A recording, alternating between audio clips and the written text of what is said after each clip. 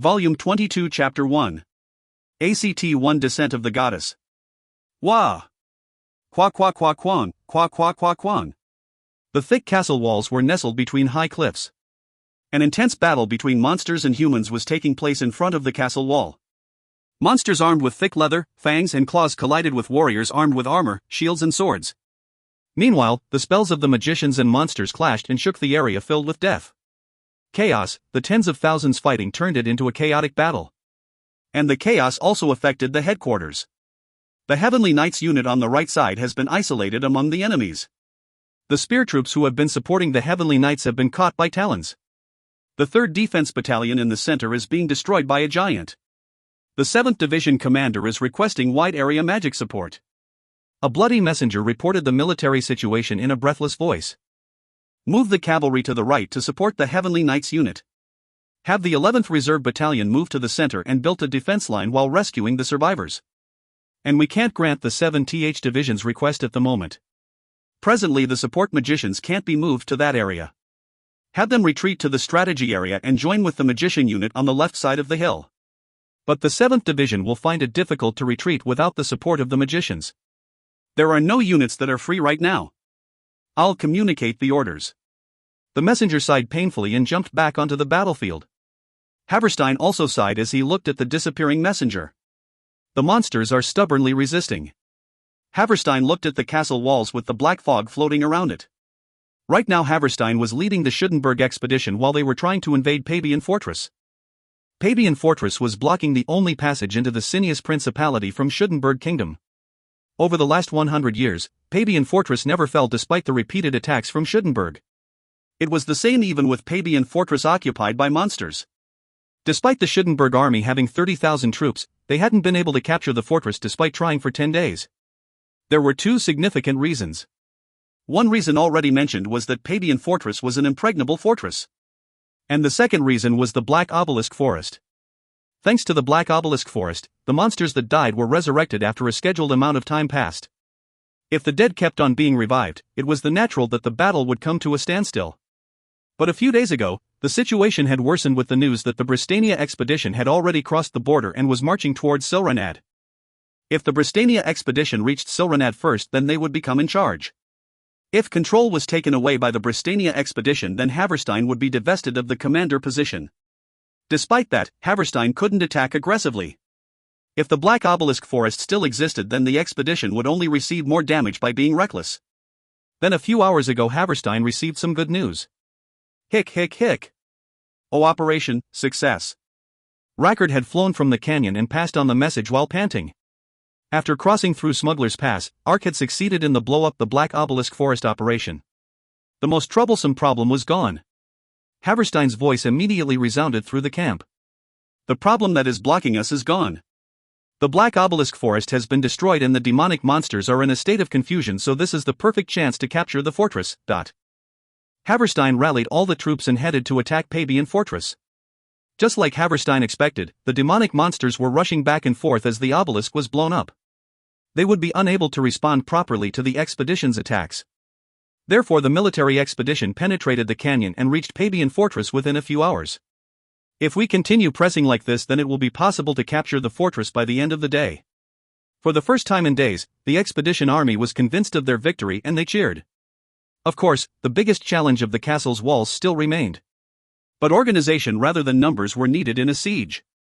While the demons were more systematic than ordinary monsters, it wasn't to the extent that they could endure a siege. It was the reason why the demons left the fortress and battled in the canyon. On the other hand, the expedition members were familiar with sieges and had large weapons able to break the walls. Now that the Black Obelisks were destroyed, the number of demons couldn't be reinforced anymore. They were able to take advantage of the demons' confusion to penetrate the canyon and reach the fortress. At this point, the expedition army were already halfway to victory. Yet they still had to cross a mountain in order to win. Commander Nim, they've appeared. A desperate voice was suddenly heard from the supporters' camp. Haverstein turned around and saw that huge monsters had appeared in front of Pabian's gates. They were giant monsters 20 meters big with chains circling their body and holding a large pillar. Tension filled Haverstein's eyes. Gripper. That's right. The Grippers. The mountain standing in the way of the expedition's victory was the Grippers. No, to be exact, it was the Gripper's Earth Blast skill. When the Gripper used Earth Blast, all monsters within 2 kilometers had their abilities increased by 50% while the soldiers had theirs reduced by 50%. For example, if the expedition and monsters were both level 100, then the 50% increase meant the monsters' abilities were equivalent to level 150. On the other hand, the expedition forces received a 50% penalty and were reduced to level 50. Therefore, there was a 3 times difference in abilities. That difference was huge in a war.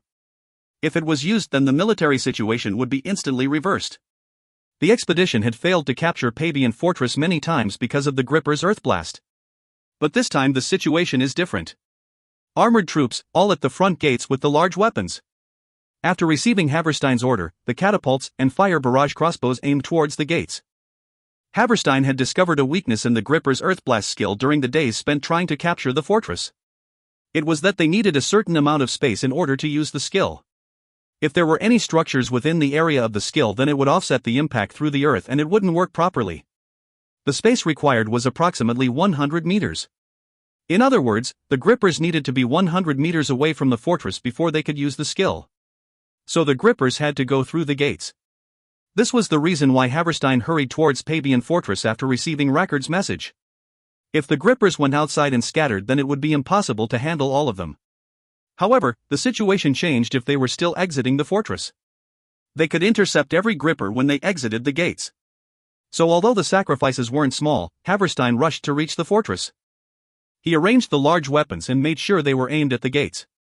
Their one objective was to intercept the Gripper. Launch! 222-ton, 222-ton. Hundreds of artillery flew across the battlefield at the Grippers. The Gripper who was exiting could barely take a few steps before kneeling down and becoming tattered. Qua-ah-ah. As soon as one collapsed, another Gripper exited through the gates. But the large weapons were already aimed at the gates. Launch! 222-ton, 222-ton. Large weapons fired again and clouds of dust appeared. When that repeated a few times, the bodies of dozens of Grippers were piled up like a mountain. Then another Gripper once again appeared in front of the gates. Lord, it's the last one. Rackard flew towards Haverstein's head and exclaimed. Ark hadn't unsummoned Rackard. Ark had also moved to Shangri-La, so they couldn't communicate wirelessly, so he helped Haverstein using satellite mode. Anyway, if they dealt with one more, then they didn't need to worry about Earth Blast. After receiving Rackard's report, the last Gripper was hit by the crossbows and catapults. Quang. That's it. Now all the obstacles in front of us are gone. After watching the explosion which occurred in front of the gates, Haverstein was convinced of their victory. The Earth Blast played a huge role, so the monsters would become even more confused. But that sense of victory soon turned to shock. You unbelievable. Go. The growl of the Gripper could be heard.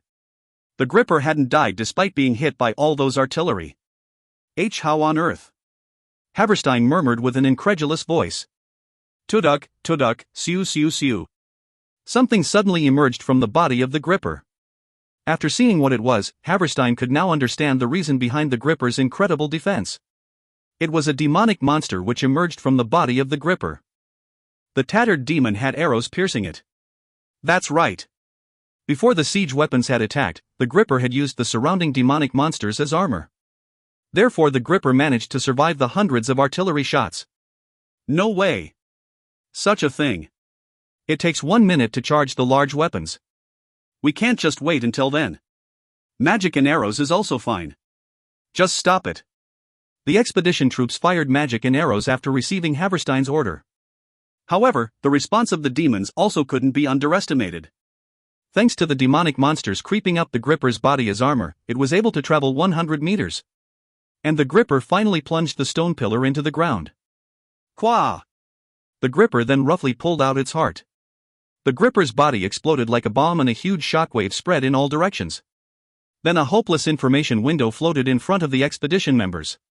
The Gripper has invoked the Earth Blast. The Gripper has sacrificed its life and used the huge stone pillar to spread the impact of the curse through the earth. Sacrificing its life will give a more powerful impact. Those who receive the impact will be deprived of their power and won't be able to oppose any more evil spirits. Those within 2 kilometers who receive the impact will take 24 hours to recover their power. Meanwhile, the evil curse will strengthen the demonic influence within 2 kilometers and the monsters will become stronger. NPCs and users will have their abilities decreased by 50%. Monsters with the demonic influence will have their abilities increased by 50%. Duration, 24 hours. In the end, Haverstein's face turned dark from the impact. Earthblast was still used despite their efforts. Of course, the black obelisks were blown up so the grippers couldn't be revived anymore. The last gripper had self-destructed to use Earthblast. They could retire outside the 2 kilometers range of Earthblast and wait until the skill ended before attacking again. However, Haverstein couldn't afford to do that now. The Bristania expedition had been advancing towards Silranad for 3-4 days already. Even if the Schudenberg expedition managed to capture Pabian Fortress, they still required 2-3 days to march towards Silranad. In other words, it would be impossible for the Schudenberg expedition to catch up to the Bristania one if they couldn't capture Pabian Fortress within 1 day. They couldn't afford to waste 24 hours. No, it wasn't even easy to retreat. Haverstein had advanced to the front of the fortress because he was 100% confident that he could interrupt the earth blast. He hadn't considered retreating at all, so he developed a strategy where the troops just advanced. If he gave an order to retreat, then it was possible the formations would collapse and the situation would worsen. Karaka, Nohun. Arkra Mojaham. While Haverstein was hesitating, the demonic monsters started to flow out from the fortress. The first group that emerged were the heavy walkers that were 10 meters big. The heavy walker wore thick armor like the infantry and wielded a hammer. Heek! Stop those guys! The warriors at the front hurriedly raised their shields while getting into their defense formations. The heavy walker had a huge body and possessed tremendous attack power. But if the warriors were in a defensive formation, then it was possible to thwart it to some degree. That was now impossible thanks to the effect of Earthblast. Qua qua qua quan, qua qua qua quan. The warriors hit by the heavy walkers flew dozens of meters away. At the same time, a message window appeared in front of the warriors. The attack has exceeded your defense and the guard break effect is applied. When guard break is in effect, a penalty is applied to your defense and you will receive 1.5 times the damage. When getting into a defense position, it will automatically be released and stun will occur for 3 seconds. The guard break effect which was applied when the attack exceeded the defense. Guard break was the most troublesome problem under the effect of Earthblast. Usually armor warriors never had their defense lower than the enemy's damage, no matter how strong the enemy was. The combination of armor, helmet, gloves, shoes etc. all contributed to a high defense. The warriors who took a defense position could also use their shields to full effect. If the shield was successfully used to defend, then its defense would be applied. So the shield boasted the best defensive power of all equipment. When 100% of the shield's defense was applied, the warrior would become like a tanker. However, the 3-time stat difference had a huge effect. The heavy walker was also a huge demon with tremendous attack power. After Earthblast was used, the heavy walker's attack immediately exceeded the warrior's defense. So the expedition's defense line collapsed in vain. Bakuram, Piribada, Akuram. Following behind the heavy walkers were the Talons, monsters with 5 heads and 8 arms, etc. All the demonic monsters within the fortress shrieked and exited. With the defense formation collapsed, the monsters rampaged among the expedition's troops. Requests for help started to come from all over the place. Retreat! In the end, Haverstein sighed and gave the command to retreat. Then the unit commanders shouted. What do you mean? Retreat? If we retreat, then we won't be able to catch up with the Bristania expedition. The Bristania expedition will take control. Besides, have you forgotten? If Bristania arrives first, then Commander Nim. It doesn't matter if I am reassigned. Haverstein replied through clenched teeth. If we retreat, then we won't be able to catch up with the Bristania expedition. But if we continue to fight and are wiped out, then what is the point of arriving at Silranad first? That is true, however. There is no time for arguing. As you can see, the military situation has completely reversed. If we continue to hold on, then the sacrifices will only become larger.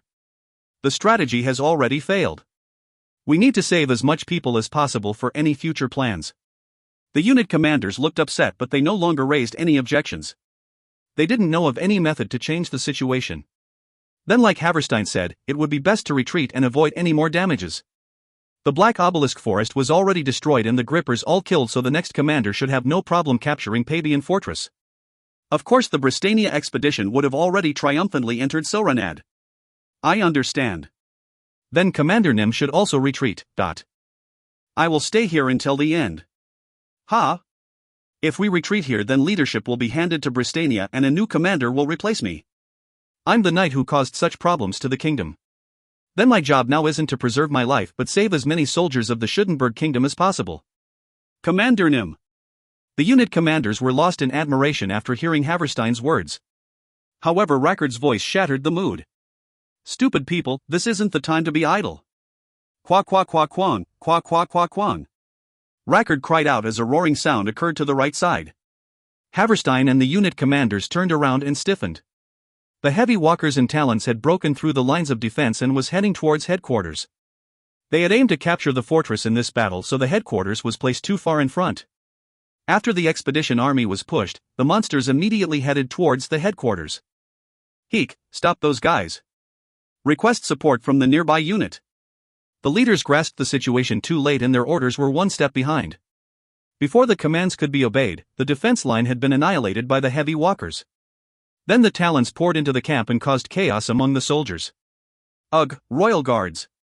Protect the commander! The unit commanders shouted as the troops blocked the monsters. Meanwhile, the Royal Guards had surrounded Haverstein. But before they could sneak out of headquarters, they were caught by the heavy walkers and attacked. The heavy walkers' attacks caused guard break and the barrier created by the Royal Guards was pulled down. When the Royal Guards flew everywhere, Haverstein instantly swung his sword. You demons! Haverstein's long sword accurately split a talon's neck. Just like a user, the NPC's abilities varied depending on the level and skills. As the commander of the expedition, Haverstein was a high-ranking NPC.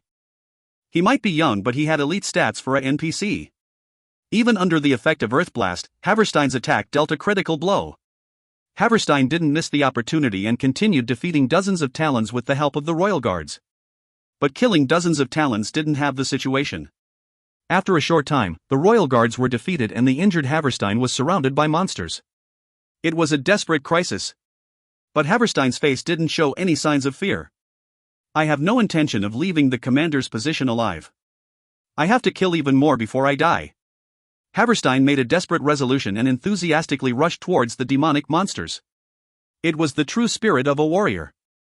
Unfortunately, his sword couldn't keep up with his determination. After 10 minutes of fierce fighting, kakakakak, chong, his sword collided with a heavy walker's hammer and broke. Damn it, Dark Dash, dot. Rackard didn't know what to do, so he closed his eyes and used Dark Dash on the heavy walker. Rackard knew what an important person Haverstein was to Arkansas. Wouldn't he be beaten if he allowed Haverstein to be killed? Ack! However, Rackard was the one thrown back after hitting the heavy walker. If the user's attacks that were affected by Earthblast didn't work properly, then naturally Rackard's attacks wouldn't work either. When Haverstein stumbled and fell, the talons swarmed like ants. Ugh! Is it going to end here? Haverstein murmured in a hopeless voice. Ooh! They're here. Rackard, who was touching the bump on his head, suddenly looked out and shouted. At that moment, a voice rang out through the battlefield. Demonic distortion. Then an amazing scene occurred in front of Haverstein. Something appeared in the sky over the battlefield. They were swords, spears, armor and various other equipment. The equipment tangled together and formed a pentagon. After floating in the air for a bit, the equipment then exploded. And the surrounding space started to mysteriously warp. There was a sucking sensation from the warped space and the monsters surrounding Haverstein were sucked in. This is... Haverstein's crisis had been averted. Then 200 different people appeared in the warped space. Haverstein was shocked after seeing their faces. Why, you guys? Please retreat to the back. Take this, Dark Strike. One man moved like a flash of light. At the same time, the heavy walker approaching behind Haverstein received heavy damage and stumbled. The man dived at the heavy walker and continuously wielded his sword. Dozens of attacks hit the heavy walker's body like a meteor shower. The heavy walker couldn't counterattack properly and collapsed. Fortunately, I'm not too late. The man smiled and turned around after handling the heavy walker. Haverstein gaped with surprise before exclaiming. Ark! That's right. The one holding a sword with a dark aura was Arkansas. You've returned. By the way, that vortex just now? How did you? I'll explain later. Ark said to Haverstein before looking around. The situation isn't as good as I expected. As you can see. You risked your life to blow up the Black Obelisk forest, but we couldn't stop the Earthblast, so it turned out like this. At present the Bristania expedition will reach Silranad, and even if we retreat, there is no guarantee we can do it safely. Retreat? Is that a joke? Ark shook his head at the ridiculously of those words. Then he raised a palm in front of Haverstein and said, 5 minutes. Give me 5 minutes. I assure you. You'll be able to capture Pavian Fortress after exactly 5 minutes. 5 minutes? What does that mean? The effect of Earthblast still hasn't disappeared. I don't have time to explain in detail. Believe in me and delay the retreat by 5 minutes. Ark interrupted Haverstein and spoke bluntly. Haverstein looked at Ark before shouting to the leaders nearby. Quickly send a signal to all troops on the battlefield. Cancel the orders for a retreat. Maintain the current position. Concentrate on defense and wait for the next command. You won't regret your choice. Ark checked the signal flare in the sky with a smile and turned his body. You know the situation, right? There is no time to be playing around. The people who appeared with Ark simultaneously pulled out their weapons. Around 70 special forces had survived the blow-up the Black Obelisk Forest operation. But they weren't the only people who appeared from the vortex. GRRRRR. You can see the demonic monsters. We can't let them win. 130 people with fangs also appeared among the group and glared at the demons. With white fur and black straps, they were the White Tiger clan that protected Shangri-La. Ark looked around and directed the White Tiger clan and special forces. The special forces will help the main army to restore the defense line. Each White Tiger member will move with a special forces member. Before arriving at the battlefield, the White Tigers had already been paired off. There was a reason Ark organized it this way. Based on their experience in the canyon, the White Tiger clan were the strongest. The NPCs were stronger than the level 350 special forces. But they don't have experience in a group battle. That was the only disadvantage with the White Tigers. They were born with the power of the tiger and were without a doubt the strongest warriors. But they were born and lived in Shangri-La, so they didn't have battle experience. That was the reason a few White Tigers died at the canyon. They just ran in blindly and became the focus of the concentrated attacks. I have to teach them how to fight in a group if I want to take advantage of their power. This was the conclusion Ark came to. But it took time to teach them tricks of a group battle. They were beast NPCs, so there was no guarantee how long it would take to teach them to fight like humans. So he came up with the system of pairing the White Tigers with the soldiers. The special forces were the elite users from the expedition force, so they had a good grasp on how to move in a war. When paired with their tactics, the abilities of the White Tigers could be utilized to full effect. Ark was able to confirm that effect straight away. Kwa kwang. When the heavy walkers used guard break and the defense of the special forces decreased and they became stunned. There was no way to stop the onslaught of the heavy walkers. Kwa waang. Then one of the White Tiger members ran up to the heavy walker. The White Tiger jumped up and dug their fangs into the neck of the heavy walker. The heavy walker shrieked and shook its body, but the fangs didn't move. After knocking down the heavy walker, the special forces members who weren't stunned anymore helped the White Tiger. The White Tiger removed his fangs and licked his lips that were wet with blood before seeking another prey. But the soldier shook his head and said, "It is dangerous to go out from now on. We should have the defense camp for now." The White Tiger stepped back after the soldier's words. The White Tigers helped the lacking offensive power of the soldiers, while the soldiers helped the White Tigers with their tactics. The urgent fire has been put out. Ark looked around with satisfaction. Before Ark's troops arrived, the headquarters had been completed, surrounded by the demonic monsters. But Ark had exchanged 200 monsters with demonic distortion. Therefore the number of demons around headquarters was reduced while Ark's group appeared there. The defense formation of headquarters, which had fallen into confusion, was restored with the appearance of the White Tigers and the special forces. Now, shall I get started?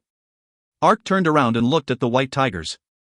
Around 70 White Tigers had joined the battle with the 70 special forces, so there were 60 still remaining. They were gathered to protect the 10 prophets in the center. That's right. Some prophets had accompanied Ark's group. There was a reason the prophets came to the battlefield despite having no combat power.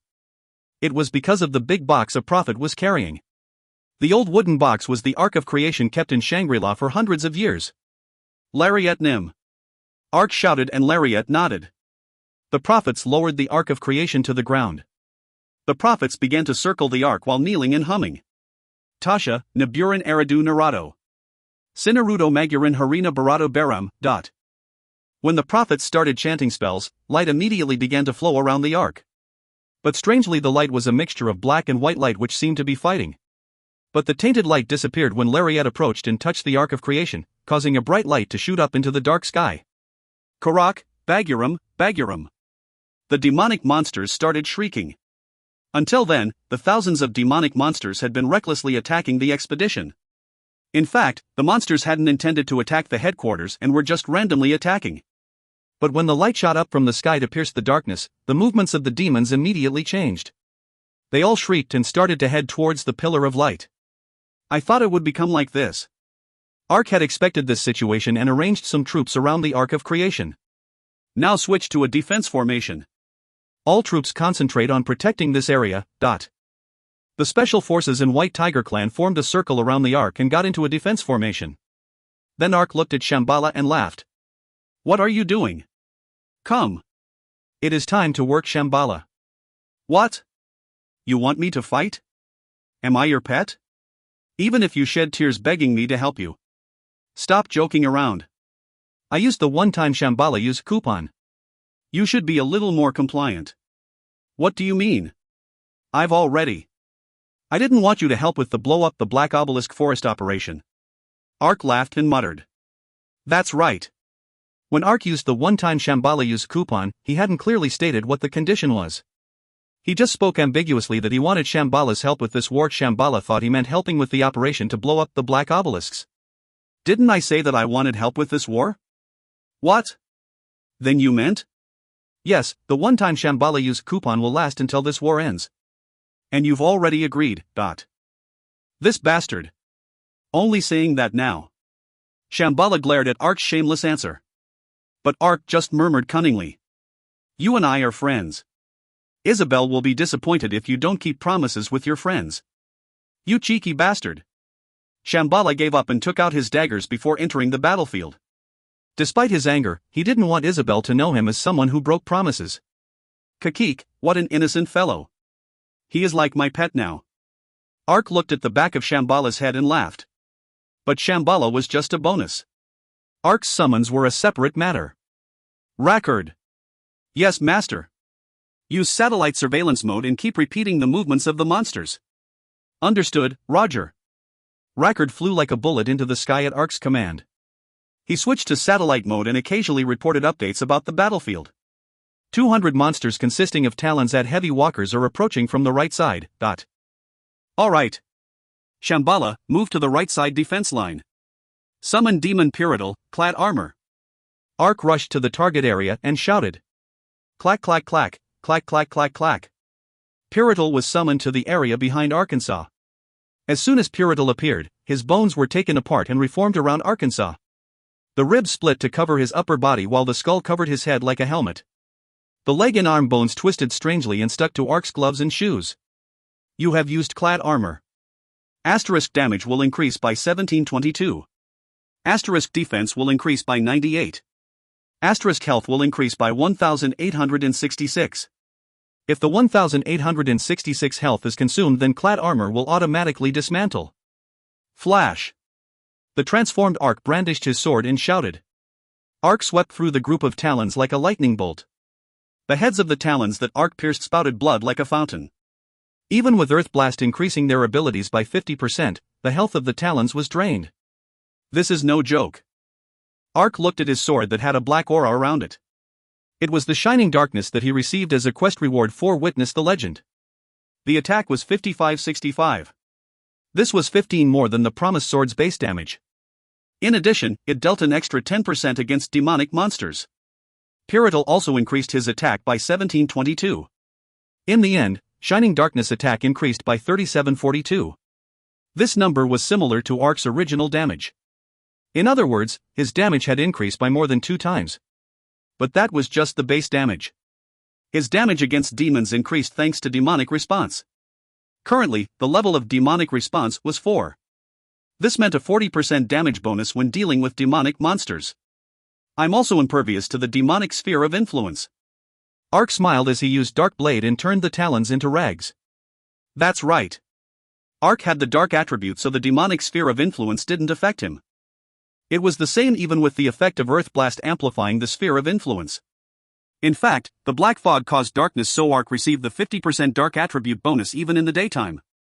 Well, that was offset by the demons also having their stats increased by 50%. But besides the dark attribute bonus, Ark also had the demonic response 4, which increased his attack by 40%. Along with the 10% bonus of shining darkness, that was a 50% bonus against the demons. It wasn't an exaggeration to say that Dark Soul was a profession specialized towards fighting against demonic monsters. Dark Strike. Peep-pepping, peep-pepping. The talons went flying whenever Ark swung their swords. It was ineffective even if the talons tried to use their shields or weapons. This time Ark was the one who used Guard Break against the demonic monsters. Moreover, Shambhala was also fighting near Arkansas. Shambhala, take the right side. Sheesh, you don't have to say it again. Torrential sword. Shambhala spun his body like a spinning top and dozens of daggers appeared in the area. The heavy walker who was running towards Ark became like a hedgehog and stumbled.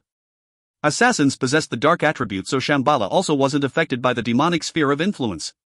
He actually had a dark attribute bonus similar to Arkansas. It wasn't that different from dealing with general monsters of a similar level. They already weren't rivals for Shambhala anymore. Son, Yeol, see him.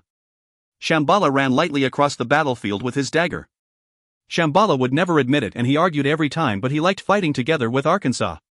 If Ark attacked to the right, then Shambhala would automatically rotate to the left and attack. If Shambhala ever rushed an opponent, then Ark would go behind him and prevent any attacks from the rear. It was a perfect combination. The demons collapsed one-sidedly when the two people moved in unison. Thanks to Earth Blast, an ordinary user couldn't even last against one demon. Yet the two of them were one-sidedly slaughtering dozens of monsters. That is ridiculous. Two people are stronger than a unit? I heard rumors that they are Dark Wolf and Blue Sword. Dark Wolf and Blue Sword. They interrupted a huge war and helped Sutandal rise. If we have Dark Wolf and Blue Sword, then it is possible to win this battle. They will create a similar legend to Sutandal. Wayawa. Thanks to Ark and Shambhala's actions, the expedition army regained their morale and pushed back against the demonic monsters while shouting. However, motivation wasn't enough to change the tide of the war. In addition, the monsters were crowding around the Ark of Creation. While other troops were able to escape the crisis, the headquarters was receiving the concentrated attacks from thousands of monsters. No matter how much Ark and Shambhala raised the morale of the soldiers, it was impossible for them to block all the demons. Qua qua qua quan, qua qua qua quan. After a few minutes. In the end, part of the defensive line around headquarters collapsed. Ark and Shambhala were on the opposite side of that place. Damn, if the defense line collapses, then headquarters will become dangerous. Special Forces and the White Tiger clan will reinforce the part that collapsed. Shambhala, there's no time. Push them to one place so we can quickly take care of those guys. I know. Torrential sword. Shambhala might have complained, but he still pushed the demonic monsters to one place. They were finally gathered in a large group. Ark's eyes brightened and he shouted. White Tiger's roar. Kwawahang. A huge tiger appeared above Ark's head and roared. A tremendous shockwave spread and caused the demonic monsters to stumble. White Tiger's roar was a special option attached to the White Tiger's cloak that was flapping from Ark's back. White Tiger's cloak, rare. Armor type, mantle. Defense, 35 durability, 60/60ths. Weight, 35 user restriction, level 400. A cloak made from the leather of the White Tiger clan that lives in the snow-covered mountains to the north of the continent. The White Tiger clan was known for their valor and received the duty of protecting the Prophet clan living in Shangri-La from Hero Mabon. The valor of the White Tiger clan is lodged in this cloak and can be used in different types of situations. Option, immune to effects that decrease morale. Courage plus 30%, agility plus 30. Special option, White Tiger's roar. The tiger is known as one of the reigning beasts. Therefore the White Tiger possesses the dignity required to subdue lesser animals. The White Tiger's roar causes all enemies within a 100-meter area to tremble with fear. Cooldown time, 1 hour. Mana consumption, 200. This cloak was the compensation for the Shangri-La quest. The White Tiger clan elders gave it to him after safely bringing the Nuren residents to Shangri-La. That was another reason Ark headed to Shangri-La after exiting the canyon. The Shangri-La quest was an additional quest that he could solve in one go. And the difficulty of that quest was A+. Therefore the quest rewards would also be considerable. It was a rare cloak that raised courage by 30% and agility by 30. There was also the white tiger's roar, which caused fear among the enemies. However, there was another meaning, being the rare white tiger's cloak. As soon as Ark received the cloak from the white tiger elder, a new information window appeared. The set items effect has been applied. You have equipped a new item in the set. Set. A special set of items that craftsman created for an ancient hero. Naturally, the effects will become more powerful when the number of equipped set items increases. If you obtain all the items in a set, then the effects will be beyond compare. Asterisk currently equipped set items: Animal King. Raccoon's Pith, Cat Paws Guardian Armor of the Merpeople, Wolf's Feet, White Tiger's Cloak. You have equipped 5 items in the Animal King set, and an additional effect will be applied. Wild ability: Strength plus 20, plus 15, Agility plus 20, plus 15, Stamina plus 20, plus 15, Defense plus 40, plus 30. The Animal King set has been completed, and the bonus skill, Wild Strength, can be used. That's right. It was the set completion. Ark had met several beast clans and received a set equipment as a reward. So he had obtained 4 of the Animal King set. There was only 1 remaining until the set was complete. But the set was finally completed after obtaining the White Tiger's Cloak. Once the set was completed, the bonus given far surpassed the previous ones. When he added up the combined stats that increased, strength, stamina and agility increased by 35 while defense increased by 70. The additional bonus of the set effect was the same as gaining 16-17 levels. It's good that I haven't changed the equipment in the meantime. In fact, Ark had obtained several equipment better than his current ones, but the set effect was valuable, so he had kept it. But as his level grew, the equipment had been reaching his limit. Now that the set was completed and he checked the added bonus, all his worries were settled. However, the set completion bonus wasn't just additional stats. Wild Strength.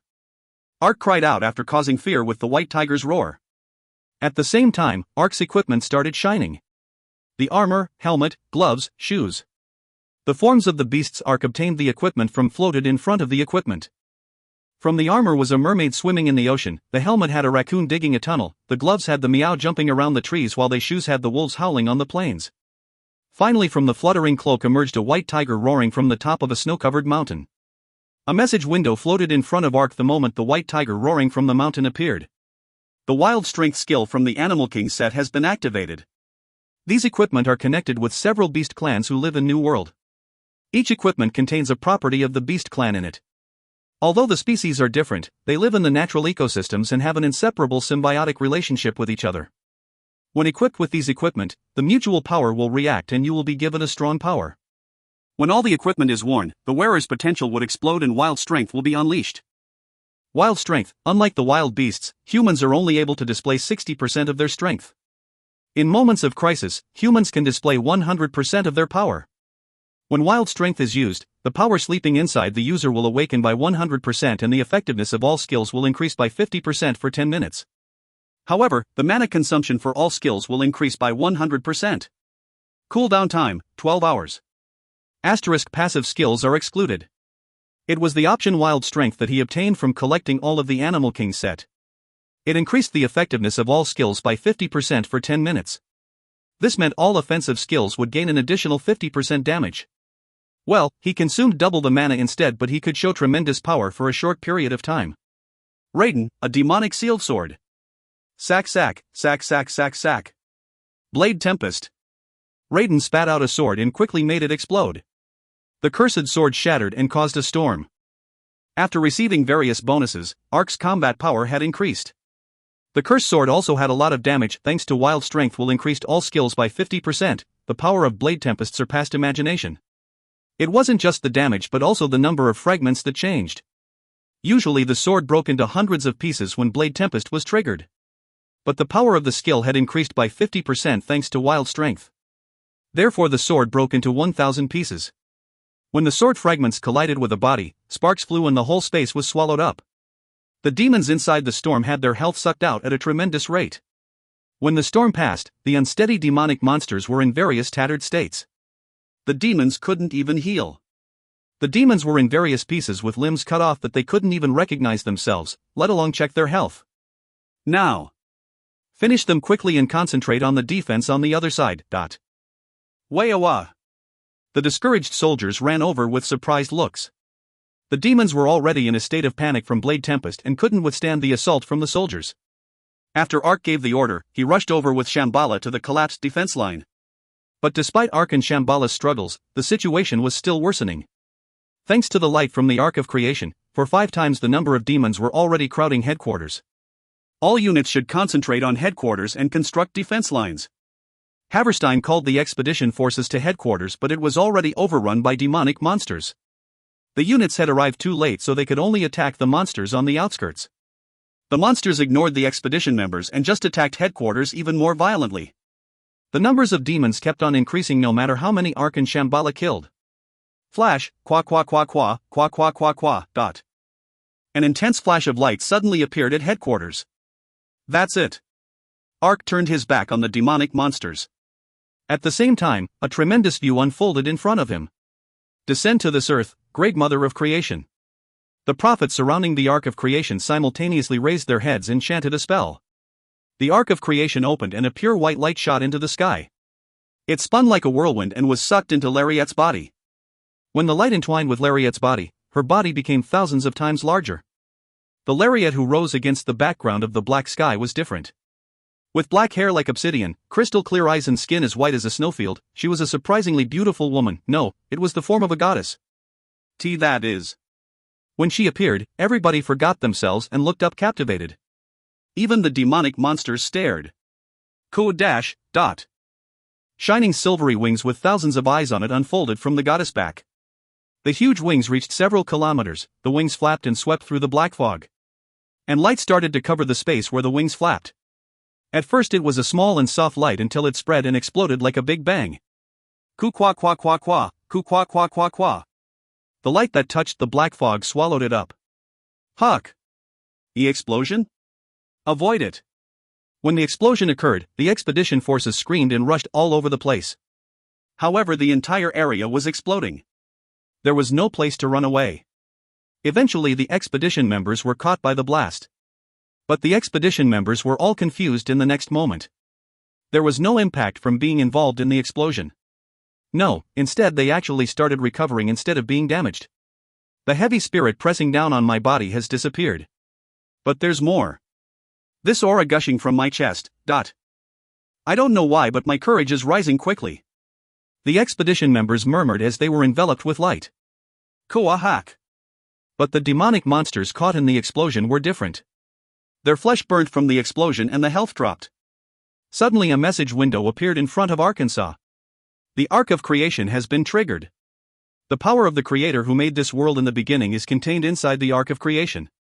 Because both light and dark were a part of the Creator, this power can be used for light or darkness. If used by a holy knight, then it can be a blessing or a curse if used by a ruined knight. When a saint knight calls upon the inner light, sanctuary, saint. When a ruined knight calls upon the darkness, sanctuary, devil. Saint Knight's special ability Sanctuary, Saint has been triggered. All effects related to the demonic sphere of influence within 10 kilometers will be completely destroyed. The area blessed with the effect from the Ark of Creation can't be affected by the demonic sphere of influence or the black obelisk for 1 year. In addition, all demonic monsters within the light will receive 12000 damage. However, all allies will regain 11000 health, have all abnormal states removed and morale increased by 50%.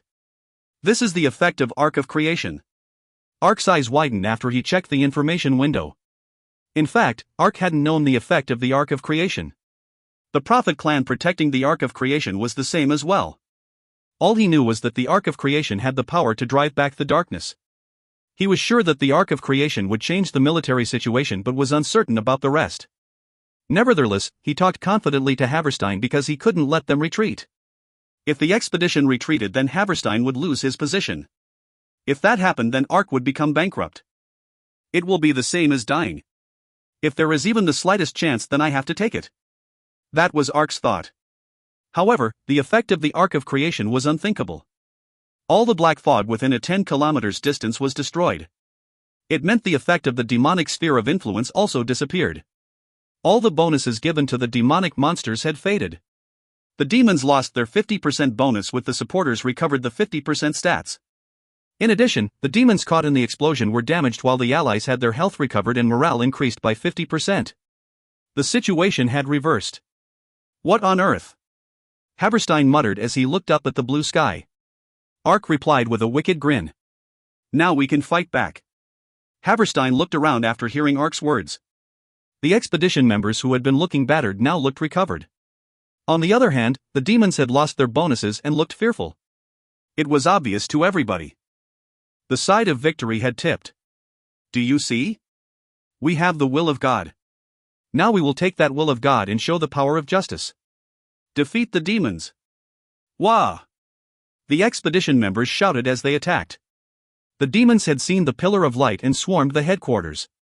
And the expedition members were gathered around the outskirts because of Haverstein's order. The result was obvious. With all the bonuses and penalties gone, the demons were no match for the military expedition. And their morale rose even more when the enemy weakly died. On the other hand, the demonic monsters had completely lost their fighting spirit. When the expedition members cried out and pressed forward, the demons quickly collapsed.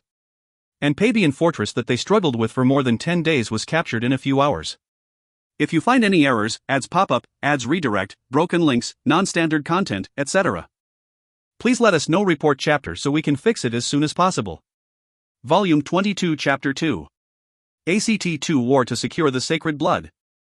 There is no doubt that we managed to capture Pabian Fortress thanks to you and the special forces.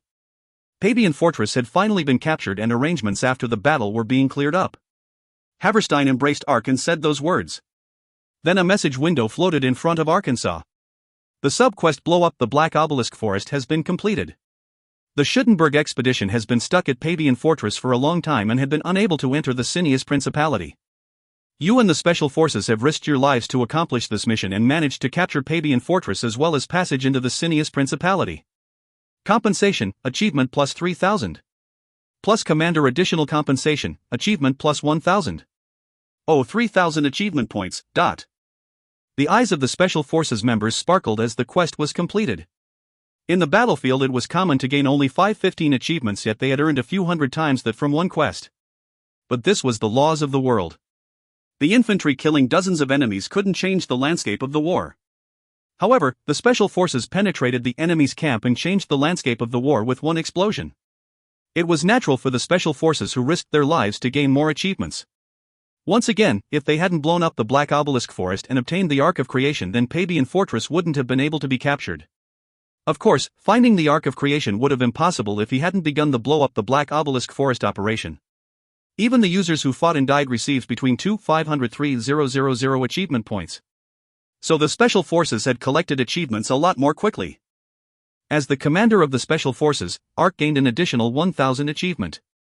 He also played an active role as the supplier, so he had scraped together 6,000 achievements. In fact, I had to give up a certain degree. His saliva dried up as he confirmed the achievements. According to how much achievements he accumulated, the compensation for the Schuttenberg expedition's crusade would change. However, the compensation for this wasn't just in the game. Ha Myung-woo from Global Exos had formally declared on TV that there was a huge reward for this war against the demons. The total prize pool was worth 10 billion won. If they received first place in either the Schuttenberg or Bristania expedition, then the reward received was 300 million won. But there were at least 30,000 users participating in each expedition. In other words, the competitive rate was 30,000 to 1. It was like winning the lottery, so Ark hadn't expected to get it from the beginning. But that changed once the war actually began. Hopefully. He had started to think like that. Besides, this event also had a higher cash prize than receiving the number 1 rank in achievements. It was finding something hidden in New World. Surprisingly, the reward prize was 1 billion won. And that was Ark's target. Ordinary users will have no idea what that thing was. I am the same, but I have a lot more information than they do. That is enough for me to aim for it. That's right. It was the hidden secret behind the event. Ark had already heard about it from Global Exos. It was the black coat items that Ha Myung-woo talked about. After his encounter with Andal and Alan, Ark had more information about the black coat items than other users. So Ark had decided to give up on earning achievements when the event started. But the situation has changed. The prizes for the first ranked achievement in finding the black coat item is separate. Doesn't it mean that I could possibly receive both prizes? That is 300 million won for the achievements and 1 billion won for finding the target item. In other words, it is possible to gain 1.3 billion won from this event. 1.3 billion won. It was money that a mere citizen like Ark had difficulty imagining. It was money that was difficult to imagine in reality. The thought made his heart jump like crazy. But Ark shook off the thought with a shake of his head. In the present situation, it was possible for Ark to aim for both prizes. But it was just an aim. The possibility of it being achieved was very low. The demonic war was just beginning. No one knew what would happen in the future. There was no guarantee about what could happen, so wasn't it better for him to focus on things that would actually earn money? It doesn't change the fact that it is still like winning the lottery. Ark escaped from the delusion of 1.3 billion won and started putting things in order. He had settled to blow up the Black Obelisk Forest, the Witness, the Legend, and the Shangri-La quests. He had gained 4,000 achievements, the legendary sword Shining Darkness, and the final piece of his set equipment, the White Tiger's cloak. It was severing 3 things with one stroke. But the biggest harvest was... You said you would explain later. Who are those people in hoods and the beasts? No. What is the box that they brought which gave Lariat miraculous powers? Haverstein asked at that moment with curious eyes. It was the miraculous power which overturned the situation where the expedition was threatened. As the commander of the military expedition, Haverstein was naturally curious. Ark had expected this question and explained straightforwardly. It is called the Ark of Creation and it has the power of the Creator sealed inside it.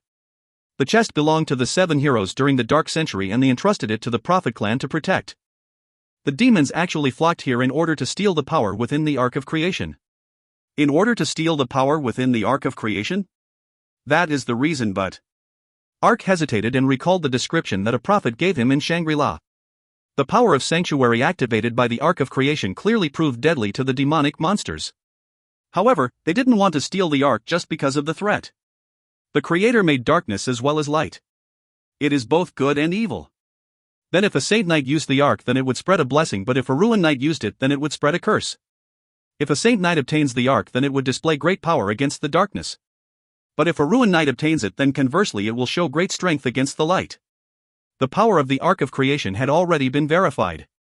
If the demons get their hands on the Ark of Creation, Haverstein murmured in a trembling voice at the fearful thought. Then he asked again after a short time. Then the only one who can use the Ark of Creation is Lariat? Yes, on our side only Lariat can use it. Ark looked at Lariat and answered. In fact, Lariat had changed a lot from when she was in Shangri-La. Her body still had a light glow around it. The reason was associated with Lariat's profession. When Ark arrived at Shangri-La, he discovered that Lariat had received the quest to look for the Ark of Creation from a bishop. It was a profession change quest for the Innocence Knight. And Lariat changed to a Saint Knight after obtaining the Ark of Creation. The glow emitted from Lariat's body was the passive skill Permanent Brilliance, which increased defense and damage against demonic monsters by 40%. The descendants of the 7 heroes gained abilities specialized for dealing with demonic monsters. It was revealed at Shangri-La that the 7 heroes expected the Dark Lord to be resurrected and arranged to convey those powers to foreigners. It really is dazzling in many ways. A sigh naturally flowed out when he saw the shining Lariat. Anyway, the only ones who could use the Ark of Creation's power was a Saint Knight or a Ruin Knight. Although Ark still didn't know that Alan was a Ruin Knight. And despite the Ark of Creation being brought into the expedition's hand, it was like Lariat was the owner. This was the part Ark felt strongly about. In fact, Ark had been full of dreams when he heard about the Ark of Creation. Once again, the reason Ark executed this mission was to ensure that the Schuttenberg expedition reached Silranad before the Bristania expedition. If the Bristania expedition arrived first, then Haverstein would be replaced and Ark would lose all his profits. But that worry was gone thanks to the Ark of Creation. The Bristania expedition was expected to arrive in Silranad in 3-4 days, but the Schuttenberg expedition could get there in 2-3 days after capturing the fortress. Of course, the Cineas Principality had black obelisks stuck everywhere and demonic monsters were swarming. There was no guarantee about what they would encounter after passing through Pabian Fortress. But it was the same for the Bristania expedition, so there was no reason for the Schuttenberg expedition to arrive later. Although the Bristania expedition had 80,000 troops, the Schuttenberg expedition had something to fill up the gap left by insufficient numbers. It was the Ark of Creation. No, in fact it didn't matter who arrived in Silranad first now. The final goal of the expeditions was to purge the demonic monsters from the continent. In order to do that, the influence of the black obelisks had to be perfectly cleansed. If they didn't completely destroy the black obelisks, then wouldn't it just be resurrected later? Despite all the magicians and priests in each kingdom working on a way to purify the demonic sphere of influence, the perfect way to do that had fallen into the hands of the Schuttenberg expedition. That's right. The Ark of Creation was the key to resolving the demonic war. A sigh naturally flowed from Ark's mouth at the thought. If I could handle it. He could negotiate a significant amount of money from both kingdoms in order to allow the expeditions to use it. But was that all? The Ark of Creation was able to turn the tide of the war so he could gain a lot of achievements. If that happened, then he could get his hands on the 1.3 billion won prize money.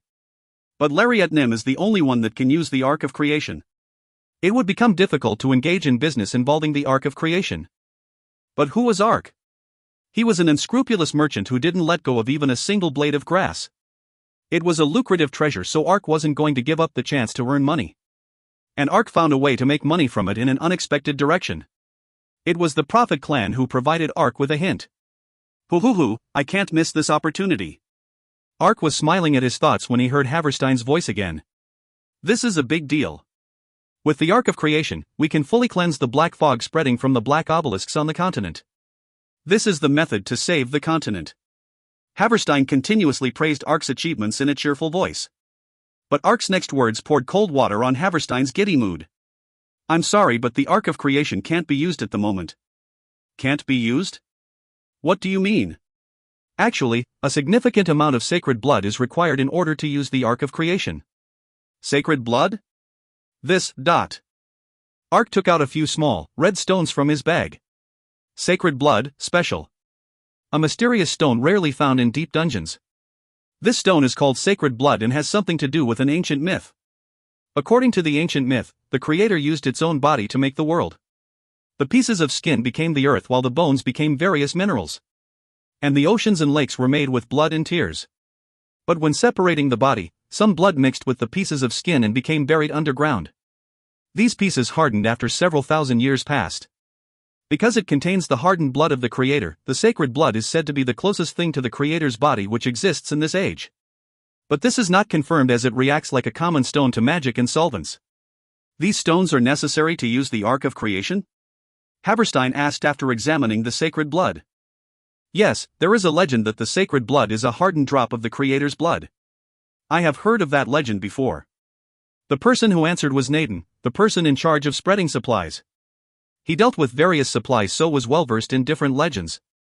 But wasn't that a rumor some merchant used to try and sell the sacred blood? It's not just a rumor.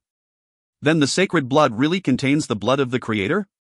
That is unknown, but the Ark of Creation contains the Creator's power. And the sacred blood is its source of power. Therefore it is highly likely that the legend of the sacred blood isn't entirely unfounded.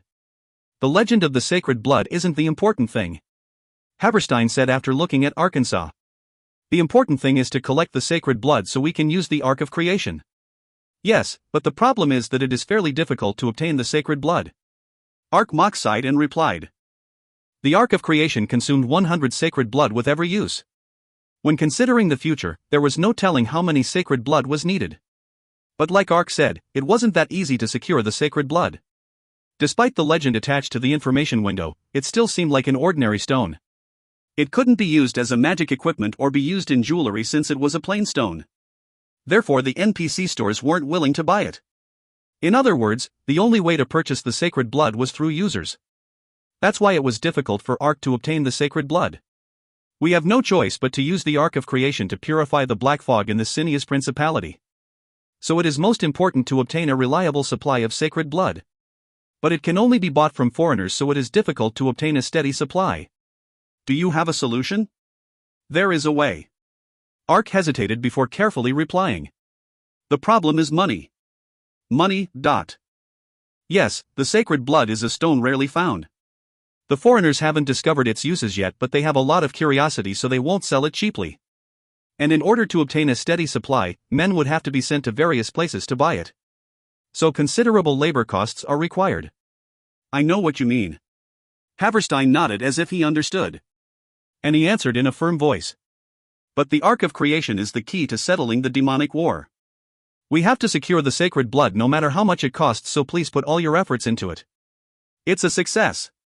Ark nodded with a smile of satisfaction at Haverstein's words. This was the method Ark used to gain money from the Ark of Creation. In fact, it was quite difficult for Ark to secure the sacred blood. But even if it was a rare item, there were millions of users in New World. There would always be some for him to buy. Still, the reason Ark exaggerated it was to raise the price of the sacred blood.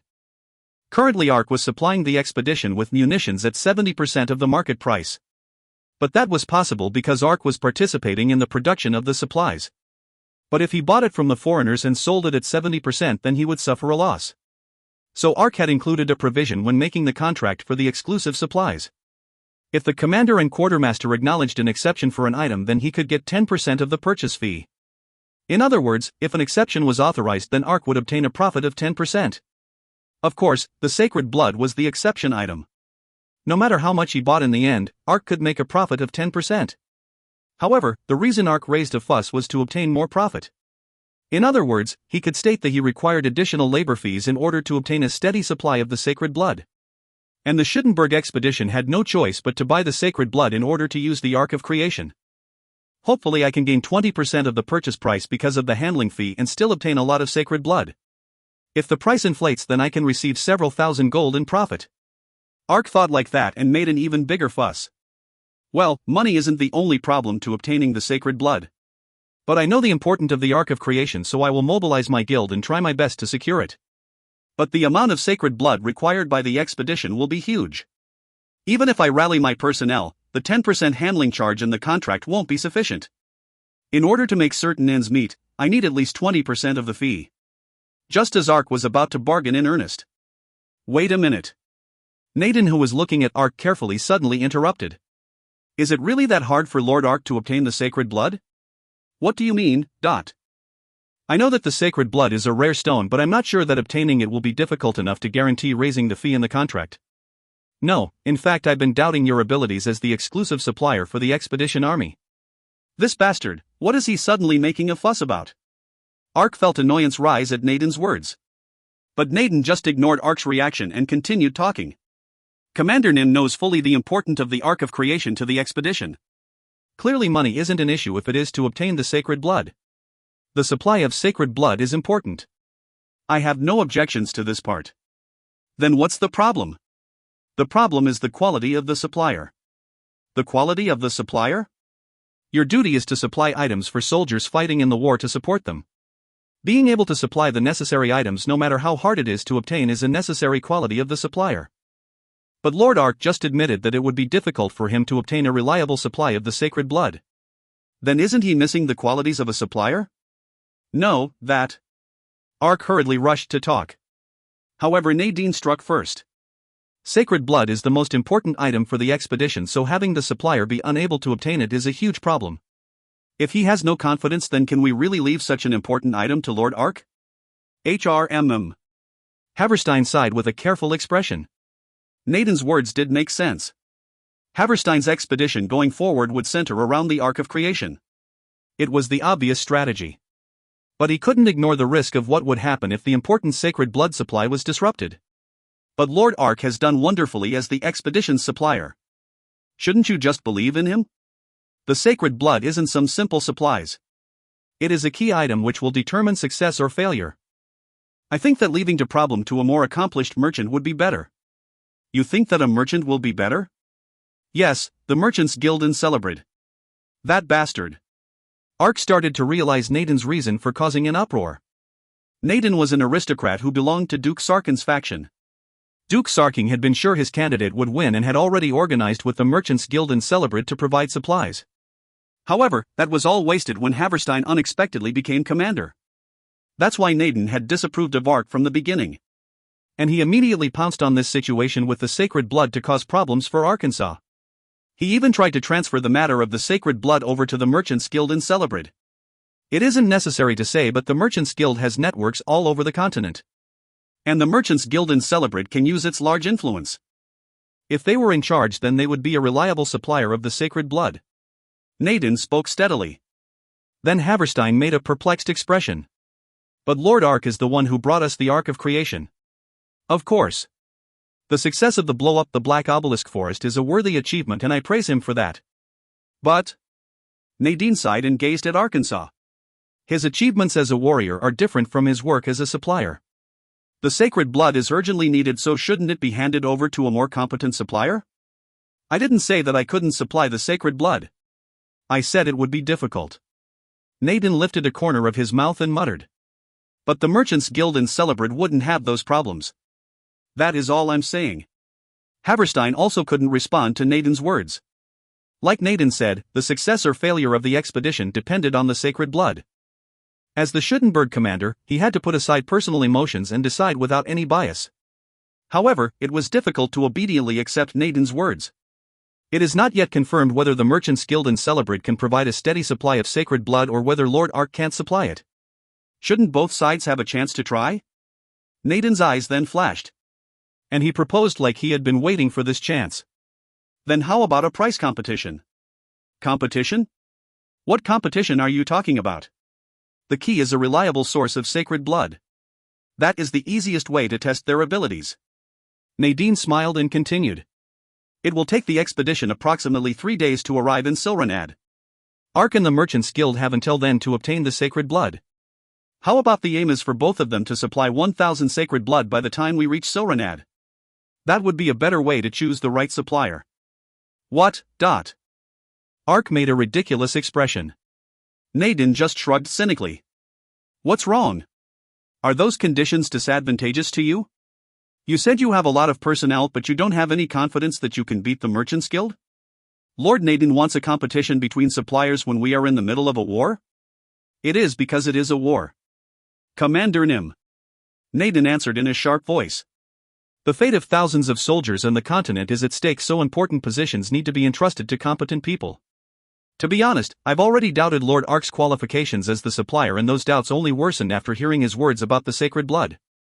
It is only because of Lord Ark's achievements that I am giving him a chance. Naden had caught Ark and Haverstein's tails with his clever answer. There was no room to refute those words. In the end, the stubborn Haverstein was forced to wave a white flag. Like Sir Naden said, the supply of sacred blood is vitally important. So you will compete over who can obtain the required sacred blood. But Sir Ark has been the supplier without any problems so far, so that shouldn't be involved in this matter. Haverstein was able to give Ark that much. However, Haverstein had firmly made up his mind. The issue is not as simple as you think. When compared to all the munitions, the sacred blood is very few. If the Merchants Guild is able to supply the sacred blood and doesn't receive any profit, then they will suffer a loss. Then why would the Merchants Guild and Celebrate participate in this competition? It is unprecedented for an expedition to trade with two businesses. It is obvious. The business that wins in this competition should become the supply group. But... okay.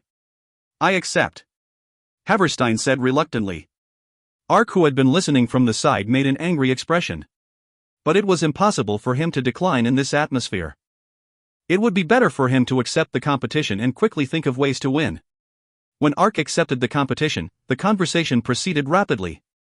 But what if both parties bring 1,000 sacred blood? Then they'll compete with the price. Price? Yes, the sacred blood is important, so it isn't possible to question the money spent on it. But I am in charge of the expedition's funds. It is natural for the side with a lower purchase price to be the winner. And the expedition will pay the winner of the competition an average of the 2 sacred blood bids. What does that mean? Haverstein was at a loss, so Naden explained. Isn't it possible to report that the item was bought cheaply in order to win the competition when it was actually bought at an expensive price? So the expedition will pay the winner the average price of the 2 corporations' purchase price. In other words, let's say it was 55 gold. Then Ark would receive a loss of 45 gold for every sacred blood he supplied. However, it wasn't possible to buy the sacred blood at an excessively high price. If the purchase price was high, then it would be easier to buy the sacred blood, but if the Merchants Guild also supplied 1,000 and they had a lower price, then they would win. This competition was a way to catch 2 rabbits by deciding the supplier and reducing the monetary burden of the sacred blood purchases on the expedition. Okay, then I will take your advice regarding the competition. The talk about the war to secure the sacred blood ended with Haverstein's words. Ark made a complicated expression as he left the tent, and Shambhala laughed at him. You made a mistake. Do you want your house to catch on fire? Isn't this because you were too greedy? It is your own fault. You really... Ark was about to retort sharply when he shook his head. Damn, I was too greedy. Like Shambhala said, Ark's greed was coming back to haunt him. Ark could have just quietly accepted the 10% fee for the sacred blood and there wouldn't be any problems. In the end, he became too greedy and was stuck in a competition with the Merchants Guild of Celebrate. I have a headache. He had 3 days before the expedition arrived at Silranad to provide the sacred blood, but that wasn't enough time. Even if he managed to buy the right amounts, it still needed to be transported to Silranad. If he removed the transport time, which was approximately 12 hours, then he had around 1 day to buy 1,000 sacred blood from users. But I've already know where I can buy the required amounts of sacred blood. Ark had learned from Shangri-La that sacred blood was needed. So Ark had already determined how to make a profit from the sacred blood before leaving Shangri-La. That was why Ark accepted the competition. The problem is how to win the competition. Ark was irritable because of Naiden's condition to pay the average purchase price of the two competitors. If Ark bought 1,000 sacred blood at a high price, then he would lose the competition. But if he lowered the price too much to win, then it would be hard to obtain a profit. No, he might actually receive a loss instead. If that happened, then he would rather give up the competition. But now he had to win the competition, even if it meant suffering a loss. I should have just taken the 10% fee. Ark murmured as he bit his lip. Then a question popped into Ark's head. Wait. Wasn't I perfectly trapped? Now that he thought about it, it was like Naden knew about the situation in advance. He had grabbed Ark and Haberstein's tails before bringing out the competition. And he also presented the condition of the purchase price. It was too complicated and clever to be devised suddenly. But there's even more. Naden seemed to have already gotten the agreement from the Merchants Guild beforehand. How could Naden just suddenly decide on a competition? It was impossible. Despite the Merchants Guild having the advantage, it wasn't 100% that they would win. And if it was a low price, then they would have to suffer a loss. That wasn't something that Naden could decide for them. Then Nadine would have to check whether the Merchants Guild wanted to compete. But he didn't say a single word about that. So he must have already had the Merchants Guild's agreement from the beginning. Then Naden has already contacted the Merchants Guild about this. But how? Only Shambhala and Lariat knew that the sacred blood was needed to power the Ark of Creation. There was no way Naden could know about it beforehand. However, there was one person Ark had not considered. Somebody other than Ark and Lariat knew about the sacred blood. It wasn't just Shambhala. It was Sid. Ark had contacted Sid in order to purchase the sacred blood for him. But Sid had leaked the information to Nadine. How dare that bastard! Bah, did you think I would stay under you forever? You bastard! Ark was about to approach him. What does that mean? This merchant is my guest. Guest? Yes, if you want to see him, then you'll have to explain and ask permission from me first. Naden declared sharply before taking Sid and entering the tent. Then Shambhala whistled and muttered. How is it? Isn't this quite fascinating? Shut up! Ark shouted angrily. He thought Sid was becoming more impertinent these days, but he never imagined that Sid would secretly communicate with Naden. But the problem wasn't Sid's betrayal. He could find another hobbit. Sid is the one I asked to secure the sacred blood for me. That was the biggest problem. Ark had known about the sacred blood since Shangri-La. So he had contacted Sid and ordered him to buy the sacred blood. Sid had considerable connections in various places, so he could secure the sacred blood. It was why Ark accepted the competition. But Sid had attached himself to Naden. The sacred blood that Sid purchased also went to Naden. It was like Sid had transferred the exclusive trading rights to Naden. In return for his betrayal of Ark, Naden had probably promised him a share of the sacred blood profit. How dare he betray me? A harsh sound emerged from Ark's mouth. If he kept on grinding his teeth like that, then it would wear away. Now that Sid had aligned with Naden, Ark no longer had a solution to his problem. He was facing a large crisis. If you find any errors, ads pop up, ads redirect, broken links, non-standard content, etc., please let us know. Report chapter so we can fix it as soon as possible. Volume 22, Chapter 3. ACT-3 Double Agent. Silranad. The soldiers marching in the lead cheered. After Haberstein captured Pabian Fortress with 30,000 troops, another 15,000 had joined the main army. That was because the earth around Pabian Canyon had been cleansed with sanctuary. While 45,000 troops had died during the 10 days capturing Pabian Fortress, most of the users revived and only 5,000 NPCs actually died. It was finally possible to march towards Silranad. Doesn't it resemble Jiren in Schudenberg Kingdom? Shambhala asked as he looked around. Wide plains stretched out in all directions while various roads headed to the city like spider webs. Like Shambhala said, the terrain surrounding Silranad was similar to that of Jiren. Are you a fool? That's why it was selected as the stopping place of the expedition forces. Ark scowled at Shambhala and muttered. That's right. The reason why Silranad was the stopping place was because, like Jiren, it was the biggest commercial city in the Cineas Principality. As the commercial city, it had a lot of roads stretching in all directions. If the expedition stayed at Silranad, then they could move anywhere in the Cineas Principality in a short time. But it wasn't the only reason the city was selected. When the Schudenberg and Bristania joined together, there would be 130,000 troops. It was natural for that many soldiers to gather at a large city. They needed meals and lodging for 130,000 people. Moreover, if they blew their nose, then 130,000 tissue paper was necessary. A massive amounts of supplies were needed. Especially when starting the demonic war. The problem was carrying a massive amount of supplies over land was limited. And that problem would worsen the further they marched. Therefore the expedition armies needed to secure a supply route, and both kingdoms agreed to stop at Silranad. You came all the way here and you didn't know? What? Why are you in such a bad mood? Do you need to ask? Why do you think I'm like this? Ark retorted with an angry expression. Just as he was about to say something else, the rough sound of a horsehoof could be heard. It was the advance party that had entered Silranad first to scout and returned. Haberstein hurriedly asked the advance party leader. What is Silranad's current situation? It isn't different from the other areas. The surrounding villages are ruins, while the residents were either killed or took refuge somewhere. Any news about the Bristania expedition? We encountered the Bristania advance scouting party en route. They were quite surprised to see us. It seems like they will reach Silranad tonight. The leader replied with an elated smile. Then the leader blew a sigh of relief.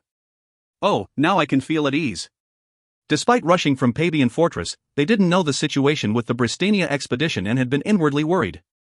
Of course, the Schudenberg expedition had obtained the Ark of Creation, so they didn't need to worry about having the control taken away. But reaching the place first was still a good thing. Haberstein also looked relieved and asked a question. The demons? They seem to know that the expedition forces are gathering here. The demonic monsters spread throughout this region are gathering. I can't grasp the correct number yet, but there are around 70,000 demons gathered. Then they should have more than 80,000 monsters if they keep on gathering. Haberstein thought for a moment before ordering. If more of them start gathering, then it will become dangerous. Move to the western region and construct a camp there. As soon as the Bristania expedition arrives, we will use the Ark of Creation to purify the black fog and start the invasion. Oh! The soldiers cheered at the command. And they resumed the march and murmured with expectant faces. We can see the goddess again tomorrow? Hoo, I can't wait to see the faces of those in the Bristania expedition. Anyone who isn't stunned after seeing that appearance isn't human. If they see the goddess, then those Bristania guys will have to hand over the leadership without a sound. The goddess they were thinking about was Lariat. After using Sanctuary to capture the Pabian Fortress, the military expedition really viewed Lariat as a goddess. The effect of Sanctuary was so overwhelming that it was enough to make users and NPCs kneel down. Lariat was praised as a goddess, so it was difficult for Ark to meet her anymore. Anyway, that was the reason Haberstein wanted to wait for the Bristania expedition before beginning the battle. Even if the Schudenberg expedition arrived first, it was unknown if Bristania would concede the initiative. They could use the excuse that the Bristania border was further away to try and take the initiative. But if they saw Sanctuary being used, then the situation would change. Sanctuary's effects were overwhelming. Damn it! Unlike the soldiers, Ark's face was permanently in a frown. Haberstein's words about the Ark of Creation had reminded him of a huge problem. If you want to use the Ark of Creation, then sacred blood was necessary. In other words, before the Bristania expedition joined. It meant the competition for the sacred blood would need to be resolved by tonight. Is it possible to rewind time? Sid's betrayal was a fatal blow to Arkansas. Sid's betrayal meant the sacred blood he had would be given to Naden. Fortunately, he was able to direct Justice Man and the rehabilitation members to secure the sacred blood. But the time given to Ark was 3 days. In this situation, there was no telling how long the required sacred blood would take to get here. There's no guarantee that I will arrive even if the items arrive in time. In fact, he had received no contact from Justice Man and the rehabilitation members even after reaching Silranad. So Ark had been hoping that some problems would occur and the Schudenberg expedition would fall behind schedule. But that didn't happen. After the expedition passed through Pabian Fortress, they hadn't really encountered demonic monsters. That's why Ark's features were unpleasant. Damn, nothing is going my way. Ark scratched his head with annoyance. No matter how much Ark pouted, there was no way for him to slow down the 45,000 troops. After 2 hours, the expedition army had managed to arrive at the western region and construct their camp. The fated time he wanted to avoid had finally arrived. Who will go first? They were in the tent at the center of the camp. The troop leaders were lined up while Haverstein asked Ark and Naden. Ark held his tongue and avoided their eyes. The items hadn't even arrived yet, so how could he report first? Naden seemed to grasp the circumstances by looking at Ark's reaction and replied with a smug expression. We will go first. At the same time, 10 merchants entered the tent holding a large box. They were Ark's competition from the Merchants Guild in Celebrad. The merchants placed the box down with a flash gesture and greeted Haverstein. How are you doing? I am Tito, Celebrad's branch manager. We are grateful for the commander of the Schudenberg expedition for this opportunity. We were confused by the sudden proposal, but we've done everything possible to obtain the items required. And? He continued blabbering on like he was writing a long novel. Ark felt anger well up inside him as he listened to Tito's blabbering. Confused by the sudden proposal? They made every effort to obtain the sacred blood? They knew about the competition from the start thanks to Sid's betrayal. And Sid, Naden, and Tito were all accomplices. Obviously Tito bought all the sacred blood from Sid that was supposed to belong to Arkansas. It was like they were toying with him. Shamelessness might be a basic skill of merchants, but wasn't this guy too excessive?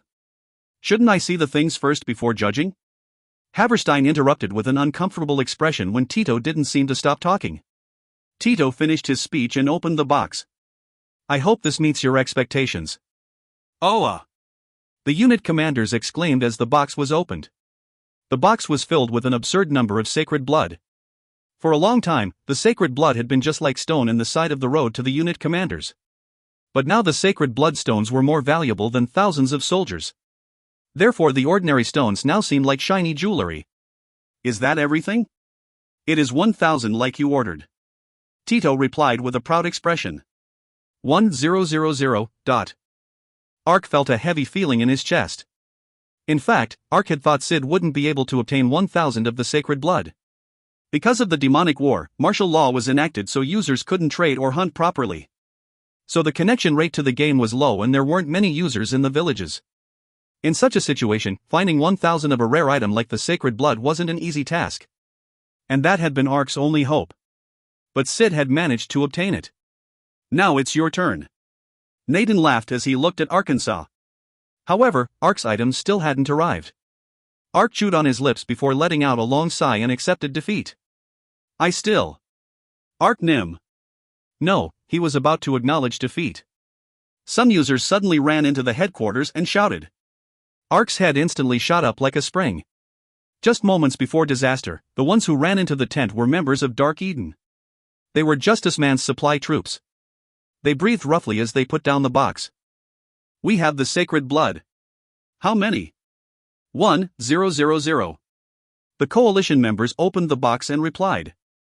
There was also a huge number of sacred blood in their box. He had only contacted Justice Man 3 days before, so he didn't know how they managed to obtain that many sacred blood.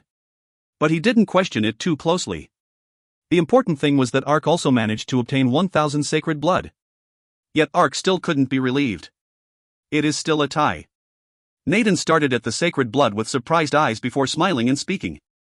I also respect Lord Ark's ability. I'm honestly amazed. But did you forget?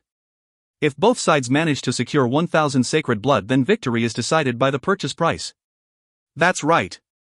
It didn't matter how much sacred blood he obtained if the price was too high. If he was defeated in the competition, then he would suffer a huge loss. That's right. This is the detailed statement of the dealings. Tito handed over the transaction statement to Haverstein. When a merchant bought specific goods, a detailed statement of the transaction could be issued. We bought each sacred blood for 10 gold and the total purchase amount of 10,000 gold. After that, Ark handed over his transaction statement to Haverstein. Haverstein skimmed through it and his face stiffened. A look of joy spread over Naden's face. Ark had bought the sacred blood within a short time, so Naden was sure that he had purchased it at a high price. But Naden's face turned an ashen color at Haverstein's next words. Lord Ark bought each sacred blood at 1 gold for a total purchase price of 1,000 gold. Ha! What are you saying? Look at it yourself. Haverstein handed over the transaction statement to Naden, who turned to stone. Surprisingly, the words that Haverstein said were written on the transaction statement. Transaction item, sacred blood. Price, 1 gold. Total purchase price, 1,000 gold. You unbelievable. Nathan stuttered and shook his head. This. It is ridiculous. The market price for sacred blood is currently 10 gold. Even if you buy it cheaply, it will only be a discount of a few silver. This must be some trick. Those words are serious. Ark frowned and declared sharply. I participated in the competition that Lord Nathan thought of. And I used my best efforts to get this result. Isn't it horrible to say these results are because of a trick? Do you have any evidence? Evidence? Nathan winced and looked at the transaction statement in his hand again. That's right. This statement has obviously been manipulated. Why would I do such a thing? I bought it for 1 gold while Celebrate bought it for 10 gold, so the delivery price for the sacred blood would only buy 5 gold and 50 silver. If I bought the sacred blood for 10 gold and manipulated it to say that I bought it for 1 gold, then wouldn't I be receiving a loss of 4 gold and 50 silver? That loss could be recuperated if you continue to supply the munitions. Bah, you're really going too far. Then look at it properly. You've been a supply officer for decades, so shouldn't you be able to judge if that trading statement is genuine or not? Bah. Okay, then I'll appraise it properly. Nathan snorted and started to examine the transaction statement. It was unnecessary to say, but the counterfeit skill existed in New World. But it was possible for forged papers to be detected by users or NPCs with a high accounting skill. As a supply officer, Nathan's accounting skill had probably reached master level. But sweat just dripped from Nathan's mouth after examining the trading statement for a while. Ark asked Nadine with a challenging expression. Is there anything strange? This is impossible. Lord Nathan, your attitude is too excessive. At that moment, Haverstein shouted in an angry voice. Lord Ark is an honorable knight with many achievements. Although this competition is necessary, your attitude towards Lord Ark is too much. You should control your emotions. Nathan opened his mouth silently a few times before sighing and leaving. When Nathan left, Tito also bowed and exited the tent. When the situation put in order, Haverstein looked at Arkansas. I don't know whether to celebrate that you won the competition or not. I don't know how you managed to get the sacred blood for 1 gold when Tito said the market price was 10 gold.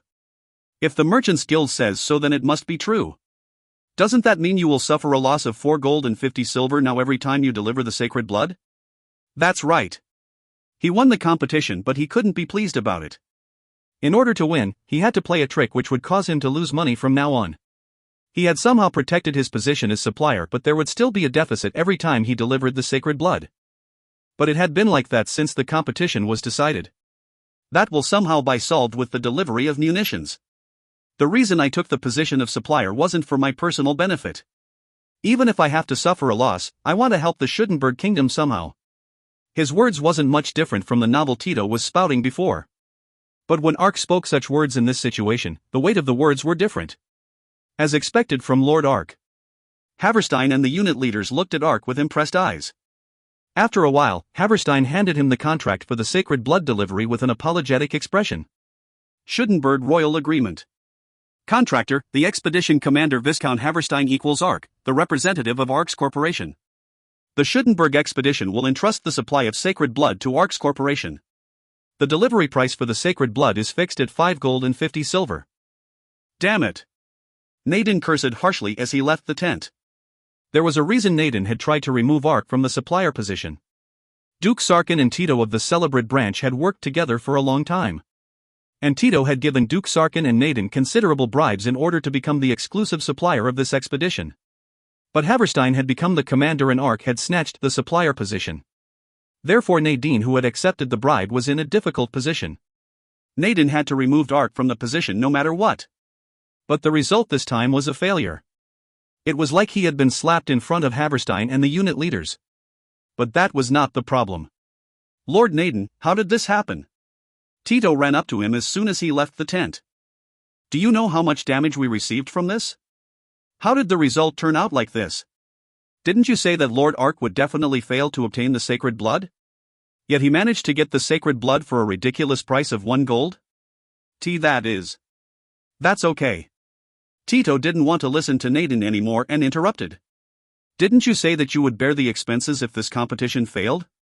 Please pay the 2,000 gold in shipping costs. And also return the 5,000 gold that I gave you. That was the problem. Nadine had been 100% sure that he would win this competition. Sid was the reason why Nadine was so sure. Sid had been Ark's agent to buy the sacred blood.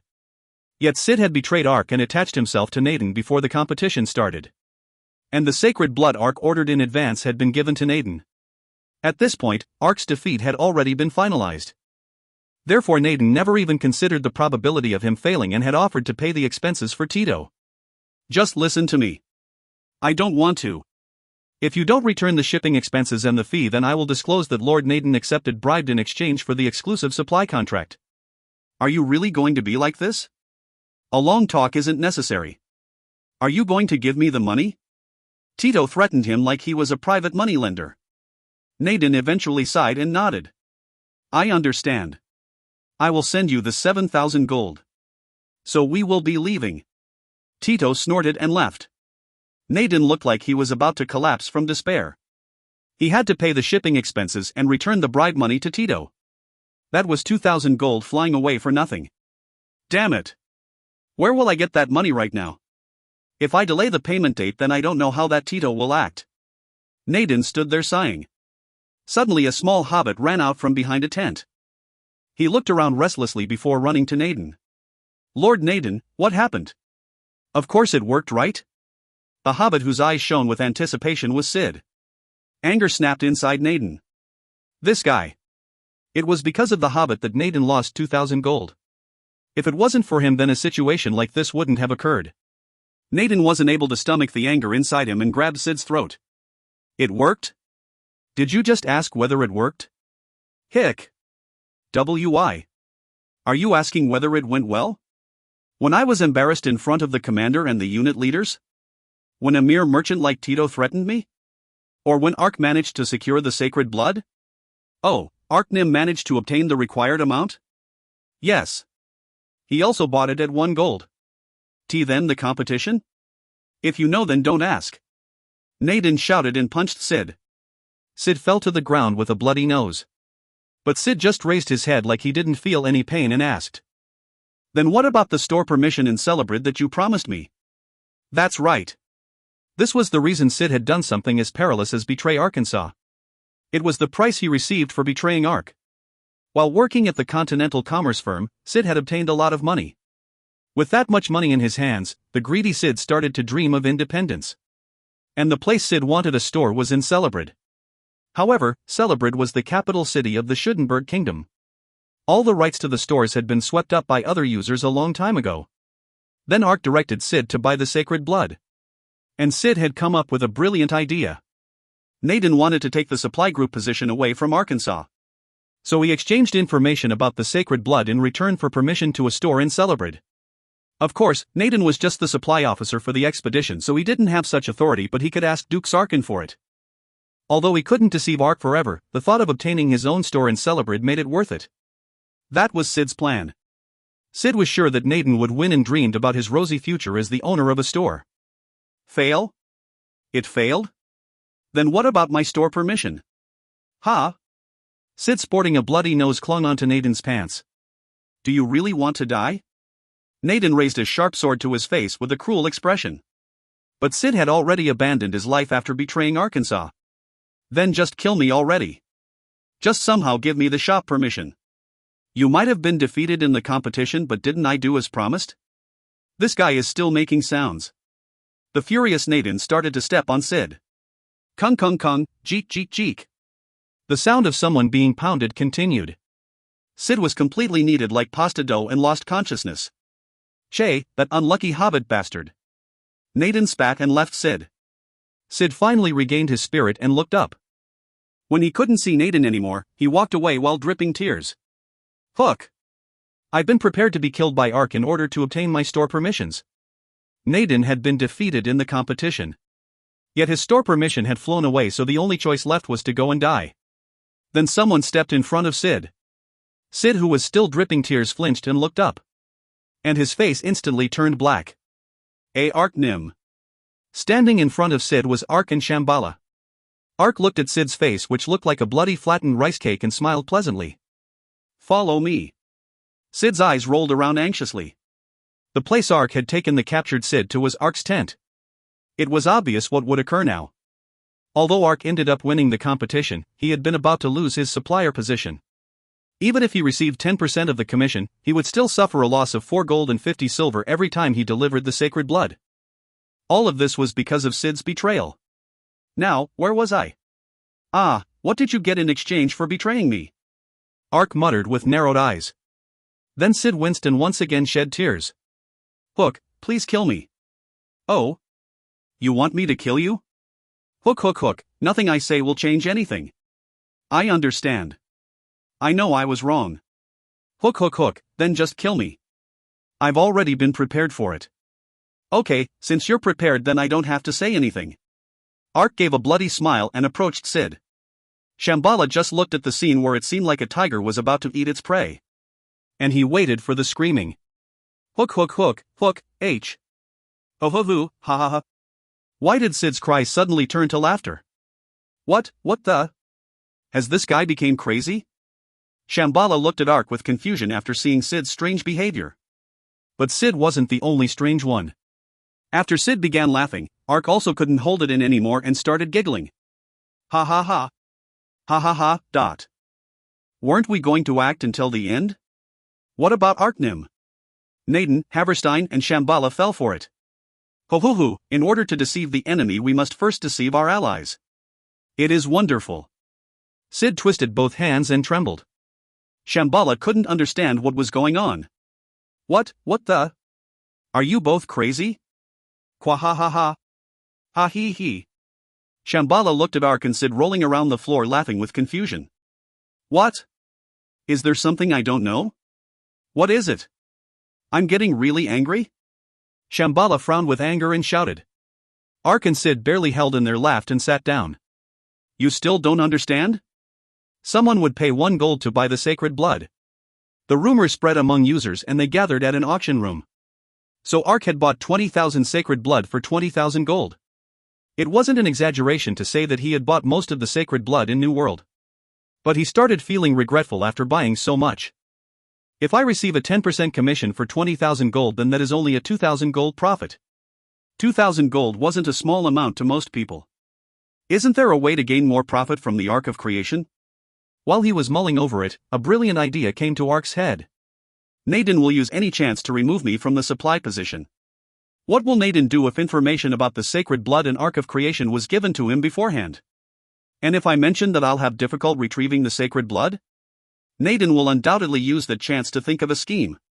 And if I control Naden's scheme then it will be possible to obtain more profit for the sacred blood. This was the special mission Ark left to Sid. So Sid had approached Naden with information about the Ark of Creation and incited him to think of this competition. That's right. Ark was the one who planted the idea of having a competition over the sacred blood in Naden's head. While Ark used Sid to incite Naden, he was using the Dark Eden members to drive up the prices in the auction. Selling sacred blood for 10 gold. Ark wrote that sentence but he didn't really intend to sell the sacred blood. No user would spend 10 gold to buy a useless stone. However, users were surprisingly simple. Just a day ago, somebody had bought huge amounts of that worthless pebble for 1 gold. And now there was a user selling it for 10 gold. The phenomenon led the users to believe that the sacred blood could be used somewhere. For example, the sacred blood might be a necessary material to make a rare armor. A competition instantly started because of that situation.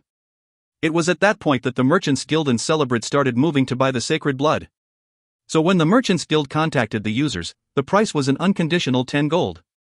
It was the reason why Naden and Tito thought the price for the sacred blood was 10 gold. There was no way anyone could buy it for cheaper. That's why Naden and Tito firmly believed they would win the competition. They didn't realize that I had bought all the sacred blood from the auction a few hours before.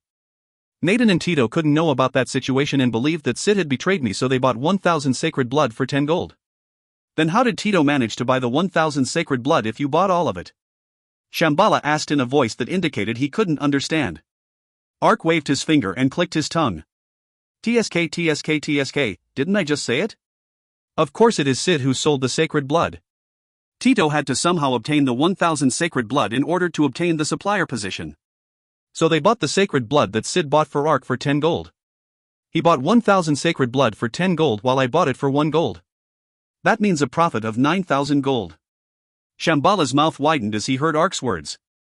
It was enormous profits all at once. But 9,000 gold wasn't the only profit Ark received from this strategy. Now I can deliver the remaining 19,000 sacred blood for 5 gold and 50 silver each. I bought it for 1 gold and will receive 5 gold and 50 silver for it. So that means the actual amount I will receive is 4 gold and 50 silver.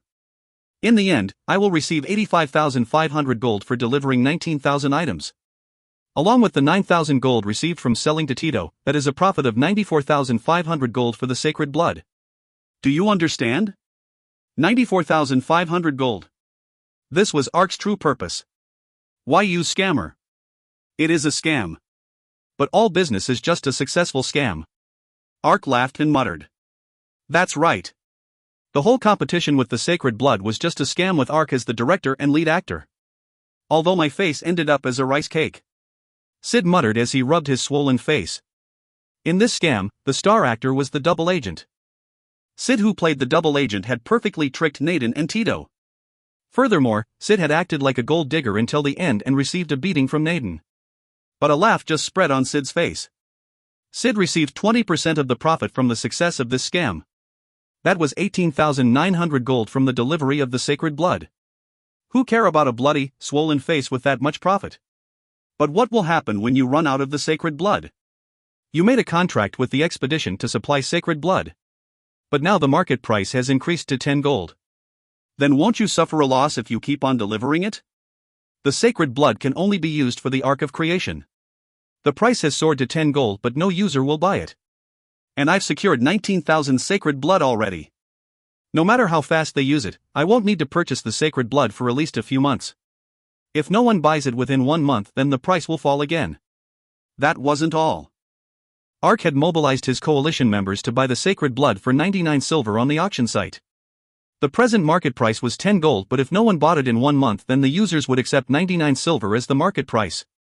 I am the only person who will purchase the sacred blood. It wasn't an item that would become popular. So the price will fall continuously. My aim is to make it eventually fall to 1 silver. Then the profit when I deliver the sacred blood is 4 gold and 49 silver. Wahahaha. Sick. Shambhala shook his head and muttered. But no matter what Shambhala thought, Ark and Sid were dancing with joy. Just as Ark was enjoying his happiness. Ark Nim. Suddenly a messenger shouted from outside his tent. It is serious. Nagarin has been attacked by a huge number of monsters. What? It was like a lightning bolt had struck from the heavens. If you find any errors, ads pop up, ads redirect, broken links, non-standard content, etc., please let us know. Report chapter so we can fix it as soon as possible. Volume 22 Chapter 4. ACT 4 Behind the History. Damn it. Ark cursed as he exited the main tent. Sid and Shambhala, who were waiting outside, ran towards him. Ark Nim. Ark, what happened? This whole situation is bad. Ark muttered nervously as he kicked a stone on the ground. The Schudenberg and Bristania kingdoms won't move. How come? Sid asked in confusion. Ark rubbed his forehead and recalled the situation that happened just then. It all began with the messenger's report. Silvana had been attacked by demonic monsters. After receiving the unimaginable report, Ark flew straight away to headquarters. Commander Nim. You came? Take a seat. The leaders had already received the notification and were meeting in the main tent. Ark was able to hear more specific details about Nagarin. Apparently hundreds of obelisks had been plunged into Nagarin. The number of demons there were 100,000. And 2 territories had fallen immediately.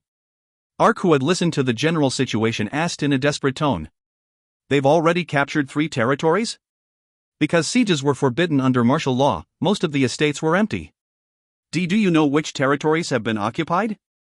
The news was sent from the kingdom. So we don't know which territories have been captured. Haverstein said with a serious expression. I know there are many parts you're worried about, but wait for a bit. There is currently a meeting of nobles in progress, so we might be able to figure out more about the situation. Then Haverstein closed his mouth. Have the demonic monsters already captured Silvana? Ark had flown to the headquarters to check that information. Yet Haverstein was unaware of which territories had been captured. Ark became jumpy at the idea and thought of contacting the Dark Eden members. But Ark soon shook his head. I can check if Sylvana is safe at any time. The important thing is learning how the Schudenberg expedition responds to the invasion. That's right. 100,000 demons had invaded Nagarin, so it didn't matter which territories were occupied. Even if it was still safe, it was only a matter of time before Sylvana was occupied. And even if Sylvana wasn't occupied, Ark had no way to prevent it by himself. The fate of Sylvana hung on what the Schudenberg kingdom would do. And the first one to receive the decision of the kingdom was those inside the headquarters.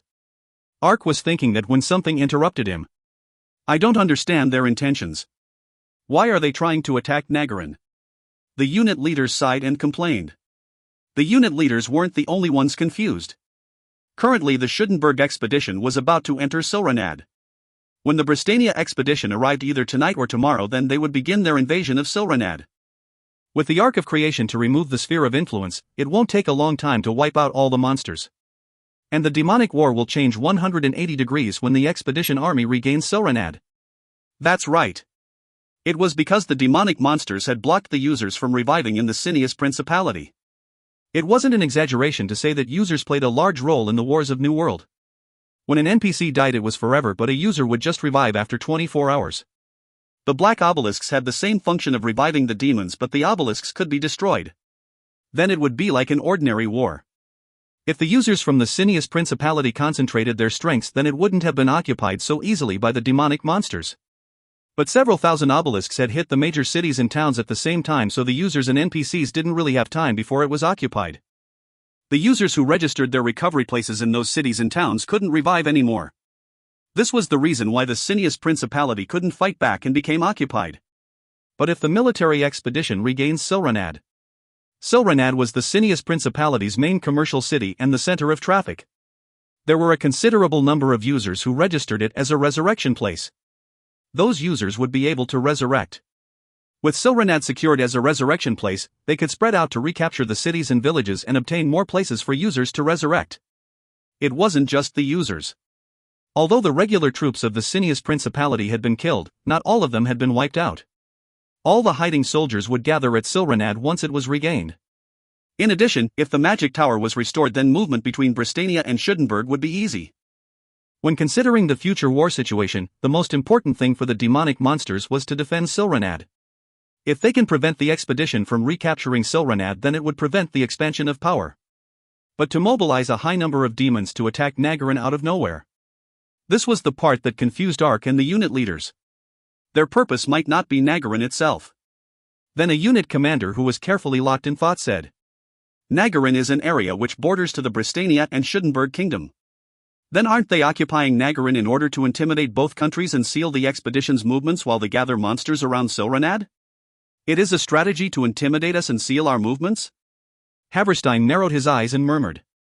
If they thought like that, then it was possible to understand the movement of the demonic monsters. Nagarin was an area which bordered the three kingdoms. In other words, if they occupied Nagarin, then it was possible to advance into any kingdom. The aristocrats of Schudenberg and Bristania would have no choice but to feel uneasy.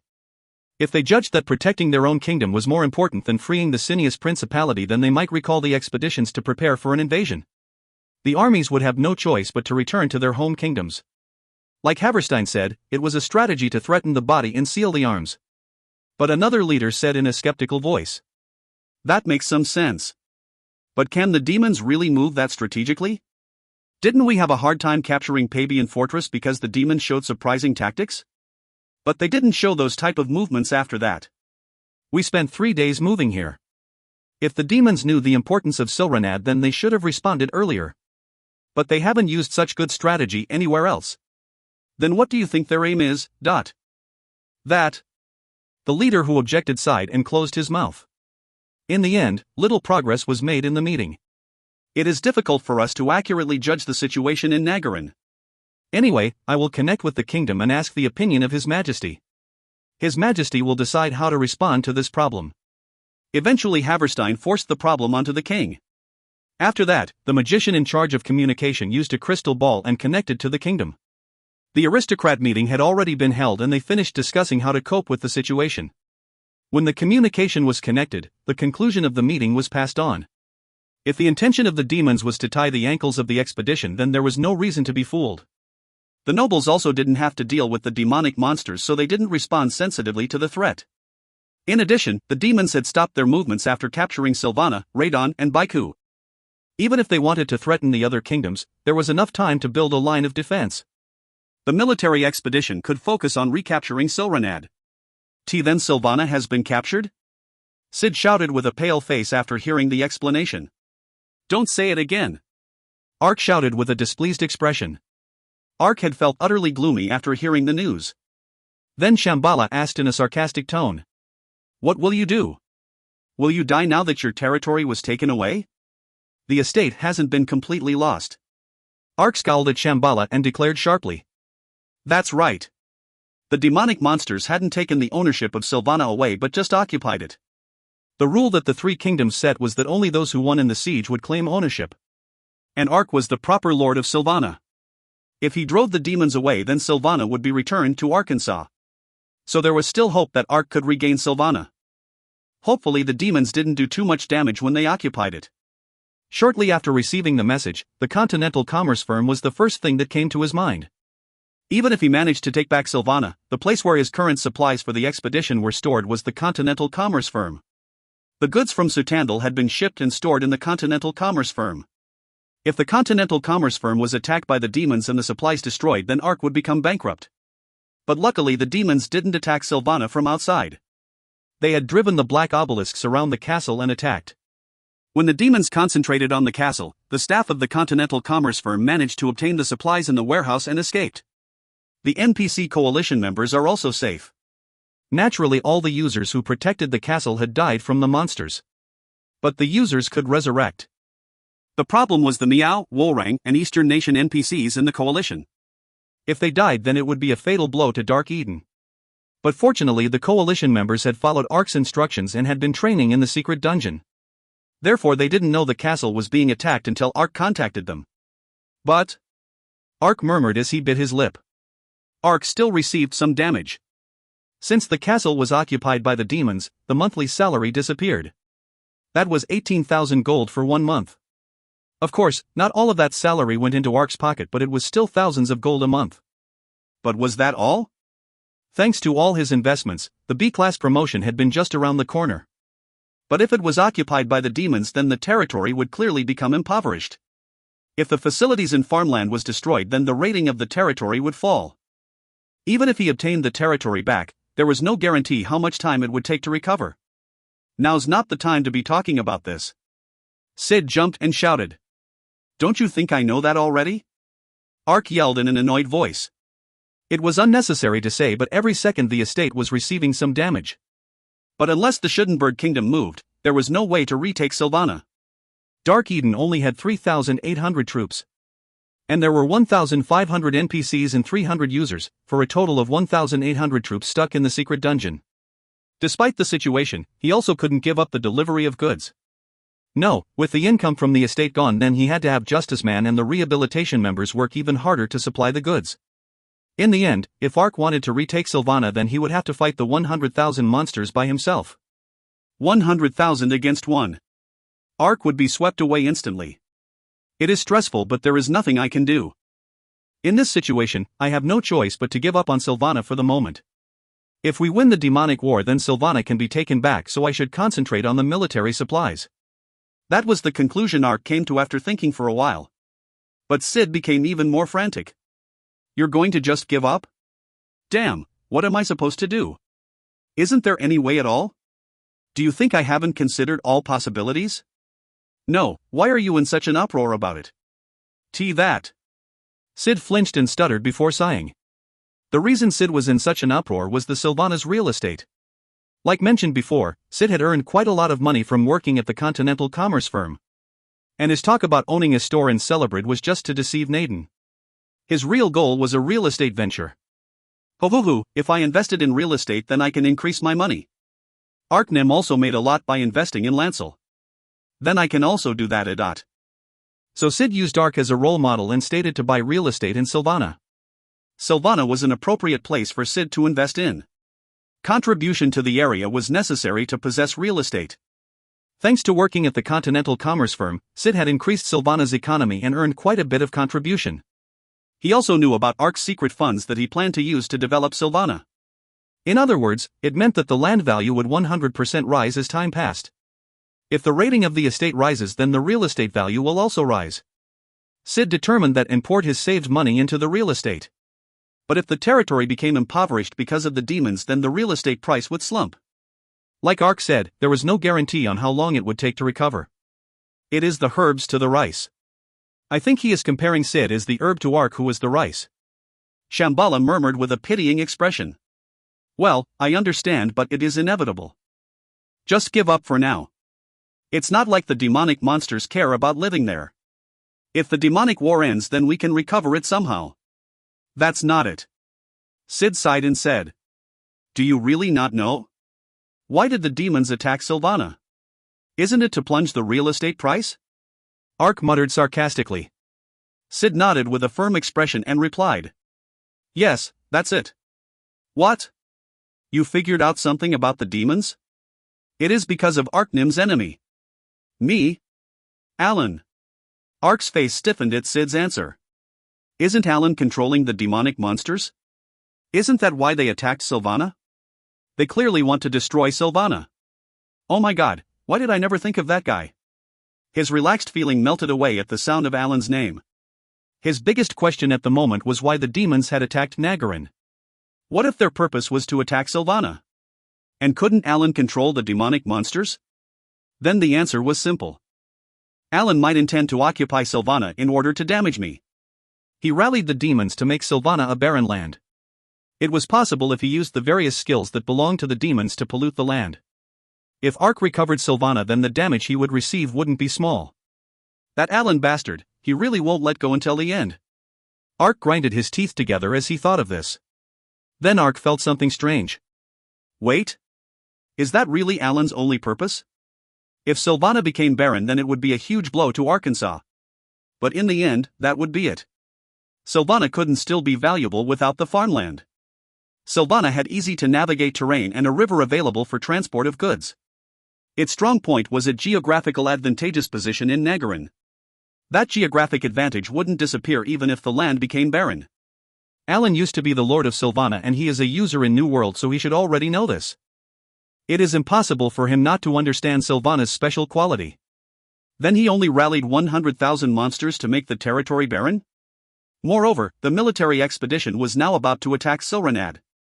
Alan moving overseas means that he is one of the ones behind this event. He wouldn't do something simply for revenge. Alan is clearly getting something very important from this war.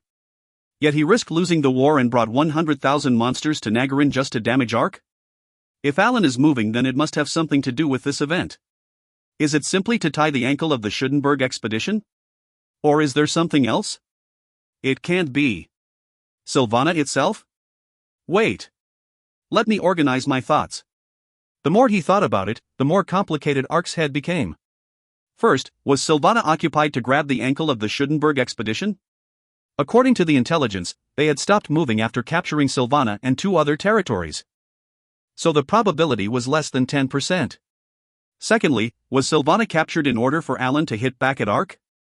It was a possibility, but Sylvana would return to Ark when the demonic war ended.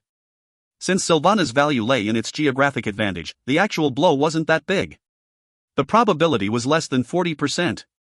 There is only one reason why Alan gave up on Silranad and attacked Nagarin. It is because Sylvana contains something that he believes will win the demonic war. When he thought about it like that, it was possible to explain why the demonic monsters stopped moving after they captured Radon and Baiku, which surrounded Sylvana. If Sylvana was their goal, then there would be no reason to capture Radon and Baiku. In fact, it might incite the Schudenberg and Bristania kingdoms even more if they occupied more estates. However, the demons only captured the 2 territories on both sides of Sylvana. Their reason for capturing Radon and Baiku is to block any possible attacks, but it might be a bit of a stretch. But according to the defending coalition members, the Ruigenberg had appeared in the sky about Sylvana. Ruigenberg was the Red Man's aerial fortress. Therefore the Red Man was related to why Alan attacked Sylvana. There is something there. Just like the secret dungeon that the 3 kingdoms don't know about, there must be something hidden there. Ark was convinced of his guess. It was highly likely that this was the key to solving the situation. Then the reason Sylvana was attacked has something to do with the future of this war? Whatever it is will change the situation by 180 degrees. It is necessary to find the reason why the demons are attacking Sylvana. If I can prove it. The Schuttenberg and Bristania kingdoms were just observing the situation because they judged that it wouldn't have a big influence on the demonic war. However, couldn't the secret hidden in Sylvana change the tides of the war? If both kingdoms knew that, then they would rally their power to regain Sylvana. It is imperative that I find out what it is. Raiden, transformed to Redunma. Sack sack sack? Sack sack sack sack. Ark, who was locked in though, suddenly shouted. Raiden instantly turned in a giant lizard. Sid looked at Raiden and asked with a flustered look. Eek. What the? Why all of a sudden? There is a place I have to go. A place you have to go? Where? What about Sylvana? There's no time to explain. Let's go, Raiden. Raiden then ran off through the snowfield. Pa pa pa pa pa pa pa pa. Raiden moved with tremendous speed across the snowfield. The place Ark was riding was towards the Albana Mountains. No, to be correct, it was Shangri-La. That's right. After worrying about how to figure out Sylvana's secret, Ark had thought of Shangri-La. Currently Ark couldn't guess what Alan wanted from Sylvana. But some records of Sylvana should remain. Shangri-La held the history of New World, so if he looked for information about Sylvana, then wouldn't he find a clue? I have to quickly discover Alan's plan so I can stop it. After a while he finally arrived at the snow-capped Albana Mountains. It had taken the expedition 3 days to pass through the Albana Mountains to Silranad, and it had only taken Ark 14 hours to return. It was thanks to Raiden's plus 500% movement speed and riding without a break. Only a bit more to go. Try your best, Raiden. Sack sack sack, sack sack sack sack. Pa pa pa pa. Pa pa pa pa. Ark comforted the gasping Redunma while pushing him onwards. His short legs began to move even faster. Ark glanced around while using nursing on Redunma. That's it, if I pass that gorge then I'll reach Shangri-La. The defense war had turned off and Shangri-La had floated back to its position on the ground. This was because the demonic monsters had retreated after Ark arrived in Shangri-La. The demons probably already realized that the Ark of Creation was in his hands and retreated. And not long afterwards, Ark had joined the expedition and helped capture Pabian Fortress. At the same time, the demonic monsters withdrew from the Albana Mountains, so there was no reason for the defense ward to be activated. As soon as he crossed the gorge, the sight of Shangri-La reached his eyes. What the? But confusion spread over Ark's face as he looked at Shangri-La. It looked different from the Shangri-La that he saw before. The forest was burnt and the defensive tower from before had disappeared without a trace. Even the white tower in the middle was smashed in parts. Raiden, stop. Summon Demon, Rackard, and Pyridal. Ark stopped in front of Shangri-La and summoned his pets. Rackard, enter Shangri-La and find out what happened. Pyridal, be on the lookout for any monsters. Yes, dot. Clack clack clack, clack clack clack clack. Rackard flapped his wings and flew away. Ark carefully entered Shangri-La with Pyridal escorting him. The situation became clearer once he entered. The trees surrounding the White Tower were cut with claw marks while blood spots were scattered over the snow-covered ground. It was unmistakable signs of a battle. The only culprits that would attack Shangri-La are the demons. But why? The demons had targeted the Ark of Creation. However, the expedition force had already obtained the Ark of Creation. Then it wasn't the reason the demons had attacked Shangri-La? Master, there are no demons around. There are some white tigers and prophets around the tower. But they are dead. Then he heard Rackard's voice, who had been scouting. Ark ran straight towards the White Tower on Redunma. Like Rackard said, the dead bodies of the white tigers and prophets were scattered around the tower. 20 white tigers and 10 prophets. They were all wiped out, dot. Ark muttered as he counted the bodies. Originally there were 150 white tigers and 20 prophets living in Shangri-La. But they couldn't hand the Ark of Creation over to an unknown person. That was why Lariat had been accompanied by 10 prophets carrying the Ark of Creation. 130 white tigers had come along to protect them on the battlefield. Therefore that he only been 20 white tigers and 10 prophets left in Shangri-La. Sack sack sack? Sack sack sack sack. Redunma, who had been licking the air, suddenly turned his head. At the same time, one of the prophets lying on the ground flinched and moaned. Young. A survivor. Ark hurriedly jumped down from Redunma. He forcibly opened the mouth and poured 3-4 potions into the prophet's mouth. The prophet narrowed his eyes and asked, Who? It's me. Arkansas. What happened? Ark. Hero Mabin's descendant. Cough. When the prophet coughed, his health instantly drained away. It was already too late to him. In this situation, the NPC was sure to die unless a priest used magic to heal the soul. Feeding them potions was the same. Their health would just decrease over time. Have strength. You can beat this. But after Ark grabbed his hands and used nursing, the prophet regained some vigor. After you left with the Ark of Creation, a black knight. Leading the demons. Shangri-La was attacked. A black knight? Alan instantly popped into Ark's head. In fact, Ark had thought there was one strange part while attacking Pabian Fortress. The demons in Pabian Canyon had been coordinated by Alan. But he never saw Alan while capturing Pabian Fortress. It was the same even when marching through Pabian Canyon towards Silranad. Then he ended up attacking Shangri-La? But wasn't their purpose to obtain the Ark of Creation? Shouldn't they know that you don't have the Ark of Creation anymore? Their purpose? From the beginning it wasn't the Ark of Creation. It seems, It wasn't the Ark of Creation? Yes. The knight in black armor took the Hellstone stored underneath Shangri-La. Hellstone? Why? That is. Why the knight took it? I don't know exactly. Along with some powerful demons. Stepped into the History Crystal. And left in a hurry. History Crystal. Ark's eyes flashed. Hundreds of crystals were lined up in the tower. Each one had 10 years of history recorded in it. And this network of crystals was connected to the History Crystal.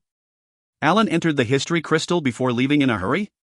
Alan had immediately attacked Shangri-La after Ark left, so that was 3 days ago. And the demonic monsters had invaded Nagarin yesterday.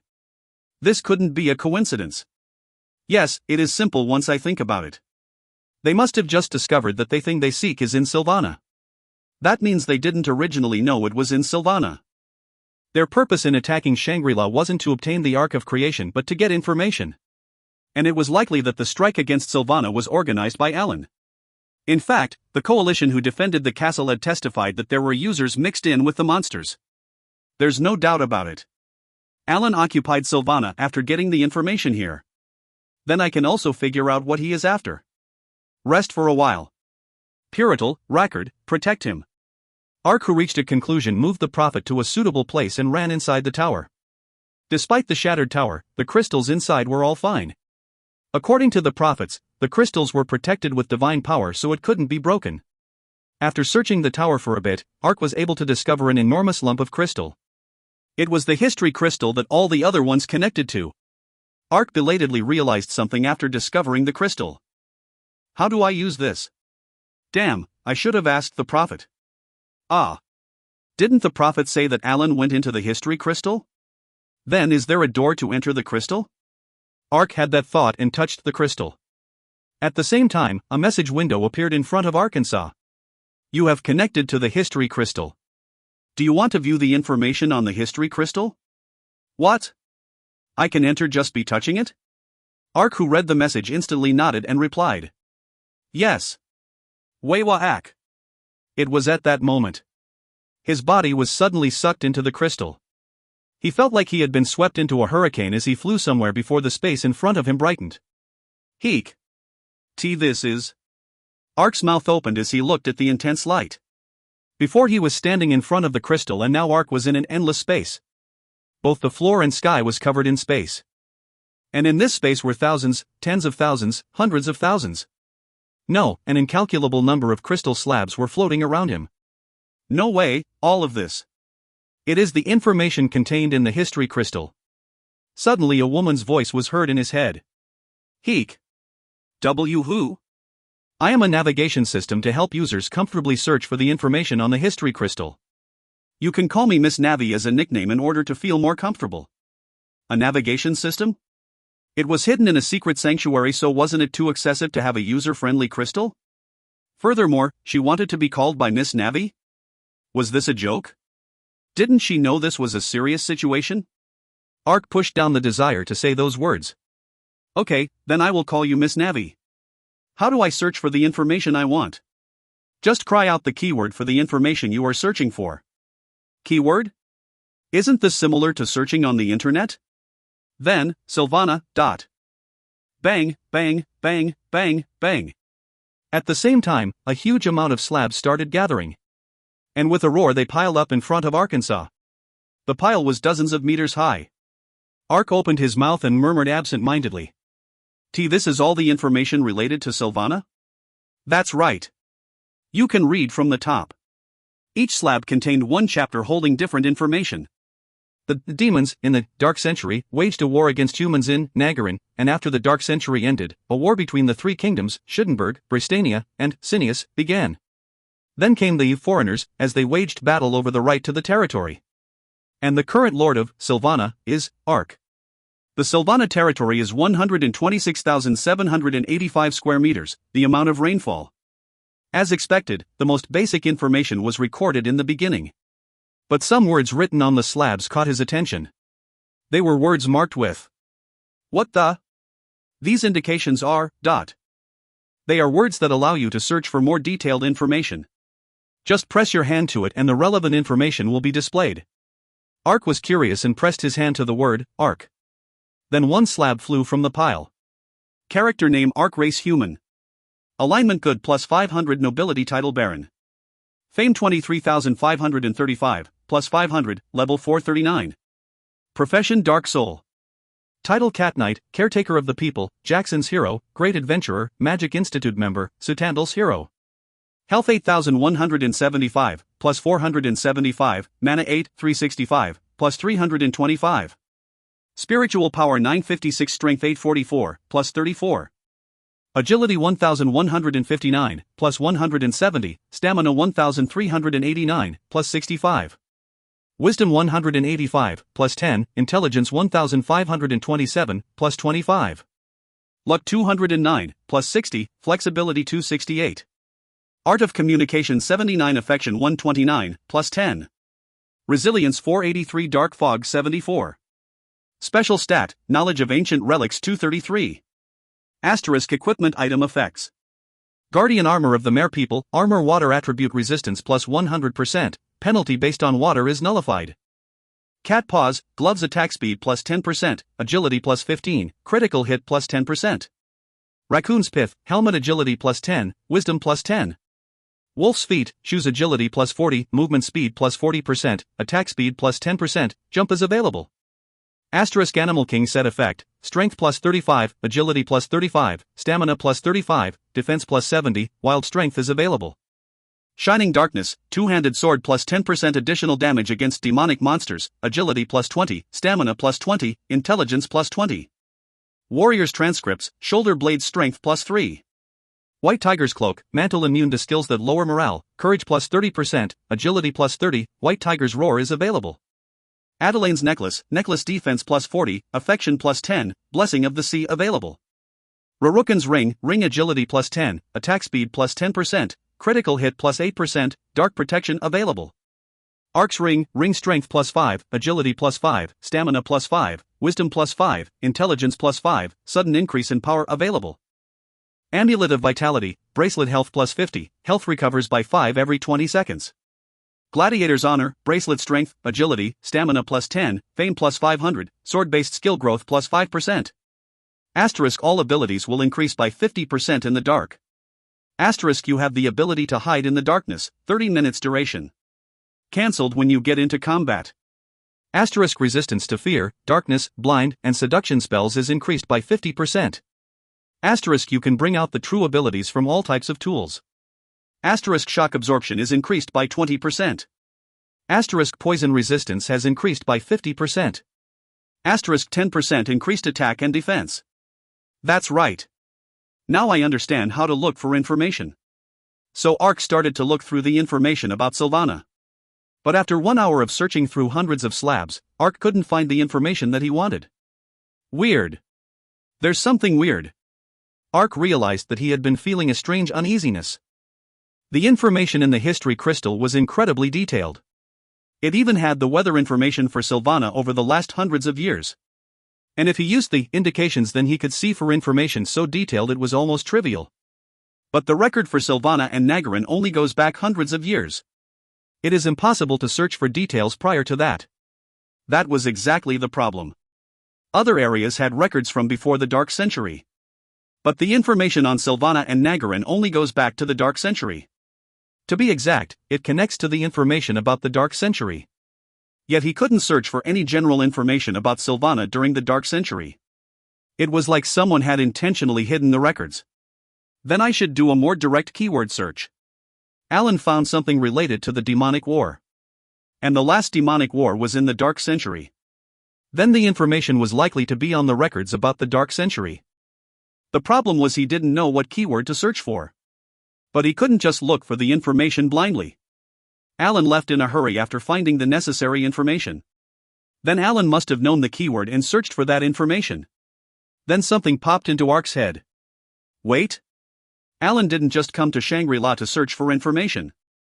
The prophet said that Alan also stole a Hellstone. Then didn't that Hellstone have something to do with Alan and Sylvana? Then. Search, Hellstone. Ark finished thinking and shouted. While he had been searching so far, the related slabs had flown to him. But this time the space suddenly warped. In the next moment, the environment turned black and there was a huge barrier of flames. Hook, what is this? A firewall. The information of the keyword you searched for just now is kept in a secured area. You have to enter a password if you want to view the information. Navi's voice was heard. Firewall? Password? There really were various things. How could Ark know the password to the firewall? But unlike Navi's explanation, he didn't need a password to access the area. A small hole caught Ark's eyes. It was a small area near the bottom of the firewall that had warped. Ark was convinced after he visited the hole. That's right. The prophet said Alan and some high-ranking demons entered the crystal. Then Alan was aware of the existence of the firewall in advance? Alan had used the skills of the demons to penetrate the firewall. In other words, the information Alan had been searching for was beyond this firewall. And he could also access the firewall thanks to Alan. Ark quickly passed through the firewall. There was a large room behind the firewall with 10 slabs piled up. Unlike the other slabs, these ones were black. That Alan, he must have been in a hurry to leave a trail like this. Ark instantly checked the slab on top. But when he lifted the slab, there was a sudden noise and he couldn't check the contents. At the same time, a message window appeared in front of Arkansas. You are lacking the ability to read this information. Less than 300 knowledge of ancient relics is required to confirm the information. Or 300 points in hieroglyphic deciphering. 300 pursuit of truth is needed. What the? I need 300 knowledge of ancient relics to read the information? Ark hurriedly checked the other slabs.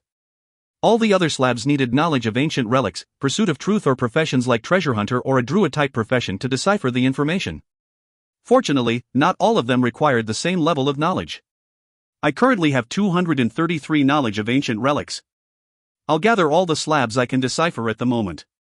I might not be able to check all the information that Alan searched for, but I can put together the general outline.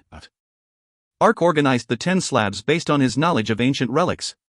In the end, there was a separate collection of 4 slabs. That is less than half. But it should be enough for the general principles. Now, shall I check Alan's ulterior motive? Ark laughed and touched one of the slabs. Then the slab vibrated and the information appeared in front of him. You have found the history hidden behind the history crystal. This hidden history is dangerous if leaked outside, so the ancient prophets hid it. This hidden history also wasn't passed down through the prophet clan. Knowledge of ancient relics plus 25, intelligence plus 20, luck plus 10, and fame increased by 200. The slab was unsealed and the contents appeared. Ha! What this is? A baffled exclamation fell from Ark's mouth. The first slab was a map. It showed Sutandal and 2 other continents that had emerged in the northern oceans of New World. This slab had been hidden a long time ago and Sutandal was marked there, so it was probably before the Dark Century. But Nagarin had been strangely marked on the map.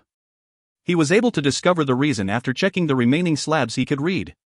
When the Dark Lord appeared, the boundaries between Hell and reality collapsed and the Hell River flooded through the center of New World. The Hell River spread a powerful curse and strengthened the demonic monsters. When flooded with the Hell River, the curse is so powerful that no humans can live on that land for the next 60 years. Various demons also used the Hell River as sources of powerful curse magic. Until the 7 legendary heroes and the 100 heroes used their magic to seal the Hell River deep underneath Nagarin. But the Hell River couldn't be sent back to Hell. It could only be sealed underground, and a mechanism was created to stop the Hell power from floating outside. The 7 legendary heroes and the 100 heroes brought the Hellstone, which controls that hellish power, to Shangri-La to be hidden. But the Truth Crystal showed that the Dark Lord would be resurrected one day. And only the foreigners could save this world. The heroes learnt about the crisis in the future and offered their lives to prepare for it. Hell River. Ark learned why Nagarin was marked on the map. That's right. It was because of the Hell River that appeared from the impact of the Dark Lord showing up. And the 7 legendary heroes and 100 heroes sealed the river deep underground in Sylvana. All of Ark's questions was answered with that information. Ark had already seen the Hell River in the lowest floor of Sylvana's secret dungeon. But the Hell River he saw had been sealed by the power of the heroes. It was the reason why Nagarin didn't belong to any of the 3 kingdoms after the Dark Century ended. Since the Hell River caused barren land for 60 years, none of the kingdoms had asserted their rights to Nagarin. Then after 60 years passed, the 3 kingdoms began a war for control of Nagarin. But that was not the problem. The 7 legendary heroes and 100 veterans weren't able to completely seal the Hell River. So they made a device that ensured Nagarin's safety for hundreds of years. And the key to that device was the Hell Stone. After confirming the information about the Hell River, he had seized the Hell Stone and disappeared. He didn't need to check the rest of the slabs to determine Alan's goal. Oh my god. He wants to flood Nagarin again with the Hell River. Ark's face turned white and terrified. Ark had thought he could recover Sylvana after the demonic war. But if the Hell River was unsealed, then nobody could live on that land for 60 years. If he calculated it in real time, 60 years was 20 years. It would be the end of Sylvana if the Hell River flooded. In addition, the Hell River was like the sphere of influence in that it strengthened curse magic and turned normal monsters into demons. He didn't know how big, but it would have a tremendous impact on the demonic war. There's no time to waste. I have to stop Alan. Ark left the firewall and shouted. Miss Navi, what is the method to exit the history crystal? Just shout end. Okay. Ark stopped as he was about to exit the crystal. The history crystal contained information about all the history and people of New World. Then I might be able to figure out the reason for Alan's strange strength. Information search, Alan. Ark used Alan as a keyword. And one slab came flying. Alan's information was contained on the slab. What the? Ruin Knight? Then Alan is the Ruin Knight? Ark muttered as he read the information. Alan was originally a holy knight. Of course, Lariat had become an innocence knight, so he knew that Alan must have changed professions. But he never imagined that Alan would change to a Ruin Knight. Ark had originally guessed that the Red Man was the Ruin Knight. Damn, after searching Alan I was going to look for information about the Red Man and Ruin Knight. Yet Alan and the Ruin Knight was the same person.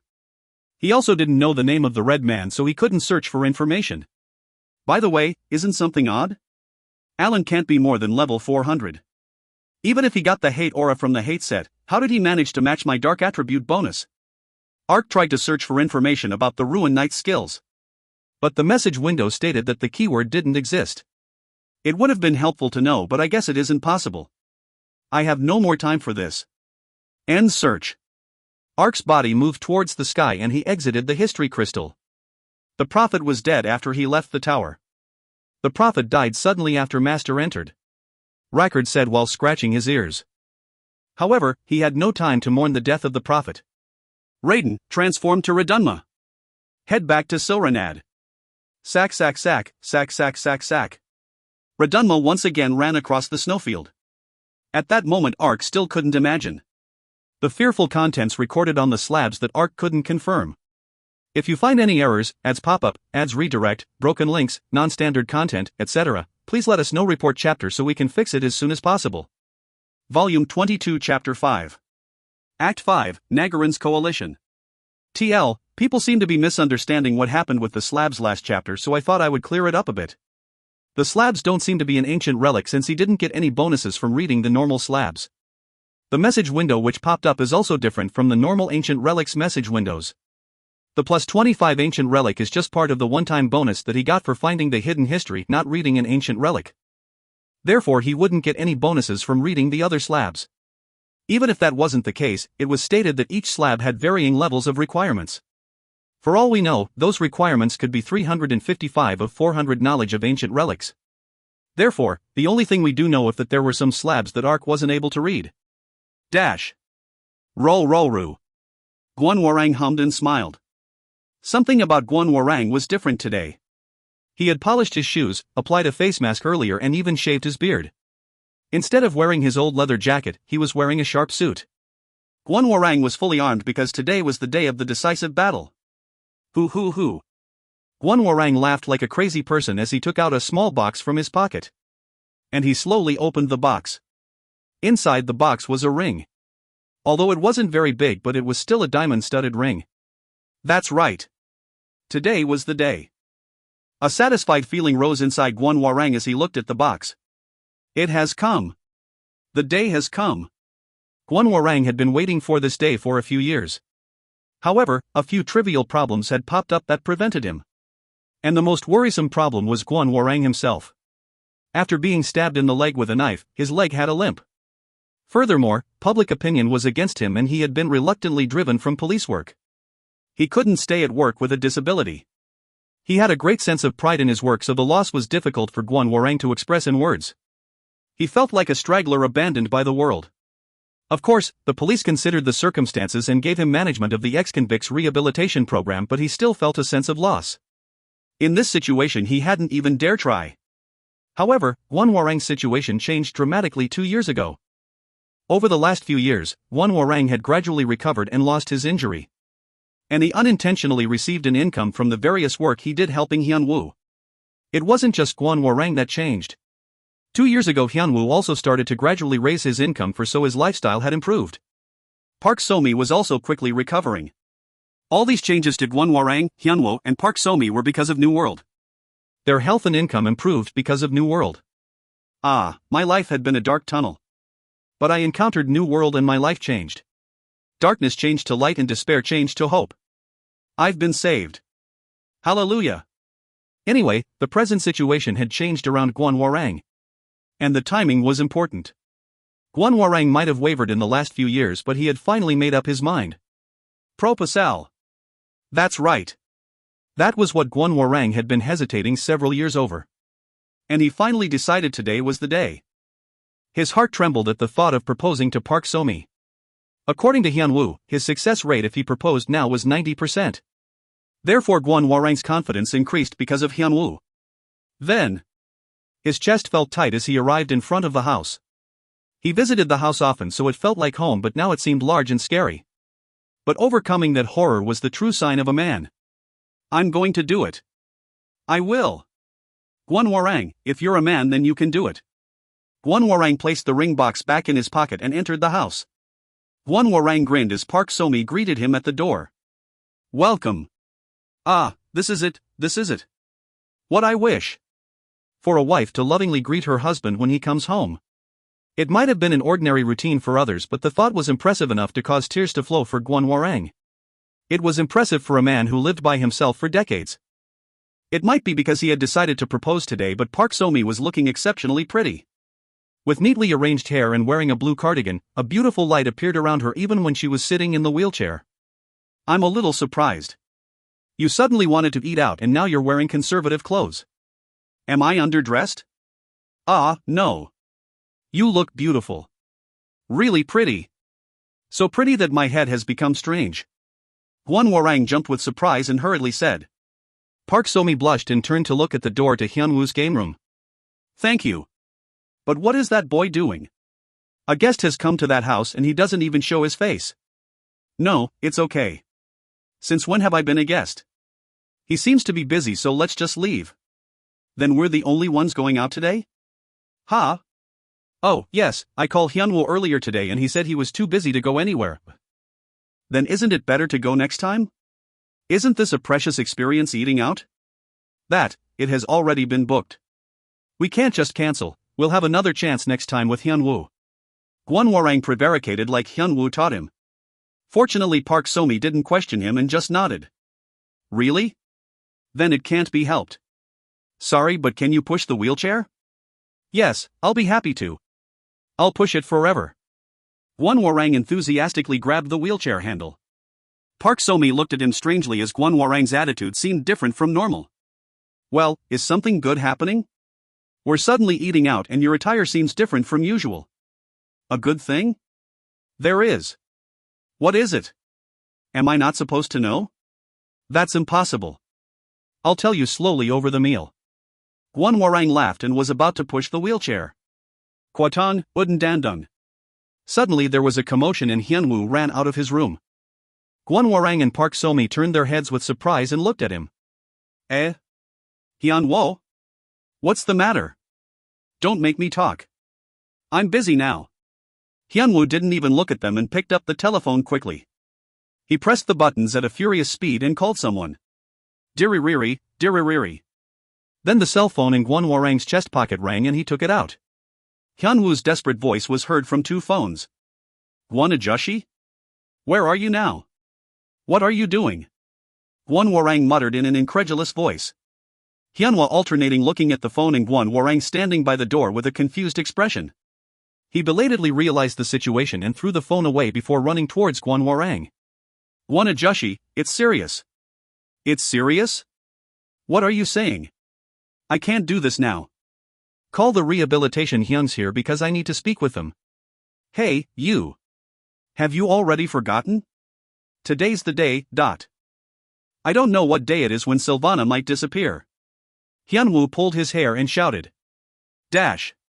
What the, that is ridiculous. Jack Tung stuttered with an absurd look.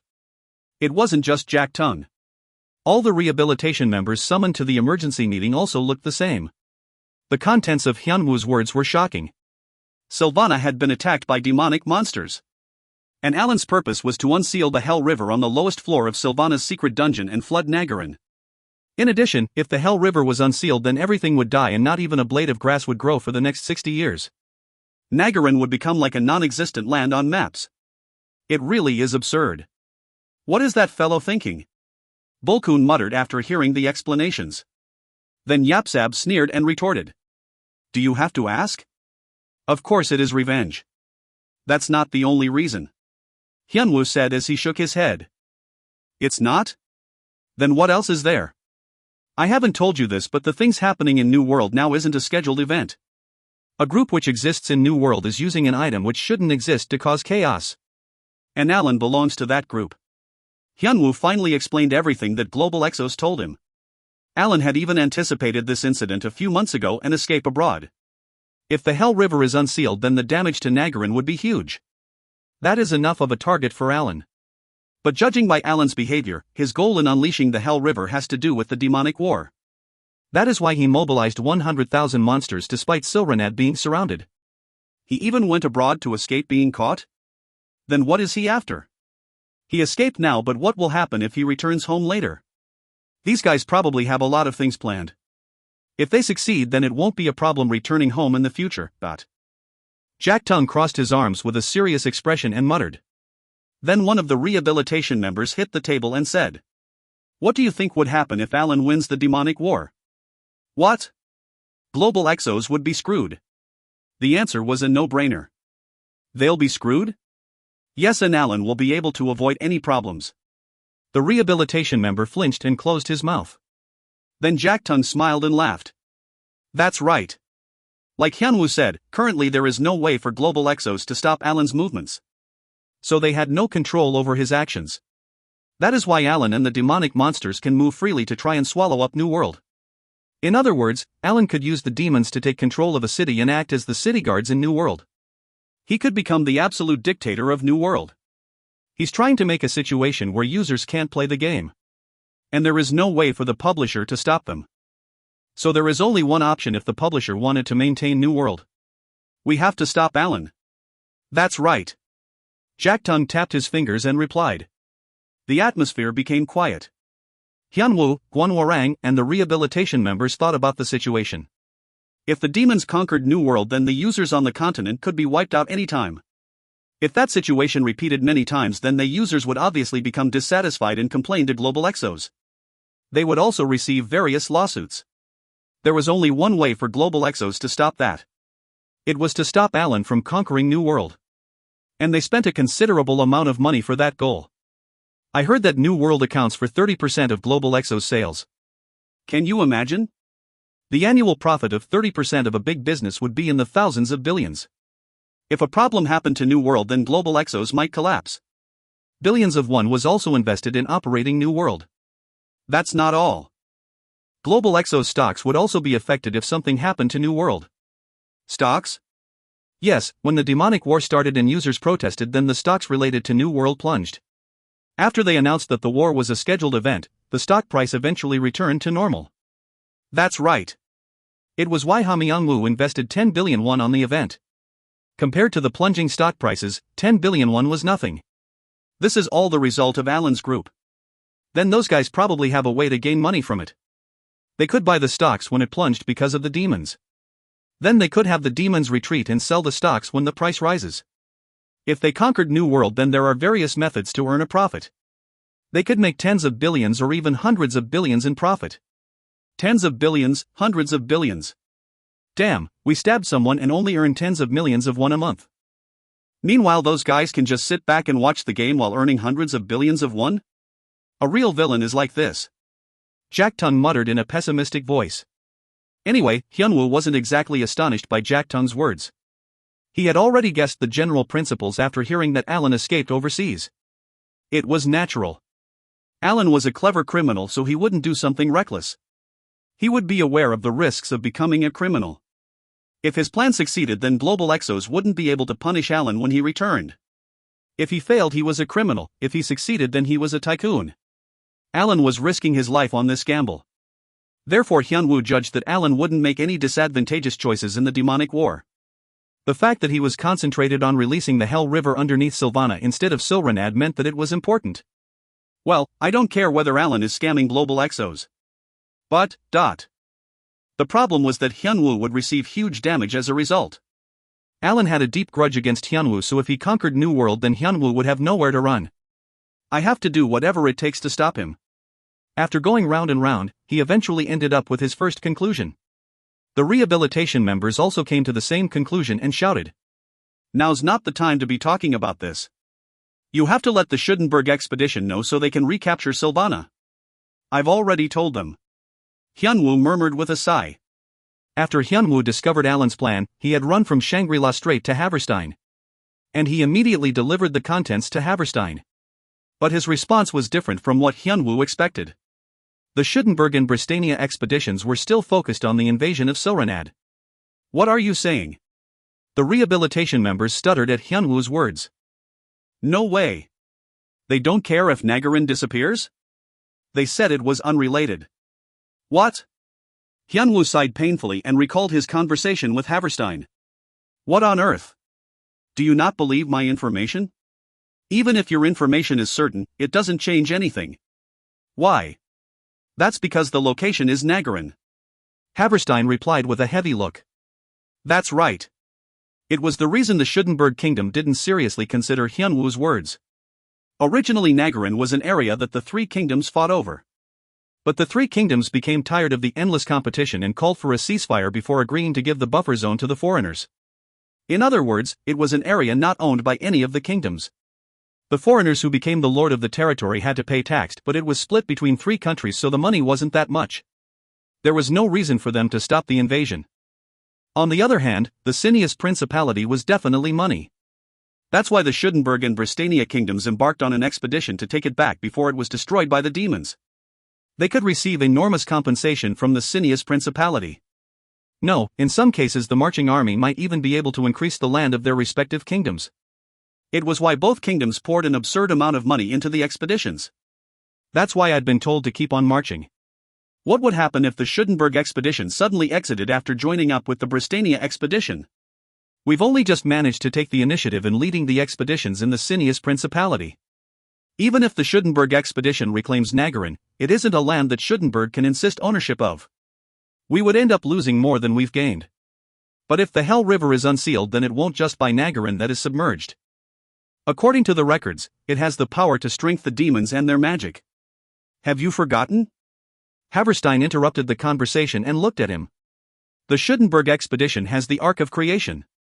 Hyunwoo's body instantly stiffened. That's it. The Ark of Creation, which was able to get rid of the sphere of influence. If the Schudenberg kingdom had that, then they didn't need to fear the threat of the demonic influence anymore. No, if the demons became stronger and the Schudenberg kingdom had the Ark of Creation, then Schudenberg kingdom could exert an influence on the entire continent. Therefore the Schudenberg expedition just dismissed Hyunwoo's report. In the long run, Hyunwoo finding the treasure had become a burden to him. However, he still couldn't give up. But Alan knows we have the Ark of Creation. Yet his purpose is still to unseal the Hell River. That means even the Ark of Creation can't prevent it. Is there anything which proves that? That. Hyunwoo was speechless from Haverstein's question. That's right. It was just Hyunwoo's guess. Hyunwoo couldn't answer Haverstein, so he just sighed and shook his head. I'm sorry. The rehabilitation members instantly became angry when Hyunwoo explained. Is there nothing we can do? Then contact Lariat and tell her to leave with the Ark of Creation. One rehabilitation member clamored with an angry voice. Hyunwoo shook his head. Hyunwoo had also thought about that at first. However, the aristocrats of the Schudenberg kingdom wouldn't be so lenient. After the Ark of Creation was used the first time, the soldiers thought of Lariat as a goddess and protected her. Even Hyunwoo had to go through several checks in the game before he could meet with Lariat. Although I say that Lariat was protected, it wasn't that simple. To be exact, it wasn't protection but surveillance. The Schudenberg nobles knew about the power of the Ark of Creation through Haverstein's report and kept a close eye on Lariat and the prophets. High-ranking people are the same whether it is reality or the game. So, what about Lariat? Even if the NPCs are watching, isn't Lariat a user? If she is threatened, then can't she just end the connection? I've also thought about that. Ark sighed and shook his head. Hyunwoo had also thought about threatening the Schudenberg kingdom like that. However, the situation wasn't that simple. The Ark of Creation was a key item in the demonic war. And it wasn't just the expedition who was interested in the treasure. Global Exos wanted the demonic war to end and were also looking at the Ark of Creation eagerly. And Lariat was one of Global Exos' candidates. So Lariat had already provided information about the Ark of Creation and Global Exos had negotiated with her. Lariat had accepted the conditions and now she didn't go to work but just concentrated on the game and using the Ark of Creation. There was no way Hyunwoo could convince her to use it for his benefit. Although her existence did help his cause. It is thanks to Lariat Nim that Schudenberg promised some military supplies. Hyunwoo had been despondently leaving headquarters. Then he heard from behind him.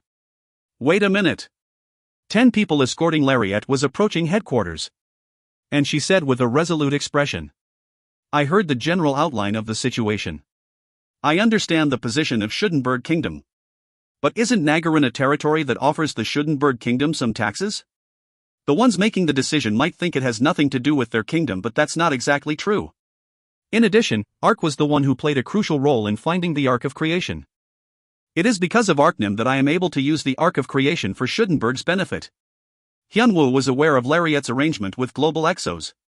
However, the NPCs couldn't understand those circumstances. They knew the importance of the Ark of Creation, so they couldn't ignore the light threat in her words. Furthermore, the commander of the expedition force was Hyunwoo's friend.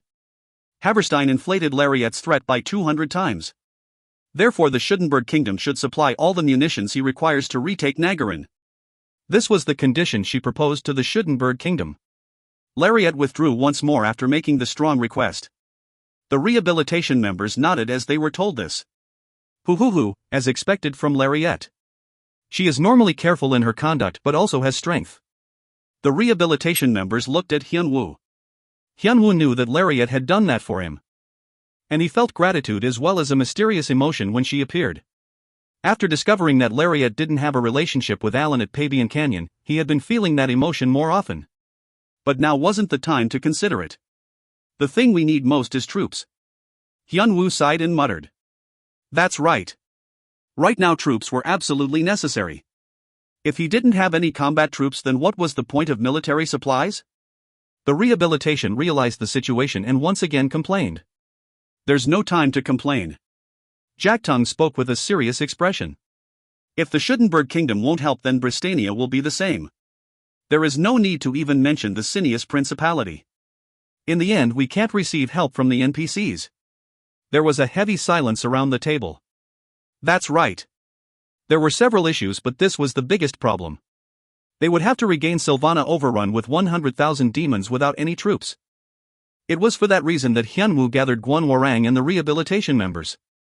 But Guan Warang and the rehabilitation members couldn't think of a way. Hyunwoo scratched his head and asked, "Is there any way to gather troops? Let's see. Even if we reduce the number of troops in the supply unit, that is still only 1,000 people. If we pull out more soldiers, then there might be a problem with the supply of munitions. Then we've secured 1,000 people. Is there any other ways? Even if we gather the users in Citandel, most users are already in the expedition force and other users aren't connecting at all because they can't hunt or trade, even if the Baron warriors are included, that is at most 3,000 or 4,000 people?" Guan Warang murmured, but Jack Tung shook his head. "Citandel won't get there quickly enough. Isn't that right?" "Yes." Hyunwoo answered absent-mindedly. Jack Tung clicked his tongue and said, "Sylvana is already occupied by the demons, so there isn't a lot of time." That's right. It had already been 3 days since Sylvana was occupied by the demons. Alan was after the Hell River on the lowest floor of Sylvana's secret dungeon. While it had taken Hyunwoo 18 days to reach the lowest floor of the dungeon, it wouldn't take Alan that much time. Hyunwoo had the Dark Eden members train in the secret dungeon, so a lot of monsters had already been cleared. Alan also rallied 100,000 demonic monsters to attack Sylvana. If they arrange some for defending Radon and Baiku, then he probably has 10,000 monsters with him. In the end, Alan probably only entered the dungeon with 10,000 demons. Will it take a few days? Presently Dark Eden is hunting on the 58th and 59th floors. The 50th floor is where there is an ancient maze, while the 51st floor is the abyss, so the terrain becomes more complicated and there are a lot of traps. This was one of the reasons why Citandel won't work. It would take 4-5 days to move troops from Citandel to Nagarin. Alan had already entered the secret dungeon for 3 days, so it would be over by the time they arrived. And 3,000,4,000 troops wouldn't be enough. In the end, we have to gather troops that can make it to Nagarin in 1 or 2 days. The rehabilitation members fell silent at Jack Tung's words. Nagarin wasn't under the demonic sphere of influence yet. There were 100,000 monsters, so at least 50,000 troops were necessary. If there was a time limit, then users waiting for the resurrection time to be over wouldn't be able to join. When considering that 50,000 was the minimum, they needed 50,000 troops from areas adjacent to Nagarin. It was an almost impossible task. Hyunwoo and the rehabilitation members sighed as time passed. Yapsab noticed the heavy atmosphere and stealthily headed towards the living room. All the rehabilitation members turned their heads as the TV turned on. Hyunwoo also looked at the TV without thinking. Damn, if we were celebrities then it would be possible. Yapsab smacked his lips and muttered as he looked at the TV. Yapsab was watching a guerrilla concert that was being broadcasted. The concert was being held by an amateur singer who had gathered an audience through various promotions. The TV was broadcasting the concert where 10,000 people were gathered to watch the new singer. If we were celebrities then gathering people won't be a problem. Yeah. Hyunwoo, who was watching the TV, sighed and answered. Then an intense spark occurred in his head. Celebrity? TV? People? Those 3 words entwined together and formed an idea. Hyunwoo jumped up and shouted. There might be a way. If you find any errors, ads pop-up, ads redirect, broken links, non-standard content, etc., please let us know. Report chapter so we can fix it as soon as possible. Volume 22, Chapter 6. ACT 6. Grab hold of the enemy. Karaka, Karaka, Beltrum. Ku kwa kwa kwa kwa, ku kwa kwa kwa kwa. A huge number of demonic monsters were shrieking while running. The number of demons running while causing a dust cloud numbered in the tens of thousands. Armed with swords and spears, the Talons riding ugly horses were leading them. There were so many different types of monsters roaring that it could fill a museum. The number of demons was enough to step on a city. Anyone facing those many demons would shudder with fear. Bah! But Ark just snorted as he laughed. Then he spoke to Justice Man and the rehabilitation members on either side of him. Hyung Nims, it's begun. Archer units, aim at the monsters in the lead. The rehabilitation members on either side of him simultaneously shouted. Then a huge dark cloud appeared in the sky behind Arkansas. The huge dark cloud. That's right. It was tens of thousands of arrows. It flew into the sky like a dark cloud before falling like a shower of rain. Siu siu siu sayuk, siu siu siu sayuk. The tens of thousands of arrows fell over the heads of the demons. The Talons in the lead fell to the ground like a hedgehog and were trampled to pieces by the charging demons. It was hundreds of them. But it didn't feel like the number of demons had even decreased. Karaka, Karaka, Beltrum. When their colleagues fell down, the demons just shrieked and ran forward even more. Justice Man Ajushi. Okay. Shield units, prepare for a collision. Justice Man lifted his left arm and shouted. Thousands of warriors behind Ark raised their shield. They advanced 10 meters, placed one knee on the ground and raised their shields vertically. It was a shield barriers made of thousands of warriors. Spear units should stand behind the shield units to prevent their attacks. This time Justice Man raised his right arm. The spear units got into position and positioned their spears diagonally. The spears were raised at a 30-degree angle above the shields. In moments a wall made of shields and spears were built. It was the ultimate defense position to prevent a charge. It was the formation he thought of when fighting monsters in the secret dungeon. Qua qua qua quang, qua qua qua quang. A roaring sound shook the space. The demons hadn't reduced their speed and collided with the spears and shields. The shields were firmly anchored and they prevented the assault while the spears pushed through the gaps in the demon's leather. Ark's eyes shone at the sight. Now. Go forward, every unit intercept the demons. Way-awa. Like an enormous dam had discharged, the protective barrier split to the left and right. And thousands of soldiers ran through the gap in the protective barrier. The infantry tangled with the demons and a fierce battle began. I didn't think I would gather this much. Ark looked at the fighting soldiers with a warm look. They were tens of thousands of soldiers with remarkable armor and weapons. They were all the users that Ark had collected in a mere day. They numbered 60,000. How had Ark managed to gather that many users in just one day? Ark found the method after Yapsab turned on the TV yesterday evening. The TV had been broadcasting a guerrilla concert. An amateur singer had managed to attract 10,000 people for a concert. Ark looked at the broadcast and considered. The singer gathered that many people just from PR? The singer was excellent, but it was because of the power of the TV that people gathered. They were interested in appearing on TV and showed up. No matter if it was Korea or the world, the influence of television was enormous. Why didn't I think of it before? Ark thought about the game exclusive news. Ark had used the broadcast to influence users to protect Lancel Village. But he couldn't use such methods this time. These days the biggest topic on the game exclusive news was the demonic war. So the videos of the Schudenberg and Bristania expeditions were being played every day. In such a situation, appearing on TV wouldn't garner a lot of attention. However, if it is associated with the war then that will change. I have a scoop related to New World. Can you broadcast it right now? If it is Arknim's scoop then we will broadcast it anytime. Ark was guaranteed to increase the ratings so the game exclusive news immediately accepted. Ark sent a video he took a few hours ago and it was broadcasted on TV. The video showed Ark entering the History Crystal in Shangri-La and finding the secret about the Hell River. After the video ended, the host continued talking. It is clear that there are other secrets entangled with the demonic war. The demons are plotting to unseal the Hell River hidden underneath Sylvana and flood all of Nagarin. Yet the Schudenberg and Bristania kingdoms are taking no action. The host spoke with an excited voice. On Dark Wolfnim, who is supported by our game exclusive news, is trying to smash the demons' conspiracy on his own. But no matter how strong Dark Wolfnim is, it is impossible for him to defeat 100,000 monsters by himself.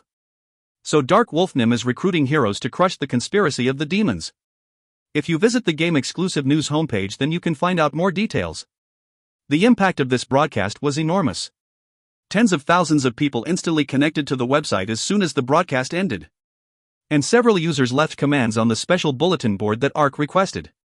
I am Aramis, the Lord of Radon. I asked for help as soon as the demons invaded, but both Bristania and Schudenberg refused. If Dark Wolf is moving then the 4,800 people of the Aramis Alliance will join him. I am the Lord of Baiku, Saruman. You should know my position so I won't write a lot. Those of the Golden Cross Alliance will join with Dark Wolfnim. I am Pidgeotto, the Lord of Granada. If Dark Wolfnim's information is correct and the Hell River will flood all of Nagarin, then it isn't just the problem of one territory. The 4,900 members of our Union Alliance will fight with Dark Wolfnim. This was what Ark had aimed for. That's right. If the Hell River flooded then various problems would form, but the ones most affected would be the various local lords and their alliances. When removing the direction connection with Alan, their circumstances were similar to Ark's. What will happen if they know the situation in Nagarin? Of course they would try every method to stop it like Arkansas. And Dark Wolf was already a name known throughout New World. If Ark appealed to them directly, then the lords and their alliances wouldn't hesitate to help. The results were exactly what Ark expected. After the broadcast was viewed, the lords of each territory rushed like wild boars to apply. There were quite a few alliance members in the expedition, but their territory was at stake, so they flew to Nagarin without questioning it. Users spread all over the continent used the letter movement to move among cities and ran to Nagarin. In just 2 days of game time, the alliances of the 12 territories had assembled in Nagarin. The assembly of the 4,800 Aramis alliance members from Radon territory is complete. The assembly of the 5,200 Golden Cross alliance members from Baiku is complete. The assembly of the 4,900 Union alliance members from Garana is complete. The final number was 60,000 people. It was the birth of 60,000 allied forces consisting entirely of users that had never occurred before in New World's history. Don't back off. If you retreat, then your territory will be lost. Kill as much monsters as you can before you die. The biggest advantage of this alliance was that they weren't afraid to go through fire or water. Who cared about death if their territory would be lost if the Hell River flooded? It was the same for the 1,000 Dark Eden members led by Justice Man and the Rehabilitation Group. They received an income from the triangular trade and the munitions supply, so if they lost the territory, then their income would fly away. They became resolute in following Ark to defend Sylvana. But Justice Man's case was slightly different. Damn it! It just had to happen now. Justice Man yelled as he knocked down some demons to the ground. He was angry because they had interfered in his proposal to Park Somi. Of course, Ark wasn't just leisurely watching the situation. Okay, shall I go too? Summon demon. Rackard, Purital, Shambhala. Do you want to die? Shambhala glared threateningly as he was summoned. But Ark just ignored it and gave his summons? An order. Rackard, watch the military situation using satellite surveillance mode. Yes. Purital, clad armor. Clack clack clack, clack clack clack clack. Purital was taken apart like a robot transformation and incorporated himself around Ark's body. Rackard's voice was heard in his ear at the same time. Master, the Dark Loaders are moving on the left side while being escorted by heavy walkers. Over there? Ark's eyes looked at the demons through the bone armor and he ran lightly across the area. The demons wearing black robes surrounded by armored heavy walkers caught his eye. In fact, even Ark wasn't able to do that much in a situation where thousands of soldiers and users were fighting. If he killed 10 monsters among the 10,000, then it was just like a ratio of 1,000 to 1. That type of number wouldn't have a huge influence on the military situation. But there was a way for one person to have an influence on the military situation. It was to intercept enemies with special abilities. If he took out demons with wide area abilities or healing magic, then it would reduce the burden. The Dark Loaders were demons who could restore health like priests. Ark focused on them and shouted. Hook explosion! The hooks at Ark's shoulder and knees crossed the space. It grabbed the bodies of 2 Dark Loaders and pulled them to Arkansas. Shambhala, now! Can you stop ordering me around? Ark drove his sword into one of the monster's chest. Thanks to the damage from Hook explosion and Ark's attack, the Dark Loader stumbled and its spell was cancelled. Then Shambhala shot forward like an arrow and drove his dagger into the neck of a Dark Loader. There was an eerie sound and the Dark Loader's neck was cut. It was a perfect critical hit to the neck of an enemy made defenseless by his partner. Ark and Shambhala finished up the Dark Loaders and cruised the battlefield for more enemies. Therefore the Allied forces could minimize any unnecessary consumption of supplies and ran down the demons. Not down the demons no matter what. Archers aim for the legs of any that are escaping. Destroy the black obelisks. The voices of the Allied forces shouted from among the monsters. After a while, there was the sound of a horse's hooves and one of the Allied members attacking a monster collapsed. Each of the leaders expressed their confusion at the same time. Dullahan! The Dullahan Knights are coming! Around 100 knights had appeared and were trampling the Allied members. The knights had exposed bones through various areas of their black armor. They were also holding their heads in their left hand. Holding a sword in the right hand and blowing flames from the mouth of the head being held in the left hand, it was the knight called Dullahan. Cuckoo, show these ignorant humans the power of the darkness. Become a dead person in hell. The Dullahan shouted while blowing hell flames. When the high-ranking demons appeared, the defense line of the Allied forces suddenly collapsed. Justice Manajushi, Rehabilitation Hyungnams. Understood. The Pajito and Garana troops, move to the right side. Golden Cross troops, rotate in a semicircle to the left. Justice Man and the rehabilitation members shouted towards the surrounding Allied forces. Then the Allied forces fighting split to the left and right. Magicians, connect your magic using willpower exchange. The magicians simultaneously started chanting spells.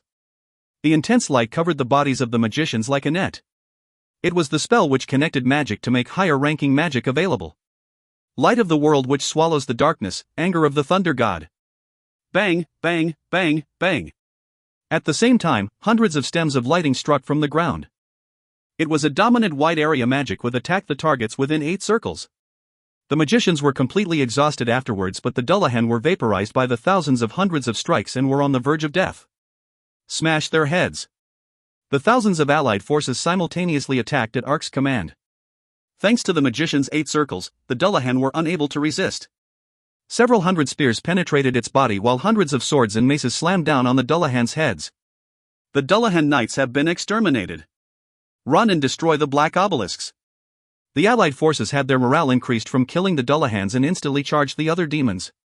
This time 30,000 demons were in front of the Allied forces. The Allied forces number 60,000 troops. The momentum was with the Allied forces thanks to the wide area magic and crushed the demons. Several hours later, the Allied forces swallowed the demons like a huge wave and advanced. After a while, the demons received enormous damage and were forced to retreat. We've regained Baiko territory. Let's advance to Sylvana. Oa! The tens of thousands of soldiers stood on the piled-up dead bodies of the demons and cheered with their weapons raised. Dash! Damn! A curse automatically emerged from Ark's mouth. Ark was standing on the hill looking down at Sylvana. But the sight that caught his eyes was different from the Sylvana he remembered. The wide farmland was pitted with holes like bombs had exploded and the villages were ruins. The estate which I raised. Ark grinded his teeth together. After obtaining Sylvana from the Hermes Alliance, he had used the secret funds from the Continental Commerce firm to develop the territory. Thanks to his efforts, a B rank promotion had been just around the corner. But the demons had stepped all over his territory. The B rank promotion was set aside and it had fallen to D rank. He had already known this, but the sight made anger well up inside him. Ark took a deep breath and pushed it down. Calm down. Now isn't the time to be thinking about that. That's right.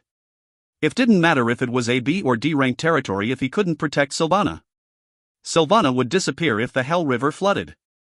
This can't continue. Ark muttered as he looked down at the territory.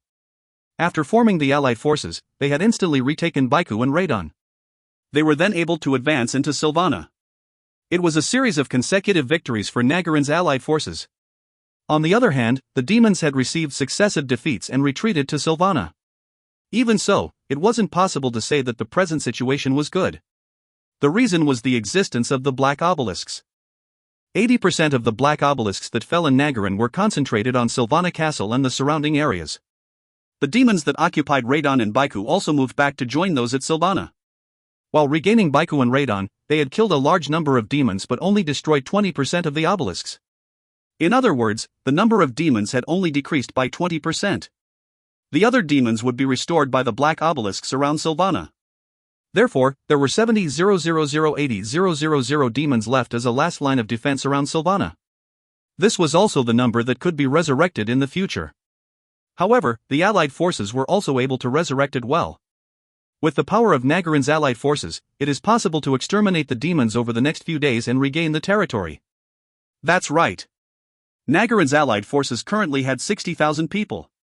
They weren't ordinary NPCs and users. They were the alliances that had fought in New World's largest battlefields and won the territories. Personal combat power, organizational abilities, experience and equipment, it wasn't an exaggeration to say they were all experts of the highest level. There were 60,000 of those experts. Killing 70,000,080,000 demons should be no problem for them. The Allied forces were already on schedule to retake Sylvana.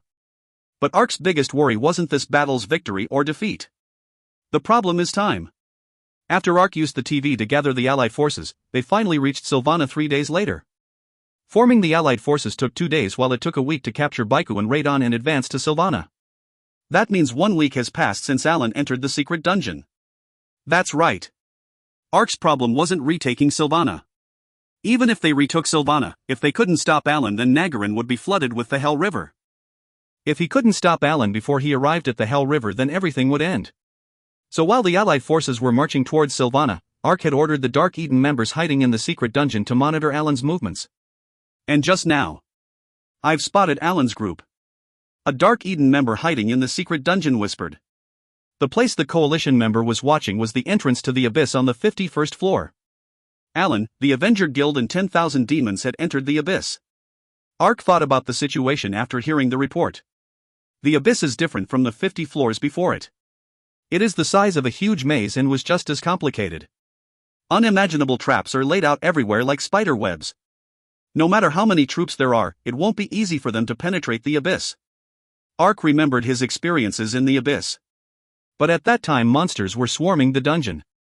On the other hand, the monsters in the secret dungeon were reduced after Dark Eden's training and wouldn't revive for a few days. While there were monsters in the previous 50 floors, there weren't any in the abyss yet. If Alan doesn't have to worry about the disruption from monsters, then he can pass in 2-3 days. In other words, Ark only had 2-3 days left. Of course it was possible for Nagarin's allied forces to recapture Sylvana in 2-3 days. But the problem was they would have to go down from the first floor of the secret dungeon after recapturing Sylvana. Alan had already passed the 50th floor. Even if they didn't sleep and ran with full speed forward, there was no guarantee that Ark could catch up with Alan. Sylvana also hadn't even been regained yet. Alan would reach the 60th floor by the time Ark regained Sylvana. Sylvana would be flooded with the Hell River. I have no choice but to use that method. Ark returned to the camp and muttered. Ark had expected a situation like this in the first place. Alan had already entered the secret dungeon by the time I learnt about Sylvana's occupation. No matter how fast I regain Sylvana, won't I still be too late to stop Alan? Ark had some expectations from the elite monsters in the secret dungeon. The experienced Dark Eden now only hunted in the abyss. So the 50 floors before that were left alone with a lot of monsters. Alan's group would have to clear them while going down. Hopefully it will take them a few days and we can catch up. But Alan was entering the abyss with the Avenger Guild and 10,000 monsters. The monsters in the ancient maze wouldn't be able to stop those many troops. And Alan had already entered the abyss. I thought you were elite monsters? You're all just boring monsters. Ark cursed the elite monsters in the secret dungeon. But Ark wasn't naive enough to believe that the monsters could stop them. He was able to predict this and made some preparations. Tuck tuck, tuck tuck, tuck tuck. Ark heard some hammer sounds as he entered the camp of the Allied forces. He turned his head and saw a huge device among the tents. It was an odd machine with old TVs and antennas placed here and there. And one balloon-like user was busily going around with various tools, tightening screws and hammering in nails. Are you there yet? Phew, what? It's you? The balloon-like user wiped the sweat and raised his eyes as Ark approached. The user covered with oil spots was Wormer. Wormer tapped the big machine and laughed. It's almost done. I need to finish increasing the stability. What about the performance? Don't worry about it. The performance will fall a little bit with the stability, but it will still work. Because this is the work of the genius inventor Wormer. If you doubt me, then you can test it out. The functional parts have been built so you can check it. Ark put his hands on the machine after hearing Ark's words. Then the information about the machine rose in front of him. Quantum Material Transmission Device. Type, first-grade invention. Design and production, Wormer. A machine that converts a person or object to quantum material and transmits it to another place.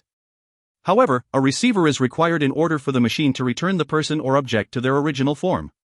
The magic necessary for the quantum transmission is proportional to the volume of the target and the distance between the transmission machine and the receiver. If the volume is big or the transmission distance is far, then it will consume more magic energy. That's right. This machine was one of the precautions Ark thought of.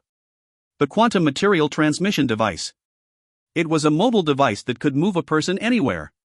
While Ark, Shambhala and Justice Man were arguing about a way to enter the secret dungeon, Wormer had explained about the machine.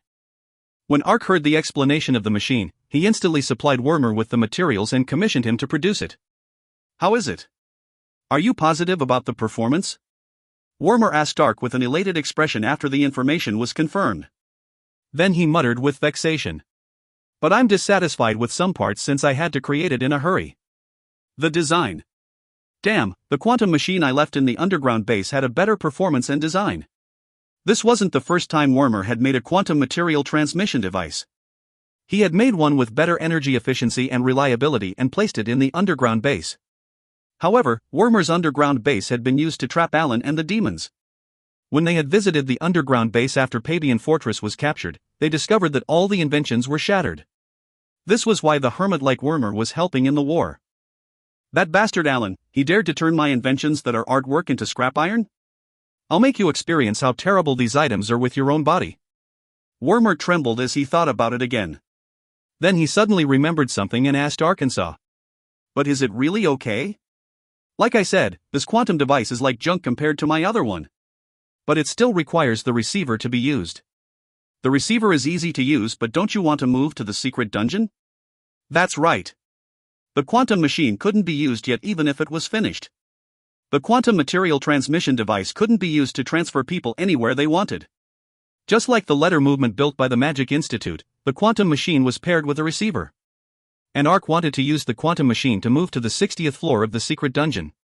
That is the only way to stop Alan in the present situation. But this was a situation where there was no way to catch up with Alan even if he quickly captured Sylvana. So Ark wanted to use the quantum machine to move directly to the 60th floor where the Dark Eden members were hiding and join with them to catch Alan's ankle. It was a way to stop Alan while the Allied forces regained Sylvana. If I block Alan, then it will be easy for Nagarin's Allied forces to catch up.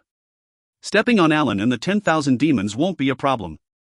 But in order to use the quantum machine to move to the 60th floor, he needed to install the receiver onto the 60th floor.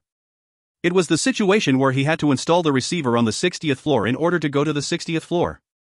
It was the reason why the quantum machine couldn't be used when they were hiding in Wormer's underground base. But there is a way. Is the receiver easy to make? Ark asked after a short time. Wormer nodded and replied. How many times have I said it? Anyone can create the device if they have my genius design. Good. Please finish everything and prepare to use it at any time. Ark smiled and headed towards the garrison. Justiceman, the rehabilitation members and the 60,000 members of Nagarin's allied forces were gathered. They all looked at Ark and he began to talk. There is no more time for resting. I know that you're exhausted and suffered a lot, but it is all for the sake of protecting Nagarin. Our goal is to crush the ambitions of the demons, so please exert yourself a bit more. Don't worry. Our alliance members are prepared to fight at any time. Yes.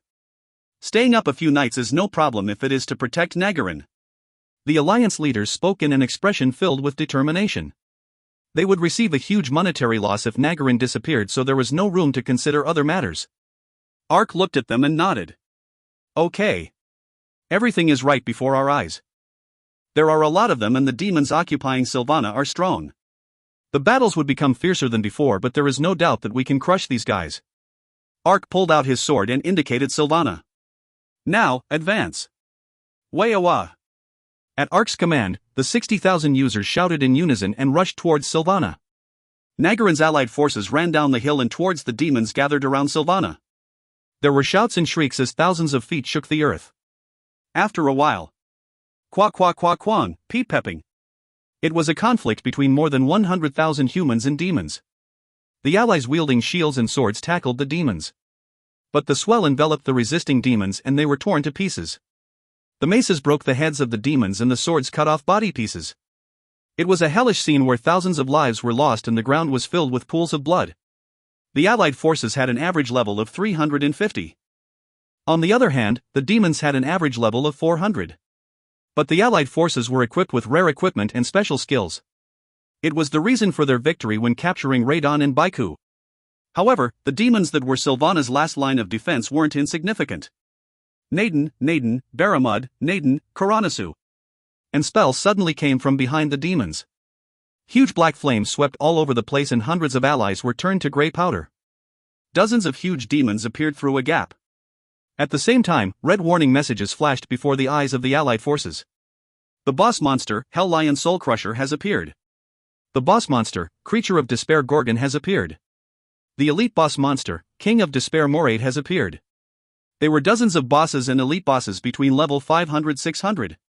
When they appeared, several units were instantly wiped out. Magicians and archers to the rear concentrate on support fire. Don't attack without reason. Use your battle formation to confront them. Priests focus on restoring the troops fighting the bosses first. The unit commanders ran back and forth while shouting. Thanks to the appearance of the demonic bosses, the war became even more confusing. But Ark's eyes didn't look at the opposing bosses. Now. Demonic manifestations. Spear, spear, spear, mace and mace. This was the chance Ark aimed for as his eyes flashed and he shouted. The equipment chosen jumped out from his bag and appeared above the heads of the 1,000 Dark Eden members. The shape of a spear was formed and shattered before being absorbed into the soldiers' bodies. Demonic energy has been extracted from the offerings, spear, spear, spear, mace and mace. The effect exercised by this combination is Power Charge. Power Charge, the users will gain the effect of Power Charge for 10 minutes. However, this effect only applies to the enemy in front. When Power Charge is in effect, assault speed will increase by 50% and there is a chance of pushing the opponent back 5 meters. However, this effect only applies to the enemy in front. Dark Eden, avoid the bosses and charge the demons on the left. Oh, everybody charge! Qua qua qua quan, qua qua qua quan. Thanks to the effect of Power Charge, the demons flew everywhere as the Dark Eden members rushed forward. Ark and Dark Eden approached the outskirts of Sylvana Castle. Then a bush with a small gap between the rocks caught his eye. That's it, Rackard. Ark's eyes brightened as he spotted the rock gap and shouted. Then Rackard, who had been watching the battlefield using satellite surveillance mode, flew towards Arkansas. Ark pulled out a scroll from the bag and said, "Do I need to explain the situation again?" "No, I understand. Master. Now the fate of Sylvana depends on you and your wings." "Why, you don't need to say it." "Why, you will increase my burden, but..." Rackard stuttered with a tense expression. "Now go." Rackard grabbed the scroll and turned his body. Then Ark looked at Rackard's trembling wings and hugged him. "There is no need to be too tense. I know how hard you work to perform the missions. If this mission fails, then it won't be your fault. I won't blame you. And, if possible, please survive and return. Because you are the pet that I prize most." Master." Rackard stuttered as he heard Ark's embarrassing words. Tears flowed from his eyes before he made a determined expression. "I won't say goodbye." Rackard answered and flew between the crack in the rock. This was the reason why Ark disregarded the military situation and sneaked to this place. No, it wasn't an exaggeration to say that this battle was all for allowing Rackard to fly between the rock gap. The gap in the rocks contained the entrance to the secret tunnel into Sylvana. Previously he had used the raccoons to make this secret tunnel into the dungeon. That's right. This was the method Ark came up with. Even if he moved the troops through the secret tunnel, there was no way to catch up with Alan. If he sent a large amount of troops, then of course the demons would notice the existence of the tunnel. But there was no worry about being discovered with just one bat. Rackard also thoroughly knew the terrain of the secret dungeon, so he could reach the 60th floor before Alan. Ark had given him Wormer's design before infiltrating the secret dungeon. The raccoons were down there so they could easily make the receiver. "I believe in you." Ark saluted towards the rock that Rackard disappeared into. Then Shambhala next to him snorted and said, "Are you just playing around?" "No. Now, let's enter the battlefield again before the demons notice." Dark Eden attacked the demons at Ark's command and he stepped out of the bush. Now the fate of Nagarin hung on Rackard's wings. "I've found the stairs going down to the next floor." Magicians were scattered all over the place when one of them shouted. The magician wearing a black robe. He was the main magician of the Hermes Alliance, Jewel. But after his attack on Lancel and Ark failed, he had become trapped in Jackson's underground prison. Then Hermes' leader Raiden banished Jewel and he became like dog food. At that moment, Andal visited in order to recruit Jewel into the Avenger Guild. That's right. Jewel was currently in the Avenger Guild. Jewel reported to a knight wearing black armor. "Okay. Gather the scattered troops. We will head to the next floor as soon as they are assembled." The person who gave the order was Alan. Jewel nodded and gazed at the other users. "Yes. Communication soldiers, connect with each unit and tell them to join us." 10 people simultaneously used the Feather of Whispering. And they communicated Alan's order to their colleagues scattered around the dungeon. "We've found the entrance. Bring the demons and return." This was the reason Alan brought the Avenger Guild into the secret dungeon. It was in order to control the demons. While Jewel was gathering the scattered troops, Alan looked around at the surroundings. The work is progressing as scheduled, but something is strange. Alan had started to feel uneasy after entering the 51st floor in the abyss. It was a secret dungeon with elite creatures. Alan led the Avenger Guild and the 10,000 demons in order to capture it as quickly as possible. But the circumstances were different from what Alan expected after he entered. The first 10 floors were similar to what he remembered, but afterwards it felt like the number of monsters had reduced. Usually there were more monsters the deeper they entered the dungeon. Yet this phenomenon worsened after he came down to the 51st floor where the abyss was. It was difficult to see any monsters at all. It's become easier but. Previously Alan had only reached the 4th floor of the secret dungeon when he occupied Sylvana. It was the limit since Alan and his guild were around level 150 at the time. Even though Alan was the lord of Sylvana, he had little information about the secret dungeon. The terrain and the special abilities of the monsters were something he had never experienced. It was the reason why Alan entered the abyss with 10,000 demons. When first arriving at the abyss, Alan had faced the same situation as Arkansas. They received quite a bit of damage from the traps laid everywhere. If there were monsters here, then I would be delayed even more. Alan thought it was fortunate that there were no monsters in the abyss. He never considered that this wasn't the normal situation. So although Alan thought it was lucky, he still felt uncomfortable. Well, I'll find out eventually. I won't be interrupted as long as Sylvana is occupied by the demons, but... Alan smiled as he looked at the demons that were gathering. No matter the enemy, they had 10,000 users and demons. Nagarin would disappear from the map the moment Alan entered the bottom floor of the secret dungeon. Ho, I wonder what Ark will look like when he sees Nagarin submerged by the Hell River. But this is only the beginning. If I conquer New World, then there will be nowhere for him. Let's go down to the next floor. Alan commanded and ran across the dungeon. At that moment, Jewel, who had been using his magic to search for traps, raised his head. He had seen a white object floating in the darkness. That is? Second sight. Jewel immediately used long-distance viewing magic. And his face became confused as he determined the identity of the white object. A bat? Hick. Wait. He is Ark's summon. Alan Nim, Ark's summon is here. That's right. The white object near the ceiling was Rackard. No, to be exact, it was Rackard with his back covered in a white glittering powder. What? Gargoyles, catch him. Dozens of gargoyles flew towards Rackard. Hick. Rackard freaked out and started running away. Although Rackard was no match for the gargoyles one-on-one, thanks to Ark's training he could easily escape from them. Dozens of gargoyles shot rays at him, but Rackard used acrobatic flight maneuvers to avoid it. And he ran way to the stairs leading down to the next floor. No, he tried to run away. Timose. Okay. Matani shooter number 2, devil chasing arrow. The dark elf behind Alan started shooting arrows. But the dark elf was more than 100 meters away from Rackard. Bah, not a chance. Rackard checked the direction of the arrow and snorted before changing directions. Yet the arrow followed Rackard's movements? That's right. This was the dark elf's special skill that gave even Shambhala a hard time. Eek? What is this? Quack. In the end, Rackard's chubby belly was studded with 3 arrows. While he was stumbling, he became surrounded by 10 gargoyles. Rackard was caught by the gargoyles. Damn it. Ugh, my stomach. How did Ark's pet get all the way here? Alan asked as he approached Rackard. Then he spotted something that Rackard was holding. This?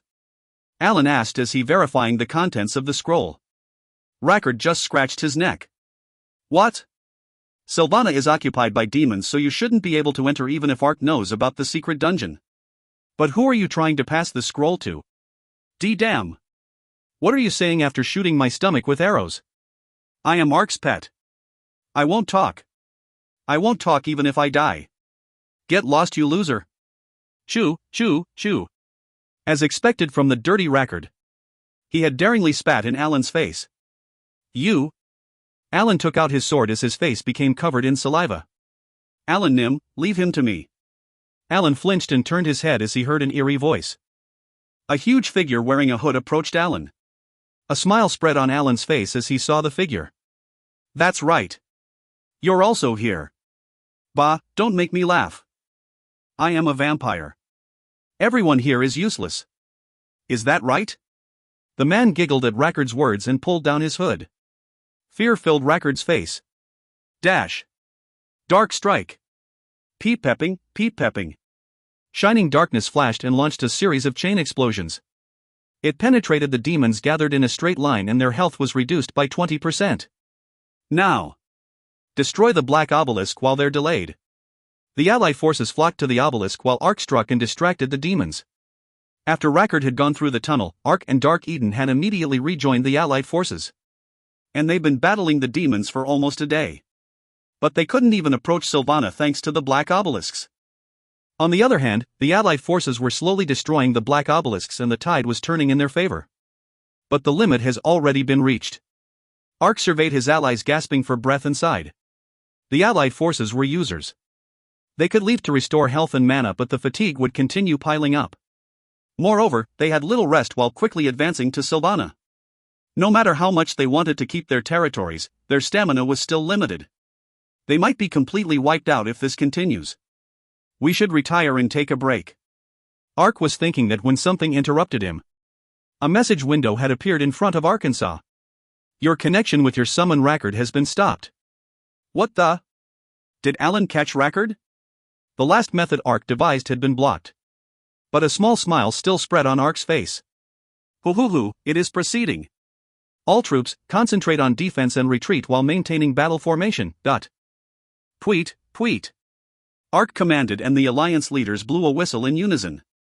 The Allied forces swiftly retreated from the demons. There were also quite a few demons injured, so they gave up chasing and returned to Sylvana. Ark quickly gave some orders once they had retreated. Divide the troops into two. One half will be prepared for ambushes from the demons while the other half will get some sleep. The amount of time to sleep is 4 hours. We will gather and attack Sylvana again in 8 hours. So far we've destroyed 1/3 of the obelisk, so we can win back Sylvana in the next battle. I understand. But one of the tired Alliance leaders showed signs of insecurity. We need a break, but is there enough time? We still have to catch up with the demons even if we capture Sylvana. Just leave it to me. Ark replied with a grin. Barami Nim has used a feather of whispering to whisper to you. Borame was the leader of the unit guarding the NPCs in the secret dungeon. Ark accepted the whisper and Barami's voice rang in his ears. Arknim, Raiden has arrived. The blueprint? It was received. How long will it take the raccoons to make? The device itself is simple, so 1 hour. Raiden had brought all the necessary materials and the raccoons have already started working. Get back to me as soon as it is completed. Understood. It's a success. Ark clenched his fist as the whisper ended. That's right. This was the reason Ark had panicked when he received the disconnection message. From the beginning, this plan wasn't based on Rackard. Wormer's design wasn't complicated, but the raccoons still couldn't make it. Special materials were needed to create the receiver. So Ark had left it up to Raiden to carry the items. But a problem had occurred in the execution stage. Alan is accompanied by 10,000 monsters. There are also 1,000 users. Despite Raiden's protective coloration skill, there is no guarantee he will go unnoticed. And if he gets caught, the operation would be unsuccessful and Hell River would flood. What if Alan's attention is drawn elsewhere? The real thing was Raiden. And Rackard was the bait. That's right. Ark was the one who coated Rackard's back with the shiny powder. He had stealthily done it when embracing Rackard at the rocks. Thanks to that glitter, Rackard drew Alan's eyes and Raiden successfully reached the 60th floor. Devilish child. Shambhala muttered as he heard the explanation. Well, Ark also felt a little bad this time. But was he the type to listen to his conscience? I can bring troops into the secret dungeon and stop Alan. However, the quantum device can't move a lot of troops. There are 1,800 people hidden in the secret dungeon. They're no match for Alan. But it will be enough to tie his ankles until Sylvana is captured and the other troops enter the dungeon. Please. Oh, as expected from Dark Wolfnim. The Alliance leaders exclaimed as they heard the secret strategy. After Ark explained the strategy, he left and visited Wormer. Wormer, are you ready? The MG is charging now. Wormer was charging the quantum machine with a machine that looked like a kettle. The Allied forces had gathered the fragments of the destroyed obelisks and he was using them to charge the MG.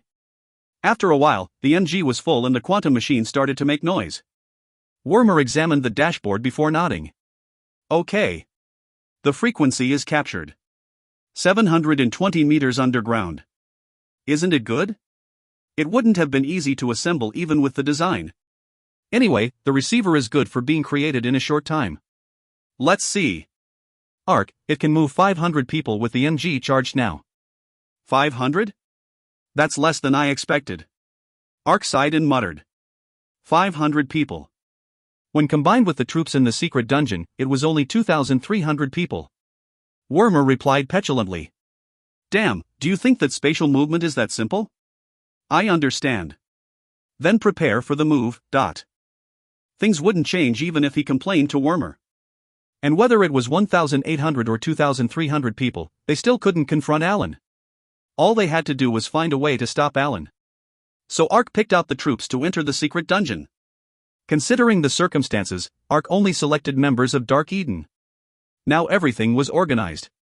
The success or failure of this war hung on Ark, Shambhala, the rehabilitation members, Wormer and Dark Eden. Justice Manajushi, please take command of the Allied forces here. Understood. Contact me soon. Yes, thank you. Ark left the Allied forces to Justice Man and moved to the quantum machine. Come, let's go. Wormer started the machine as soon as all the preparations finished. And sparks flew from the antenna attached to the top of the machine. The sparks intensified and wound around the 500 coalition members. Then the coalition members turned into light and were sucked into the antenna. Gee-eek, qua qua qua qua qua qua, dot. The antenna began spinning and shot out a beam of light into the ground. The 500 soldiers who had been changed into particles entered the ground. If you find any errors, ads pop-up, ads redirect, broken links, non-standard content, etc., please let us know. Report chapter so we can fix it as soon as possible. Volume 22 Chapter 7. ACT-7 Dungeon Keeper. Chwajijijijijik. A big underground enclosed room was flooded with darkness. Violent sparks suddenly spread from the ceiling of the closed room. The sparks jumped and concentrated on the satellite antenna installed in the room. A deep flash spread across the area and changed into hundreds of people at the same time. They've arrived. Several beasts and coalition members gathered around the antenna shouted. They've come. The elite of Nagarin's allied forces. Hundreds of soldiers appeared among the light. That's right. They were the selected elite soldiers of Nagarin's allied forces. They arrived at the underground room on the 60th floor where the raccoons had installed the movement receiver. Their aim was to protect Nagarin. Quaa hack. F fire. Ugh. D disgusting. B bag, you weak. The users ran back and forth and screamed. Some users with their asses on fire rolled along the ground while others with their heads on fire slammed into the wall and shrieked. More than half were vomiting while others were stretched on the ground like they were dying. Ark was also on the ground and vomiting. D damn it. What on earth, this is? He had traveled around New World using the letter movement. However, the quantum movement seemed many times more horrible. While the letter movement felt like he was being shaken in a jar, the quantum movement felt like he had been grinded in a blended. It really was a horrible feeling. In fact, 70-80% of the user's health was lost thanks to the quantum movement. If they had moved any further, then all of the soldiers would probably be dead. Ark realized once again to not trust in Wormer's inventions. I already told you. I made it quickly and there was a slight problem with the stability. The quantum conversion rate isn't 100%, so not all the obstacles in the ground could be avoided. If I had the quantum machine from my base, then the conversion rate would have been 100%. Well, even so. That's right. The quantum machine was made in a rush, so it couldn't convert the users 100%. According to Wormer, the conversion rate was around 70-80%. Therefore, while Ark's group had been moving through the ground, they had been hit by the dirt, gravel and rocks. That was why some of them caught on fire or had bruises over their whole bodies. However, surprisingly, Wormer was fine. Who would be harmed from small shakes like that? Young people these days have weak minds. Wormer twirled his beard and murmured. He was the one who tested his inventions, so he wouldn't even blink an eye if he was turned into a monster. He really was an absurd human being. Anyway, at least we've all arrived alive. Ark barely recovered his spirit as he looked around. After Alan had occupied Sylvana, he had ordered the coalition members in the hidden dungeon to hide on the 60th floor. There were 1,800 people, but 1,500 consisted of the Meow, Wolrang, raccoons, and the Eastern Nation. The losses of these NPCs would be catastrophic to Dark Eden. As Ark directed, the members of Dark Eden had enclosed themselves inside a room on the 60th floor. That room was the place where Ark moved with his selected users. While Ark braced himself, the coalition members ran up. You're here. Sack sack sack, sack sack sack sack. But Raiden was the first one to greet him as he moved around Ark's waist. "Well done, Raiden. The current status?" Ark stroked Raiden's head as he asked. Then Boromir, who was in charge of the group, replied. "The demons are currently on the 56th floor. That's one day after they've entered the 51st floor. It is pretty fast." But it was natural for Alan to move quickly. When Ark had first entered the abyss, it had taken him one day to go down one floor. It was because the degree of difficulty in the abyss was different from the 50 floors before it. However, that was when it was full of elite monsters. Thanks to Dark Eden hunting, it was difficult to see any monsters in the abyss at the moment. While the abyss was a dangerous area with various traps, it wasn't enough to slow down Alan's group. Boromir continued talking. "The movements of the demons suddenly slowed down on the 55th floor. I've been monitoring them since they've entered the abyss, and they are still looking for the stairs down from the 55th floor. Hoo, it is like that." A satisfied smile appeared on Ark's face after hearing Boromir's words. In fact, Ark had two aims when he used Rackard. One of it was to use Rackard to distract Alan's group so Raiden could be safe. And the other reason was to slow down the movement of Alan's group. After Alan captured Rackard, he probably got his hands on Wormer's design that Ark handed to Rackard. But this design wasn't for the receiving but the transmission device. There are no monsters in the abyss. Of course, that is because of Dark Eden's NPC unit, but Alan doesn't know that. If he knew, then he would kill the NPC unit in order to weaken Dark Eden's power. And Ark had sent Rackard into the secret dungeon without telling him the strategy. He was informed that there were 3004000 troops inside the abyss. And when Rackard entered the abyss, Ark would use the remote communication to explain more. And Alan will get that information. Ark didn't expect that Rackard would be able to keep his mouth shut when being tortured.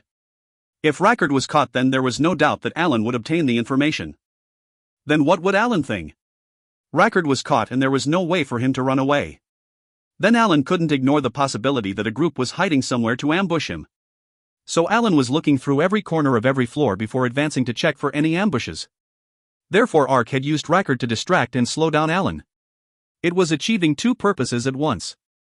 Alan will never imagine that I am on the 60th floor. Now what do we do?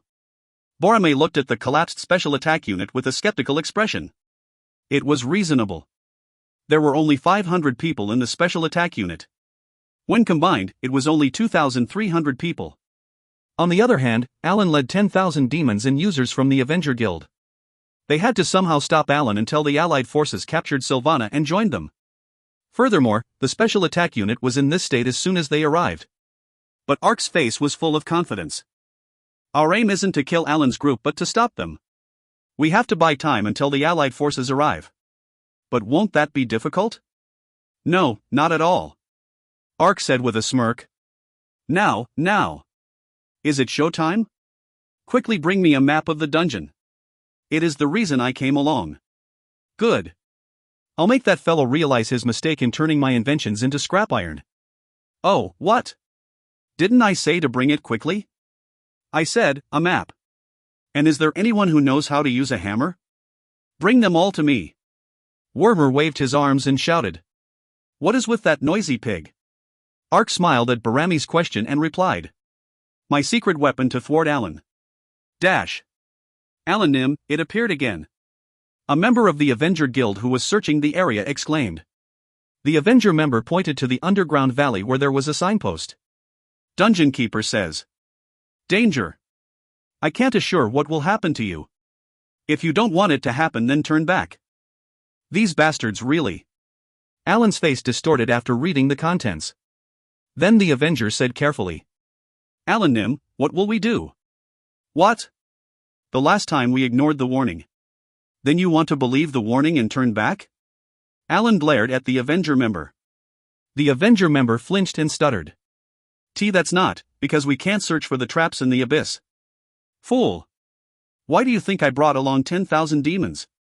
Alan shouted with irritation. Jewel. Yes, Alan Nim. Order 200 talons to march into the valley. Understood. Talon units stand in line. Jewel shouted and the talons gathered in front of the valley. Fear of the unidentified monsters shone in the talons' eyes. But they were tied by the black obelisks and couldn't refuse Alan's command. Although they trembled with fear, the talons started walking towards the valley at Alan's command. The reason the Talons were trembling with fear was because of the signpost the Avenger member discovered. After Alan and the demons entered the secret dungeon, they had steadily marched forward. The elite monsters in the dungeon weren't a match for the 10,000 demons. But that all changed once they crossed the 50th floor towards the 51st and the abyss. The monsters were just marching forward like normal. Then they encountered the cannibalistic rocks. And the floor suddenly dropped and sent hundreds of demons to their death. Spurting lava geysers. That's right. The demons weren't threatened by the monsters but by traps. These traps were artificially created so it was impossible for the hunters to discover it in advance. But that's not the recent problem. Alan bit his lip with an annoyed look. Currently Alan was on the 59th floor. He had broken through 9 floors on the abyss. After moving through 9 floors, they could somehow cope with the traps. But things started to change on the 59th floor.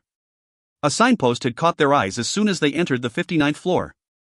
Dungeon Keeper says, "Welcome to the abyss. Welcome to any explorers of the abyss. I have some advice for everyone who rashly enters this dangerous cave. This road might be dangerous. Please watch your feet." What is this? Alan thought it was just a joke when he saw the first signpost. He had ignored it and just walked past. Suddenly a huge number of rocks poured down like hail from both sides. They weren't just rocks. Huck! These are the cannibalism rocks. Queek! When the Avengers and demons were hit by the rocks, their flesh and bones were sucked into it. It soon became apparent that the traps were linked with the signposts. If it said "look after your feet," then lava would pour from above, or "look above" and acid would shoot out from below. After experiencing this situation a few times, Alan decided to go the opposite way, but then the traps started occurring from the direction indicated on the signpost. Someone was enjoying themselves playing around. What the? These aren't like the natural traps experienced so far. Obviously someone created these traps intentionally. The only thing I can think of it, the Dark Eden members the bat spoke about. But the problem wasn't resolved even when he figured out the opponent. There were a lot of signposts on the 59th floor. In other words, there were many traps laid out like spider webs. In a place like this, carelessly distributing the troops to search for Dark Eden was like suicide. Of course, if someone had installed the traps, then hunters or thieves should be able to sense the traps. But these weren't simple traps, and the signposts were cleverly linked to natural traps, so finding them took a significant amount of time. It was like searching for a needle in a wide desert. Alan couldn't move forward until he found the traps one by one. That arc, I can't believe he discovered information about the Hell River and dragged the alliances of Nagarin into this. The Allied forces were currently surrounding Sylvana and striking violently. It would be a problem if the demons protecting Sylvana were completely wiped out. After they killed the demons, the Nagarin Allied forces would flock into the secret dungeon. And the combined forces would join up with Arkansas. Since Alan had already cleared the monsters, it would only take them 2-3 days to catch up with Alan. If I keep on searching for traps, then there is no telling what will happen. Alan was running out of time. Fortunately, we're almost at the destination. Although it is vexing, but the only way is to submit to damage. So Alan instantly sacrificed victims to the traps. Alan had bought most of the high-ranking demons like the Hemerus and the Dullahans. He didn't know what would happen in the secret dungeon, so he bought as much demons as possible to reduce the casualties. So he had the low-ranking demons advance first to intentionally trigger the traps. In other words, it was the system of releasing the traps with their bodies. It was the reason why the Talons trembled with fear as they advanced. "What are you doing?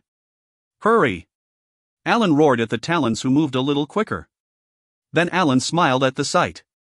"Hoo-hoo-hoo, it might be cruel, but being able to control demons and send them to their deaths is great." Anyway, the Talons marched into the valley and crossed the place where the signpost was. A flag on the signpost suddenly snapped up. Dungeon Keeper says, "You have ignored the warnings and now there will be a penalty. Be on the lookout." Alan shouted as Timosai ran forward. The Avenger and demons stopped with a tense expression. This flag was a sign that a trap had been triggered. And it wasn't a simple trap that had been activated, so no one could predict the effects. However, a long time passed and nothing happened. Alan observed the situation for a while before his face warped. Damn it, it was just a bluff? Alan became even more irate. Signposts were stuck into the ground of the 59th floor. But not all of them were connected to traps. Despite a threat being written on the signpost, sometimes nothing would happen. That was the reason why he decided to sacrifice the monsters to advance. With such threats, they might waste several hours looking for a trap that wasn't there. Damn, all troops advance into the valley. Alan Nim. Then one of the Avengers flinched and pointed near the signpost. Alan turned and saw that something was quickly moving near the signpost. It was a small light. The light moved quickly and Alan, the Avengers and demons gaped with surprise. The light crossed the valley and moved up a pillar to where a sign could be seen on the ceiling. Dungeon Keeper says. Byung, did you think it was safe? What the? Scatter. Get away from here as quickly as possible. Qua qua qua quang, qua qua qua quang. A huge sound rang out from the ceiling. It sounded like dozens of bombs were exploding quickly. Cracks started to spread on the ceiling as sharp rocks fell like hail over the heads of the demons and Avengers. What the hell? Alan turned and ran 100 meters using quickness. Dust was pouring down from above. The sounds of broken bones and pierced flesh as well as screams could be heard. Of course, not a log of demons died from the falling rocks, but they had their health shaved away. Quickly arrange into units and report the damage. The 3rd and 4th Talon unit has been destroyed. The 6th and 9th Hemra units have suffered a blow and are close to being destroyed. The 13th unit is down to 40% health. Quack. Pepping. An Avenger screamed and a violent clash was heard among the dust. What is going on? Magician unit, blow away the dust using wind magic. Spirits of the wind running through the blue sky, wind. The magicians recited spells and a storm blew the dust away. Alan's face stiffened at the sight revealed. Those guys are. After the dust disappeared, he saw that the demons were being attacked by soldiers. They were soldiers with black masks and black clothes. Alan had seen NPCs in those clothes a long time ago. It was the assassin clan living near Celebrate. That's right. The Dark Brothers. They had settled in Sutandal and became the Eastern Nation, and now they were a part of Ark's Dark Eden. As Alan looked on, 2 people flew all over the place and the demons fell into turmoil from their attacks. Dark Strike. Cruciate Flower Wave. They were Ark and Shambhala. That's right, it was those guys. Alan exclaimed as he saw both of them. Alan had been inwardly thinking it was strange. A person had been playing tricks with the signposts. The person using such methods was his old enemy Arkansas. The Dark Eden members hiding in the secret dungeon would obviously be taking orders from Arkansas. He was convinced that Ark was behind everything. But there was a separate issue. How did they get here? Once one question was solved, other questions popped up. However, he couldn't answer those questions now. Catch them. Don't worry about the others. Ark and Shambhala, catch those two. The demons shrieked and ran forward at Alan's command. Then Ark, Shambhala, and the Eastern Nation escaped. That's it, let's go. Retreat. Everybody retreat. Chase them. You absolutely can't miss. Surround and trap them. Alan had 10,000 demons and the Avengers members, so they could easily form many layers to surround them. The demons were quickly rallied and they ran after Arkansas. Then Ark, Shambhala, and the Eastern Nation were cornered under a cliff. The demons moved and encircled Ark's group. Quack, damn it. Ark looked up at the cliff that was dozens of meters high and groaned. And Alan ordered in a cold voice. Your tricks end here. Trample them. Kawa'a. The demons bared their fangs and claws and swarmed. Then there was a soft vibration the moment the demons and the Avengers moved. Ark, who had been fidgeting, smiled and yelled. Young Nims, now. Okay. At the same time, Jack Tung, Yapsab, the other rehabilitation members and hundreds of soldiers appeared on the cliff. And they pushed the rocks piled on the cliff down. While the rocks were falling, there was a mechanical sound and the ground where Ark, Shambhala, and the Eastern Nation was standing rose up the cliff like an elevator. What the? Stop them. Stop those guys. Alan burst out as he saw Ark escaping from right under his nose. The demons shrieked and used their claws to climb the cliff. It's too late. Start. Jack Tung laughed and raised his hands. The hundreds of Dark Eden members started hammering at the cliff. They struck there on the stakes that were placed here and there. Ku qua qua qua qua, qua qua, qua qua qua qua. Every time the stake was driven in a bit more, cracks would spread until there was a roar and the cliff collapsed. The demons climbing up were buried by the falling cliff. But that wasn't the problem. Coo coo coo coo, coo coo coo coo, coo coo coo coo. Lava surged from the cliff after it collapsed. That lava. The rocks were blocking the lava and now it is pouring out. Or run away. Escape to a high place. Karak, Karak, Majorama, Karak. The Avengers and demons gathered in front of the cliff screamed and ran away. Alan looked at the shattered cliff and shouted. Stop. There isn't a lot of lava flowing from the cliff. Don't come here. Karak, Karak, Majorama, Karak. When the lava surged, Alan couldn't properly control the demons anymore. The demons screamed and stepped on each other trying to climb up to a high place. The same talons were stepped on by the heavy walkers and the bigger demons and were squashed. Those stupid guys. Alan stared at the demons with furious eyes and raised his head. Alan's face darkened as he caught sight of Ark, Shambhala, the rehabilitation members, the Eastern Nation and the Dark Eden members on top of the cliff. His voice sounded like a rock was stuck in his mouth. Ark. It's just starting. Let's enjoy it properly from now on.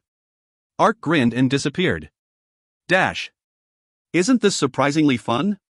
Did you see Alan's face before? Kikiki, they look like chickens from up here. Jack Tongue and Yapsab, who were carrying hammers on their shoulders, laughed and chattered together. Ark also felt like his stress was disappearing. Hoo, that Alan. He must be seething right now. Ark grinned as he walked along the path on top of the cliff.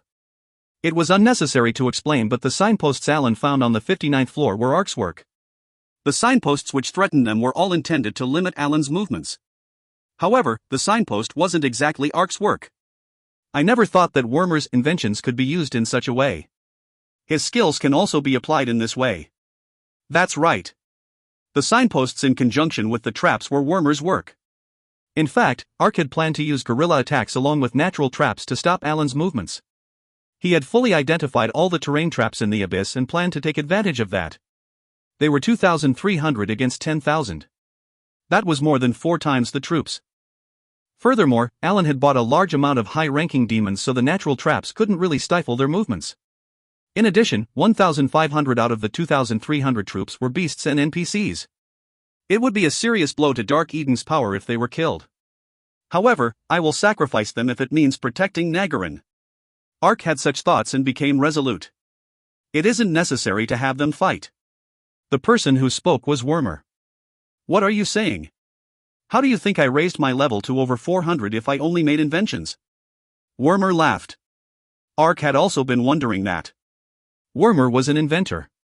He was a user who stayed in the underground base and made strange machines. Yet he was level 410. It was almost comparable to Ark's level. Wormer nodded at Ark's expression. There's no need for a long explanation. You said you captured this dungeon before? Do you have a map of it? Yes. That. Ark handed over the map made with his cartography skill. Wormer examined the map with a satisfied expression and laughed. Oh, this is quite detailed? I like it. This should be enough. What do you mean? I will show you how an inventor hunts. Wormer opened the map and started to draw various shapes and formulas on it. The ground here overturns? That's funny. But only a few will be caught with these substandard traps. If I want to stop those guys, then I need to make some improvements. Here, cannibalistic rocks?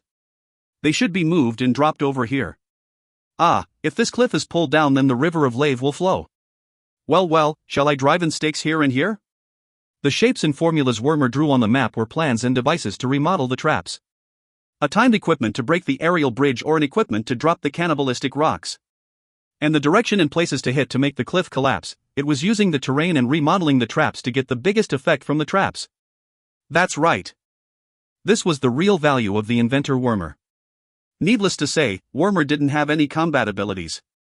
While he could get experience for inventions, it wouldn't be enough to reach Ark's level.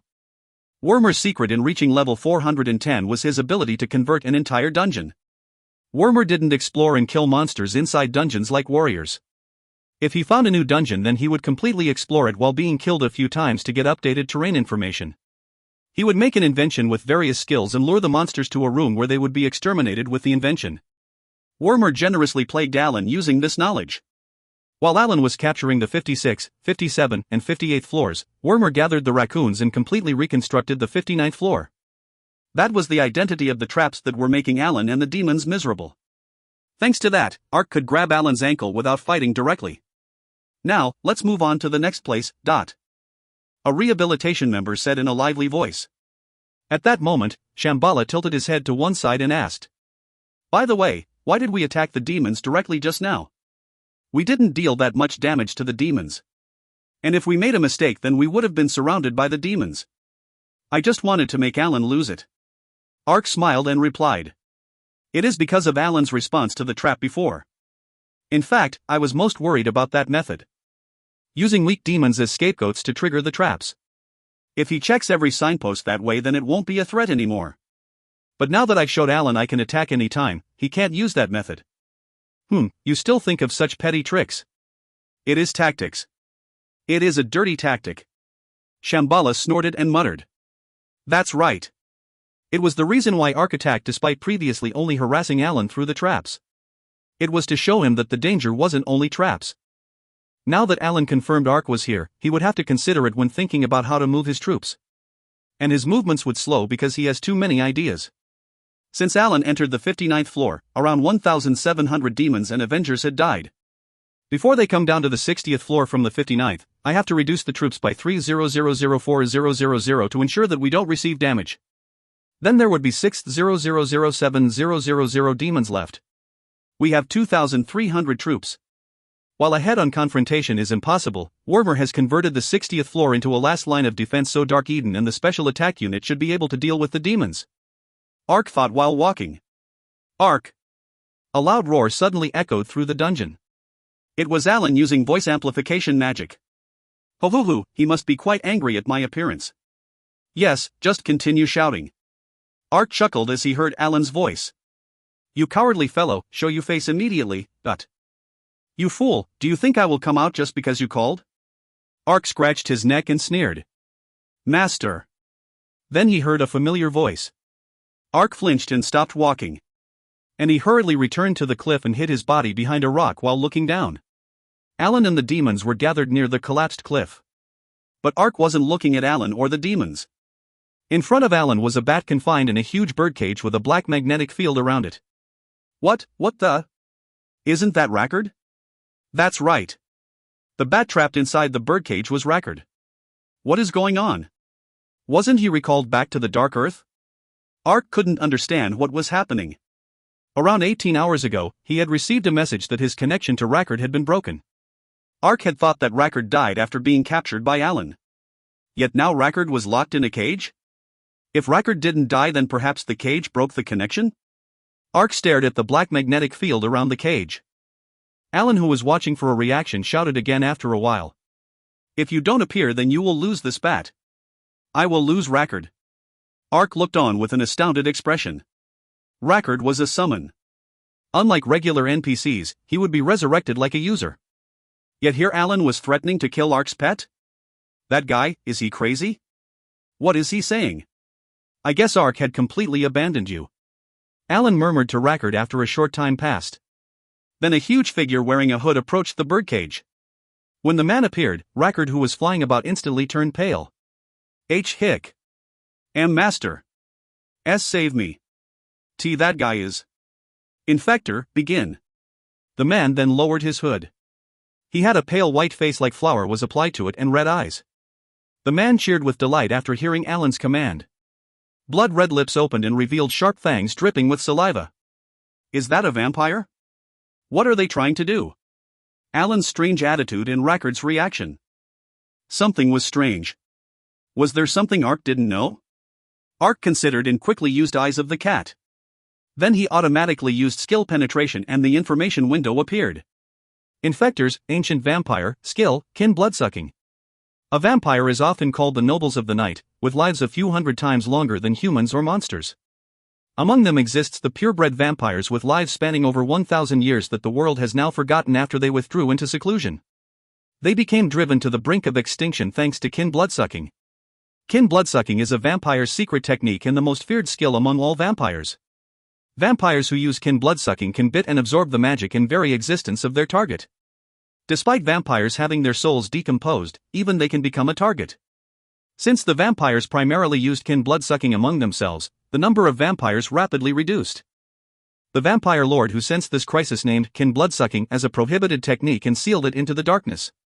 A vampire that absorbs the blood will have their magic strengthened. When all of the blood and magic is absorbed, the vampire who was robbed of it will be completely destroyed. If you find any errors, ads pop up, ads redirect, broken links, non-standard content, etc., please let us know. Report chapter so we can fix it as soon as possible. Volume 22 Chapter 8. ACT-8 Rackard's Destruction. Hook, what is this? Ark's heart fell after he checked the information window. Infector is a vampire who has lived for more than 1,000 years. Even if your bat is a summon, if he encounters Infector's kin blood-sucking skill, then he will be completely destroyed. If you don't want the summon that you've raised to disappear, then reveal yourself. Alan reiterated the information Ark already confirmed from the information window. That's right. Infector had the ability to eat another vampire. Even if he was a pet, he was still a vampire, so kin bloodsucking would work and destroy Rackard. Recently Rackard's work has become smaller, but in fact, Ark didn't really use Rackard that much these days. Raiden was the pet that he always used thanks to his role as a bag. Pyridal had become more useful than Rackard after evolving because of clad armor. But the only thing Rackard did these days was use satellite surveillance mode. Despite the low utilization, they had been together from the start.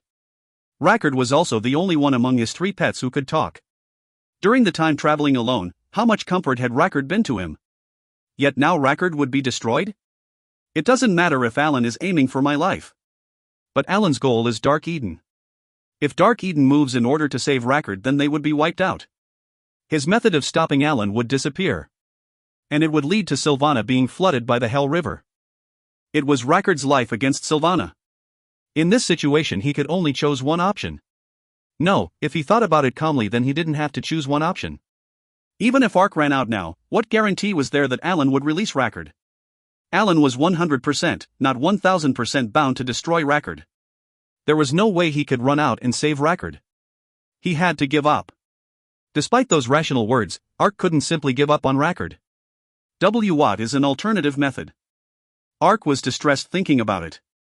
Alan looked around and smiled as he muttered. Look at those tears. Infector. Wawa. Master. Save me. As soon as Infector approached, Rackard started crying and trembling. At the same time, the numerous times he spent with Rackard passed through his head like a kaleidoscope. Finally he couldn't endure it anymore and was about to stand up.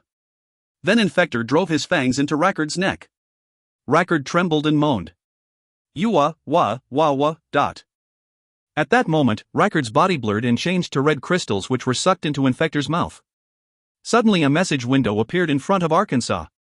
Your summon Rackard had his blood sucked by the vampire Infector. Asterisk if Infector absorbs all his blood, then Rackard will be destroyed. Absorption rate, 1%. Oh my god. Ark's face paled. His head was also a blur and he couldn't think of any ideas. The footage of Rackard having his blood sucked replayed repeatedly in his head. The scene replayed every time the message window appeared. Your summon Rackard has been absorbed. Absorption rate, 5%, 10%, 15%, 20%. Infector became increasingly healthier looking. In an instant Rackard's absorption had reached 20%. After Ark saw the message window, it felt like cold water had been poured on him. That bastard. Doing this type of thing to my pet. Ark glared at Infector. The pet that he had raised and spoiled? For 2 years was going to be eaten? Well, it was Ark's fault that the pet he raised for 2 years was in danger, anyway. I have to protect the pet I raised for 2 years.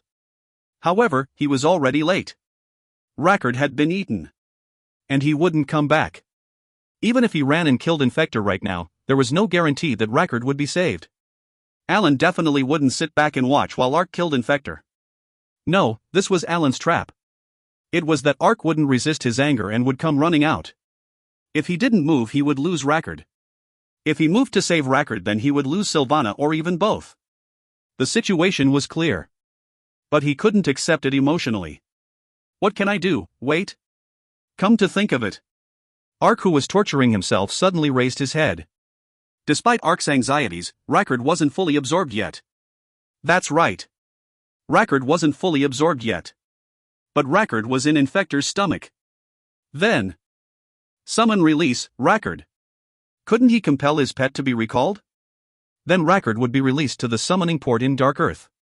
Since 20% of him had been absorbed, it was likely that Rackard would lose stats when he was recalled. But in this situation he might be destroyed. Ark couldn't begrudge the loss of 20% stats. It doesn't matter. If I can somehow save him, please, please, please. Your control over your summon is insufficient and your summoning release has failed. And no. I can do this. Summon release, record. Summon release, record. Summon release, record. Ark shouted like a crazy person. But Ark's resistance was stopped by the enormous wall that was New World's system. Your control over your summon is insufficient and your summoning release has failed. Your control over your summon is insufficient and your summoning release has failed. Your control over your summon is insufficient and your summoning release has failed. Your summon record has been digested. Absorption rate, 45%, 50%. The message that showed record being absorbed appeared. Ark felt something inside him snap. Damn it. Really, is there another way?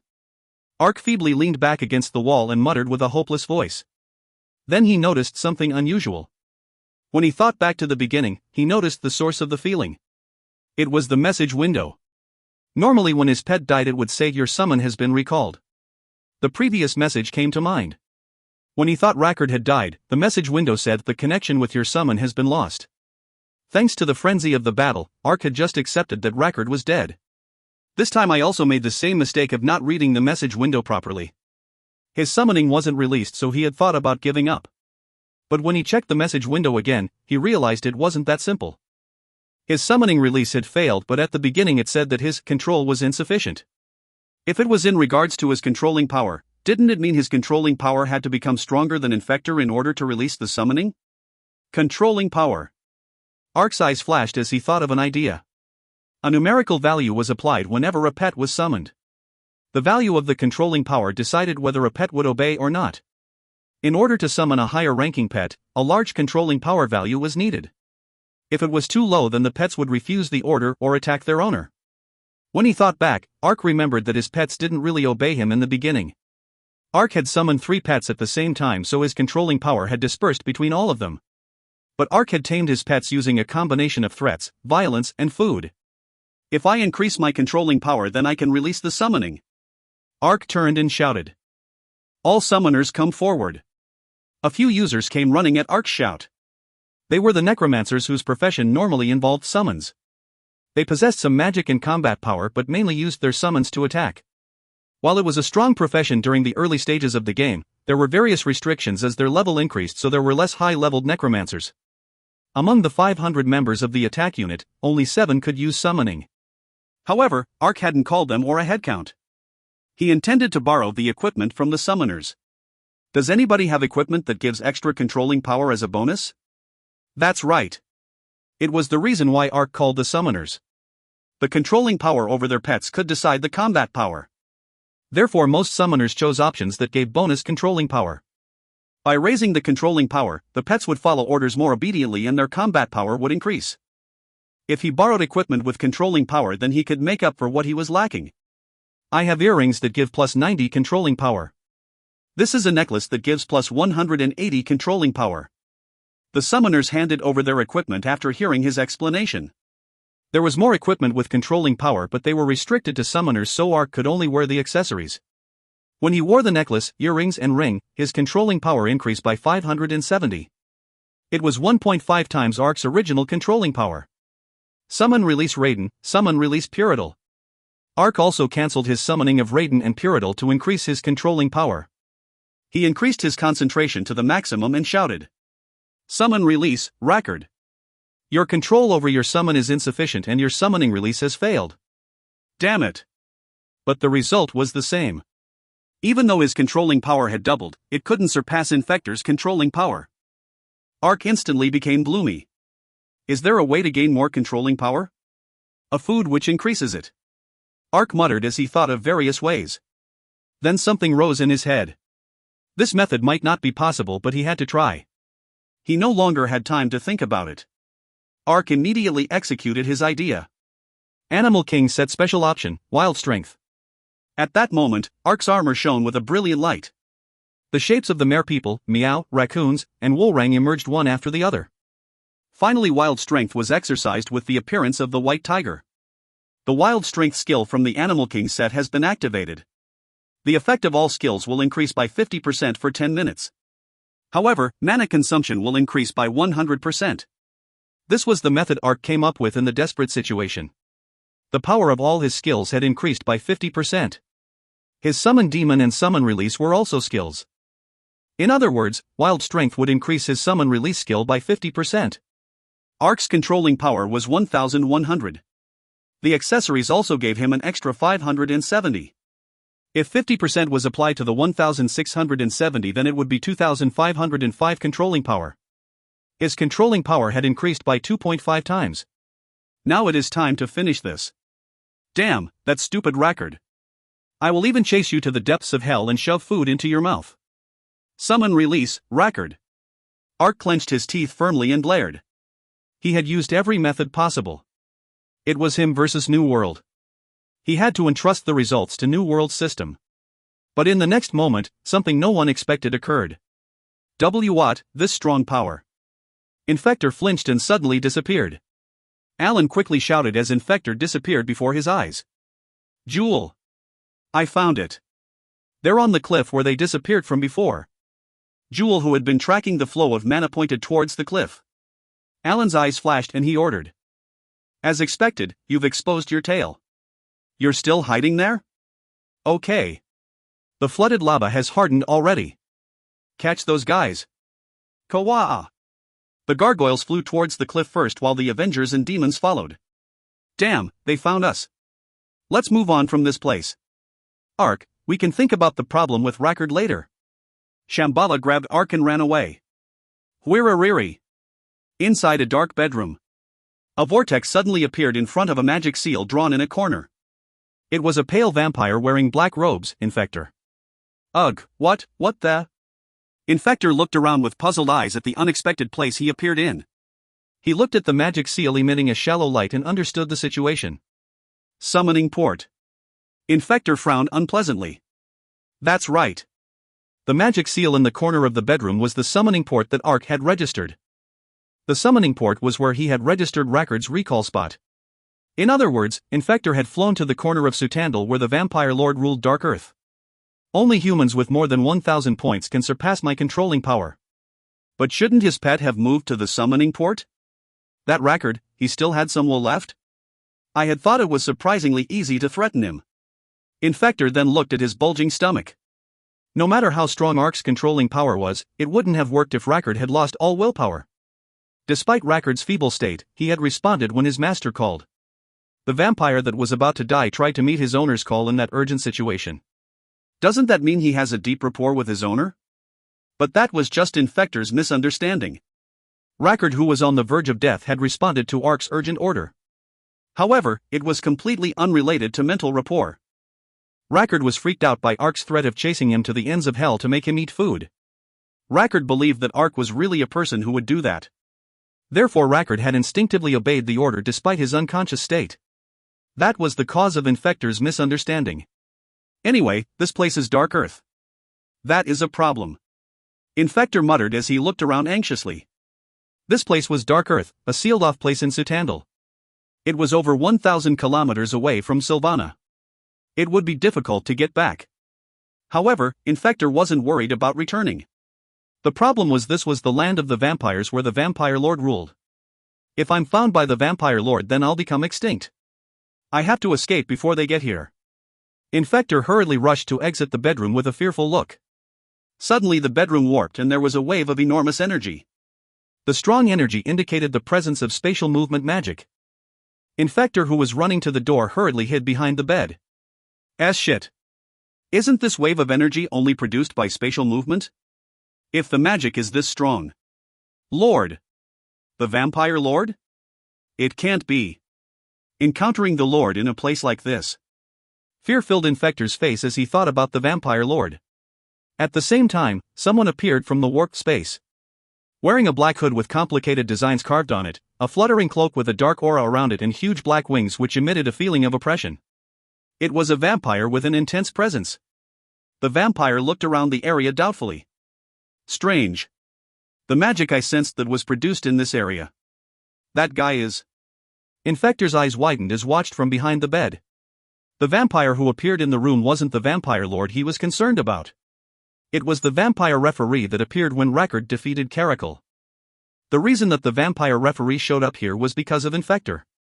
The one cardinal rule in Dark Earth was that vampires couldn't invade other vampire territories. If they broke the rules and invaded another vampire's territory, then the magic would conflict.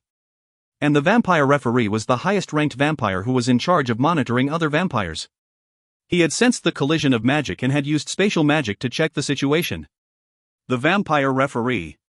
Cuckoo, I'm lucky today. Infector licked his lips and smiled with delight after seeing his opponent. The moment the vampire referee approached the door, Infector shot out from behind the bed like a lightning bolt. Who? The vampire referee quickly turned around. But he was too late and Infector shoved his fangs into the vampire referee's neck.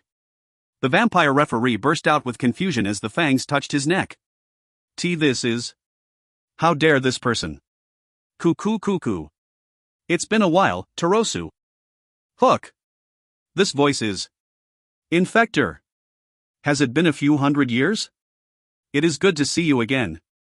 You took quite good care of me in the past. Infector. You dare set your foot on this land again. I didn't want to come here.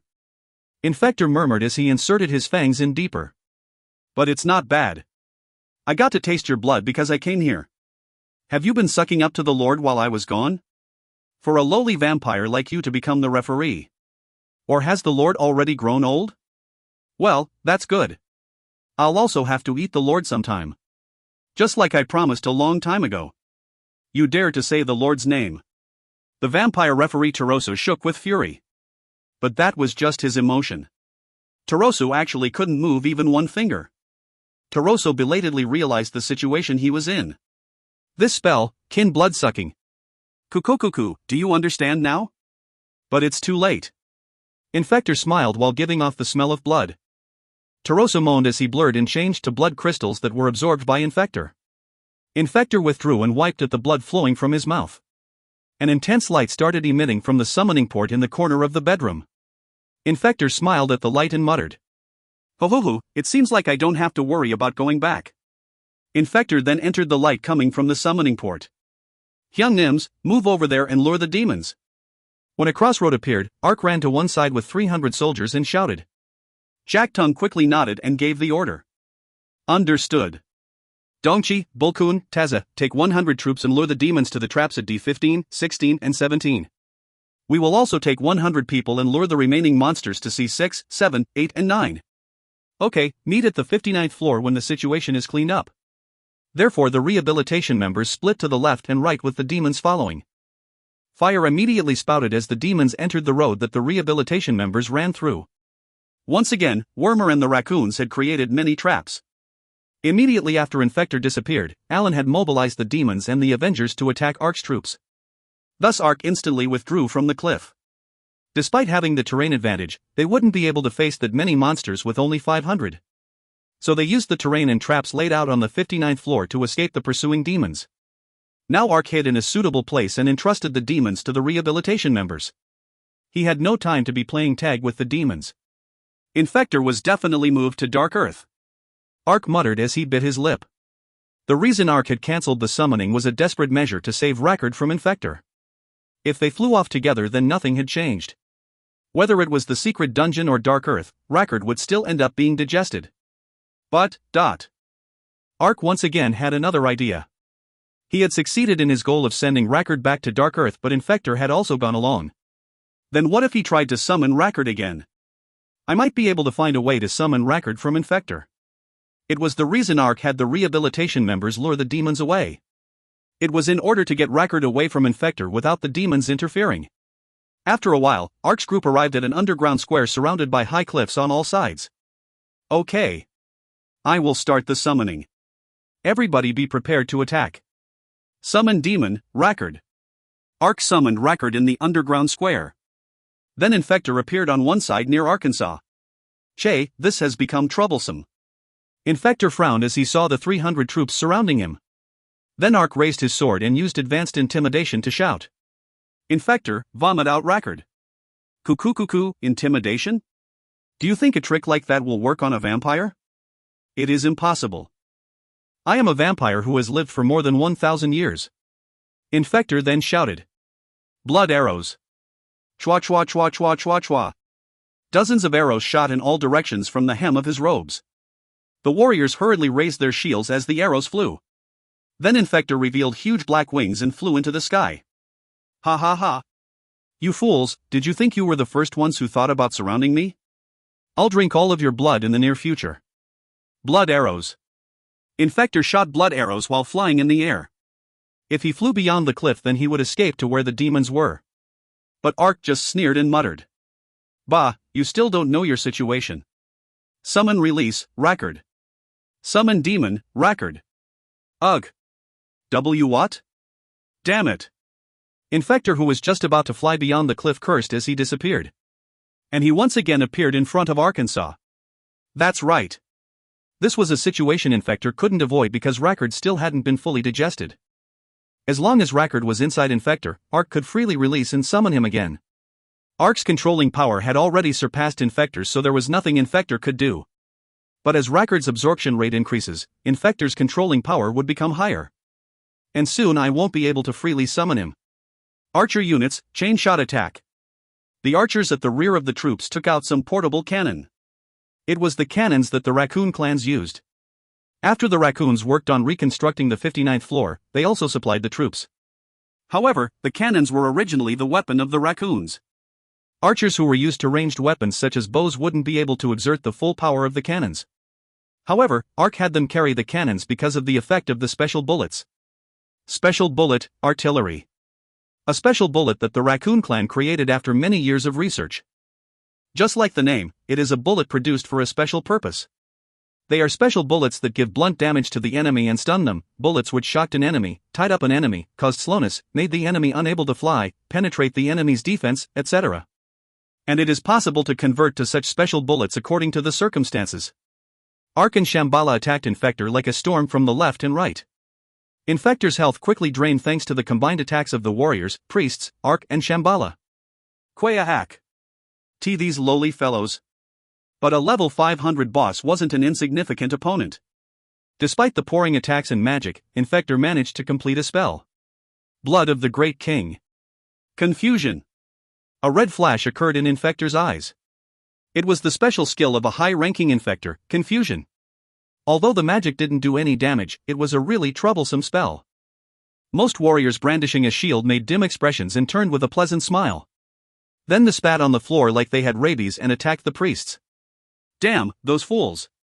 Get a hold of yourself. Ark yelled and kicked the warriors' backs. While the warriors were recovering from being kicked, the priests used mental purification magic and released the confusion.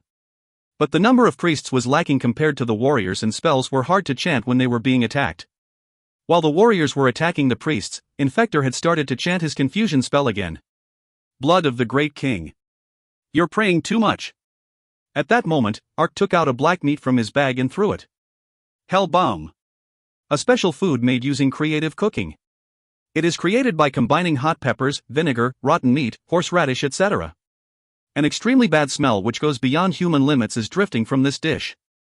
If you pull it out in a public place, then you will receive a wild beating. Hell bomb has an effect of 5 meters.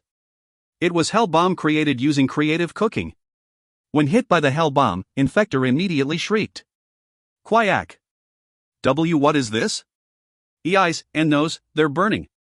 The hell bomb released an extremely bad smell that made the vampire go crazy.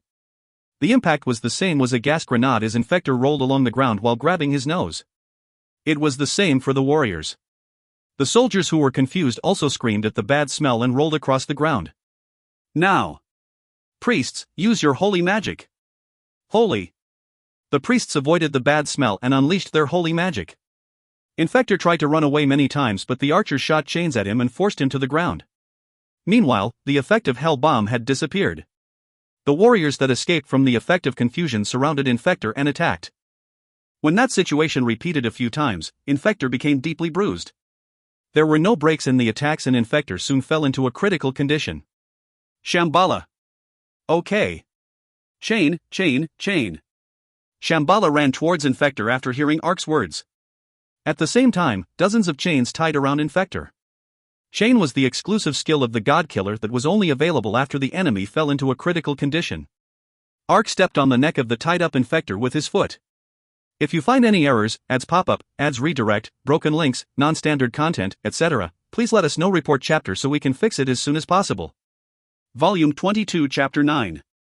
ACT-9 High Pureness Vampire. It's over. Ark's voice echoed through the area. Infector glared at Ark and growled. Why, you? An insignificant human like you. Take this, Dark Strike. Ark snorted and raised his sword. Then Infector shouted in a desperate voice. Wait a minute. You don't care what would happen to your pet if I die? What? Ark's eyes glanced at him with surprise. Dark Strike narrowed mist and hit the ground. Infector laughed and murmured. You don't want to lose your pet. You bastard, what do you mean by that? He, it is like I said. You are the owner of a pet, so you should understand. I've already absorbed 80% of his blood. Rackard has already become a part of me. If I die, then he will obviously die. You should have already guessed since you tried to use intimidation on me.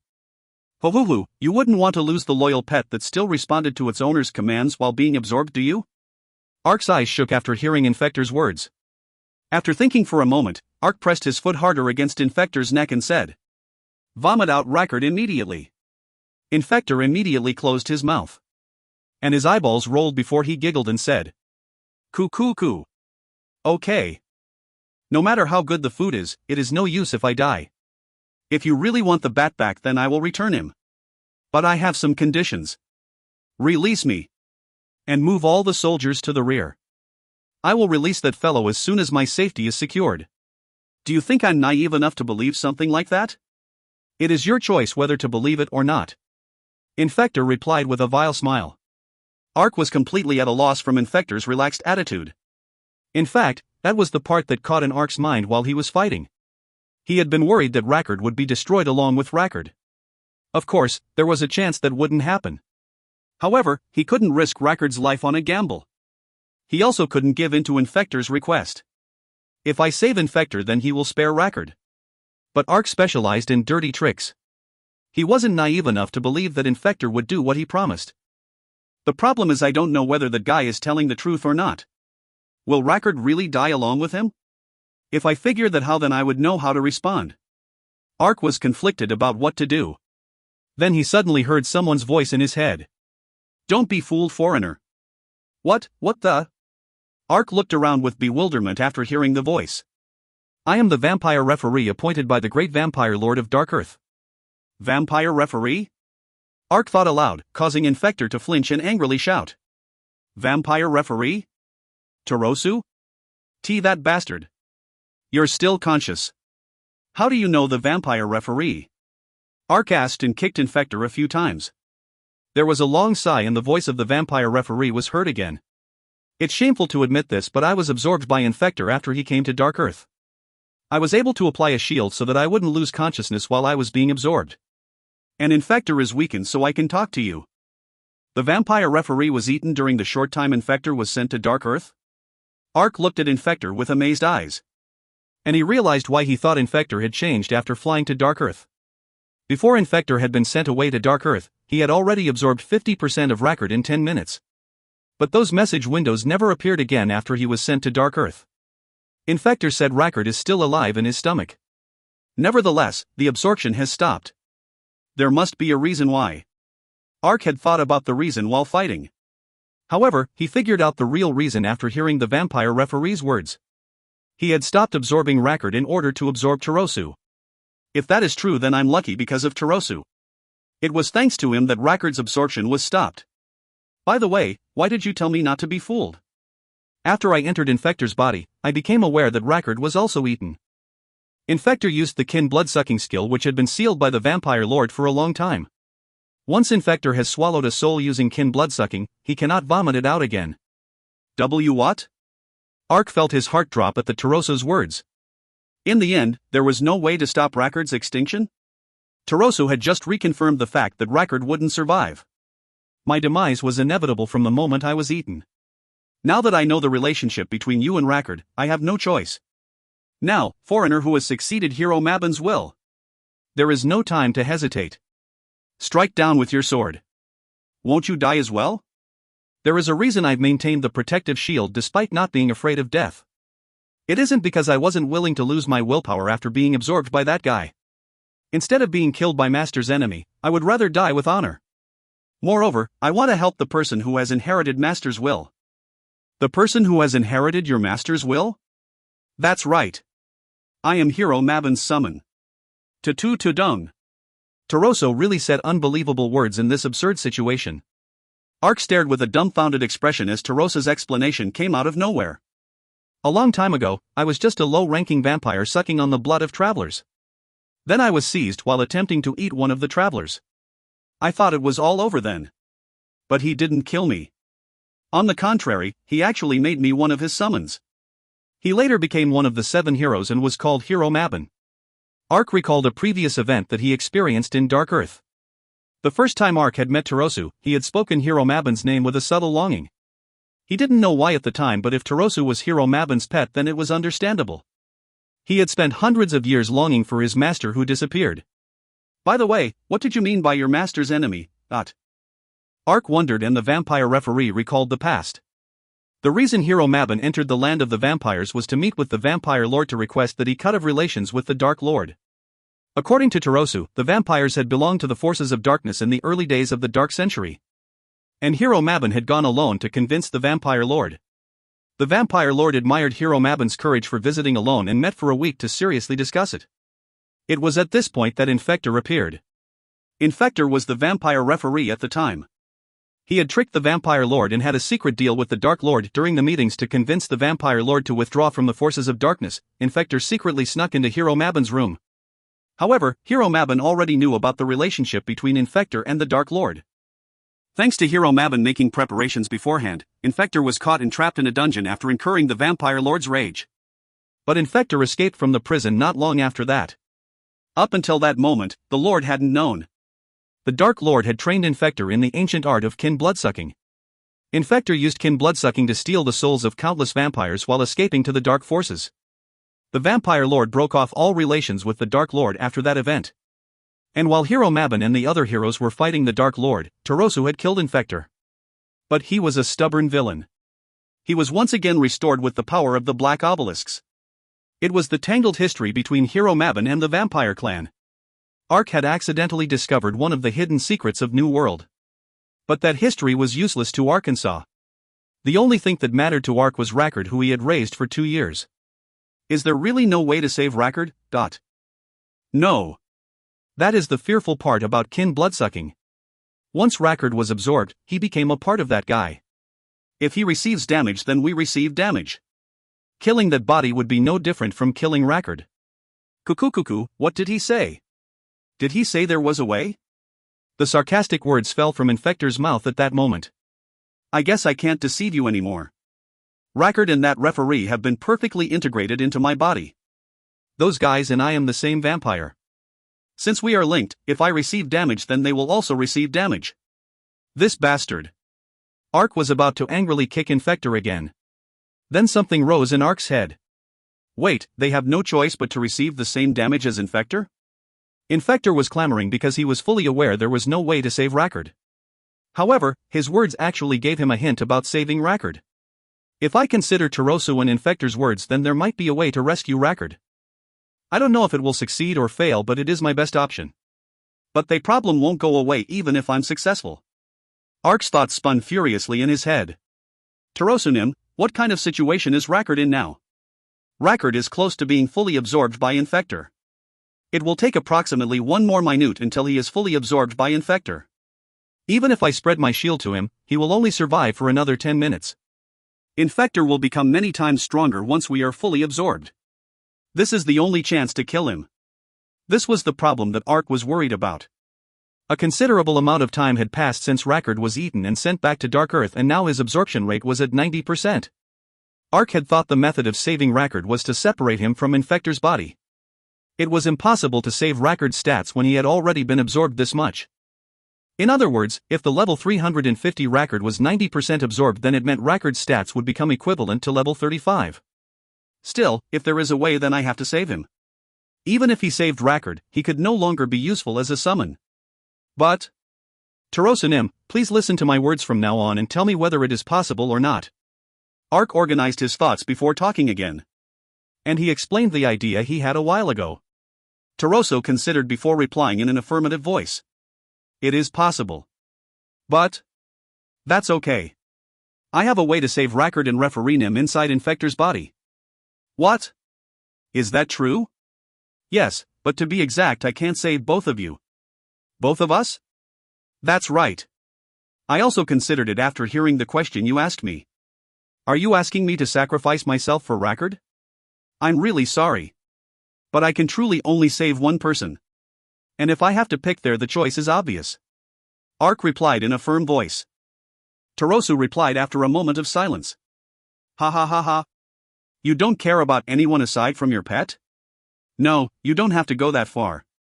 Great. Taroso shouted and interrupted Arkansas. That's it. I understand your will. And I've already lived for hundreds of years, so death has no meaning to me. But that little fellow with tears in his eyes probably doesn't want to die. Why would I hesitate? Then, foreigner who received Hero Mabin's will, I accept your offer. He arranged the situation after everything was put in order. A cannon. When Ark reached out his hand, one of the archers handed him a cannon. Huck. These bastards, what on earth, and no. The way you devised won't work.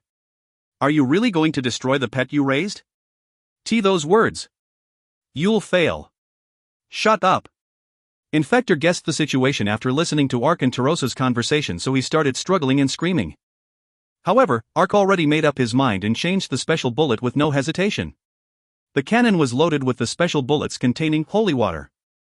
Ark smiled and shoved the cannon into Infector's mouth. Goodbye, you bastard. Tongue, tongue. When the trigger was pulled, the cannon vibrated and dozens of holy water bullets were shot. Since the cannon was shoved into Infector's mouth, the dozens of fire holy water bullets entered his stomach. After a while. Kung. Lung. Pepping. Infector swelled like a balloon. The swollen Infector then exploded and scattered blood all over the place. Your level has risen.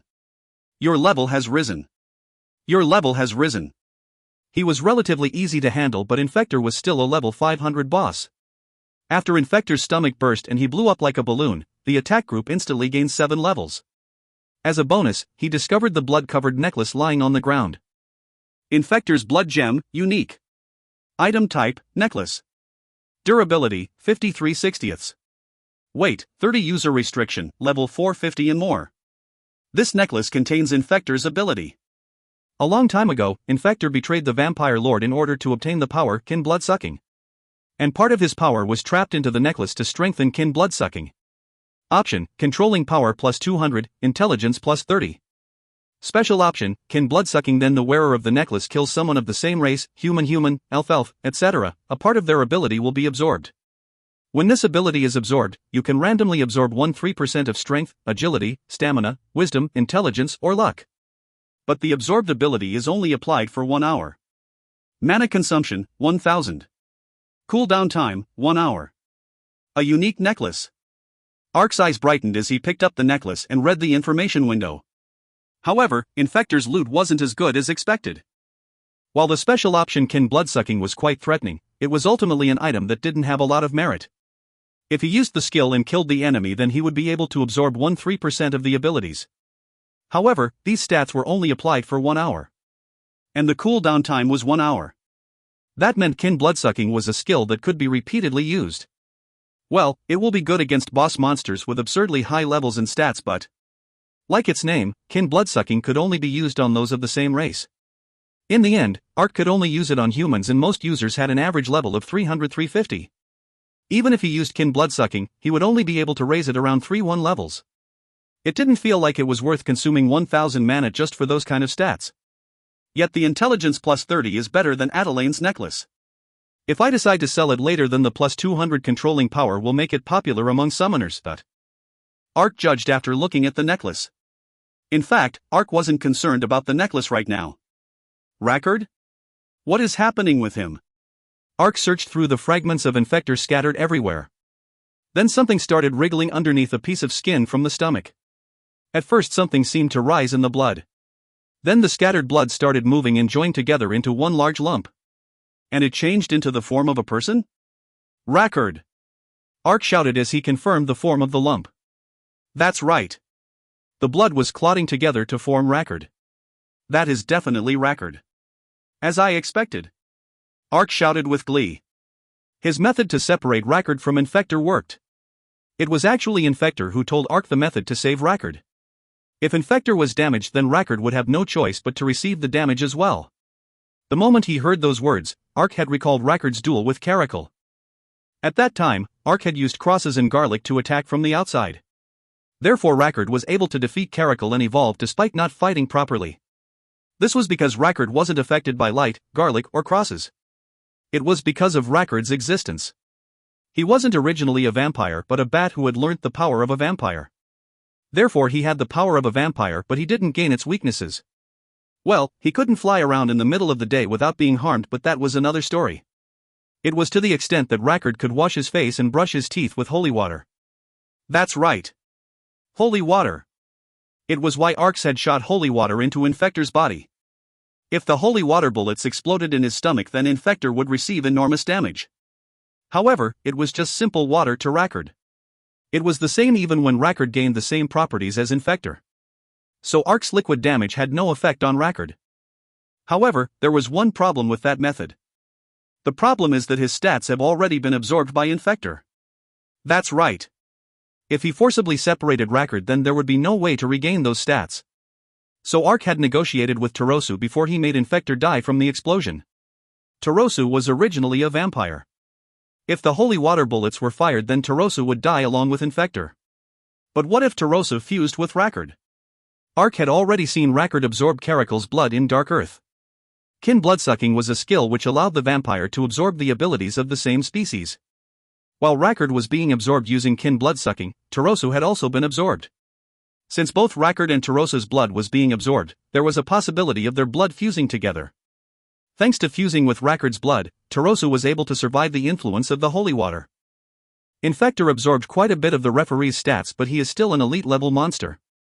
Even with some of Tarosu's abilities absorbed, Rackard can recover his stolen stats. This was the method that Ark devised to restore the stats. Tarosu willingly accepted the offer and fused with Rackard's blood. Now I have to check Rackard's stats. Ark quickly checked Rackard's information window after he was restored. He craftily laughed when the information window floated in front of him. Rackard has successfully absorbed the soul of the vampire referee Tarosu and has evolved. Rackard has absorbed the blood of the vampire referee. While kin bloodsucking is forbidden, another vampire can absorb the status and abilities depending on the rules of kinship. Rackard, who was absorbed along with Tarosu, has gained the abilities of the vampire referee. Since Tarosu and Infector are top-ranking vampires, his body has been reconstructed using their blood and he has become a high-pureness vampire. Rackard, who has become a high-pureness vampire, has been given the name Curio by the great power that oversees the netherworld. E-evolution? Ark looked at the information window with stunned eyes. His shortcut to restore Rackard's stats became linked to evolution. When he thought about it, it was to be expected. The vampire referee was a top-level vampire who was the aide of the vampire lord, so it was natural Rackard's standing would ascend when the blood was absorbed. Rackard had succeeded in his evolution and changed to Curio. His face turned white like someone who had never seen the sun since he was born, and his eyes were red. Curio was engulfed in a red-colored light and a new information window appeared close to Arkansas. Curio. A vampire who has evolved into a high-pureness vampire after the vampire referee willingly gave Curio his blood. He has inherited the power of a top-level vampire and awakened more of a vampire's abilities.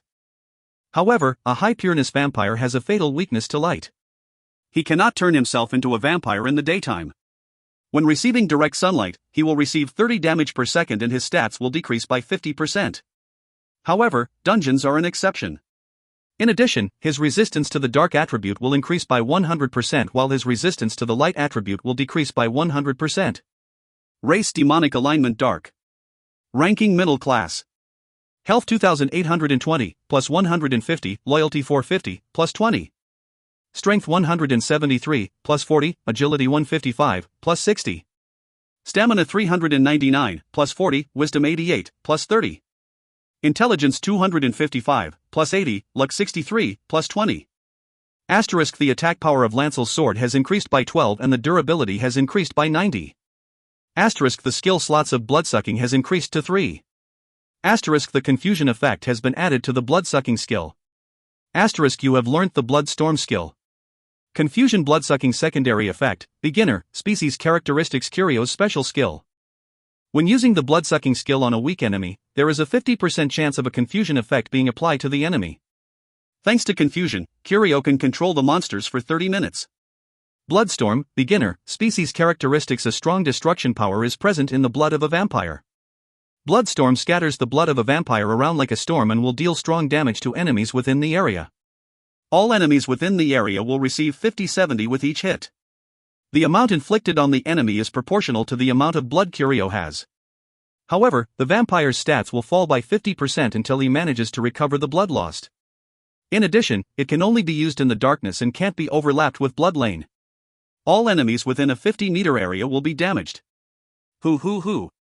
Ark checked Curio's information window.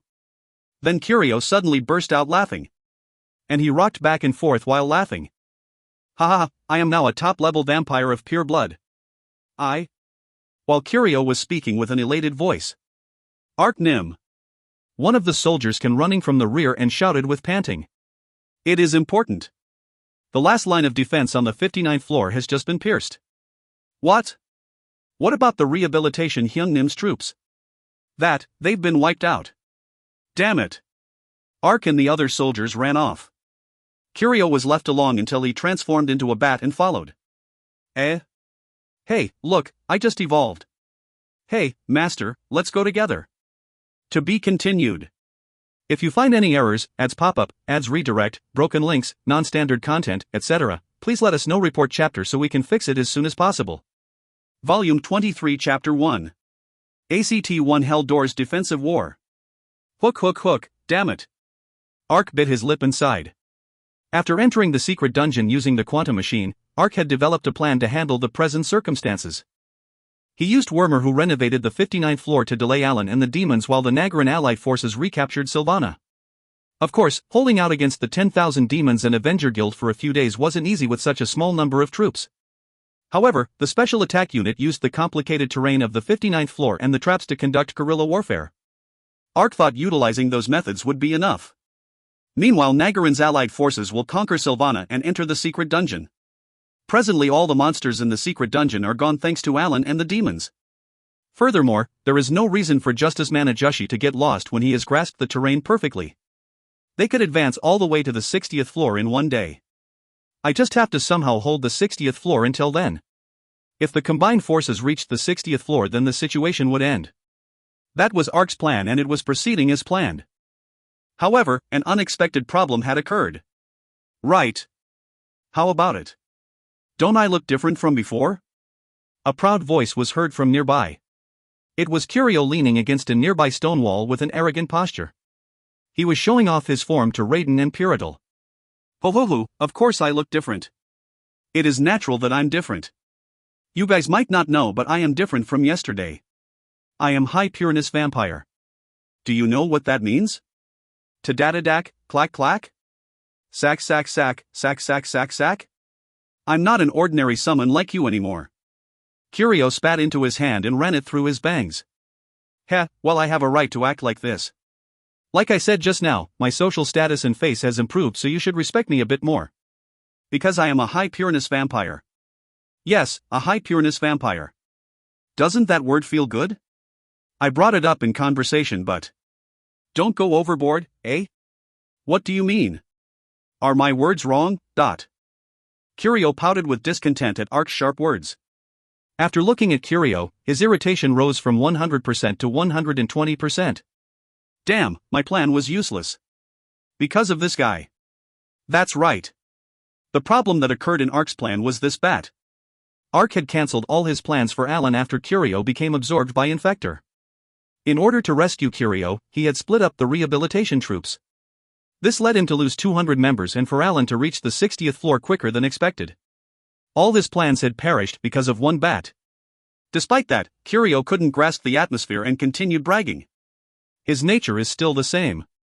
That feeling wouldn't go away even if the bat was boiled in a soup. But unfortunately he had no time for that now. Arknim, those guys are coming again. A voice coming from the watchtower was heard. Ark, who was watching Curio, flinched and turned his head. Between the dark red rocks that formed a valley, thousands of pairs of red eyes were approaching over the swamp. The smell of beasts came from the valley. It was them. The thousands of demons that Alan commanded. 600 Avengers and 8,000 demons had entered the 60th floor. That was 1,000,000 more monsters than Ark had expected. On the other hand, Ark only had 2,000 troops to defend with. He was losing in the numbers game. But every unit go to their positions. The soldiers quickly dispersed at Ark's command. Qua! By the time the soldiers got to their positions, the demons were already a short distance away. Damn, there's no time to rest. Curio, Pyridal, move to the strategy area. Sheesh, making me do this. Curio complained and flew into the air. Meanwhile, the Talons came running first. The Talons raised their spears and axes as they ran across the muddy ground and into the stone wall. In the middle of the valley, rocks were stacked to form a wall that looked like a dam. It had a height of 10 meters. The Talons climbed up and reached the middle of the wall. Ark's eyes flash and he yelled. Defense system operation, change the fortress to B-type. Chalcon, Chalcon, Chalcon, Chalcon. There was a mechanical sound and the wall was covered with sharp thorns. Hundreds of spears had emerged between the rocks making up the wall. The spears pierced through the bodies of the Talons climbing the wall. The hundreds of alive Talons struggled and shrieked while they were like insects stuck on a stick. Karak, Namarad Panaram. After the first assault unit was skewered, the high-ranking demons yelled. And several thousand demons once again gathered to attack the wall. Ark just sneered and shouted. Bah, not a chance. Launch! Kiriririk, 222 tongue, 222 tongue, dot. It was the sound effect of something being fired. At the same time, hundreds of spears exploded from the wall. The demons screamed and tried to run away as the spears descended. However, the valley was naturally narrow in front of the wall.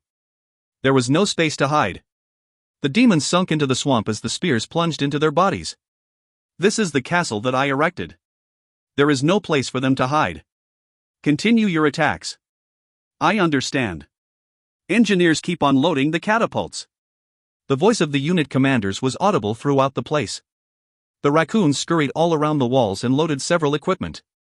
They were equipping the spears that they Meow and Woolrang standing next to them were holding. The machine automatically worked and new spears flew outside the wall. It was similar to a work simulation being repeated many times. Launch! 222 tongue, 222 tongue. Hundreds of spears once again flew. Ark marveled once again over the power of the spear as he watched from the fort's wall. It's terrible. The strength of the spears being shot from the machine was absurd. It flew 100 meters and pierced through 2-3 demons at once. Of course, the demons wouldn't die from one hit no matter how powerful the spears were. But they lost at least 10-20% health. Even so, I can exterminate the demons after the attack repeats a few times. That's what Ark was thinking. Karak, Karak, Banam. 100 large demons lumbered ponderously towards the front. Wearing thick armor and shield, it was the heavy walkers. With their heavy defense, even the spears which boasted overwhelming power would bounce off the heavy walkers. If those guys defended in the front, then the demons wouldn't be hit by the spears anymore. Ark clicked his tongue in irritation as the spear attack was blocked. Sheesh, those guys.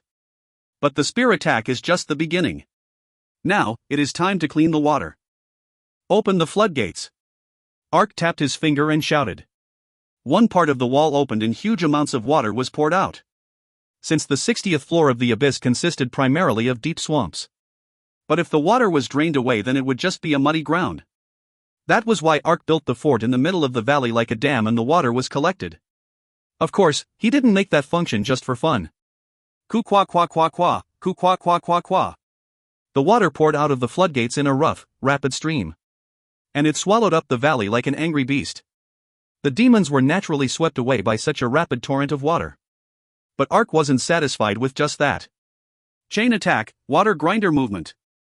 Wah-ah-ah-ah. The coalition members shouted and poured something from the wall. They were stones as sharp as a knife blade. The tons of gravel that poured down were sucked in by the rapid stream. The rapid stream which emerged from the floodgates had overwhelming power, but it was ultimately just water. It wouldn't deal the demons direct damage. But it was different if sharp stones were mixed in with the water. The water swirled violently while holding the sharp stones. Ka ka ka ka, ka ka ka ka, ka ka ka ka. The demons cried out as the rapid stream hit them. The fiercely spinning water and sharp stones ripped through the flesh of the demons. It really is effective. That's right. Ark was trying to get this effect when he blocked up the water. The torrent alone wouldn't cause much damage to the demons. However, that situation changed with the presence of the sharp stones. Adding the stones to the water had the effect of a grinder. And the actual effect was more than expected. The demons caught by the torrent of water became tattered rags in an instant. The torrent was dyed red because of the demons' blood. In particular, it dealt catastrophic damage to the heavy walkers. It was a good thing that I stocked up on those stones. Ark laughed as he saw the water dyed red from the blood. Other demons were pushed by the water to some degree and were hit by the stones. However, the heavy walkers were wearing heavy armor which weighed a lot. Therefore they weren't lightly pushed by the approaching water. They had no choice but to be hit harder by the stones. Armor and shields were no help against such attacks. The armor and shields which became tattered fell of the heavy walkers, leaving them naked and at the mercy of the sharp stones. That's why Ark named it Water Grinder. It was literally a grinder made with water. Thanks to the rapid stream, the demons gathered in front of the fort were swept away. However, he couldn't afford to sigh with relief. Korum, Korum, Baradrum. A voice resonated through the valley and the demons once again gathered at the swamp. Along with the talons and heavy walkers, there were also gargoyles flying around. It was a nightmare-like situation where they were attacked by land and air. A moan flowed from the mouth of the coalition members who thought they had finally interrupted the attacks. Oh my God! They won't stop coming. Then Ark shouted towards the coalition members. Everybody steady your spirit. It's not anything new. We knew from the start that we had the disadvantage in numbers. That's why we didn't sleep for a few days to make the fort. Now it is time to test the performance of the fortress that you spent many days struggling to make. First, use the anti-aircraft engine. Yes. The gargoyle will attack from the sky. G engine operation. Cuckoo cuckoo, qua qua qua qua, kiki, tun tun tun tun. A mechanical sound rang out and various devices started operating. The coalition members ran around and cut dozens of ropes, causing a pole around 10 meters high to spring up. A steel lattice was stuck to the end of it like an enormous fly swatter. And it hit the gargoyles flying in the sky like swatting flies in a swamp. Okay. From now on we will deploy the engines of the fortress. Each leader will operate the engines depending on the situation. Don't forget. If you allow those guys to enter the fort, then all your efforts will be wasted. We are the last defense line to protect Nagarin. Oa! The coalition members shouted and ran around the walls after shotting down the gargoyles. There were various mechanical sounds as the engines within the fort began to operate. Lava flowed down the wall that the demons were clinging to while rocks flew over the wall and crushed the demons. That's right. The reason Ark was able to stop the 8,000 demons with only 2,000 troops was because of this fortress. While Ark and the attack unit were delaying Alan on the 59th floor, Wormer had used the Meow, raccoons, Wolrang, and the Eastern Nation to build the fortress. It was a fortress created by the genius inventor Wormer and the gifted raccoons. When those engines were used, even the thousands of demons were helpless. The number of dead demon bodies just accumulated in front of the fortress as time passed. Despite their numbers, the coalition members were clearly superior when looking at the military situation. However, why? Ark looked at the surging demons with an uneasy look. There was one part he couldn't accept. Now he would clarify the situation. The demons had to pass through the fortress to reach the Hell Door that led to the Hell River. If their plan was successful, then Sylvana along with Nagarin would be flooded with the Hell River. He confirmed in Shangri-La that the demons would gain a significant advantage if the Hell River flooded.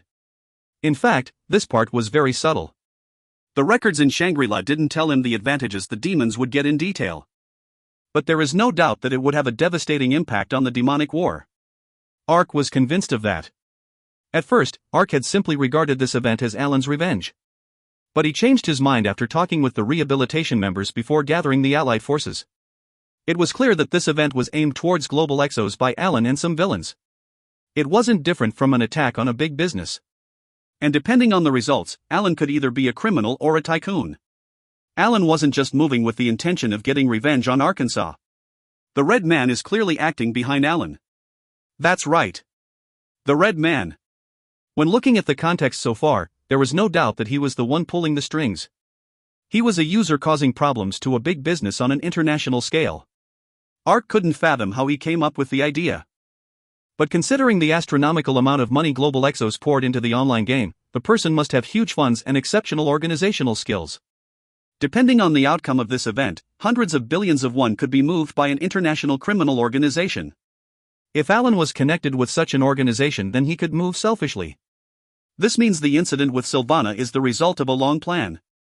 Ark reached that conclusion. The demons in the Cineas Principality were currently on the defensive thanks to the Bristania and Schuttenberg expeditions. Yet they had removed 100,000 troops from such a situation. This meant that the flooding of the Hell River was strategically more important than the Cineas Principality. Despite the fortress' incredible defense, the demons are just attacking like crazy and receiving huge damage. But the genius inventor Wormer and the raccoons had created all types of devices to block the Hell door on the 60th floor. Despite the demons having 4 times more troops than the coalition forces, it wasn't enough when taking into consideration the fortress. And the 8,000 demons have been blocked for 24 hours. In the meantime, at least 1,500 demons had died. Meanwhile, the coalition only lost 200 people. Why are they blindly attacking despite knowing that they can't capture the fortress? Why are they attacking so excessively? This was the part Ark wasn't convinced about. Of course, they were demons. They were still monsters. How could monsters come up with a clear strategy? However, currently Alan was commanding the demons. So he couldn't understand why they were blindly attacking the fortress. There had to be a reason Alan was rushing. It all started a few hours with Justice Man's emergency communication. Ark, what is your situation now? I've somehow blocked Alan on the 60th floor. Is that so? Everything has been put in order here. Huh? Everything has been cleaned up. Yes, we've destroyed the black obelisks and regained Sylvana. It was felt like it suddenly rained in the middle of a drought. If the Allied forces recaptured Sylvana, then they could enter the secret dungeon. If the Allied forces entered the secret dungeon and exterminated the demons, then everything would end. Of course, there was still a mountain to cross before that happened. Ark had to stop the Alan until the Allied forces reached the 60th floor. Alan has already disposed of the monsters, so you should have no obstacles in the dungeon. Justice Manajushi has also fully grasped the terrain of the dungeon, which will reduce a lot of time. When taking that into consideration, it would only take a day or two. With the fortress that Wormer and Dark Eden created, we will somehow be able to endure for that time. Ark was optimistic about the situation. Then Justice Man said with a concerned voice, "By the way, there is a bit of a problem." A problem. It has been weighing on my mind. As you know, we've recaptured Sylvana. We checked that there were 40,000 demons before our last attack. But when fighting the demons, I noticed the number was reduced by 10,000. Thanks to that, we recaptured Sylvana faster than expected. There were fewer demons? Ark's face was filled with confusion for a moment. Then he instantly understood the situation. And Justice Man's next words convinced him even more. We've already entered the dungeon and discovered traces of movement that is a few hours old. Ark felt his heart drop at the words. This was the worst-case scenario for Arkansas. The demons on the defensive by the Allied forces attack judged that it would be difficult to protect Sylvana. Therefore they abandoned the castle early to send reinforcements to Alan. While the Allied forces had captured Sylvana immediately, the demons were already ahead by a few hours. If the monsters were still in the secret dungeon, then those few hours wouldn't be a problem. However, all the mobs in the secret dungeon had been cleared by Alan. With the obstacles gone, it would be difficult for the Allied forces to catch up with the demons. And if the demons arrived at the 60th floor before the Allied forces, 10,000 demons would be added to Alan's 6,500 troops.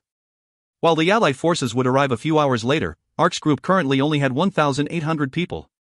There was no guarantee that could hold the fortress against 16,500 demons for even a few hours. It is still too early to be disappointed. Despite Alan learning how to navigate the dungeon, the demons descending haven't experienced that yet. Even if the demons are a few hours ahead, if the fast-moving task force is organized, then they can reach the 60th floor before the demons. Then the combined forces can delay Alan until the Allied forces catch up. But Ark started to talk before sighing and shaking his head. Like Justice Man said, if they organized a task force, then they could catch up with the demons. Even if there were no monsters, the secret dungeon was a complicated place like a maze. Even if Alan sent them a guide, this wasn't an easy place to memorize. The demons that entered would have no choice but to wander around a lot. On the other hand, Ark and the Allied forces had completely memorized the construction of the secret dungeon. They could take the shortest course while the demons were wandering and overtake them to arrive at the 60th floor first. However, overtaking the demons was different from stopping them. The secret dungeon has complicated passages that didn't move. Yet there is only one way to go to the next floor. If those demons aren't stopped, then won't they keep on steadily advancing? In the end, the task force wouldn't be able to tie up the ankles of the demons. Eventually the thousands of demons would join Alan. Ark didn't mention this because Justice Man also already knew it.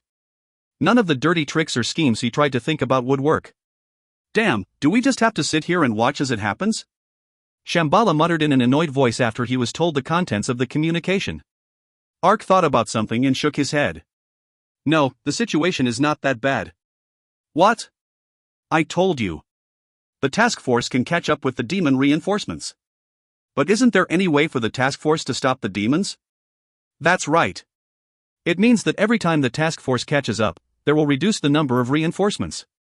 When considering the level of the monsters, the task force should consist of 2,000 troops. In other words, if the task force catches up 2-3 times, then they can reduce the number of reinforcements by 4,000,6000. But if they join forces with Alan, then we will still be dealing with 10,000,12,000 demons. We don't even have 2,000 troops at the moment. That is why we had Wormer and the raccoons build the fortress. But this sloppy fortress can't even stop 6,500 demons. Ha? You bastard, what did you say? It is thanks to the fortress that you're still alive. Wormer, who was the architect of the fortress, jumped up and exclaimed after hearing Shambhala's words. Then Ark raised his hand, restrained Wormer, and said, "The fortress is still in an unfinished state." Ark said in response to Shambhala, "That's right. In fact, the fort built on the 60th floor was still unfinished. Wormer designed the fort to be constructed in 3 days. So Ark and the attack unit were supposed to gain 3 days on the 59th floor. However, Curio's crisis had unexpectedly destroyed that plan and Alan broke through the 59th floor in only 40 hours. Ho, you already know it. That's right. The original fortress was designed to block Alan and the 10,000 demons. But you guys didn't buy the right amount of time on the 59th floor, so it is only 50% completed. If the fortress is 100% completed, then the demons won't be a problem no matter their number." Wormer snorted and said, "Even if it was 100% completed, how much of a difference would it make?" However, Wormer had designed the fortress to withstand 10,000 demons. If they had the 3-4 days to complete it, then it could last against the 10,000 demons. In other words, if the fortress was completed, then enduring against 12,000 monsters for a few hours wouldn't be a problem. Shambhala also realized this and asked, "Then?" "Yes, it would take the demon reinforcements at least a day to reach Alan. If we finish Wormer's design, then we can hold out until the Allied forces arrive. But we only have 2,000 people to prevent the attacks and build the fortress."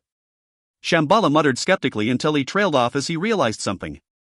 Then he gave a look like he was confirming it. "That's right. Isn't Alan oblivious to the fact that the fortress is unfinished?" "Exactly." Ark grinned and nodded. "Alan knows that this fort won't be easily captured with 6,500 monsters. So he sacrificed Sylvana to bring reinforcements. And he only has to wait a day for thousands of reinforcements to arrive. In such a situation, there is no reason to waste troops by attacking the fortress. Alan will definitely rest until the reinforcements arrive.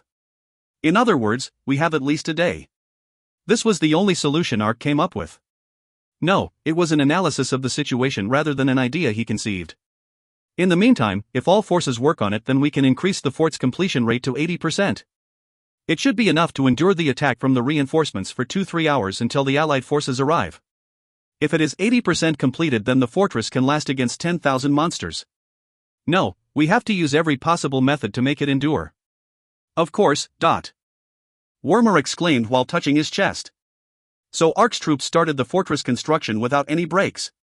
But the situation didn't go as he imagined. In the beginning, Alan had stopped attacking like Ark expected after receiving the notification that the reinforcements were coming. After 5 hours had passed, the demons unexpectedly stirred and started making their way to the fort again. It had been 1 hour since then. Despite the demons receiving enormous damage, they just relentlessly continued to attack. He couldn't understand Alan's behavior. Ark bit his lip as he recalled the memories. "There's only one thing I can think of. Alan had used the gargoyles to spy on Ark and noticed that they were constructing the fort. And he immediately knew Ark's strategy. Damn it! He cursed at the unpleasant thought. Now Ark only had one choice left. The fortress couldn't be constructed anymore, so they had to reduce the number of demons as much as possible before the reinforcements arrived. That was the way to survive. But that also wasn't an easy task. The loaded equipment can't be used forever. That's right. The devices on the fortress could be used repeatedly, but they couldn't be used randomly. For example, the engine that discharged the water couldn't be used again until enough water had built up. It was the same for the lava flow along the walls. If the demons continued attacking around the clock, then some devices would become unnecessary. A long battle without any breaks was also a problem for the exhausted soldiers who hadn't rested for several days. If we continued fighting like this, then we'll be too exhausted when the reinforcements show up. Ark was thinking that when something interrupted him. Arknim, Cyclops are approaching from the demon camp. Cyclops. Ark flinched and paid attention. Huge monsters were walking through the valley. They were one-eyed giants with huge, muscular bodies, the Cyclops. Those guys approached while carrying huge objects in their hands. Then they swung their arms and the huge objects began to fly towards the fortress. Ark looked panicked. This, block it. All magicians focused their magic on shields. Wormer's fortress was armed with various devices. However, this fortress also had a fatal weakness. It was vulnerable to long-distance attacks from ranged weapons. This was the reason why installing traps on the walls weren't used in regular sieges. No matter how many traps were on the walls, it would become obsolete if destroyed by a siege weapon. My will shall be a strong shield, bounce shield. The magicians simultaneously cast shield spells. But among the 2,000 troops, 1,500 of them were NPCs such as the Meow, Wolrang, Raccoons, and Eastern Nation. Among the 500 users, only 40 of them were magicians. It would take more than 40 magicians to shield an entire wall. Furthermore, the Cyclops had thrown dozens of massive objects. Qua quang, qua qua qua quang. With a roar, the rocks tore through the shields of the magicians. There was no way the fly swatter could blot dozens of rocks. Once again, the Cyclops was a huge 20 meters monster with enormous strength. But they weren't a tricky opponent. Despite their destructive power, their movements and reaction rate was low, so it was easy to deal with them. However, that was in a conventional battle. In a situation like this, the Cyclops could use its incredible speed to throw huge rocks across hundreds of meters. They were the worst opponent in a siege. Arknim, we've suffered serious damage on the left wall. The attack just now destroyed 10 spear launchers. Not surprisingly, the situation became confused from that one attack. Damn it! Engineers, hurry and repair the damage. Dozens of engineers rushed towards the damaged walls. The necessary materials, Huck. What the? This. One of the engineers surveying a crushed device stepped back with a pale face. The engineer saw that the huge object thrown was moving. The object moved and twitched. And something protruded from the object. Go! Huck, it isn't a rock. This is.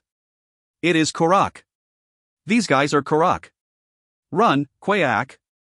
The engineer screamed before his body was cut and a fountain of blood spurted out. The one devouring the engineer's upper body that was cut was a huge maggot called Korak. That's right. The huge objects that the Cyclops threw were the maggot's Korak. The Korak moved had been thrown past the walls and attacked the engineers. This is, damn, the aims of these fellows are the devices. Ark shouted in an urgent voice. If the devices are destroyed, then the fortress will instantly collapse.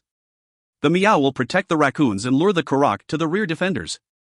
The Wolrang and attack unit will exterminate the lured Korak. Hurry! Naya Aya! This way, you maggots! Hundreds of Meow clawed the Korak and provoked them. Now's the time. Attack! After the Meow lured the Korak to the right position, the Wolrang and special attack unit lying in wait jumped out. Despite being only level 300, the Korak's shell was hard as steel, so its defense was enormous. However, they had received quite a bit of damage after being thrown 100 meters by the Cyclops. When the Meow, Wolrang and special attack unit poured their attacks, then the monsters deflated like a balloon. But 10 more Korak flew as the first ones were wiped out. One small part of the wall collapsed as the Korak flew in. The thrown Korak dealt damage to the fortress and attacked the engineers and the devices. The dual attack of the Cyclops and Korak caused chaos. Concentrate all iron arrows on the Cyclops. 222 tongue, 222 tongue. Hundreds of iron arrows were shot from the walls. However, the iron flew over 100 meters and lost the power to penetrate the Cyclops' thick skin and muscles. Most of the iron arrows barely pierced the skin. Meanwhile, the Cyclops had thrown another 10 Karak into the fortress. The leader who was dealing with the Karak shouted breathlessly. "We can't deal with the Karak if they keep on coming in." "I know." Ark shouted angrily. Suddenly he heard Curio's voice in his ear. "Master, I've arrived." "Okay, Curio. Get started. This is a chance." Sheesh, saying the same thing. Curio grunted and muttered. Then one of the Cyclops suddenly winced. And it hit its own body like hitting a mosquito. Ark's mana was sucked out and a message window appeared in front of him. Curio has successfully used bloodsucking on the Cyclops. Asterisk the secondary effect of skill absorption has failed. Asterisk the secondary effect of skill absorption has failed. Asterisk the secondary effect of bloodsucking, confusion has been successful. Curio can control the confused Cyclops for 30 minutes. It's a success. Ark laughed and muttered. That's right. This was Ark's trump card against the Cyclops. Confusion was the secondary effect of bloodsucking that Curio acquired after evolving. The Cyclops was the epitome of strong but stupid. Their power was so strong that they could throw large rocks hundreds of meters, but they were so stupid they couldn't learn skills. And Curio's confusion had a higher chance of working the more stupid the opponent was. It was unnecessary to say, but weren't they easier to incite because they were stupid? So Ark attacked the Cyclops and made them move near the entrance of the valley where Curio was waiting. While they were focused on the fort, Curio used bloodsucking several times until the confusion effect was applied. He, these oversized but stupid monsters. Become the body of the high Pureness vampire. Now. One-eyed monster, let's get started. Curio hit the head of the confused Cyclops with his wing and shouted. Rohair! The Cyclops shrieked and attacked another Cyclops. The Karak it was about to throw fell and was stepped on. The Cyclops belatedly realized the situation and swung its fist. But Curio quickly flew around the Cyclops and sucked its blood like crazy. In fact, bloodsucking wasn't easy to use against general monsters. So the probability of confusion being triggered wasn't high. However, it was different when dealing with a 20 meters large Cyclops. There were a lot of places to bite and the danger was low thanks to its slow reactions. Moreover, their intelligence was probably in the single digits, so it's easy to trigger confusion. On the other hand, if successful, then they could get a large demon to work for them. There is no way you can hit this body. Suck, suck, suck, suck. After a few times, another Cyclops fell victim to confusion. Curio, whose stomach became swollen from the blood, laughed and raised his voice. Key kick. Now, these Cyclops. Feel free to run wild. The demons in the area fell into a state of chaos. The Cyclops under Curio's control started rolling on the ground while fighting other Cyclops. The Cyclops randomly crashed into the valley while fighting and caused a hail of rocks to fall. The demons near the Cyclops were crushed by the huge bodies and falling rocks. The entrance of the valley was filled with screams and blood. Corum, Baradrum. In the end, it became a situation where the demons killed their fellow colleagues. Key kick. Good. I'll have you guys fight and die among yourselves, eh? Curio, who was flapping his wings and watching from the ceiling, flinched. His eyes narrowed and he frowned until he raised his voice. Master, it is Alan. What? Alan? Ark, who was dealing with the Karak along with the Meow and Woolrang, suddenly raised his head. Where? Near the place where the Cyclops are running wild. Ark leapt onto a wall and used Eyes of the Cat to look at the area Curio indicated. But even if he used Eyes of the Cat, it wasn't easy to spot Alan from hundreds of meters away through thousands of monsters. Ark gave up checking himself and asked Curio. Curio, check it again. Are you certain it is Alan? Do you think I wouldn't recognize him? I'm certain. It is Alan.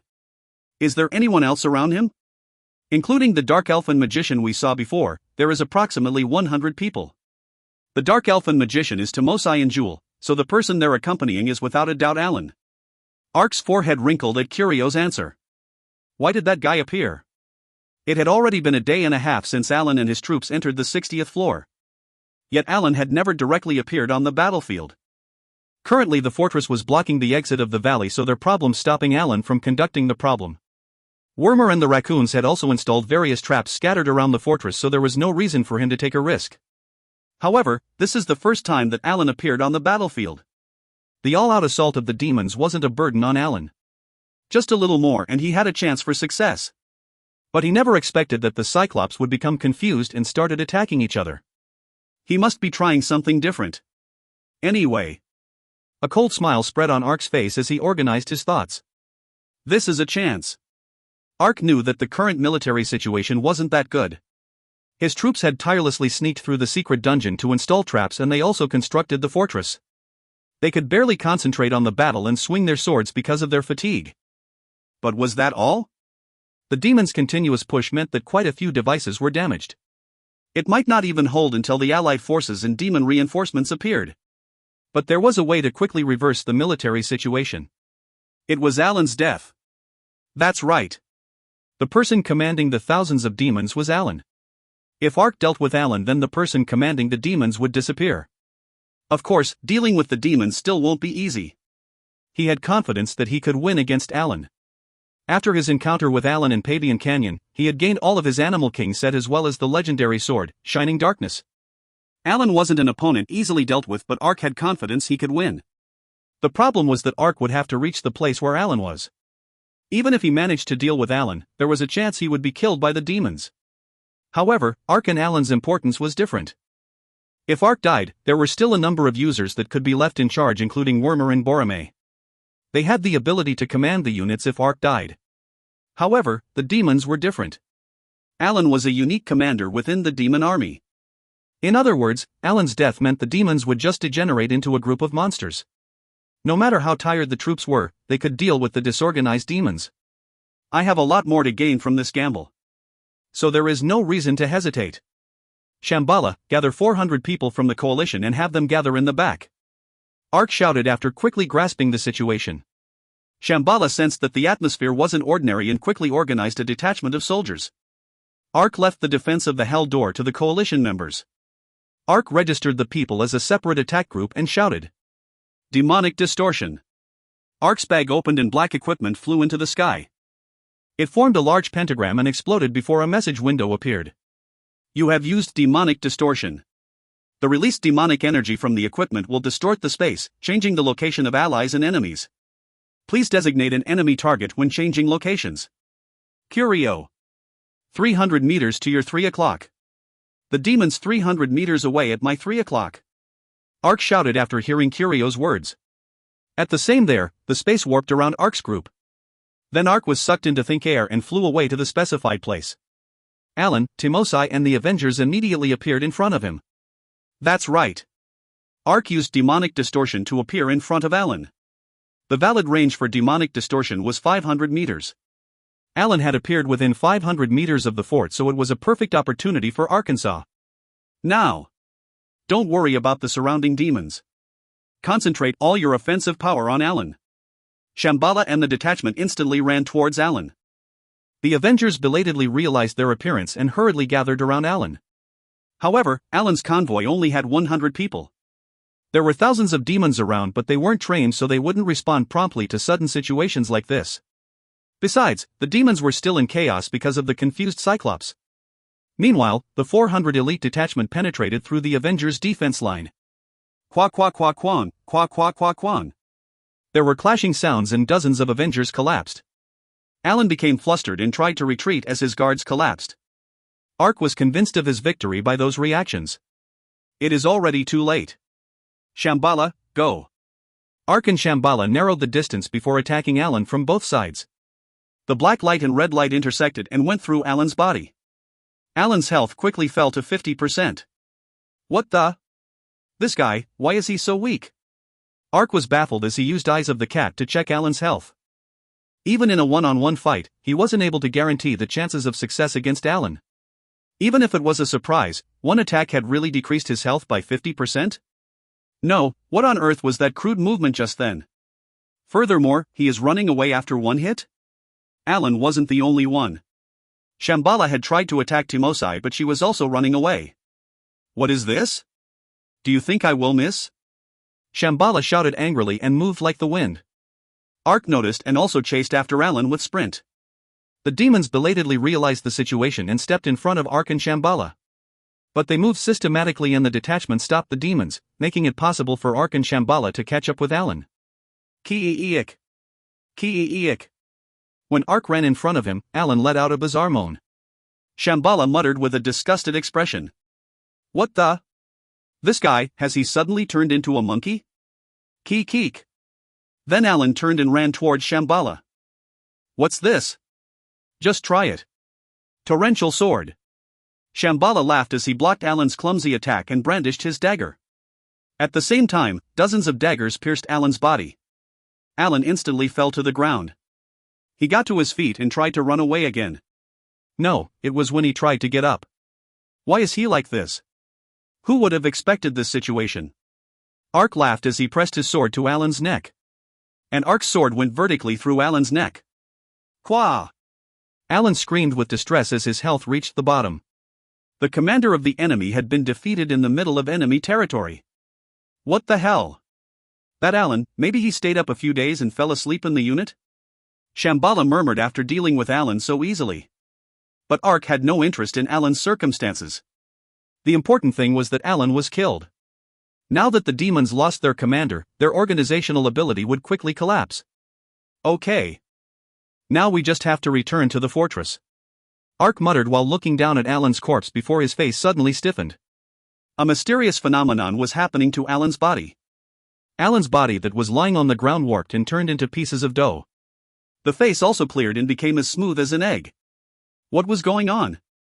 Ark used skill penetration and the unexpected message window appeared. Doppelganger's special skill, steal a face. A doppelganger is a mysterious demon who existed since ancient times. The doppelganger is a relatively weak demon, but it has the uncanny ability to steal faces. Although the technique is called steal a face, it actually copies everything about the target. When steal a face is used, the doppelganger perfectly replicates the target's information and even their habits. The doppelganger uses this skill to lure friends of family members so that the demons can devour them. In ancient times, the doppelganger even committed terrible crimes and caused a witch hunt to spread. Even though the appearance is copied, it isn't possible to gain the abilities of the target. If you find any errors, ads pop up, ads redirect, broken links, non-standard content, etc., please let us know. Report chapter so we can fix it as soon as possible. Volume 3. Volume 23 Chapter 2. ACT2 Flood, Hell River, I. Doppelganger? Ark asked as he checked the information window. Even after seeing it with his eyes, he couldn't understand what had happened.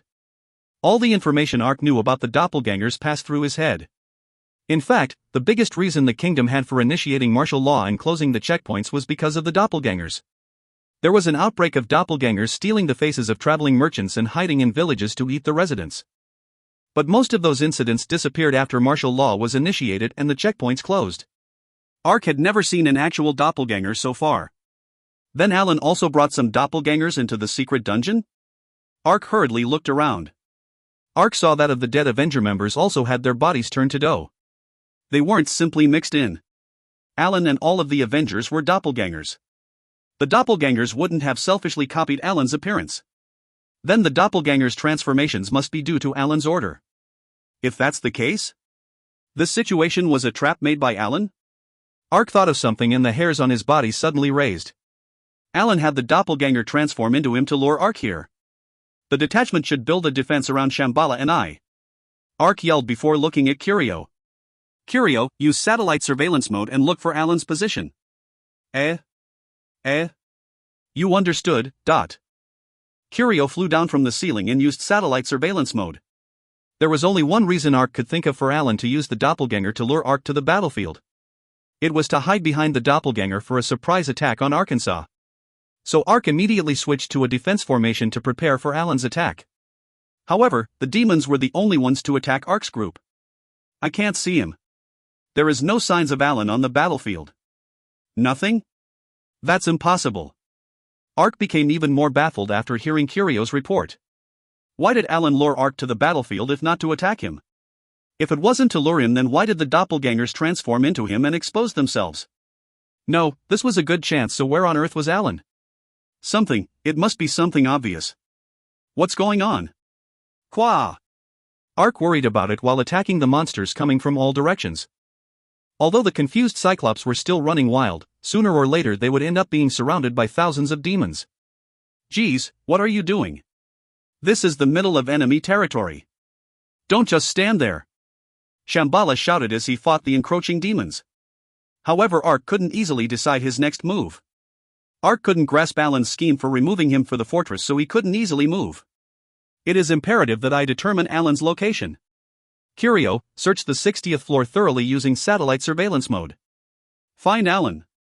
Ark shouted when he suddenly heard. Arknim, there is a surprise attack. Barami's voice shook his eardrums sharply. Ark flinched and looked at the fortress as he asked. Surprise? Surprise attack? What does that mean? The demons crossed the walls from outside? It isn't from outside.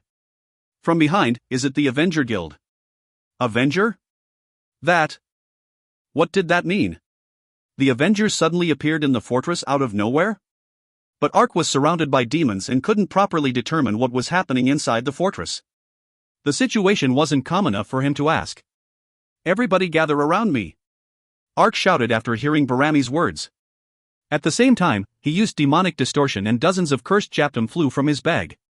Ark used demonic distortion and swapped with the group of demons gathered by the wall. Even if he wanted to move inside the fortress, there were no demons inside for him to switch with. So Ark and the detachment suddenly appeared in a fierce battlefield. Damn, there's nowhere to place my foot. Torrential sword. Maintain defense formation and retreat to the fortress.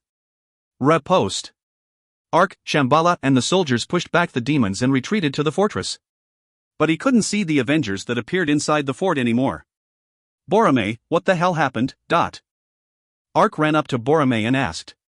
Then Boromir answered with a puzzled expression. It happened so suddenly that I don't understand the situation myself. Those guys appeared behind the fortress and headed towards the hell door. I belatedly discovered them but couldn't chase after them with so troops because of the demons' attacks. And Arknim also left some troops to guard the hell door, so. Where did those guys appear? That is. Did they appear inside the fortress? Do you know how? The 60th floor is a valley. It is impossible to come here without climbing over the walls. Even if they used some inconspicuous method, hundreds of Avengers crossing the walls should be noticed. Ark shouted when he winced and shut his mouth. Then he looked around with stupid eyes before running somewhere. He rushed to the place where the Cyclops had thrown the giant maggots and examined the bodies of the dead Karak. A desperate light filled Ark's eyes as he saw the dead bodies. This is... Ark murmured as he bit his lip. The demons all out attack, the doppelgangers transforming into Alan to lure Ark out. The whole situation was for only one purpose. To allow Alan and the Avengers to infiltrate the fortress. That's right. Like Ark said before, there was no reach for Alan to reach the hell door unless he passed through the fortress. The walls had various devices on them while the sky was blocked by the metal lattice. And even if some monsters crossed the walls, the hell door was defended by 400 elite members. There was no way for even an ant to enter the hell door unless the fortress fell. At least that's what Ark thought. But there was a gap. No, to be exact, a gap had been made. That's right. This battle had proceeded under Alan's scenario from the beginning. The attack on the fortress wasn't to prevent us from building it up. That was what Ark had thought at the time. When Ark saw the strategy of the Cyclops and Karak, he just thought that Alan was impatient. In fact, the strategy of throwing the Karak into the fortress wasn't meaningless. It dealt damage to the fortress and the Karak also shaved away some of the soldiers' health. But the Karak's main purpose is different. Main purpose? The Karak was used to secretly transport Alan and the Avengers. Ark muttered sharply. Transport? What, Huck? Don't tell me. Shambhala, who was looking confused, suddenly flinched as he saw the Karak. He ran to the one of the Karak and wielded his dagger. The side of the Karak was split and revealed a large, empty space. The stomach of the Karak was large enough that 10 adult men could sufficiently hide in it. Unbelievable. Shambhala finally understood the situation. The Karak were huge demons dozens of meters large. And they possessed the habit of swallowing their prey. Alan used this habit of the Karak. Alan had divided the Avengers into units of 10 and put them inside the Karak. Then the Cyclops had thrown the Karak inside the fortress. Ark thought Alan was trying to damage the fortress and deliberately lured them to the rear of the fortress. The rear of the fortress, right on the doorstep of hell. At this point, Ark had already lost the battle against Alan. Alan had used Ark to help him infiltrate right to the door of hell. However, there was a checkpoint Alan and the Avengers still had to cross before they could enter the hell door.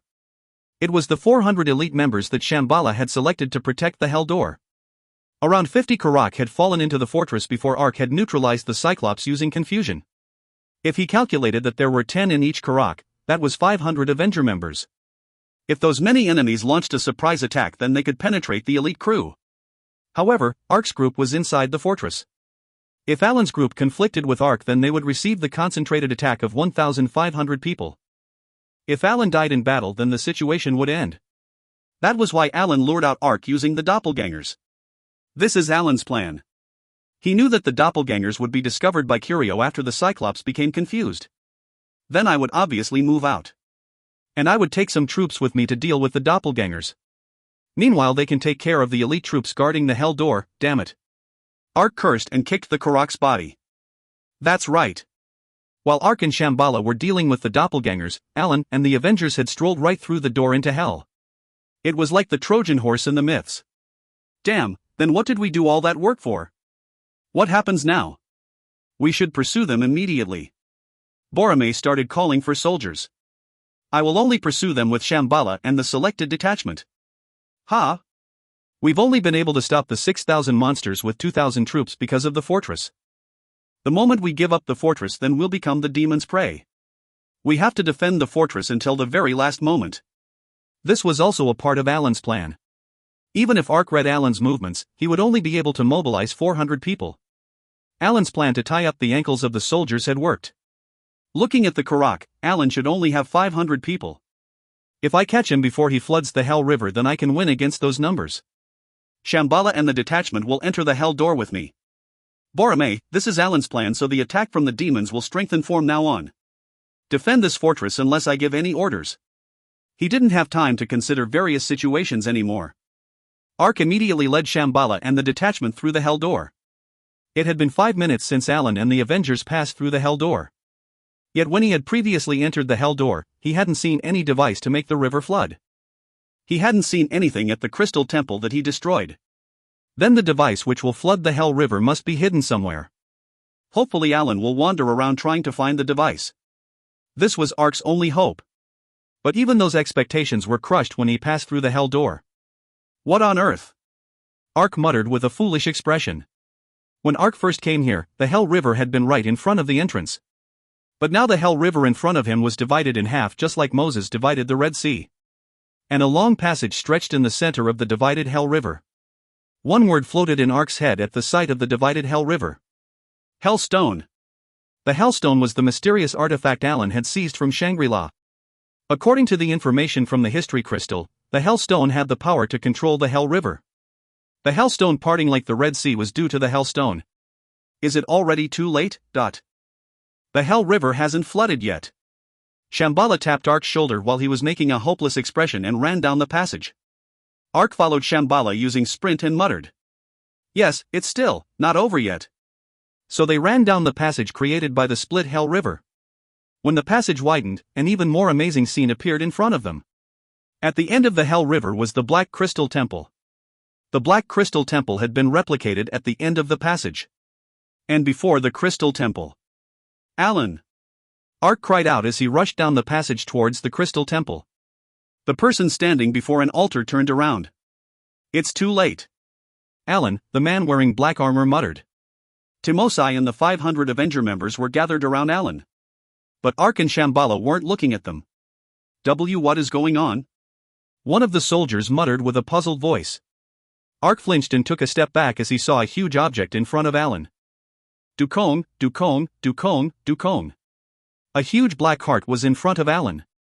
It was a huge heart at least 10 meters in size. The heart was placed on the altar that was carved in the shape of a beast like an offering. The crystal temple vibrated with each pounding of the heart. Ark's group was 100 meters away and they could clearly feel the vibration.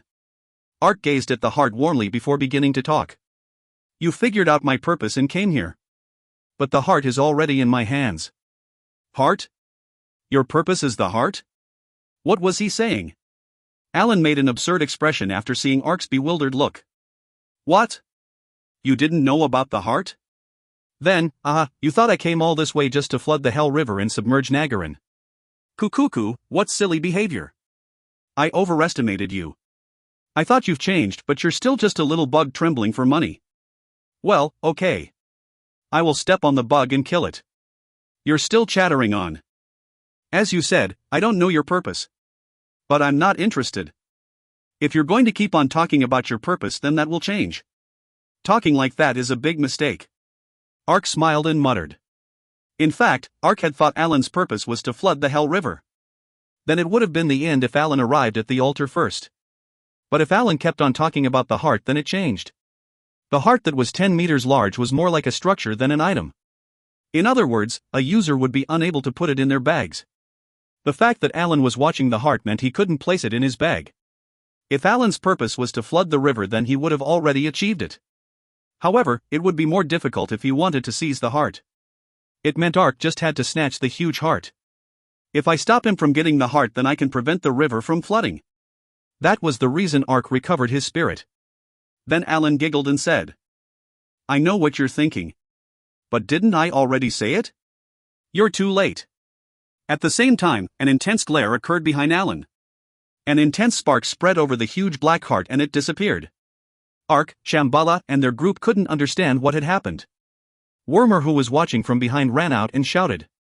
Ah! That's mine? It is my quantum transmitter that was located at my secret base. That's right. The device hidden behind the heart was the quantum machine that Wormer invented. The quantum machine had moved the heart somewhere else. But how did Alan get his hands on the transmitter? The answer was simple. Ark and Wormer had trapped Alan in the underground base. When they visited the base again later, Ark and Wormer found that all the inventions were smashed. The thing they hadn't considered was that Alan smashed all the inventions to hide that he stole the quantum transmitter. That's right. Alan ignored the troops and headed straight to the heart because he had the quantum transmitter. Damn, is he going to flood the Hell River now? Ark considered the situation and quickly shouted. Everybody, the target is Alan. Kill Alan. I said it was too late. Alan said as Ark and Shambhala flew towards him. Alan laughed and laid a black stone on the altar. Then the altar made of bone split in half and revealed a lever. Alan pulled the lever and smiled. Kukuku, this is my gift to you. Your ruin. A red warning message appeared in front of Arkansas. The Hell Altar has been used. The Hell Altar is the device to flood the Hell River. When the device is used, the magic of the Hell River will go out of control and will gradually rise. It can't be stopped until the whole area is flooded. You bastard. This degree is enough for now. Alan made a playful expression and struck the altar with his sword. Then cracks like spider webs spread on the Hell Altar. Cuckoo cuckoo, cuckoo cuckoo. The river that was split in half started shaking. It was the sound of destruction in Ark's head. The Hell River is moving. The soldiers looked around with confused eyes. As soon as the Hell Altar broke, the river surrounding the temple started changing. It fluctuated like it was a living creature. No, to be exact, it was the humans and beasts floating on the Hell River. The transparent existences convulsed as they rubbed against each other. The hundreds and thousands of souls suddenly opened their eyes. At the same time, tears of blood started falling from their eyes. It was an eerie scene from a horror movie. An unearthly scream rocked the area. Kaya-ah, kaya-ah. It was a sharp scream which pierced the eardrums. Quiet. Hook, what the? This sound? Ugh. It feels like my head is breaking. The soldiers moaned and blocked their ears after hearing the scream from the Hell River. But they couldn't block out the sound. The scream from the Hell River made their brains feel like it was going to explode. Therefore Ark, Shambhala, the soldiers, and even Alan and the Avenger members screamed from the shock to their brains. All the people around the Crystal Temple fell into a state of panic as it began. Millions, the screams that burst from incalculable number of souls turned into a huge shockwave. Qua qua qua qua, jajajajajang, jajajajajang. The soldiers were thrown back onto the ground from the enormous invisible power. The shockwave caused cracks to spread on the pillars and floor of the temple. However, that was just the beginning. The Hell River started to vibrate. It started to tremble like pudding. When the screams continued, it started to shake and gradually became bigger like a surging tsunami. And a huge whirlpool was produced with the Crystal Temple in the center. Cuckoo cuckoo, cuckoo cuckoo, cuckoo cuckoo. The temple is rising. One of the soldiers moaning on the ground muttered. His words were correct. He couldn't sense it clearly inside the Crystal Temple, but it was rising. It was like a huge raft floating back and forth in the center of the swirling Hell River. The Hell River, it is flooding. Ark muttered with a foolish expression. The situation became when he looked at the rising temple. The Hell River was like the floodgates to a dam blocking a huge river had been released. At this speed it would fill the Hell immediately. And the place the Hell River was heading towards was the only exit, the Hell Door. No, it was the secret dungeon, Sylvana, and then Nagarin. It was the true meaning of ruin. Now it's all over. Ark looked at the Hell Altar with a blank expression. The Hell Altar was the ancient device which controlled the Hell River. Despite all his efforts, the altar had been triggered. And it was broken. That's right. That was important. The trigger had been broken. Now all Ark could do was watch as the Hell River flooded Nagarin. Wait. It was at that moment. Ark, who was struggling in a sea of despair, felt a spark of light in his head. Ark quickly looked around him. Thanks to the shockwave, his group was scattered all over the place. The shockwave didn't do any damage, but they were also in despair from witnessing the Hell River flooding. However, Ark wasn't looking for them. Where on earth is he? Ah, there he is. Ark eyed a prone body on the ground near a pillar. Ark immediately rushed over and shook the body while shouting. Wormer! Ugh, don't shout. It feels like my ears will break. The lump of flesh, Wormer shouted angrily. I don't have time to talk. Did you see the Hell Altar? Hell Altar? That thing? Wormer looked at the altar split in half. Ark nodded and said. Can it be repaired? That's right. This was the method Ark came up with. The altar had been activated, but Sylvana wasn't submerged yet. This was the lowest layer of the secret dungeon. The Hell River was out of control, but didn't he still have time before it left? Then what if he could seal the altar back up? He might be able to stop the Hell River from going out of control. The problem is that the altar had been destroyed in Hell right away. Ark had thought everything was ended. Too many incidents happened in a short time that he could hardly think.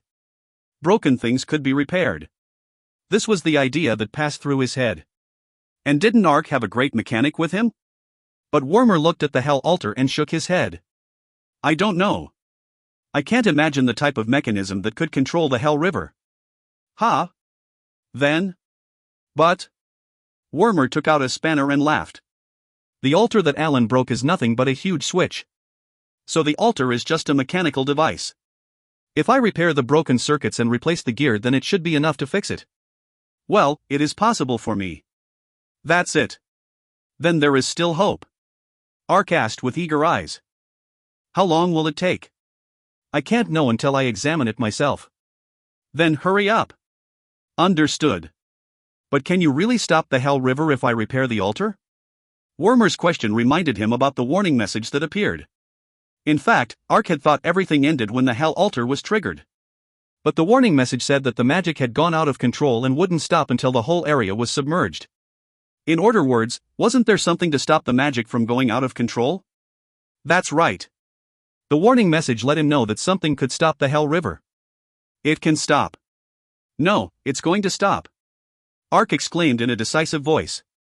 That confidence can't appear out of nowhere. Okay, I'll display my capabilities. Wormer smiled and ran towards the altar. If Wormer repaired the altar, then the problem of the Hell River flooring would be solved. However, he had to leave it to Wormer. Then the work I have to do. Ark pulled out his sword and turned around. Wormer needed time to repair the altar to stop the flooding. The Hell Altar was just a mechanical device. And the Hellstone was the artifact that controlled the Hell River. It was the black stone Alan was holding in his hand. Alan and the Avengers were also scattered because of the shock wave. While Wormer was running to the altar, Alan laughed and raised the Hellstone. I can guess what your idea is. Do you want this? Ark grinned and nodded. I want it. I will cut your neck to get it. Didn't you confirm the other day that your skills aren't enough? Why don't we confirm it again? I would love to, but... Alan stared at him before shaking his head. I don't have time to play with you today. What? Ark, that is, the magic charger. Wormer shouted from the altar. Ark's eyes caught Jewel quickly moving towards Alan. No, he saw the object Jewel was holding. It was a large cylindrical object made with a silver metal. Ark had previously seen it in Wormer's secret base. If Ark's memory was correct, Magic charger. Type, third-grade invention. Design and production, Wormer. A type of battery that can store magic energy. It can store 5,000 milligrams at one time. If all the mg is consumed, then it is possible to charge it and use it again. This magic charger was made using Wormer's specific standards. Damn, that's mine. These thieves. Wormer grinded his teeth together. However, Ark didn't care about who was the owner of the charger. MG battery. Don't tell me. Panic spread on Ark's face as he remembered the information about the magic charger. In fact, Ark had come up with the way to stop the Hell River by assuming that Alan couldn't use the quantum transmitter again. Once the quantum machine was used, it needed to be charged with mg to be used again. Therefore, the quantum transmitter became like scrap iron after it was used once. That was Ark's reasoning. However, the situation was different if Alan had a magic charger. Why do you look surprised? Alan grinned and muttered. Didn't I say it? The reason I came here was to look for the heart as well as flooding the Hell River. The heart is ours now. Did you really think we wouldn't come prepared to use the quantum transmitter twice? Did you expect that I would flood the Hell River and die along with you? I don't regard my life that cheaply. Alan raised a finger. Jewel smiled and placed the charger into the quantum transmitter. Sparks flew from the antenna attached to the top of the machine. Alan was going to disappear with the Hell Stone.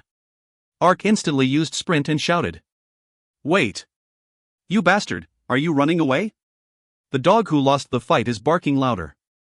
Alan muttered with a smug expression. Timosai hooked her arms with Alan's and shouted. Bye. You guys can enjoy swimming in the Hell River, but... The sparks gradually intensified as they revolved around Alan and the Avengers. At the same time, Alan and the Avengers turned into light and was sucked into the antenna. Ark's eyes darkened as he saw the scene from dozens of meters away. You unbelievable. Alan had run away. And there was no method to chase after them. Gee-eek, qua qua qua qua qua qua. 500 lights spun towards the ceiling. This was the moment Nagarin was confirmed to be ruined. No, just as he thought that. Qua qua qua qua qua qua. What the? Ark's eyes widened as he heard a thud. Alan and the Avengers had been successfully converted to quantum matter. And they were moving somewhere through the antenna. At this point, there were no problems and everything was as it should be. Yet some unexpected developments occurred. The beam fired from the antenna hit the ceiling and bounced around several places. After bouncing around for a while, the light was sucked back into the antenna. There was a huge flash and sparks rose on the quantum transmitter. The sparks soon turned into Alan and the Avenger members. What is this? Ugh, this is? Ark watched with bewilderment as Alan appeared on the ground again. The reaction of the Avenger Guild members and Wormer, who was the inventor of the quantum machine, was the same. No one could understand what had happened. Jewel looked at the quantum machine and murmured. Strange. It says that the frequency of the receiver wasn't caught. What do you mean? Didn't the heart disappear without any problems just now? I don't know, the machine must be broken if the frequency can't be caught. What? Broken? The inventions I made won't break so easily. Wormer shouted angrily after hearing Jewel's words. The quantum transmitter was a machine which allowed spatial movement. Once the receiver was placed, then the quantum material would be transmitted along that frequency. If the frequency wasn't caught, then the spatial movement would be cancelled. He didn't know why the frequency of the receiver placed beforehand wasn't working. The reason wasn't important to Arkansas. The important thing was that Alan had failed to disappear. Summon Demon, Curio. Go! Okay, Dark Dash. Curio shot forward like an arrow. He flew dozens of meters and crashed into Alan's head while he was looking at Jewel. The crash to the skull caused a dark fog to cover his eyes. The sudden blow would cause him to be in a blinded state. Ugh! This bastard. Alan belatedly noticed and swung his sword. However, swinging his sword randomly wouldn't work against Curio. Bah, take this. Nostril destruction. Curio avoided the sword and lowered his body. Then he extended both arms and thrust his fingers into Alan's nostrils. The blinded Alan couldn't imagine the situation and fell to the ground from the attack. Key kick. That's what you get for throwing me to Infector, Bat. Curio laughed as he removed his fingers from the bloody nose. The sight of a bat taking down the cocky Alan would stay with him for at least 10 years. But Ark didn't have time to enjoy the spectacle. When Alan fell to the ground, the Hellstone had been thrown into the air and bounced off a rock. Sprint! Stop him! Ark sprinted forward with his eyes locked on the Hellstone. The Avenger members belatedly realized the situation and got up before rushing towards Arkansas. They formed a wall in front of him while some of them threw their bodies and tried to tackle Arkansas. Dark Dance! Ark used Dark Dance to avoid the assault. When he faced the human wall, he used their knees and shoulders as a springboard to jump towards the Hellstone. Mittani Shooter No. 1 Devil Penetrating Arrow. Timosai, who had been watching from afar, shot an arrow. However, the goal of the arrow wasn't Arkansas. The arrow struck the Hellstone. Thanks to that, the Hellstone was thrown in the opposite direction. Quack, damn it! Curio! Ark quickly commanded Curio to retrieve the Hellstone. Meanwhile, Timosai was continuously rotating her body and unleashing a barrage of arrows. Bah, that stupid bat! Mittani Shooter No. 2, Devil's Chasing Arrow. Hick! Why does that dark elf keep on shooting arrows at me? Curio screamed as the arrows flew towards him. Curio flapped his wings and turned, but the Devil's Chasing Arrow was an arrow that pursued until the target was hit. The arrow moved like a guided missile towards Curio's butt. Just before it hit Curio's butt, siu siu siu siu, Cheng Kang. A sharp metal impacted with the arrow. Another dagger also flew towards Timosai, who was unleashing another arrow. Timosai did a handspring and avoided the arrow. That abnormal bastard. You stupid female, I won't let you freely run wild. Shambhala raised his dagger and muttered. Thanks to Shambhala distracting Timosai, Curio was able to reach the Hellstone. No, just as he was about to grab it. He, I will grab this. Blast of wind. Jewel raised his staff and shouted. A gust of wind wound around Curio and pushed him back several meters. Ugh, that damn magician. Curio glared at Jewel. However, Jewel was looking elsewhere. It wasn't just Jewel. Ark and Shambhala's group had 400 people. Including Timosai and Jewel, the Avengers had 500 people. The 900 pairs of eyes were focused on one spot. Tuck, tuck, tuck, de-gull, de-gull.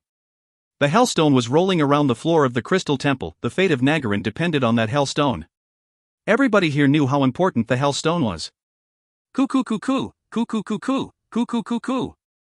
Meanwhile, the Hell River was being larger and even more unstable. The walls of the Hell wasn't able to withstand it and was cracking. However, none of the soldiers were looking at the Hell River anymore. Their bodies tensed as they started at the place where the Hellstone had fallen. After a moment, the Avengers and the soldiers simultaneously moved towards the Hellstone. Wayawa!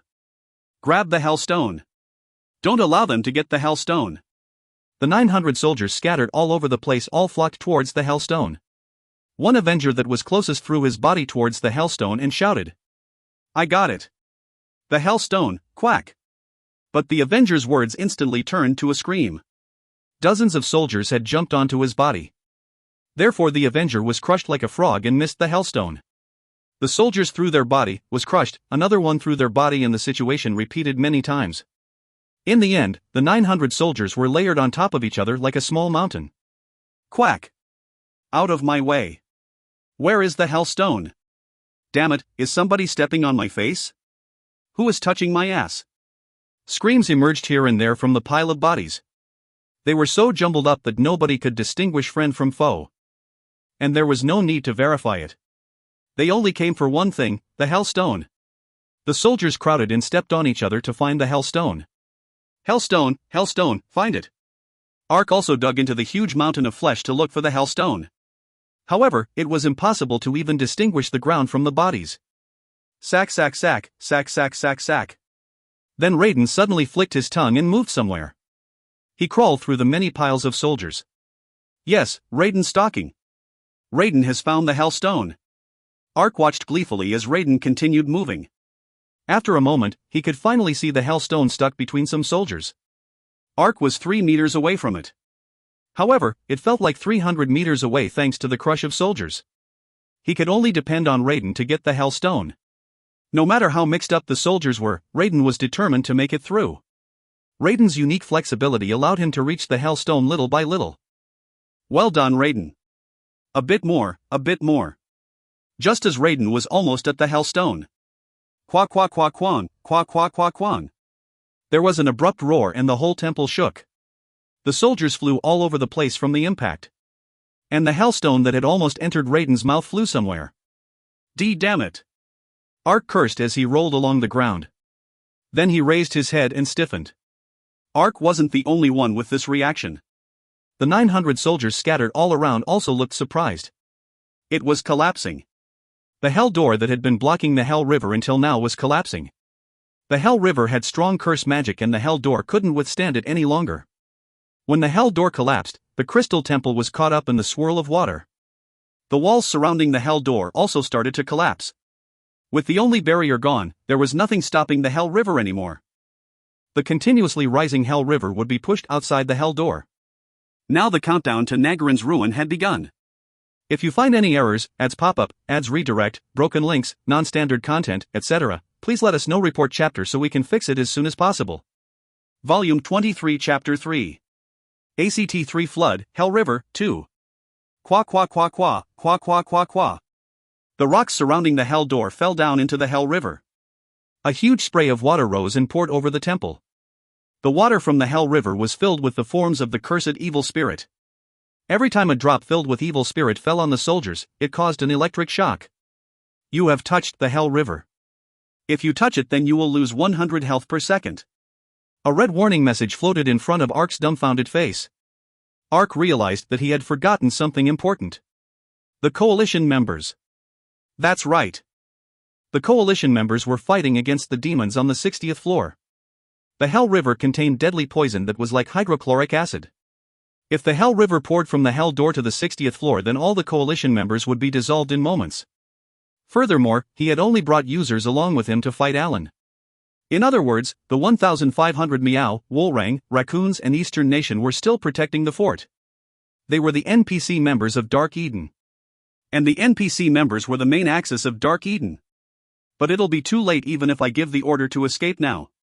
It was only a matter of time until the Hell Door collapsed. Once it did, the Hell River would flow out to the 60th floor. No matter how quick the coalition members were, there was no way they could escape from the 60th floor in time. With how quickly the Hell River would rise after entering the 60th floor, they wouldn't be able to escape the secret dungeon at all. Weren't there also thousands of demons blocking the front of the fortress? Then Ark thought of a brilliant idea. I don't know if it's possible, but it is the only way. Ark instantly sent a whisper to Boromir, who was the commander of the fort. Boromir, it is an emergency. Arknim, what was that shock just now? There's no time to explain. Give up the fortress and retreat immediately. Retreat? We're retreating? Retreat to where? Boromir asked in an amazed voice after hearing Ark's order. In the underground closed room. The closed room? The place we made when we were hiding? Yes, retreat to that room right away with the troops. Make them blow up the entrance to completely seal it off. Don't let even a single drop of water enter. Do you understand? This was the best course of action that Ark could come up with. Ark had previously commanded them to make a closed room on the 60th floor. It had a narrow passage and a rock wall which led to a wide stone room. The length of the passage was approximately 20 meters. In other words, the room was surrounded by 20 meters of rock walls. It was possible to avoid the Hell River in there. Of course, this was just a temporary solution. If the 60th floor was flooded, then the closed room would eventually be as well. No, if the entrance was blocked because of that, then they would suffocate from a lack of oxygen first. Anyway, if the Hell River wasn't sealed, then all of Nagarin would disappear. Then he wouldn't have to worry about the Alliance members anymore. Blowing up the entrance. There's no time to explain. I understand. Boromir answered after hearing Ark's desperate tone and cut off communications. Now the life of his Alliance members depended on how fast Boromir ran. I have to regain the Hell Stone and reseal the Hell River. But finding the Hellstone was an even more confusion situation. Due to the shaking of the Crystal Temple, everybody was jumbled up like a cocktail had been shaken. Not only did the 900 soldiers fly away in every direction, there was no way to even tell where the Hellstone was. Pieces of the Crystal Temple had broken and small crystal pieces were scattered all over the place. The temple was made of black crystal while the Hellstone was also black. Looking for the Hellstone in a pile of crystals was like finding a needle in a desert. However, this wasn't bad for Arkansas. Raiden, find the Hellstone. Sack sack sack, sack sack sack sack. Raiden dropped down from his waist and looked around with glittering eyes. He flicked his tongue from side to side before pointing towards one side. Raiden's search target, Hellstone search mode. Raiden's search target, the Hellstone has been sensed 200 meters away in the 3 o'clock direction. Okay, let's go. Ark instantly ran to a pile of crystal that Raiden indicated. Qua qua qua quang, qua qua qua quang, dot. However, he had only taken a few steps before the temple started shaking uncontrollably. Then the floor suddenly inclined at a sharp angle. The hell door has broken. That's right. In the end, the hell door wasn't able to withstand the pressure any longer and broke. The hell river quickly rushed out after the hell door broke. The hell river pushed out like a swirling storm into the secret dungeon. The crystal temple was located in the center of the swirl, just like the eye of a cyclone, and it was embroiled in the torrent that rushed out the hell door. Therefore the crystal pieces and soldiers all fell to one side. Most of them grabbed onto the cracked ground or pillar, but some unfortunately soldiers were thrown out the crystal shrine into the hell river. Wah-ah! Huck! Save me! The evil spirits flocked around the soldiers that had fallen into the river. After a few seconds, the soldiers became pieces of bones like piranhas had attacked them. The fearful scene showed how toxic the hell river was. Ark looked around as he held onto his sword that he plunged into the ground. The hell door was built directly in front of the fortress that contained thousands of demons. After the coalition members hid in the underground like Ark commanded, the demons had immediately entered the fortress. But before they could even enjoy their victory, the hell river swept over the fortress like a tsunami. The demons fell into a state of panic and shrieked while running away. Kiri, Karam, Karama. Nohan, Bakarama, Karara. However, the demons were like fleas running around the 60th floor. Qua qua qua qua, qua qua qua qua. The hell river enveloped the demons in one huge breath. The fate of the demons caught in the swirl was gruesome. The thick leather that prevented the demons from being pierced with a knife was no use against something like this. The demons caught in the swirl seemed like they were caught in a grinder and shredded into chunks of meat. The hell river became a deep red color from the blood of thousands of demons. There it is! The hell stone! Then he heard someone's voice near him. Ark, who had been looking at the bloody hell river, flinched and turned. A pile of crystals had collapsed from the impact just then, and the hellstone rolling out caught his eyes. The hellstone was also tumbling around everywhere thanks to the shaking of the temple.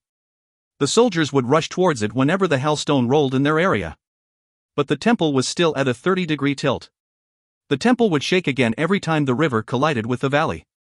Thanks to that, the soldiers rushing towards the hellstone lost their balance and died. Some of them even pulled the Avenger members with them. And they became minced meat. When the situation was like this, the soldiers and Avengers couldn't easily move. It was a strange confrontation between two groups over the hellstone. However, those circumstances didn't last long. The movement of the hell river suddenly changed. The river had completely submerged the 60th floor, and there was a moment of silence. Then a fierce geyser of water shot up near the crystal temple. And it started drilling a hole in the ceiling. Qua qua qua qua qua qua. There was a violent roar and the ceiling broke. It was like a scene where the demons of hell clawed through the ground with their claws. A groan flowed from Ark's mouth at the unimaginable situation. Oh my god, this is... Ark had thought the hell river would flood from the 60th floor to the 59th floor to the 58th. The secret dungeon would gradually fill up and head towards the outside. Considering the hell river's speed, it would take at least a few hours to reach the outside. But if it penetrated through the ceiling, then it would take less than an hour. There's no time. He couldn't afford to relax now. Since the hell river had calmed, the tilted temple returned to a flat position. While rocks still fell from the ceiling, it was better than when the temple was 30 degrees tilted. We can't blindly chase after it. It will become too messy. Ark raised his body and shouted. All warriors rush and seal the movement of the Avengers. Meanwhile, the archers and hunters should quickly seize the Hellstone. The magicians in the rear will attack the Avengers searching for the Hellstone. Based on his previous experience, blindly chasing after the Hellstone wasn't the right answer. In such confused circumstances, the soldiers would definitely have the disadvantage. The soldiers had 100 less members than the Avengers. Even if the altar was repaired, everything would be finished if they couldn't get the Hellstone. There was also no meaning if someone placed the Hellstone in their bag and died. On the other hand, the Avengers could place the Hellstone in their bag and win. It really was disadvantageous to the soldiers in every way. But Alan and the Avenger members are confused because the quantum transmitter didn't work properly. This is the only chance to obtain the Hellstone. The game starts now. This was the quick conclusion Ark came up with. The soldiers immediately organized themselves according to Ark's order. Hap, hap, hap, hap. Go! When the signal rang out, they simultaneously ran towards to Hellstone. Meanwhile, the soldiers moved towards the Avengers. Warriors blocked them from both sides and secure a path. The warriors followed Ark's instructions and stopped the Avengers from mobbing. The sound of hundreds of warriors clashing rang out. While the warriors were stopping each other, the archers and hunters rushed towards the Hellstone.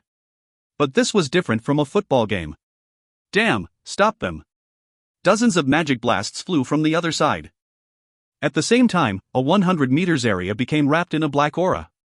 You have entered the influential range of blackout. Asterisk due to the magical smokescreen, the vision of all lifeforms within the 100 meters area will be limited. Asterisk there is no way to expand the limited view using magic or skills. Asterisk the effect will only be displayed at night or in a dungeon. The message window appeared in front of all the soldiers. The Avengers saw the soldiers' methodical movements and used blackout to prevent them from finding the Hellstone. Thanks to the dense smokescreen, it was impossible to distinguish between rocks or the Hellstone. Contrary to Ark's intention, once again it became a scene of confusion and disorder. I got it. The Hellstone. Bah, not a chance. Rush. Ugh, this bastard, my Hellstone. Cuckoo, I caught it. Don't be ridiculous. Heroic strike. Shouts poured out from the smokescreen. Dozens of skills flew around in the vicinity of the Hellstone. Whenever someone grabbed the stone, a skill would be used to stop them. Therefore the Hellstone switched hands between the soldiers and the Avengers many times. We're being pushed. Ark looking at the situation, he could see through the smokescreen with irritation. It was 400 against 500. The numbers were against them, but Ark thought they could win if they faced the Avengers. The reason was due to his level. While Ark was distracting Alan on the 59th floor, he had looked at the Avengers using Eyes of the Cat. Their level was between 330-350. On the other hand, the Allied forces in Dark Eden had an average level of more than 350. He judged that the level difference would make up for the extra 100 troops. However, the actual results were unexpected. When facing them one-on-one, the Avengers showed no sign of being pushed. There can only be one reason. When I encountered Alan at Padian Canyon, I was pushed despite obviously being high-leveled than him. Alan and the Avengers must have something to raise their stats. But now wasn't the time to ponder the mystery. The problem was that his soldiers were dying. If we're pushed during these circumstances, then it is the end. Raiden, use stalking and secure the Hellstone. Sack sack sack, sack sack sack sack. Raiden shook his tail and went into the smoke. Ark also followed Raiden in the scuffle and shouted. Summon demon, Purital. Clad armor. Clack clack clack, clack clack clack clack. Purital was summoned to the area behind Arkansas. As soon as Purital appeared, his bones were taken apart and reformed around Arkansas. The ribs split to cover his upper body while the skull covered his head like a helmet. The leg and arm bones twisted strangely and stuck to Ark's gloves and shoes. You have used clad armor. Asterisk damage will increase by 1722. Asterisk defense will increase by 98. Asterisk health will increase by 1866. If the 1866 health is consumed, then clad armor will automatically dismantle. Hook explosion. When he used the skill, 4 hooks shot from Ark's body. The hooks wound around a pillar and he flew into the smokescreen. What the? Ark. Kill him. When he entered the smoke, the Avengers ran to him immediately. These children, dark dance. Ark's body disappeared like a ghost. It wasn't easy for someone to catch Ark when he used dark dance in broad daylight. It was impossible in a dark dungeon filled with smoke. Huck. Where is he? The Avengers said as they lost sight of their quarry. But before their confusion could disappear, a dark blade shot through the darkness and dealt a critical blow to an Avenger member.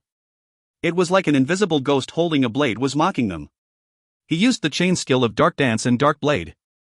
With Ark helping, the battle in the smokescreen instantly tilted to the side of the soldiers. Ark yelled out when he had taken care of all the surrounding Avengers. That's it. Raiden, find the Hellstone. Sack sack sack, sack sack sack sack. Raiden crawled on the ground and licked it with his tongue. During that short time, he had sensed the Hellstone within the smoke.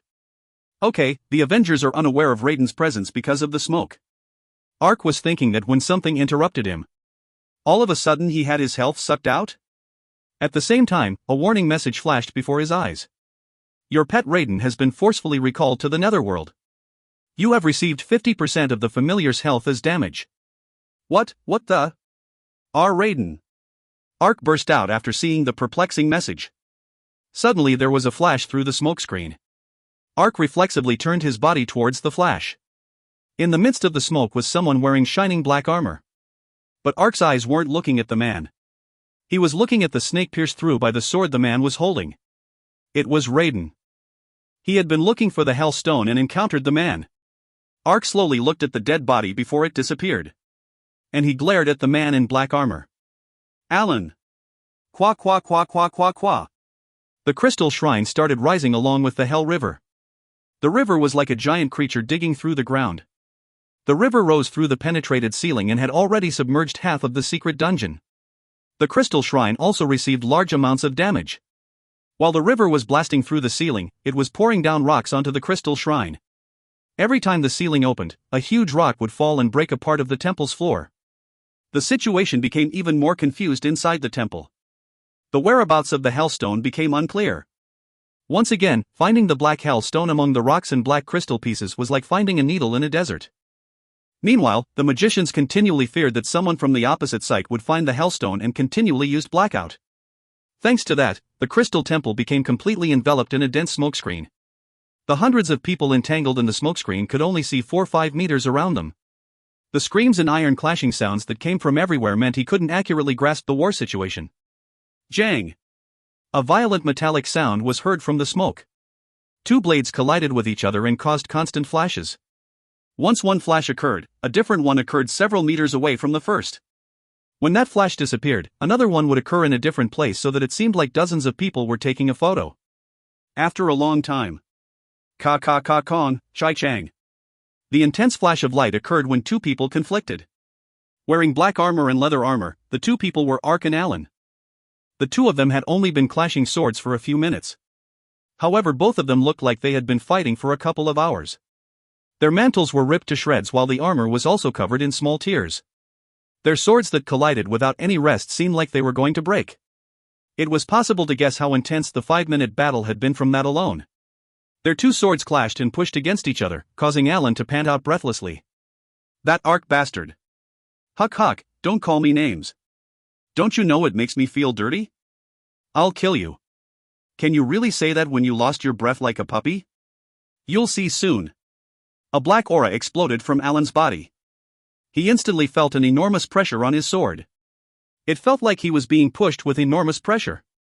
Ark was forced to his knees from Alan's tremendous power as his sword was pushed downwards.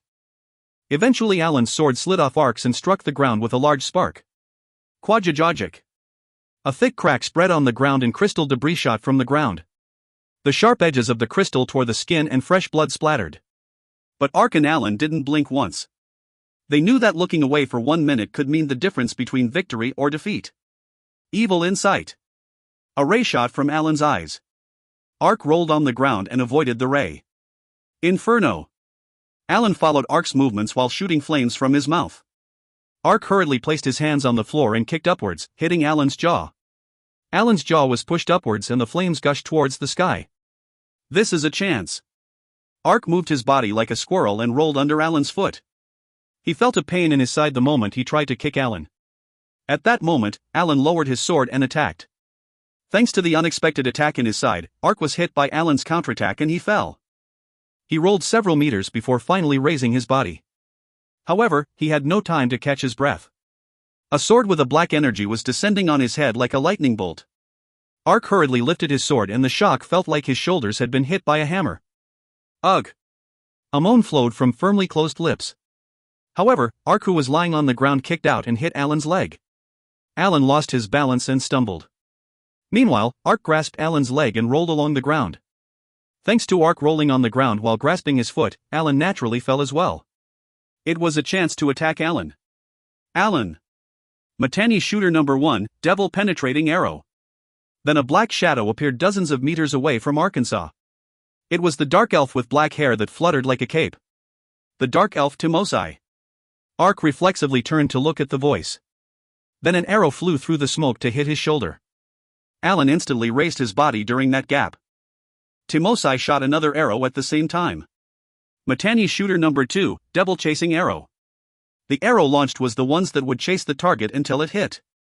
Ark popped up in front of Alan the moment the arrow was shot.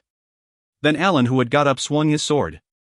Ark instantly used Dark Dance and rotated around Alan, changing their locations. The arrow that had been chasing after Ark lodged itself into Alan's shoulder. Kayak. Hey Alan. Timosai was startled as Alan was hit. Alan blocked Ark's follow-up attack and shook his head. Ugh, I'm fine. Timosai, don't worry about this battle. But. Can't you see? Your arrows aren't helpful in this situation. Pay attention to the altar. Altar? Yes, I've left the altar to Jewel, but then I got involved in the fight and haven't contacted him. Leave me and dispose of the guy repairing the altar. I understand. Timosai nodded and turned her body. When Timosai disappeared towards the altar, Alan pulled out the arrow from his shoulder and laughed. Come Ark. What will you do now? Ark's eyes shook as he breathed harshly. In fact, the altar had also been weighing on Ark's mind. In this confused situation, there was no way to predict who could get their hands on the Hellstone. But there was a way for Alan to achieve his goal even if he didn't obtain the Hellstone. It was the Hell Altar. If anyone got rid of Wormer who was repairing the Hell Altar, then it didn't matter who obtained the Hellstone. With the whereabouts of the Hellstone unclear, the battle had started focusing on the altar. Now Timosai had received the assassination order and was heading towards Wormer. It was the most unbearable situation in Ark's view. But a small smile still spread on Ark's face. Let's see. Will it really be as easy as you think? That pig, I'll catch you. Matani shooter number 1, devil penetrating arrow, ... Then Timosai's sharp voice was heard over the noise of the battlefield. He couldn't see because of the smoke, but Timosai had approached Wormer at the altar. But the next moment. What the? That abnormal bastard. I knew this female would appear again. Alan's face warped as he heard Shambhala's voice. That's right. The reason Ark wasn't worried about the altar was because of Shambhala. The altar was one of the 2 keys required to stop the Hell River. How could he leaving Wormer, who was repairing such an important key, alone? Ark was able to roam the battlefield freely because he had placed Shambhala, who was the most reliable person to guard Wormer. This was the reason why Shambhala hadn't been fighting in the meantime. Matani shooter number 3, devil stabbing arrow. Torrential sword. Although it wasn't intended, once again it became a confrontation between Shambhala and Timosai. Ark raised his sword and laughed. Now, shall we start again? Or do you want a little break? This impertinent brat. Qua quang, kakakakak, qua qua qua qua quang. Damn, this bastard. Ark breathed roughly and glared at Alan. In fact, Ark had been confident that he could beat Alan.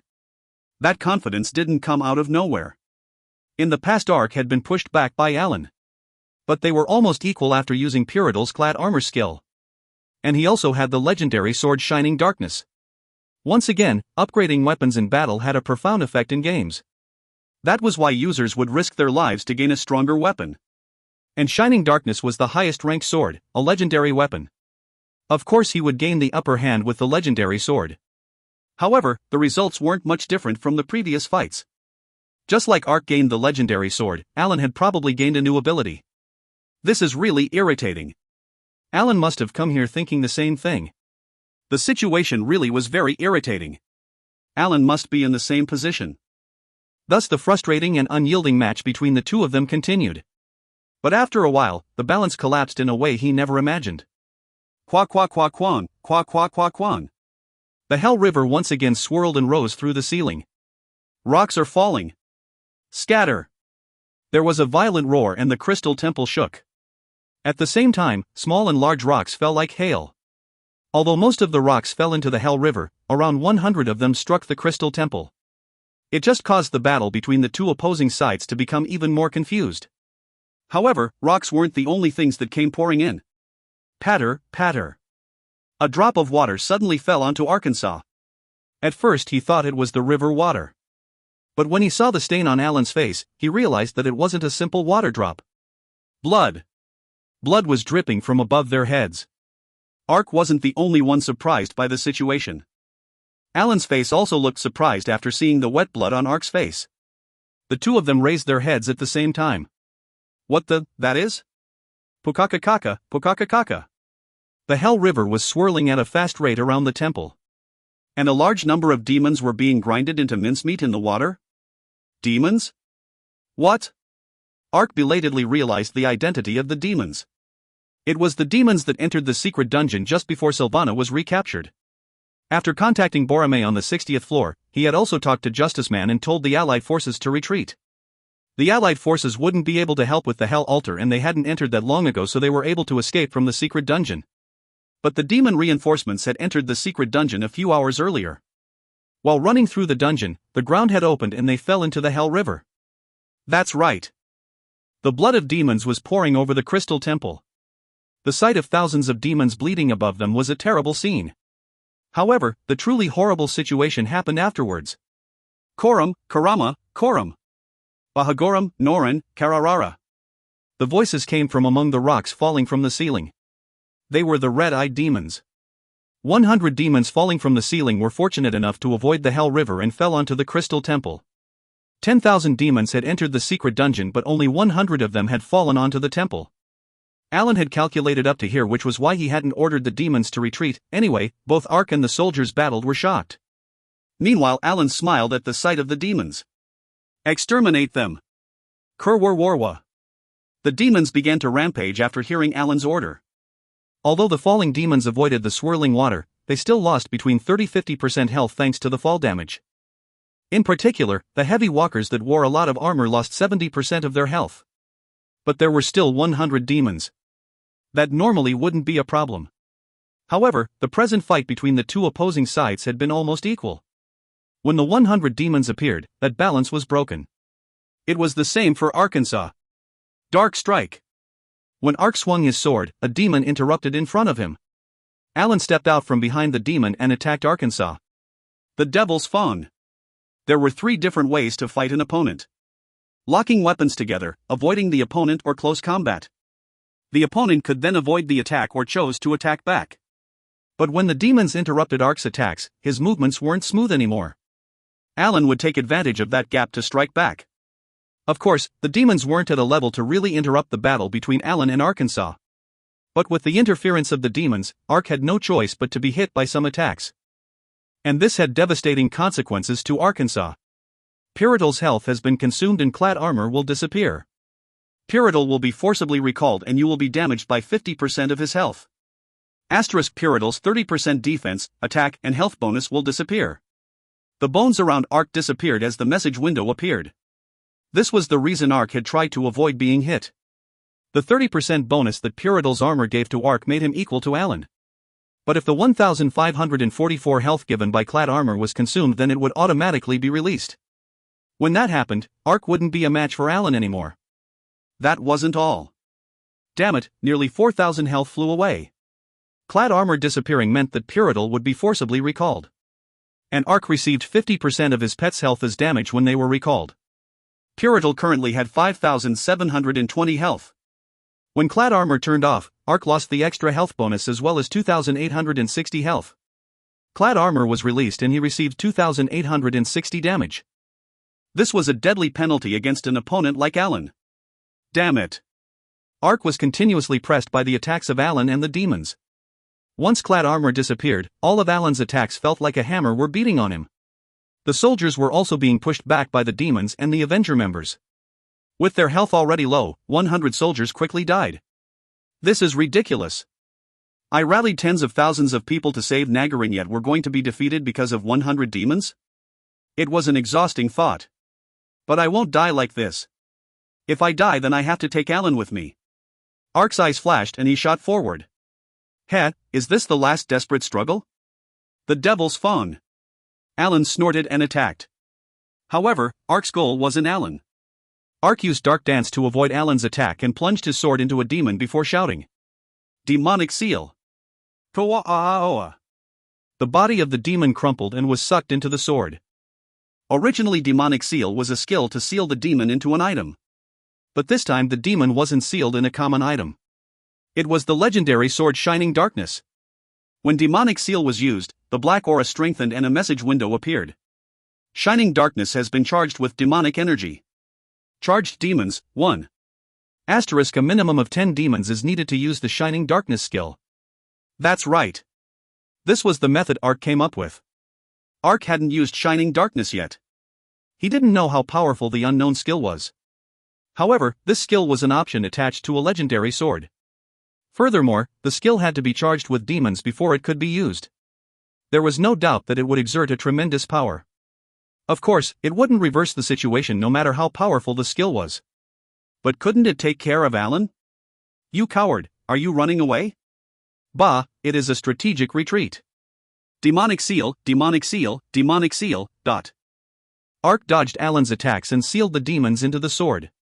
After a while, the message window he was waiting for finally appeared. Shining Darkness has been charged with demonic energy. Charged demons, 10. Asterisk Shining Darkness can be used. That's it.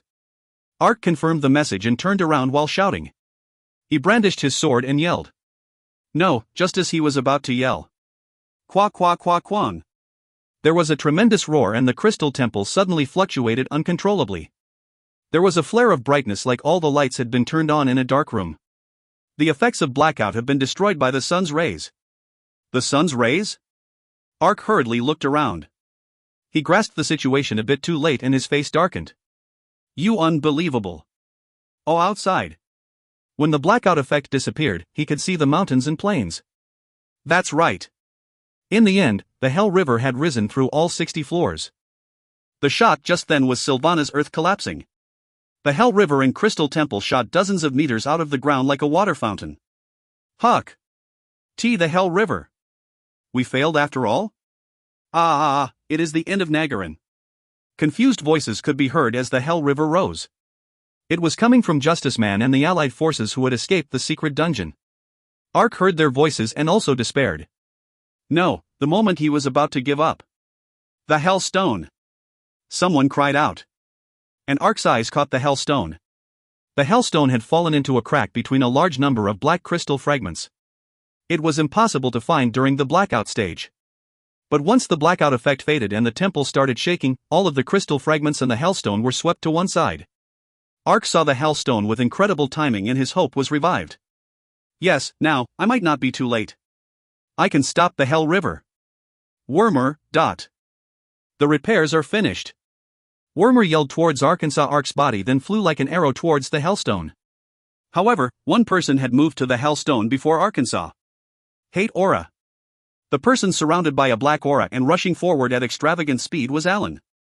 Hate Aura increased Alan's movement speed by 30%. Alan overtook Ark and reached the Hellstone. Ark let out a distressed cry and swung his sword. Ah, no. Shining Darkness. Flash. Qua qua qua quang. At the moment, the black aura surrounding Ark's sword exploded. It was so utterly pitch-black dark that nothing could be seen. The darkness shot out in front of it like a huge tsunami and swallowed everything. A chain explosion occurred and Alan was also swallowed up. Qua hawk. Alan screamed as he was caught in the explosion and blasted dozens of meters away. Shining Darkness was the knockdown technique of the legendary sword which dealt a critical hit and ate 40% of Alan's health at once. That wasn't all. The demons and Avengers caught in the explosion were torn to shreds and also flew away, causing a radiating pattern around Arkansas. The destructive power was enough that the Avengers and demons caught in the explosion turned to dust. A giant crater was created in the area where Shining Darkness was used. It was like a nuclear bomb had been dropped. This is... Ark stuttered with a stunned look. While he was astonished at the incredible power of Shining Darkness, the reason he was stunned was because the area where the Hellstone was located had also been caught in the explosion. At that moment, the hundreds of people left in the temple looked on in unison. Tuck, tuck, tuck, tuck. A black stone fell from the sky and rolled away. The Hellstone.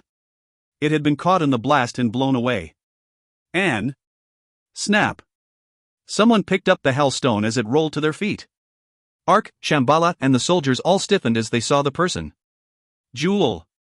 A moan emerged from Ark's mouth. That's right. The person who picked up the Hellstone was the magician Jewel. Hundreds of eyes looked at Jewel as he picked it up. Ugh. Jewel, Hellstone, throw it outside the temple. Alan, who was a piece of rag on the ground, tried to get up while shouting. All of Ark's hope disappeared. Everybody expected Jewel to obey Alan and throw away the Hellstone. However, everybody watching the scene became stunned in the next moment. What is this? Jewel had thrown the Hell Stone towards Wormer at the Hell Altar. Everybody was surprised at Jewel's rogue actions. Then the distinctive form of a bat appeared from Jewel's hood. Kikik, the person who always settles a situation is me. Curio! Ark exclaimed. Ark finally understood everything. During the chaos of blackout covering the temple, Curio had used bloodsucking on Jewel many times. In the end, he managed to successfully confuse Jewel and hid in his hood. It was the reason why Jewel didn't obey Alan's command to attack Wormer. In fact, during the battle, Ark had received a message stating that Curio had successfully used confusion. However, he was battling with Alan and couldn't check the name. Therefore he thought that a random Avenger had been confused. He hadn't unexpected Curio's action to be such a big influence. Wormer! Ark burst out. Stop! Stop him! Alan's cry rang out and the demons and Avengers rushed to the altar. But it was already too late to stop Wormer. Wormer placed the Hell Stone on the altar and pulled the switch. Duck! All the noises around him suddenly disappeared. The Hell Altar shook and a lightning bolt struck the temple. The lightning bolt pierced through the temple and hit the Hell River. When it struck, the Hell River that was rising from the secret dungeon stopped moving. An earthquake simultaneously shook Sylvana. Jajajajajang, jajajajajang, dot.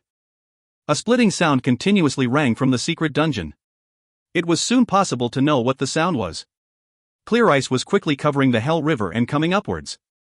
The river spouting from the ground suddenly turned into ice pillars. The Hell River has been sealed. We did it. It is interrupted. Ark muttered at the sight of the message in front of him. At that moment, the ice turned to sand and the crystal temple crashed to the ground. Hook! It is falling. Everybody prepare for impact. Qua qua qua quang, qua qua qua quang. The crystal temple plunged into the ground dozens of meters from the entrance to the secret dungeon. There was a huge shock and the crystal temple split. When the temple crashed, huge damage was applied to the users and demons. Most of the users barely survived while the demons died from the impact. Ark also had low health but he barely managed to survive. Then the demons and Avengers who survived around Ark unsteadily got up. Ugh, do you want to see this through to the end? Ark was unsteadily raising his voice when he heard it. The Hell River has been sealed. Attack and exterminate them. Justice Man's voice was heard from behind Arkansas. At the same time, tens of thousands of Allied forces rushed into the temple. That's right. It was the Allied forces who had been watching the situation from Sylvana. Their few remaining demons and Avengers inside the temple were no match. Dark Strike. Ark, who received recovery magic, also jumped back in the fray. Now that almost everything was cleared up, he wanted to handle Alan. But no matter how hard he looked, Ark couldn't find Alan or Timosai. At that moment he heard Curio's voice over his head. Master, those guys. And he looked where Curio was pointing. Alan. Curio was pointing towards Alan, Timosai and some Avenger members who were flying away on gargoyles. When the crystal temple was falling, those guys had quickly escaped into the sky using gargoyles. Shoot them down with magic and arrows. At Justice Man's command, the Allied forces fired off magic and arrows. But Alan was already more than 100 meters away. Most of the magic and arrows failed to even hit them. Alan looked at the magic and arrows flying under his feet before flying away with the gargoyles. Damn! Ark cursed as he watched Alan. Then he sighed and turned away. At the moment, a loud cry shook his eardrums. Wayawa! We did it! We protected Nagarin! Hooray Nagarin's Allied forces! Hooray Dark Wolf! Sylvana erupted with the loud cheers. But Ark didn't hear the loud cheers. With all the tension and barely sleeping for the last 10 days, Ark just looked at the Allied forces with dumb surprise and collapsed from exhaustion. Ark Nim. The Allied forces flocked to the fallen Arkansas. The long battle to defend Nagarin had finally ended. If you find any errors, ads pop up, ads redirect, broken links, non-standard content, etc., please let us know. Report chapter so we can fix it as soon as possible. Volume 23, Chapter 4. Act 4, Swirl of Intrigue. Thick pillars lined up in the corridor like a temple in ancient Rome. A huge stone room was located at the end of the corridor. The walls of the stone chamber were filled with carvings and had a black aura around them. They were carvings of deformed beasts that were normally seen in nightmares. A large number of people were suffering under the claws of the beasts. The torch flickered weirdly and made it seem like the carvings were alive. Dukong, Dukong, Dukong. A steady pounding sound was heard throughout the stone room. The pounding sound came from the object placed on the altar in the center of the stone hut. A heart, that's right. It was the mysterious heart Alan had taken from the Hell River. With every swell and shrinking of the 10 meters huge heart, the black aura would become larger. And the black aura spread along the ground of the stone room like dry ice. It's been hundreds of years, wonderful. An old man wearing a hood murmured in a cheerful voice. And he stretched out his hand to touch the heart. Just as the wrinkled finger was about to touch the rising heart. Masutu! A rough voice shook the stone chamber. The old man's eyes became displeased. The old man looked at the heart before turning around slowly and taking off his hood. With the face covered in so many deep wrinkles that it was impossible to guess his age, Masutu was the archbishop of the Yank Church. You came? The person who approached was a man wearing black armor and covered in blood. It was Alan who had escaped from Sylvana on the gargoyles. Alan glared at Masutu and declared sharply. I want an explanation. Explanation? For what? Masutu asked. The quantum transmitter receiver. What's the problem? Masutu tilted his head to one side like he didn't understand the words. Then Alan shouted angrily. If the receiver worked as planned, then Nagarin would have been submerged by the Hell River now. But it didn't work. Thanks to that, I was almost wiped out and the Hell River resealed. How can you explain this situation? Did you try checking the quantum receiver? Of course I checked it. It was broken. I know that. That's why the receiver didn't work properly. I want to know why it is broken. Alan asked in a harsh voice. Once again, Alan had two reasons to invade Sylvana. One was to obtain the heart inside the stone room from the Hell River. And the other reason was to submerge Nagarin with the Hell River. But it was impossible to achieve both goals at the same time. It was impossible to leave with the heart if he made the Hell River flood. Then he accidentally stumbled on the quantum transmitter at Pabian Canyon and discovered a method to achieve both goals at once. It was possible to immediately move the heart with spatial movement. And Alan's plan to transfer the heart was a success. But it didn't work when Alan and the Avenger members tried to use it. Why didn't it catch the quantum receiver's frequency? Alan had been thinking that question the whole time. However, the reason was simple once he reached this place. The quantum receiver placed here had been destroyed. The expedition armies don't know about this place yet. There were no signs of a surprise attack when I got here. Yet why is the quantum receiver broken? Besides, it worked properly when it had to transmit the heart. Alan couldn't accept the situation. And there was something else he couldn't understand. Furthermore, I was contacted by the dead Avenger members before I got here. Alan opened his mouth again. Masutu, who had been listening silently, finally laughed and muttered. I was the one who destroyed the quantum receiver. What? Alan flinched and closed his mouth. Masutu was the one who broke the receiver? What was he saying? Alan looked at him with a foolish look. Why would you do that? Calm down. Calm down? You're telling me to calm down? There is a reason for it. Masutu waved his hands. Reason? You have a reason? Yes. Masutu answered in a light tone. He slowly moved around the heart and said, It isn't necessary to explain, but this heart is the most important object. It isn't an exaggeration to say that all of our plans were for finding this object. The value of destroying Nagarin is nothing compared to the heart. And the person who found this heart is the Ruin Knight. Your achievement really deserves admiration. Then why did you do something? Well. Just wait a bit more. The reason you could transmit the heart here is because of the quantum transmitter. If you also took advantage of the transmitter, then you could come here safely. But what next? Next? If those guys got a hold on the quantum transmitter, then wouldn't they obtain the frequency to this place? Masutu shook his head. It is better not to risk it. If they got the quantum transmitter, then wouldn't they be able to move straight to this place? Of course, those guys would die when they reach here, but the concern is that they might tell the expedition forces. There are also foreigners who can track mana, so they could also discover this place. Alan frowned as he thought about Masutu's explanation. If he thought about it like that, then Masutu's action was understandable. While the MG had disappeared after Ark used the quantum transmitter, Ark had Wormer. There was no guarantee that Wormer couldn't develop another magic charger. If Ark came here with the quantum transmitter, then the expedition army would know about this location.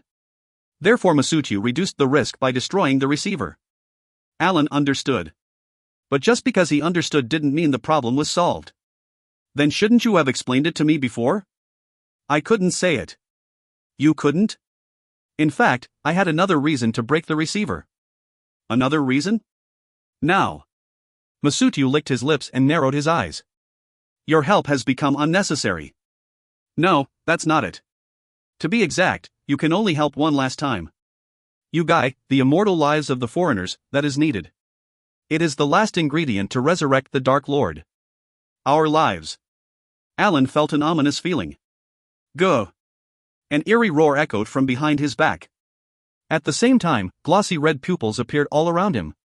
The wall carvings, the deformed beasts on the carvings all opened their eyes simultaneously. And they rose and crawled off the wall. The room instantly filled with the thousands of animals and a nasty fish smell. Alan had seen the wall carvings many times, but he never thought they were alive. The atmosphere around them were different from the demons controlled by Alan. The thousands of eyes that were thirsty for blood all focused on Alan. This is... Confusion appeared on Alan's face. Then Masutu bowed gracefully and said, Ruin Knight, we've spent a lot of time together. But our relationship will end here. Why you, then everything you said so far? It was true. You will rise to the ultimate seat in this world. As the Dark Lord's flesh and blood. Forever. This bastard. Alan growled and took out his sword.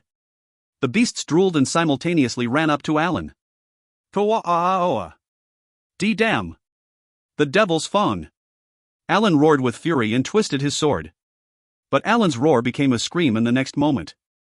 Alan's attacks only did 1% damage to the wave of beasts. It meant they were elite monsters. Thousands of elite creatures. Ugh, rampaging spirits. In the end, Alan turned away from Masutu.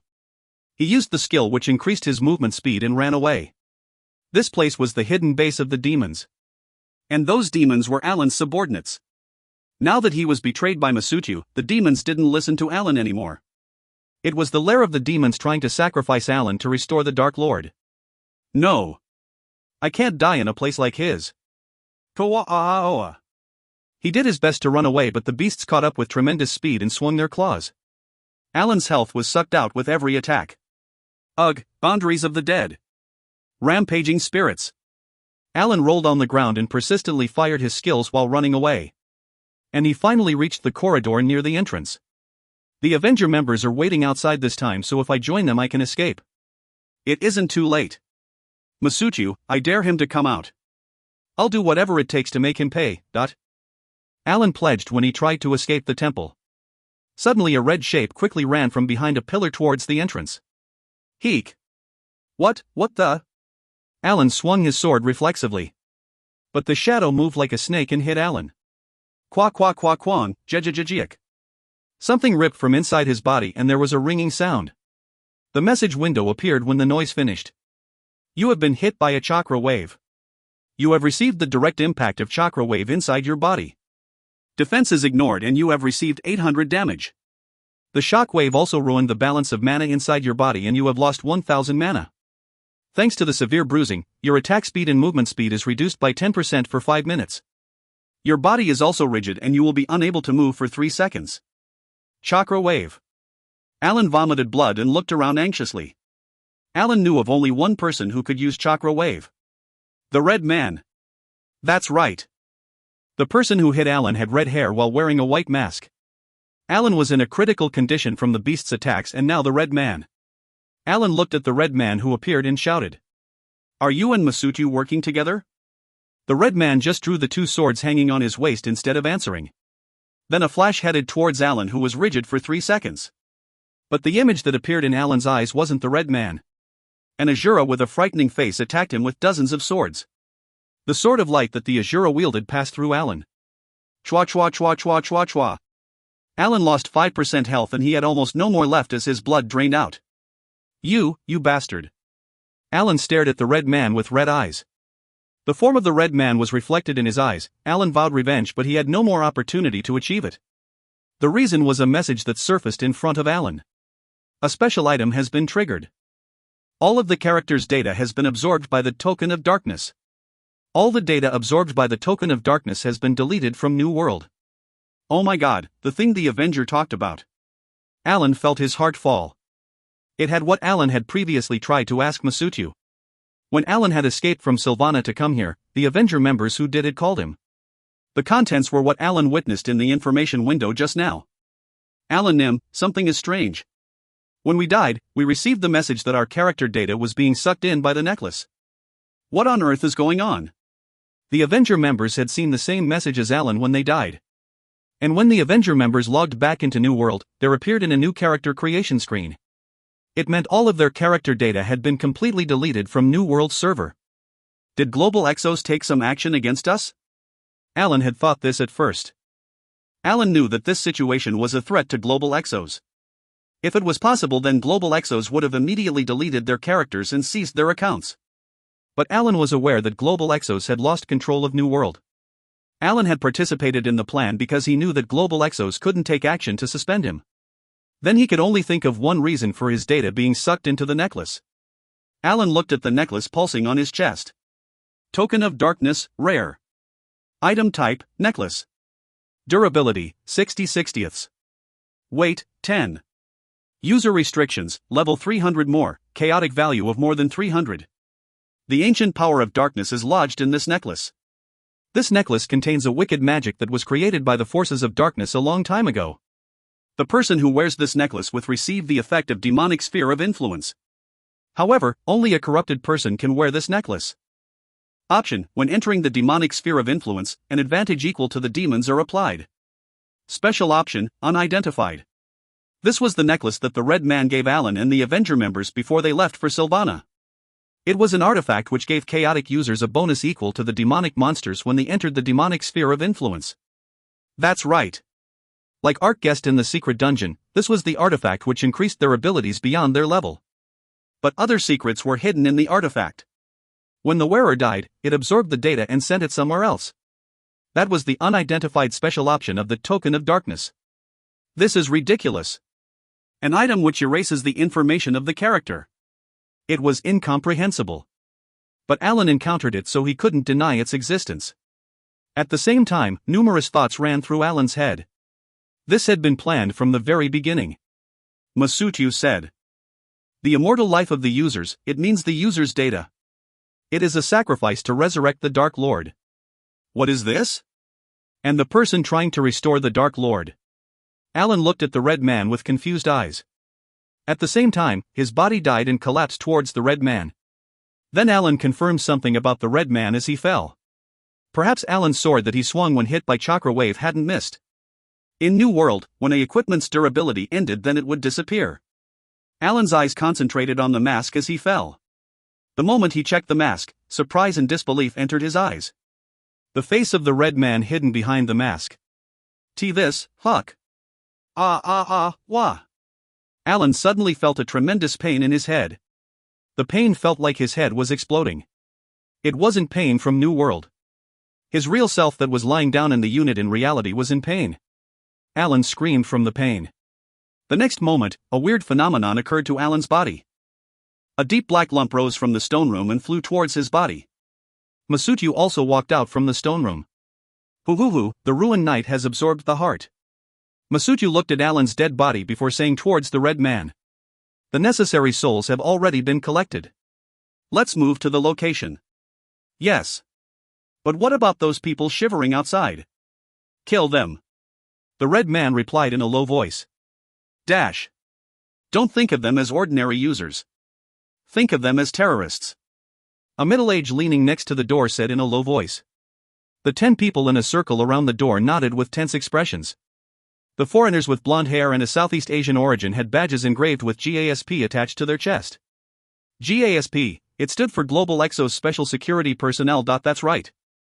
These were the special security agents that Global Exos had dispatched. And they were currently surrounded a villa in the suburbs of Hong Kong. Everybody moved to their assigned positions.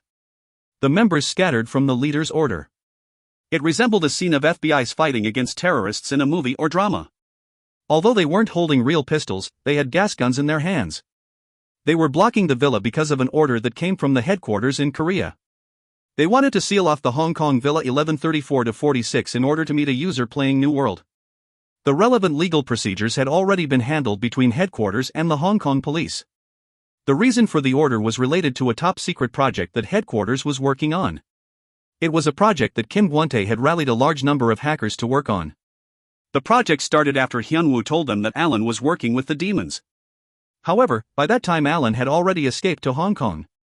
Kim Gwante had rallied the programmers to hack the Hong Kong servers so they could find Alan's residence. And they finally succeeded in the backtracking and discovered Alan's residence. But the villa that the special security agents sealed wasn't Alan's residence. It was because of Kim Gwante's opinion. Okay. Mobilize the security staff in Hong Kong to arrest Alan. When Ha Myung-woo first received Kim Gwante's report, he immediately mobilized the troops. Kim Gwante shook his head and explained. No, just wait. What does that mean? Don't you know the current situation in New World? We have to arrest him and appease our customers. The first thing to do is stop those guys. Don't you think it would become a problem if people discover that we hired hackers to hack our own servers? Then what? Ha Myung-woo wrinkled his forehead as he frowned. Kim Gwante tapped a thick paper file with his finger and explained. After we discovered Alan's server tracks, we traced his movements. As expected, Alan is deeply involved with this event. But he is not the mastermind. He's not? Then.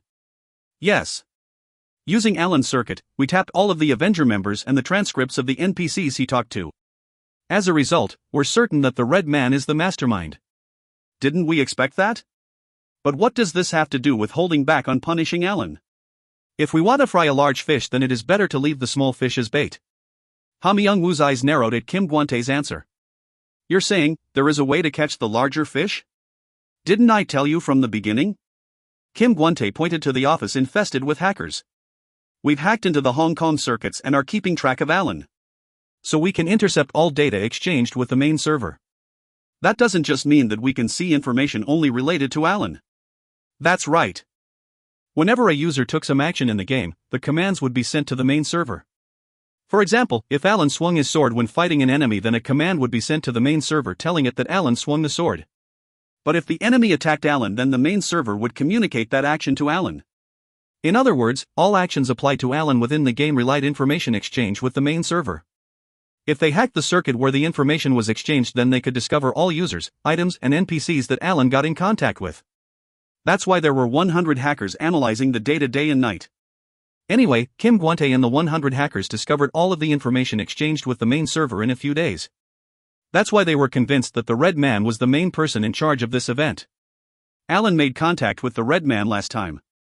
Kim Gwante said with sharp eyes. We've figured out Alan's residence, so we no longer need to track him. So he rallied all the hackers and chased the Red Man's circuit that had got in contact with Alan's. There were a few minor problems, but they were professionals. Eventually they found the place he was connecting from. Where is it? That fellow is also in Hong Kong. Hong Kong? Then that is why Alan went to Hong Kong in the first place. He must have made contact with the Red Man then.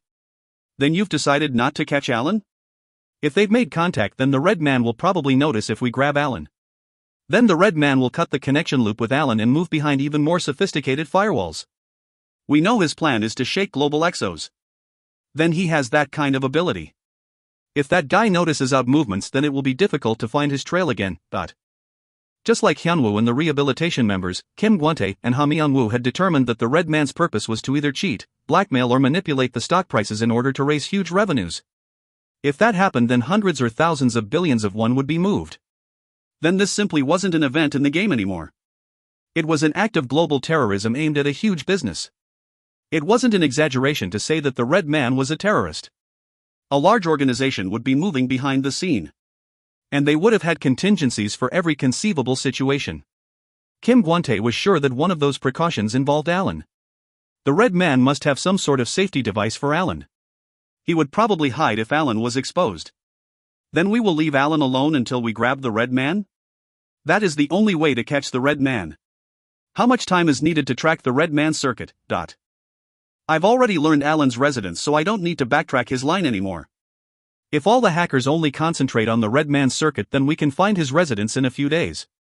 Understood. Hurry. So they moved on to tracing the Red Man's circuit. After 2 days of staying up all night and nosebleeds, the hackers were finally able to figure out where the Red Man connected from.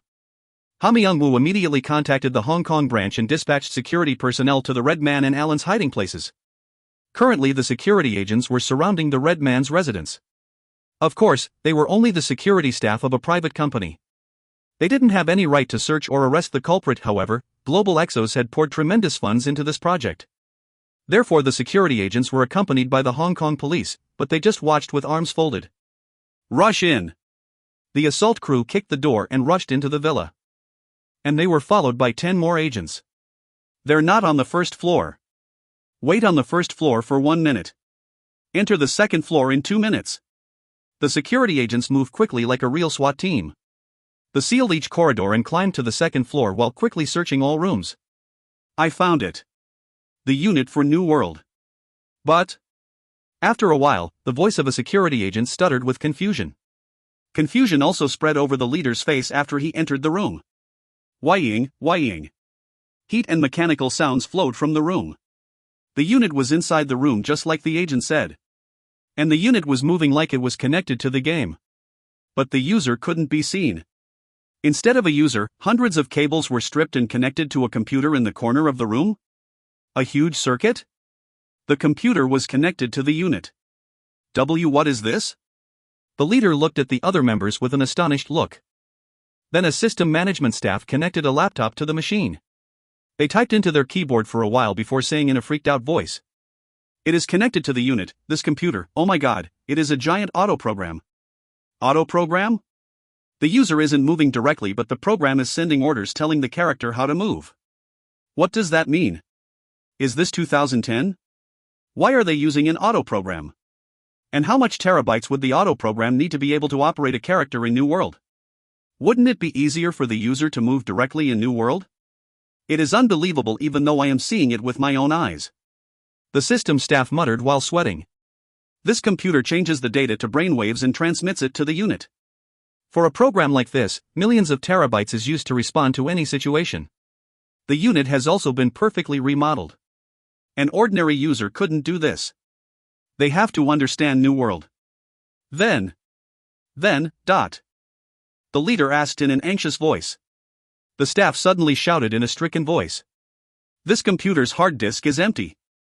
What? Didn't you say it had millions of terabytes just before? That is certain. This computer's hard disk had millions of terabytes worth of information. But it's not there now. And the data has all been transferred to New World's main server. What nonsense is this? The data was sent to New World's main server through a mirror unit? That isn't possible. Yes. It's not possible. It is impossible. The server management agent stuttered with perplexity. That's right. It was impossible to move new data to New World's main server. Even Global Exos had lost control of the main server and couldn't add new information to it. Yet a mirror unit had managed to forcibly transmit information to the main server? An auto program had managed something that thousands of hackers couldn't do? It was complete nonsense. But if it was really possible, and this auto program was the data of the Red Man, didn't that mean the Red Man had become an NPC in New World? The Red Man created by the auto program have evolved into a life form in New World. Even if they smashed the computer or caught the person who created the auto program, it was impossible to stop the Red Man. What on earth? Gather the computer and unit and contact headquarters immediately. The leader commanded. Then one of the crew members came in and shouted. Captain Nim, the Bravo team has entered the office that Alan rented. Then? What is it? Was Alan not there? No, that is. The member hesitated before finally replying. Alan was connected to the unit. But he was already in a brain-dead condition when we secured him. Brain-dead condition? Yes, one of the staff investigated and said it was likely due to the shock caused by a backflow of data. The leader's face darkened at the report. What is he doing? Timosai muttered. After escaping from Sylvana, Timosai and 30 Avenger members were gathered in front of a temple. Alan had gone inside the temple to receive an explanation from Masutu about the broken receiving and they were waiting for him. However, it had already been more than 10 minutes and Alan hadn't returned. One of the Avenger members looked at the temple with a bored look. What are they talking about? How long do we have to wait? Timosai shot her bow with an angry expression and declared sharply. Damn, if they don't give us a good reason then I won't leave Masutu and the Red Man alone. I wonder what the reason will be. The Avenger member replied to Timosai. Timosai was glaring at the temple when she suddenly blinked. A small object was flying from the entrance of the temple. Eh? What is that? Hawk's eye. Timosai immediately used Hawk's eye. The scenery zoomed in many times like she was looking through a telescope. Timosai examined the object with Hawk's eye and laughed. Ho ho ho, what the? Alan's eyeball? Doesn't he know that I can't stand seeing it? Anyway, it can't be helped. It belongs to Alan, so isn't it quite cute? The Avenger members made expressions that said no way after hearing Timosai's words. Timosai was different from the other Avenger members. Most of them were chaotic users that joined after being scouted by Andal. However, Timosai had seen Alan on TV and voluntarily joined the Avenger Guild. It was also that she could ogle Alan night and day. That woman seems partial to rich men. That was Timosai's reputation among the Avenger members. Even so, there was a reason Alan and the Avenger members didn't mess with her. Although Timosai was a crazy woman with a few screws loose, her skills and level made her the strongest user in the Avenger Guild. Ho ho ho, is he trying to record me? Timosai immediately took out a mirror after seeing Alan's eyeball. She also pulled out a cosmetics set and applied it. At that moment, the eyeball suddenly fell to the ground. It fell. Is it because it saw Timosai's shocking makeup? Well, it certainly is fearful when looking at it in the evening. What? Do you want to fight? Timosai huffed and angrily hit the Avenger members for their words. But then the eyeball which fell to the ground started rotting? The Avenger members exchanging jokes flinched and shut their mouths. Alan's eyeball was rotting. There were only two reasons for that. One was that Timosai's painted face was horrible enough to make it rot, or more likely it meant that the person who used vampire's eye was dead. But how could Alan die at the secret base of the demons? Timosai and the Avenger members hurriedly ran to the rotting eyeball. Although it was rotting, the memory crystal lodged in it was still fine. What the hell happened in the temple? That information would be left in the memory crystal driven into Alan's eyeball. No, clearly Alan had sent the eyeball to them to inform the Avenger members of something important. Timosai had that idea and hurriedly played the memory crystal. When the crystal was used, an image began to form in the sky. What the? This is... Timosai and the Avengers burst out as they watched the video. The memory crystal played from the moment Alan entered the temple to when he tried to escape. In other words, it showed the words Alan exchanged with Masutu and when he was chased by the beasts. That's right. Alan had sent the eyeball to the Avenger members for help when he was being chased by the beasts. And it fell to the ground when the Red Man dealt the final blow near the entrance to the temple. While the scene of the Red Man killing him wasn't recorded, the rotted eyeball clearly meant that Alan was dead. Timosai grinded her teeth together after the video ended. Masutu dared do that to Alan. Timosai nim. An Avenger cried out next to her. Timosai raised her head after hearing the panicked noise. Kawa'a! A large number of beasts were exiting the temple. They were the beasts that attacked Alan. Even people with an IQ in the single digits would be able to tell why the monsters were coming. It was to kill Timosai and the Avenger members like they did Alan. Paduduk! The sound of Timosai's tooth breaking was heard. She wanted to kill those beasts and roast their flesh. But according to the information Alan left behind, all of the beasts were elite monsters. No, even if they weren't elite monsters, it was impossible for 30 Avengers to fight against thousands of monsters. When considering the power inside the demon's lair, it was almost impossible to escape. If they fought, they would be 100% wiped out. Then there was no reason to think too much. Damn, Matani shooter number 3, Devil's stabbing arrow. Timosai turned and shot dozens of arrows. The movements of the rushing beasts became a little dull. Let's get out of here for the moment. Maintain formation and retreat. Kawa'a! Timosai's voice was soon buried by the roars of the beasts. If you find any errors, ads pop up, ads redirect, broken links, non-standard content, etc., please let us know. Report chapter so we can fix it as soon as possible. Volume 23 Chapter 5. ACT-5 saved Nagarin's restoration funds. It had taken 10 days to prevent Alan's plan. He had invested a tremendous amount of time, money and effort into Sylvana. Hyunwoo disappeared into his room and barely slept as he tried to save Sylvana. Therefore Hyunwoo only slept an average of 2 hours for 10 days. All his tension was released after the Hell River was sealed and he slept like the dead. But his sleep wasn't comfortable. Wayawa. Fight. Do whatever it takes to save Nagarin.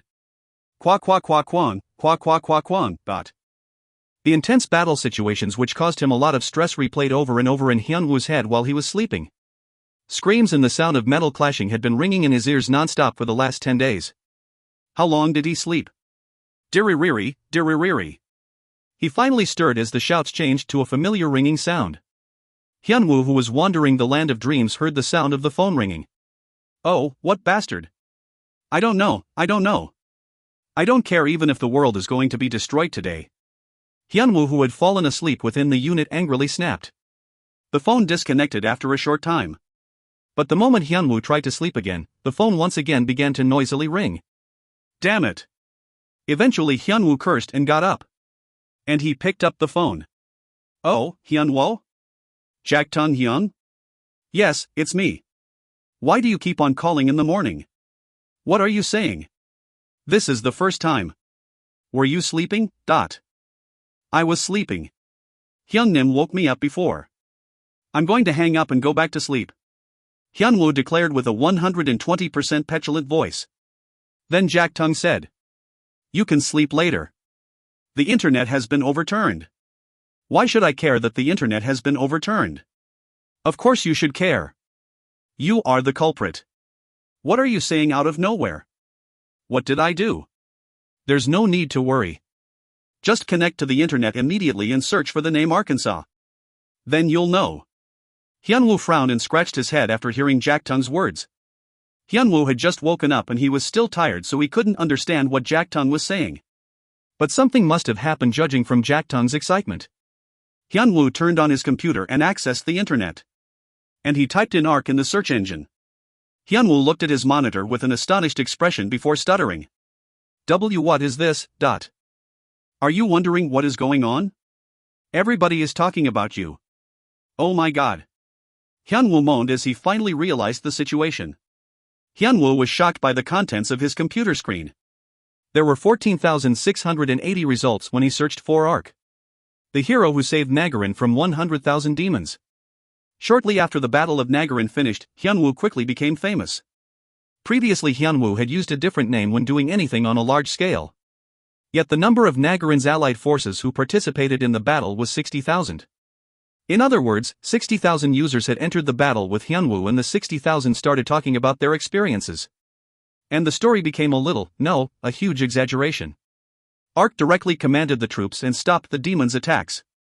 In fact, more than half the rumors about ARK had been inflated. It was to the extent that it made him feel lacking. Arknim treated the demons lightly and always fearlessly plunged behind enemy lines. Fact, it was to pick up the loot that Raiden couldn't. Arknim grasped my hand and said. If we give up here, then we're just soldiers. If we don't give up, then we're heroes. After listening to his words, an incredible power rose in my body. Fact, don't be mistaken. The power was just the effect from nursing. We advanced all the way to Sylvana, but I almost gave up after hearing that they had already invaded deep into the secret dungeon. But Arknim carried out a complex operation using his summons and managed to transport us to the 60th floor of the secret dungeon. I had goosebumps after listening to the explanation of the operation. And managing to stop 10,000 troops with just 2,000. This was true, but the description of the battle made it seem like a hero movie. Anyway, Hyunwoo was a hero on the internet. In fact, if it was just this level, then it would have been good. Hyunwoo's face turned red as there were a few sentences he couldn't bear to read at all. There were thousands of different types of posts flying around the internet. ARK's fighting is so intense that one slap on the cheek from him would be enough to slap the life back in someone. His strategy is so good that it would pull the mustache of Zhuge Liang. He is willing to risk his life for his colleagues, etc. What on earth? This ARK? Hyunwoo asked as he read the posts. I don't understand either. Anyway, you're a star. A star. Jaktung giggled and said. He fell asleep completely normally, and when he woke up, he was a star. It was only 11 a.m. when he checked the clock. Hyunwoo had sealed the Hell River at 3 a.m., so it was 7 hours since he passed out. 14,680 posts had been published during that 7 hours. He couldn't imagine how many more posts would appear. When it was to this extent, there were no users in New World who wouldn't know ARK's name. Just like in the past, people also knew the name of famous pro StarCraft gamers. Fuck. That was the first word that surfaced in Hyunwoo's mind. Once again, Hyunwoo didn't like drawing the attention of so many people. There were a number of reasons, but the biggest one was that he would keep on being interrupted in the game. If he was famous, then a lot of eyes and ears would concentrate on him. Then a lot of people would approach him in the game and waste his time. It would be a huge inconvenience for Hyunwoo. If that happened, then it would be difficult to engage in business comfortable like he was now. If Hyunwoo slipped even just a little bit, then it would become gossip on the internet. But was that all? He would soon become the target of jealousy and envy. While the impact of the Nagarin battle was huge right now and Hyunwoo was treated as a hero, there was no guarantee how long that would last. And people would start criticizing the hero for various actions taken. Didn't Alan also walk that dismal road? It is best to be inconspicuous. That was Hyunwoo's ideal game style. It was why Hyunwoo always broadcasted videos as Dark Wolf. But this time Dark Wolf wasn't the one who saved Sylvana. He had revealed to the 60,000 ally forces that Sylvana's lord in Dark Wolf was the same person, so Ark's existence was revealed to the world. Damn, I was too worried about Sylvana that I didn't pay any attention to this part. However, there was no way to stop it from happening. If he didn't want to be slandered on the internet, then he would have to act as a good guy from now on. If he made even the smallest mistake, then he might be labeled as a public enemy. And become a public enemy would make it difficult to play the game normally. He had to avoid that situation at all costs. Once again, Hyunwoo earned a considerable amount of his livelihood from New World. I should have thought about this part before I gathered the Nagarin allied forces, but Hyunwoo belatedly regretted his actions. Diririri, diririri. The phone rang again as soon as Jack Tung hung up. The voice of a middle-aged man was heard when he picked up the phone. Arknim, you finally picked up. Who? I am the PD of the game exclusive news, Lee Yoongyu. Hyunwoo looked doubtful as he heard the words. If it was the PD of the game exclusive news, then of course he knew him. After defending Lancel Village against Jules Group, he had signed an exclusive contract with him for Hyunwoo's videos. Hyunwoo was confused because the contract had already ended a while ago after sending 8 videos. I called you because I wanted to renegotiate the contract. Renegotiate? Yes, the edited videos that Arknim sent to the game exclusive news has been received quite well. Thanks to a lot of requests, the broadcasting station has decided to organize a Dark Wolf's Adventures Season 2. Dark Wolf Adventures Season 2. Hyunwoo's eyes shone at Lee Yoongyu's words. He meant there was another chance for Hyunwoo to sell his videos to the broadcasting station? Hyunwoo's previous contract gave him a copyright fee of 2.5 million won. In the past 2 months, he had secured a fixed income of 25 million won for 10 videos. With the name Ark now well known, he had been worrying about how to earn money in the future. But now the station called asking to renew the contract? His mind was still dull and sleepy. Yet Hyunwoo had to organize his thoughts as soon as he woke up. The reaction to the previous videos was quite good, so I will give a copyright fee of 3 million won per video this time.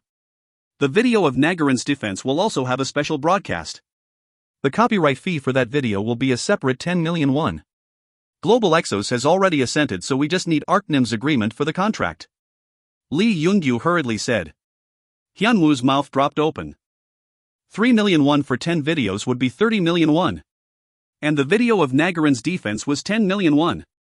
If he simply sent in videos, then he could earn 40 million won in 2 months. What kind of luck is this? Hyunwoo was about to give the OK sign without thinking. Then Hyunwoo realized that something was strange. Were the ratings of Dark Wolf's Adventures really that good? Hyunwoo never heard those words during the 2 months it was broadcasted. To be exact, Dark Wolf's Adventure was like a bungle for the game exclusive news. The game exclusive news had spent 2 weeks collected and putting together the videos Hyunwoo sent. But by the time it was broadcasted, the demonic war had begun. So the interest of the audience was concentrated on the demonic war. Of course, Hyunwoo also entered the demonic war, but there were thousands of videos about it, so Hyunwoo's videos weren't that interesting. There was only a surge in ratings when Hyunwoo released the video related to information about the Hell River from Shangri-La. Yet they're planning Season 2 and will even give an extra 500,000 won as a copyright fee? After thinking about it, questions would naturally rise. The broadcasting station wouldn't do that without a good reason. Something is fishy. Hyunwoo was immersed in his thoughts until the image of the computer screen floated in his head. He had gained 14,680 posts in just 7 hours. Yes, that's what it is. Hyunwoo was beginning to wake up and started to understand the circumstances. That's right. He didn't know what would happen later, but Ark's fame in New World was currently at its peak. Thanks to 60,000 people spreading the words on the internet, there wouldn't be anyone in New World who didn't know Ark's name. And the place that would be most responsive to that interest is the broadcasting station.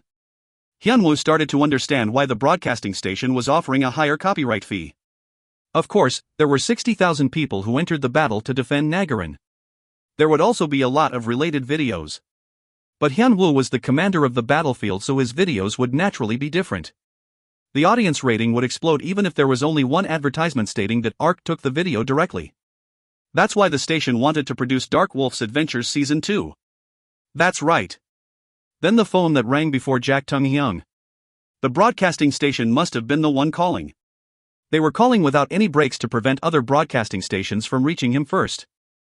Hyunwoo completely woke up and thoughts began to turn over in his head. Then that changes things. That's right.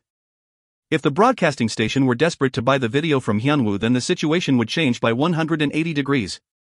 There was no reason for Hyunwoo to contract with the game exclusive news. But won't I make a lot of profit if I contract with the game exclusive news? There was a reason Hyunwoo should contract with the game exclusive news. The game exclusive news was known as the broadcasting program that supported Dark Wolf completely. If Hyunwoo became a hero and then suddenly went to another broadcasting station, then the audience would treat him coldly. That was why the game exclusive news impatiently tried to call him. It was in order to defend the image of the station and prevent other stations from getting their hands on the videos. Hyunwoo was the valuable thing. Then it would be easy to maximize his profits. This chance might never come again. If the user's admiration changed to jealousy, then they might not watch Hyunwoo's videos that were being broadcasted. Then it was better to raise it as much as possible while he could. Let's see. The offer is appreciated, but I'm quite busy these days, so it is hard to give a definite answer. Hyunwoo tried a little fishing? Have you already been contacted by another broadcasting station? Ha? No, that's not. Hyunwoo deliberately stuttered. Lee Yoon-gyu immediately grabbed the bait. I understand. Can you wait a moment without hanging up? Lee Yoon-gyu put the phone on standby and disappeared somewhere. After being on hold for 3-4 minutes, he once again heard Lee Yoon-gyu's voice. I just consulted with the broadcasting station chief. We will pay 15 million won for the Nagarin defense video.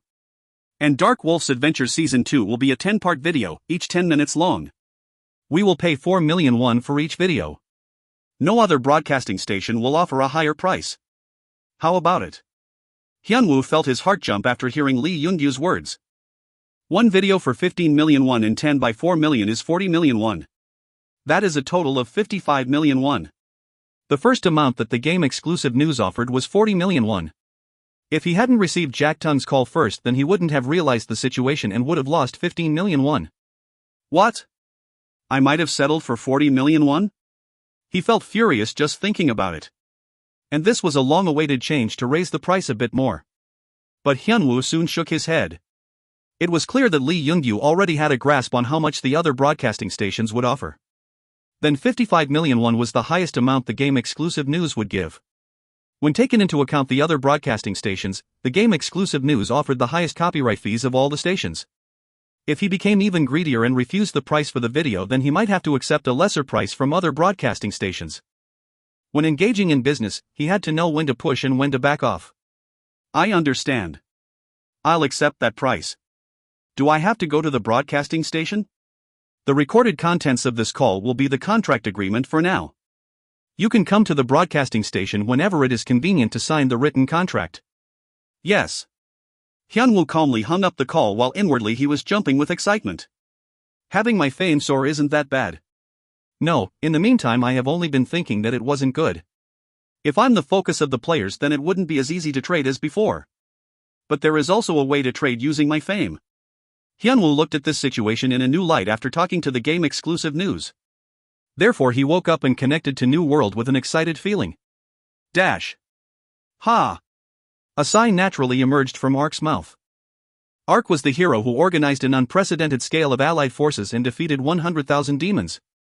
Thanks to his accomplishments in New World, Ark managed to get fame and wealth at the same time in reality. However, when he entered New World, a gloomy reality awaited him. Currently owned territory information window Lancel, Sylvana. Territory Sylvana current Lord Ark. Rating C classification large estate, 15 villages present. Number of residents in territory 7,040, falling, residents bond 350, falling. Residents' loyalty 210, falling, territory's gross income every 10 days? Gold, impossible to calculate. Territory's current assets 3,700 gold, value of the current territory 447,150, falling. Territory's fame 380,400, falling, development 32,460, falling. Development speed 30,470, falling, commerce 52,290, falling. Civilization 46,560, falling, armament 5,500. Asterisk current effects applied to the territory. Shrine of War armament plus 30%, maintenance of peace effect. Due to the destruction, the effort will stop until it is reconstructed. Cathedral support residents' loyalty plus 10%, residents' bond plus 10%. Due to the destruction, the effort will stop until it is reconstructed. Mercenaries office, the number of mercenaries that can be hired by the estate increases. In addition, if the estate hires mercenaries from the mercenaries office, then the costs will be reduced based on the rating. Due to the destruction, the effort will stop until it is reconstructed. Asterisk current situation of the territory. Residents are in a tough situation, so it is difficult to keep the peace. Falling. Some farmland has become impoverished and the income of the territory has sharply decreased. Falling. Some houses have been destroyed, so the public sentiment of the residents who lost their homes will be rough. Hurry and prepare shelter and jobs for the residents of the number of inhabitants will suddenly plummet. This is the current situation of the territory. An NPC showed him a thick pile of documents. The one handing him these documents was Rokan, the son of his former assistant Barami. Allen had used the Wigenbird to invade Nagarin and Sylvana with the demons. While most of the residents of the territory were able to escape without large damages, the NPCs and civil servants staying at Sylvana Castle were wiped out. Therefore Ark had thought Sylvana would be empty. But when he arrived at Sylvana, there were surprisingly a lot of civil servants handling the task. They were the children of the NPCs that had died. In New World, NPCs with the ability to run the territory were essential. He once again realized that this was an online game, no matter how real it felt. However, not all of the empty NPC seats were automatically filled. While the essential seats such as advisor were filled, others remained empty. Anyway, thanks to that, Ark was about to confirm Sylvana's situation as soon as he connected. As you can see, the current situation is very serious. Fortunately, the demons concentrated on the castle, so many residents escaped, but they are still trembling in fear. In addition, many facilities have been destroyed by the battle between the demons and the allied forces. There are many problems, but the most urgent one is food. This is supposed to be the time of the spring harvest. The businesslike voice of the assistant Rokan droned into his ear. Looking at the figures, the damage is less than I expected. Ark stopped listening to Rokan and looked out the window at his territory. After hearing that Allen had occupied Sylvana, he had expected Sylvana to be turned to ash. However, the actual damage wasn't that serious. Other than the area where the allied forces and demons fought, there was almost no damage to the territory.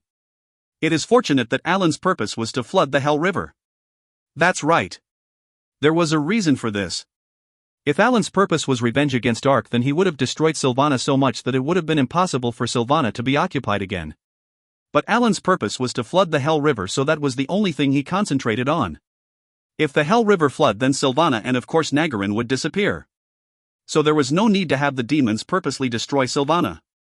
That's why Sylvana wasn't destroyed even after the demons occupied it for 10 days. But as expected, the development, commerce, civilization, armament, etc., all of the figures related to the territory development had a drop of 20–30%. But it was clear that he still received damage. How much had Ark suffered in order to develop the territory? Ark had captured Sylvana 1 year and 6 months after the Hermes Guild occupied it, and he had used all of his secret funds to develop the estate. An astronomical amount of money was invested into it. But those efforts were wasted. The information window said that the territory was C ranked, but if he didn't improve the falling values within a month, then it would fall to a D rank. Of course, due to the demonic war, all administration related to Nagarin had been halted. However, if the rating fell and the territory's financial deficit would affect the Lord's salary. That was 6,000 gold in 10 days. It meant the monthly income of 18,000 gold had been paused. And this was deadly for a coalition that only had 4,000 people. Well, the main problem is that the coalition consists of 1,500 NPCs from the Beast Clan and the Eastern Nation. An NPC alliance was different from a user alliance. Ark had to pay the coalition a monthly salary of 2,000 gold every 10 days. That meant Ark needed 6,000 gold every month to maintain the coalition. I would like to discard it, but if the NPCs in the coalition were fired, then the relationship with the raccoons in Eastern Nation might be aggravated. If that happened, then it would cause problems with Citandel and the underground world, and might even affect the supply of munitions. This was the reason why Ark was concerned about the NPCs when the Hell River flooded. If the NPCs that Ark hired were killed, then he would have to pay thousands of gold as compensation. Fortunately, all the NPCs had hid in the closed-off room on the 60th floor and were rescued with almost no casualties. But now the maintenance fee was the problem. Anyway, I've avoided the worst situation where the military supplies were affected. With the income from that, then I can hold on for several months. The problem wasn't the immediate loss. This problem wasn't one that would improve in several months. Once again, quite a few farmland and facilities had been destroyed in Sylvana. It wasn't simply that they were destroyed. It meant a lot of residents on the territory lost their jobs and homes. The income of the territory was also subject to taxes. Yet the residents of the territory had lost their jobs. In that situation, the residents wouldn't be able to pay the taxes and would have to claim the unemployment benefits. However, Sylvana only had 3,700 gold remaining. It wasn't enough to help the 7,000 victims. It also wasn't enough to restore the farmland and the destroyed facilities. They become impoverished and lost their houses, so the residents' public sentiment is low. In this situation, the territory would become violent and prone to plunder. However, most of the soldiers stationed in the territory have died in battle, so it isn't easy to maintain public security. Swift action is required. Rokon explained the situation. Ark was also worried about that part. He couldn't collect taxes from residents without a job. Without jobs, then the residents couldn't pay taxes. It was a vicious cycle. If it continued, then the residents would eventually riot. It was indeed a death flag. If he proceeded like this, then there was no way for the territory to recover. There was only one way to solve this problem. Money. That's right. Whether it was a game or reality, the only thing that mattered in the end was money. If he used the money to restore the businesses, then the residents could get jobs. If the residents got jobs, then it was possible to pay taxes. If taxes were restored, then it was possible to invest in more businesses and restore more jobs. The residents would return to the territory and Sylvana could continue developing like before. Rokon, what is the most urgent problem right now? The restoration of the reservoir and the farming facilities. If they are restored, then we can supply jobs to residents and reduce the burden of a food problem. The amount of funds necessary?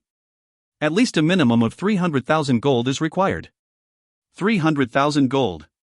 Ark felt breathless as his jaw dropped. Currently, Sylvana had no money at all. In the end, Ark had no choice but to obtain the funds required to repair the territory from outside. However, at the moment, Ark already had trouble obtaining the money required to pay the coalition members. How could he manage to gain 300,000 gold? There's only one way I can get that type of money. Ark murmured as he thought out loud. Then Rokon seemed to sense what he was thinking. Investment? In fact, Sylvana had the concept of investments. In other words, he could receive investments from users and NPCs in order to finance the development of the territory. Of course, all the money received would be the territory's public funds. After a certain period of time had passed, those who invested would be able to get dividends from their investment. If he used such a system, that the territory could receive the necessary development and the investors could safely receive profit. But he didn't have any investors that he could recruit. If they invested in the territory, then they could safely make money. So if he wanted people to invest, then they needed to get some benefits. That's right. It was similar to the benefits that the coalition members received after they invested in the estate. But the coalition in Dark Eden has already invested most of their funds. That's right. It was the special privilege of the coalition members. And not long ago, Sylvana had been quickly developing. How could the coalition members in Dark Eden give up such privileges? Therefore, Ark and the coalition had already reached the limit of how much they could invest. But now Sylvana was broke. The dissatisfied complaints from the coalition members who invested in it were enough to give him a headache. In the end, he could only procure foreign investment. However, it isn't a few gold but 300,000 gold. Even if 300,000 pours in, the territory still won't be completely recovered. It won't be easy to find people willing to invest in the territory. Rokon replied in a skeptical voice. That was the problem. If Sylvana grew without any problems, then he could even get 1 million gold as investment. However, Sylvana was in a state where riots could occur at any moment. Even if the demons were driven away, there was no telling if they would return. And if Sylvana was ruined, that all that invested money would fly away. No user would be willing to invest in such an insecure territory. There's also a limit. Individuals can only invest a maximum of 100 gold into the territory. If everybody paid the necessary amount, then I would need at least a minimum of 3,000 investors. Currently Sylvana only had 3,700 gold, so it wasn't easy to feed the victims. Even if they ate flour porridge, wouldn't that only last 1 week at most? In the end, he needed to secure investments from at least 3,000 people in 1 week. It was impossible. Do I just have to watch as Sylvana perishes? He had desperately tried to protect it for 10 days, yet the result was like this. Damn it! Ark slammed his hand on the desk. Then a piece of paper fell from the piled-up documents. The document that fell had 317,000 gold written on it. What the? 317, 100 gold? Currently he had turned Sylvana upside down and there was no more money. So what was the amount stated on the paper? Had he forgotten a possible source of money? Ark picked up the document with that thought in his mind. But he soon became disappointed as he read the contents of the document. Ah, damn. I forgot about this. The number just has to be 317,000 gold? Having this dangled in my face. If only I could invest it in Sylvana. Ark flinched and looked back at the document. Wait. Maybe, no, I'll just have to believe that it will work. After thinking for a while, Ark stood up and shouted. Rokan, summon all of Nagarin's lords immediately. After a while. Buzz, buzz. Inside a conference room in Sylvana Castle. Users were gathered and talking noisily. They were the 11 lords of Nagarin. The reason why Ark summoned them was because of the paper he found in his office. This was the present state of the amount of munitions each alliance used in defending Nagarin. The 4,800 Aramis alliance members from Radon territory, military provisions and basic equipment 24,000 gold. The 5,200 Golden Cross alliance members from Baiko territory, military provisions and basic equipment 26,000 gold. The 4,900 Union alliance members from Garana territory, military provisions and basic supplies 24,500 gold. The total cost of munitions that 63,420 people from the 12 territories, 317, 100 gold. It was the cost of munitions that the Allied forces used in this war. The reason that Ark investigated this was simple. Before the start of the battle, Ark had asked for help from the Schudenberg Kingdom. But the Schudenberg Kingdom was focused on the Cineas Principality and didn't dispatch any troops. Instead, they promised to pay for the munitions that Ark used. Well, the Allied forces actually used a lot of military supplied. Generally, when recruiting soldiers from each kingdom, a basic distribution of 5 gold per person was given. That's why the Schudenberg Kingdom said that they would support them. Yet there were 60,000 people and that ended up adding to 317,100 gold. It was a colossal amount. But each individual person in the Allied forces is only receiving 5 gold. This was the idea that Ark had after seeing the documents. That's right. While the Schudenberg Kingdom would be paying them more than 300,000 gold, each individual member would only receive 5 gold. And the users had an average level of 350, so 5 gold wasn't a large amount of money. If he persuaded the Allied forces, then he could invest the 317,100 gold from the Schudenberg Kingdom into Sylvana. I just need to believe. If I can't receive the 317,100 gold investment, then it is the end for Sylvana. So if everyone is willing to help a little bit. Ark explained the circumstances and humbly asked with a lowered head. There was no other hole that money could come out of. If he couldn't gain the money, that Sylvana would go down the drain. Of course, it wasn't that easy to receive an investment from the lords of Nagarin. However, this was Ark's last method. Ark was even prepared to grab the hem of their pants to beg. However, I understand. Of course I know the decision isn't easy. But each individual will only receive 5 gold at most. If you think about, Ark was trying to persuade them when he suddenly raised his head. What did you say just now? We will listen to Arknim and invest. Really? He thought that the lords were assenting too easily. When Ark's mouth dropped open, Aramis, who was the lord of Radon, laughed and said, We are also lords. We can guess Sylvana's situation just by looking at it. Of course we are competitors, but didn't you risk your life in order to protect Nagarin? That's why all of the lords have agreed to help Arknim. Yes. If it wasn't for Arknim, then we would have lost our territories. Furthermore, even if the total is 300,000 gold, then we will still only receive 5 gold, like Arknim said. We have to live and help each other. The lords smiled as they spoke generously. Ark just looked at them dumbly. Ark naturally expected the lords to reject the investment offer. In other words, he had been trying to think of things to persuade them. Yet they had already decided to help before he even asked for it? Why? They might have worked together to protect Nagarin, but they were still competitors. If they left it alone, then a strong competitor would disappear. If it was me. Ark thought inwardly before wincing. And he slowly examined each of their faces. The memory of the past 10 days floated into his head. They had been treated coldly by the NPCs of Schuttenberg Kingdom and had to depend on Ark to stop Alan and the demons. They had barely slept and fought against the 100,000 demons for the last 10 days. Of course, they only fought with Ark to protect their territories. However, it wasn't important why they fought. The important thing was that they fought together. That's right. Ark was already the leader of the 11 lords, no, the 60,000 soldiers. They were fellow soldiers who had desperately struggled with each other for 10 days. There is no option but to help. When he thought about it, that was the only answer. And he felt a strange emotion that he had never experienced in New World before. So far, Justice Man, the rehabilitation members, Roko, etc. were the only users that Ark had interacted with. The other users were divided into 2 types. The enemy. Or people he could take advantage of. He therefore had no other expectations from the players. He thought that was enough and any more was unnecessary. But Ark miscalculated. Damn, it's not that bad? That's right. The feeling of enjoying the game together with other users wasn't bad. In this situation, Ark couldn't reject those feelings. It was no different from the feelings Ark felt when building relationships with NPCs. Thank you. Ark humbly lowered his head. For the first time since he started New World, Ark truly thanks some users. Even after all this, Ark never imagined the situation he would experience in Celebrate.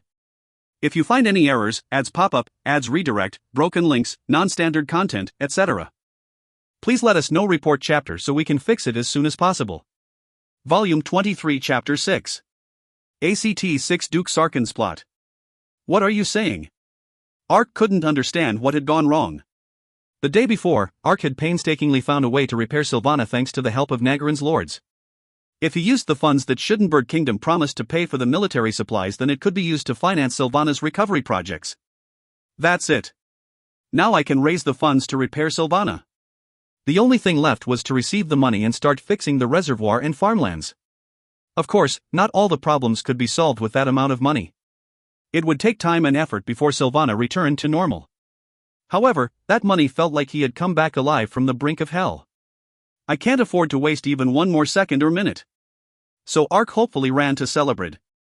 And he presented the document that Rokon drew up about the military supplies funding to the finance minister. However, the finance minister just tilted his head to one side and said, "What is this?" "What?" "It is the bill for the funding of the military supplies that His Majesty promised for the Nagarin battle." "The bill for the military supplies? I don't know what you're saying." Lipton, who was the gray-haired middle-aged aristocrat in charge of the treasury, muttered with a frown. "That is impossible. When the demons invaded Nagarin 10 days ago, Lord Haverstein, who was the commander of the expedition, couldn't give any support troops, so he promised to pay for the necessary military supplies." HRMM. Lipton scanned the document after hearing Ark's explanation. Then he nodded and said, "Okay. Then did you bring the issued form?" "The issued form?" "Yes, you raised 60,000 troops according to this form. The funding you require is more than 300,000 gold. If you were promised that type of funding, then shouldn't a form have been issued?" That is. Ark was totally at a loss. He had been so busy at the time that he hadn't even thought about it. No, he didn't want to waste even 1 second, so he hadn't thought about it. There was no time to collect such documents from his allies. Lipton asked in an outraged tone after seeing Ark's panic. "What? You want the treasury to pay 300,000 gold without such documents?" "But it is true. Can't you check it?" "Check it? With who?" Lipton glared and asked. Ark replied, "Didn't I tell you? The communication office who contacted the expedition told us that His Majesty had promised to pay the funding. It must be an obvious mistake if the forms weren't submitted to the finance minister. If you contact the communication officer, then you can confirm it." Lipton's eyes suddenly narrowed and he said, "That would be the communication officer in charge of the expedition a month ago?" He was dismissed from his position a week ago due to bribery charges. His actions after that are unclear. Huh? Ark was completely astonished by Lipton's words. The communication officer had been accused of bribery and now his whereabouts was unknown? How was that possible? Ark made an absurd expression and said, "Viscount Haverstein, the expedition commander, was also with me when I heard it." Hey! Lipton rubbed his face and asked in a tired voice. "You claimed that the king promised funding but you didn't bring any papers related to that. The witness you claimed is the communications officer who was stripped of his position due to bribery charges and ran away. And now you claim that another witness is Lord Haverstein, who is the commander of the expedition, who isn't here. That's my summary of the situation. Yet you want the Schudenberg treasury to pay you 300,000 gold, . The situation was becoming dirty and twisted up. However, Ark couldn't possibly give up the 300,000 gold. If he gave up 300,000 gold, then Silvana would be ruined. Besides, the 300,000 gold wasn't just Ark's money. It was the money he borrowed from the 60,000 Nagaran allied forces. In other words, if Ark couldn't obtain the 300,000 gold, then he would be in debt. Silvana would fail and Ark would be sitting on a pile of debt. In addition, it wasn't any different from betraying the faith of the allied forces. He couldn't just leave it like this. "Then His Majesty, please check with the king," the cornered Ark shouted. Lipton's eyes became even more incredulous. "You want me to check with His Majesty? Are you serious?" "Yes, if you check with His Majesty then you will know the truth." Ark suddenly flinched and held his tongue. He had been desperate after hearing Lipton's words. But now that he thought about it, he sensed a somewhat subtle nuance. Haverstein, who knew Ark, wasn't here. Therefore it sounded like Ark was just trying to use Haverstein's name to rip off money from the kingdom. There is something strange. Ark had clearly confirmed the message in the headquarters of the expedition force. Yet the finance minister wasn't convinced no matter what he said. Furthermore, the communication officer in charge of that communication had been stripped of his position due to bribery charges. What was the chance that such a coincidence could happen? Is this someone's scheme? Ark suddenly had that idea. That's right. Someone had deliberately removed the communications officer who had talked to Arkansas. The communications officer then disappeared with a bad name. Ark had no choice but to receive confirmation from either Haverstein or the king. However, if this was someone's scheme, then the king wouldn't know the details about the funding. If the finance minister talked to the king and he didn't know anything, then it would be like Ark tried to embezzle 300,000 gold. If the king then asked Haverstein, then he might become known as Ark's accomplice and be forced to resign from the position of the expedition commander. And if Haverstein was removed from the position, then the person that would profit the most was Duke Sarkin. The name popped into his head and all his doubts were gone. Duke Sarkin could easily bribe the communication officer to deliver the message and then remove him. Moreover, the finance minister Lipton was an aristocrat who belonged in Sarkin's faction. Then wouldn't the picture naturally emerge? Oh my god, if so. In the end, the funding that had been promised was only Duke Sarkin's plot to entrap Ark and Haverstein? Ark immediately realized his intentions after thinking about it. The only way to solve this problem was to reveal Sarkin's scheme. However, the communications officer had disappeared and the only other people who knew about it were Lariat and Naden. Naden was in Sarkin's pocket, so it wasn't necessary to speak about it, but Lariat was a user, so her word wouldn't be accepted. The only remaining person was Haverstein. However, there wasn't anyone who didn't know the relationship between Ark and Haverstein. Since Duke Sarkin controlled the communications officer, the evidence didn't exist and Ark and Haverstein would be accused of embezzlement. If I ask the check with the king, then it won't be fixed. He knew that. But Ark couldn't just give up. If he withdrew without the recovery funds, then Silvana would be ruined. However, that was nothing. The Nagaran allied forces had promised the war funds to Arkansas. If he didn't receive the funding, then Ark would have to pay 300,000 gold to Nagaran's allied forces instead. And if he couldn't pay the 300,000 gold, then the 60,000 allied forces would become his enemy. Ark and Haverstein would be dropped into hell. It was a well thought out scheme from the beginning. There has absolutely been a mistake. I will check and come back again, Ark said after worrying for a while. Lipton, who had expected Ark's destruction, just nodded. It is still too early to conclude. Ark exited the building and muttered while shaking his head. Although he was suspicious inside the office, he wasn't 100% sure that this was Duke Sarkin's plot. Maybe it was just some error? The first thing I need to check is whether the king actually granted the funding. Ark came to that conclusion. If the king was aware of it, then this situation would be simply resolved. The problem was how to confirm it. If this is indeed Duke Sarkin's scheme, then asking the finance minister to check will open me to accusations of embezzlement. I have to confirm it without going through the finance minister. Therefore Ark went straight to the residence of Marquis Delton. It was possible for him to meet the king and celebrate, and he had helped Ark before. After Ark explained the circumstances to Delton, I visited him. Marquis Delton took off his coat and said with a bitter voice, I consulted with His Majesty about the problems in the Cineas Principality and tried to stealthily ask about Nagarin. I said that they 100,000 demons were defeated, so the army should be somewhat compensated. But Duke Sarkin decisively disagreed. And His Majesty didn't show any special interest. Then, His Majesty didn't know about the military support funding. Ark felt like the sky was crashing down after hearing those words. If the king had decided to grant funding to Nagarin and then decided to pull it, then he would have a reaction to Dalton's words. The fact that he showed no reaction meant he didn't hear anything in regards to funding Nagarin. Ark's speculation that it was a plot had come true. It's good that you didn't respond to Lipton's provocation and visited me first. If he tried to confirm it with the king, then you and Haverstein would be accused of embezzlement. Haverstein would be instantly dismissed from the commander's position. You haven't completely fallen into Duke Sarkin's plot. He was indeed fortunate. But the results didn't really change for Arkansas. If he couldn't secure the funds, then Ark's worst-case situation would soon become a reality. Silvana would soon collapse without the recovery funds, and he would owe the 60,000 Allied forces a 300,000 debt. Of course, if he explained the circumstances to the lords, then they would probably understand. But their good impression of him would be gone, and Silvana would also disappear. What did I spend 10 days barely sleeping for?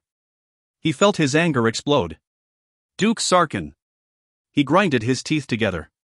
This was the first time he felt such fury against a NPC. Right now he was tempted to go visit Sarkin and just stab him.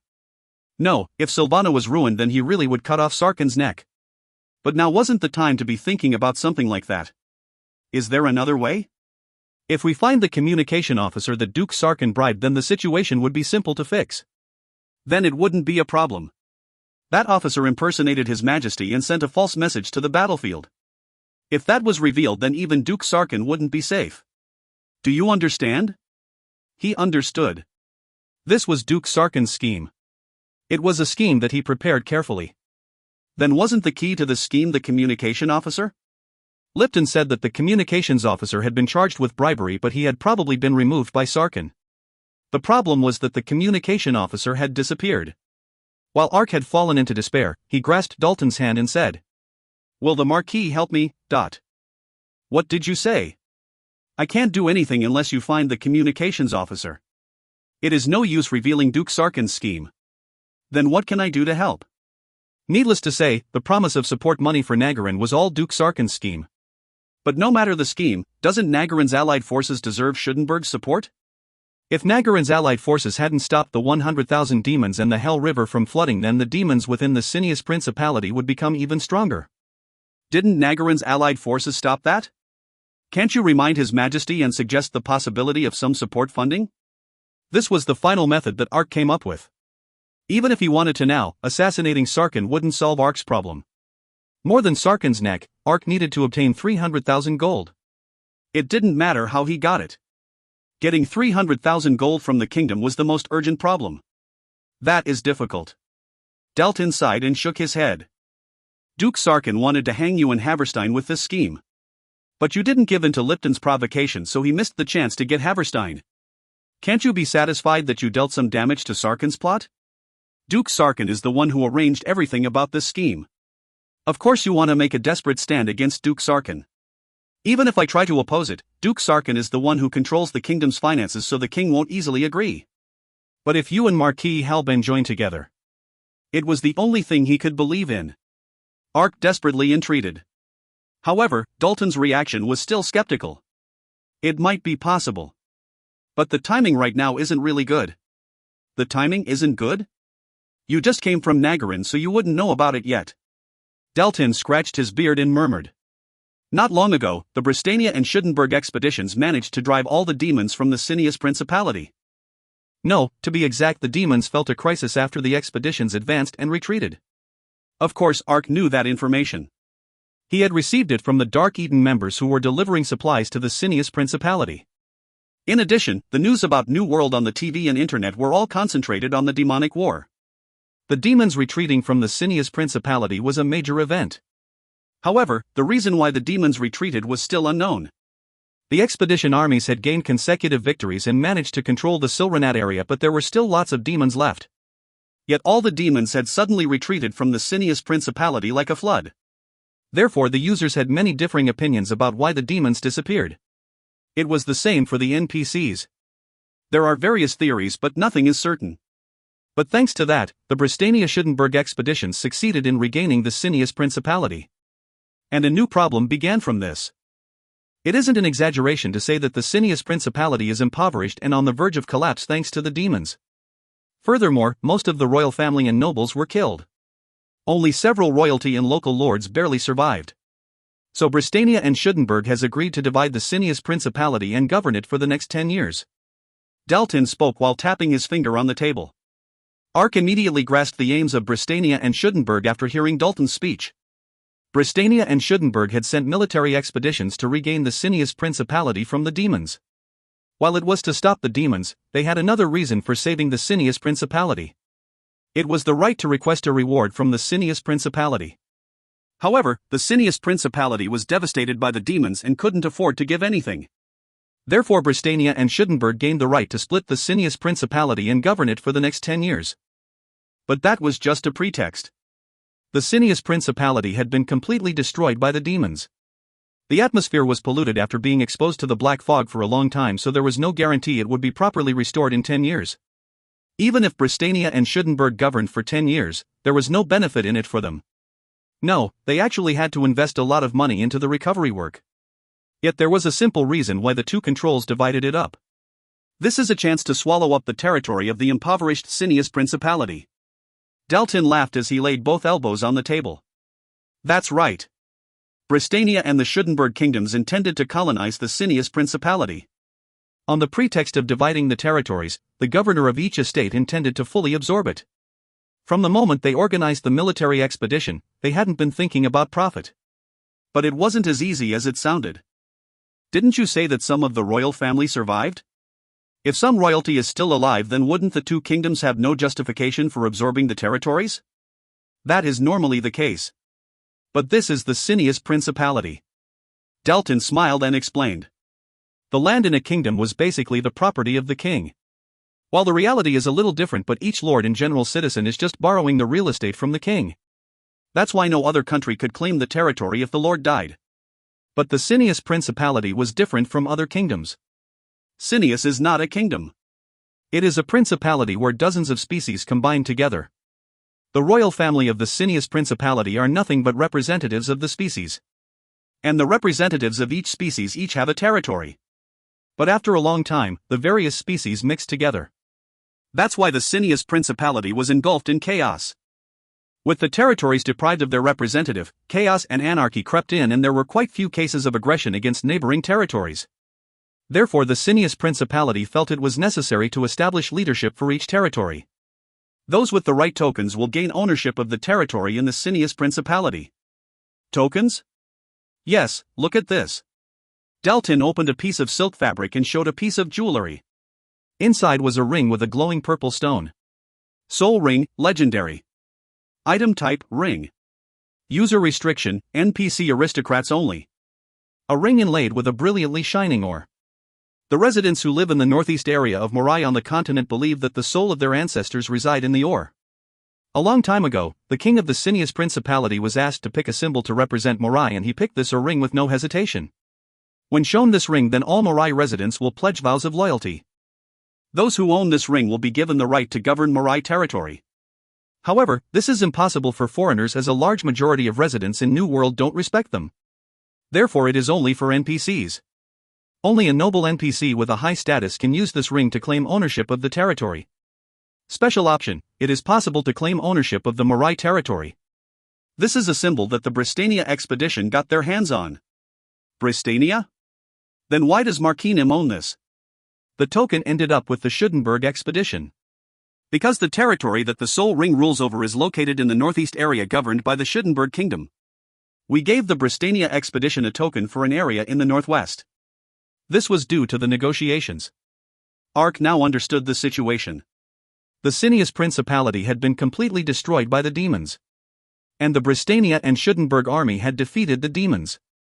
They also recovered the tokens representing the territories from the demons. But these tokens weren't primarily a possession of the Cineas Principality. Each of the lords for those territories were dead, so the expedition who found the tokens claimed ownership. So the tokens were divided between the Bristania and Schuttenberg kingdom after the war was over, and they were able to claim the rights to the territory. The Cineas Principality has 26 different territories. Only 9 royalty and lords survived. In the end, that means that 17 territories have no owners. The Bristania kingdom is governing 7 territories in the northwest while Schuttenberg is governing 10 territories in the northeast. Schuttenberg was able to gain more territories because they reached Silranat first and gained the initiative. Then 10 territories in the Cineas Principality belong to Schuttenberg kingdom? That's not it. Deltin shook his head with a tired expression. Out of the 10 territories given to Schuttenberg kingdom, only tokens for 6 territories have been found. The whereabouts of the remaining tokens are unclear. That is why I can't take to His Majesty about funding for Nagarin's military supplies. The Schuttenberg kingdom only had tokens for 6 territories out of 10, in other words, most of the aristocrats with the tokens would own the estate while those without one would have to return the token after 10 years. So there was a fierce fight between the 3 factions of Duke Sarkin, Marquis Halben and Marquis Deltin to find the token so they could gain an advantage over the other factions. That was because their influence would become bigger if their subordinates governed a territory. And tomorrow was the final meeting to decide what nobles to dispatch to the territories. If Deltin mentioned funding 300,000 gold to Nagarin's allied forces, then it was just an opportunity to be caught by Duke Sarkin and Marquis Halben. If I mention this, then I won't have any influence over who to send as a governor. The meeting is tomorrow and I've only managed to secure 2 tokens after negotiations with Bristania. Then what about Marquis Halben? Marquis Halben was also able to obtain 2. But Haverstein is the commander of the expedition force, so 1 territory will be entrusted to him. That means his faction has 3 territories. Ark tilted his head after hearing Dalton's words. Schuttenberg kingdom had found 6 tokens. Marquis Dalton had 2 and Halben had 3, so only 1 was left. Then Duke Sarkin only managed to obtain 1 token? Duke Sarkin's faction was the most influential among the 3 factions. So wasn't it strange that he only found 1 token? Dalton nodded after hearing Ark's question and replied. Yes, Duke Sarkin only secured 1 token. So he will obtain the right to temporarily govern the 4 territories where the tokens haven't been found. But what happens if he can't find the token after 10 years? Moreover, the territories have become ruins. He would have to invest a huge amount of income in order to restore the businesses. There is no guarantee how long that will take. There is no security that he can recover the amount of funds invested after 10 years. That's right. But he might be able to find the tokens without those 10 years.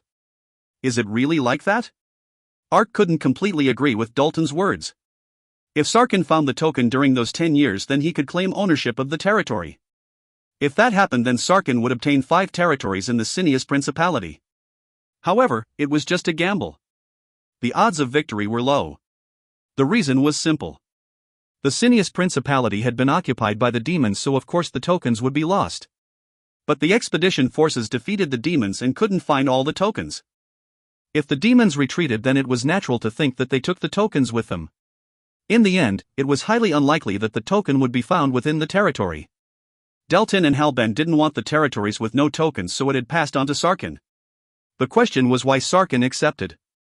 Even if he invested huge amounts of money into the territory, if he couldn't find the token, then he would have to return it 10 years later. The revenue he would gain from the territory would be no match for how much he invested. So why would Sarkin do something that would lose him money? There must be something. Sarkin was clearly up to something. If I was Duke Sarkin, what would be my reason? Ark's eyes suddenly flashed. There was only one reason Ark could think of for Sarkin's behavior. Sarkin must have already obtained the tokens. That's right. If he thought like that, then all his questions were answered. Over 30% of the soldiers in the expedition army belonged to Duke Sarkin. If Sarkin used those soldiers, then he could easily smuggle the tokens from under Haverstein's eyes. That is why Haverstein couldn't find the tokens. If Sarkin only had 1 token, then Deltin and Halben would easily concede the 4 territories to him.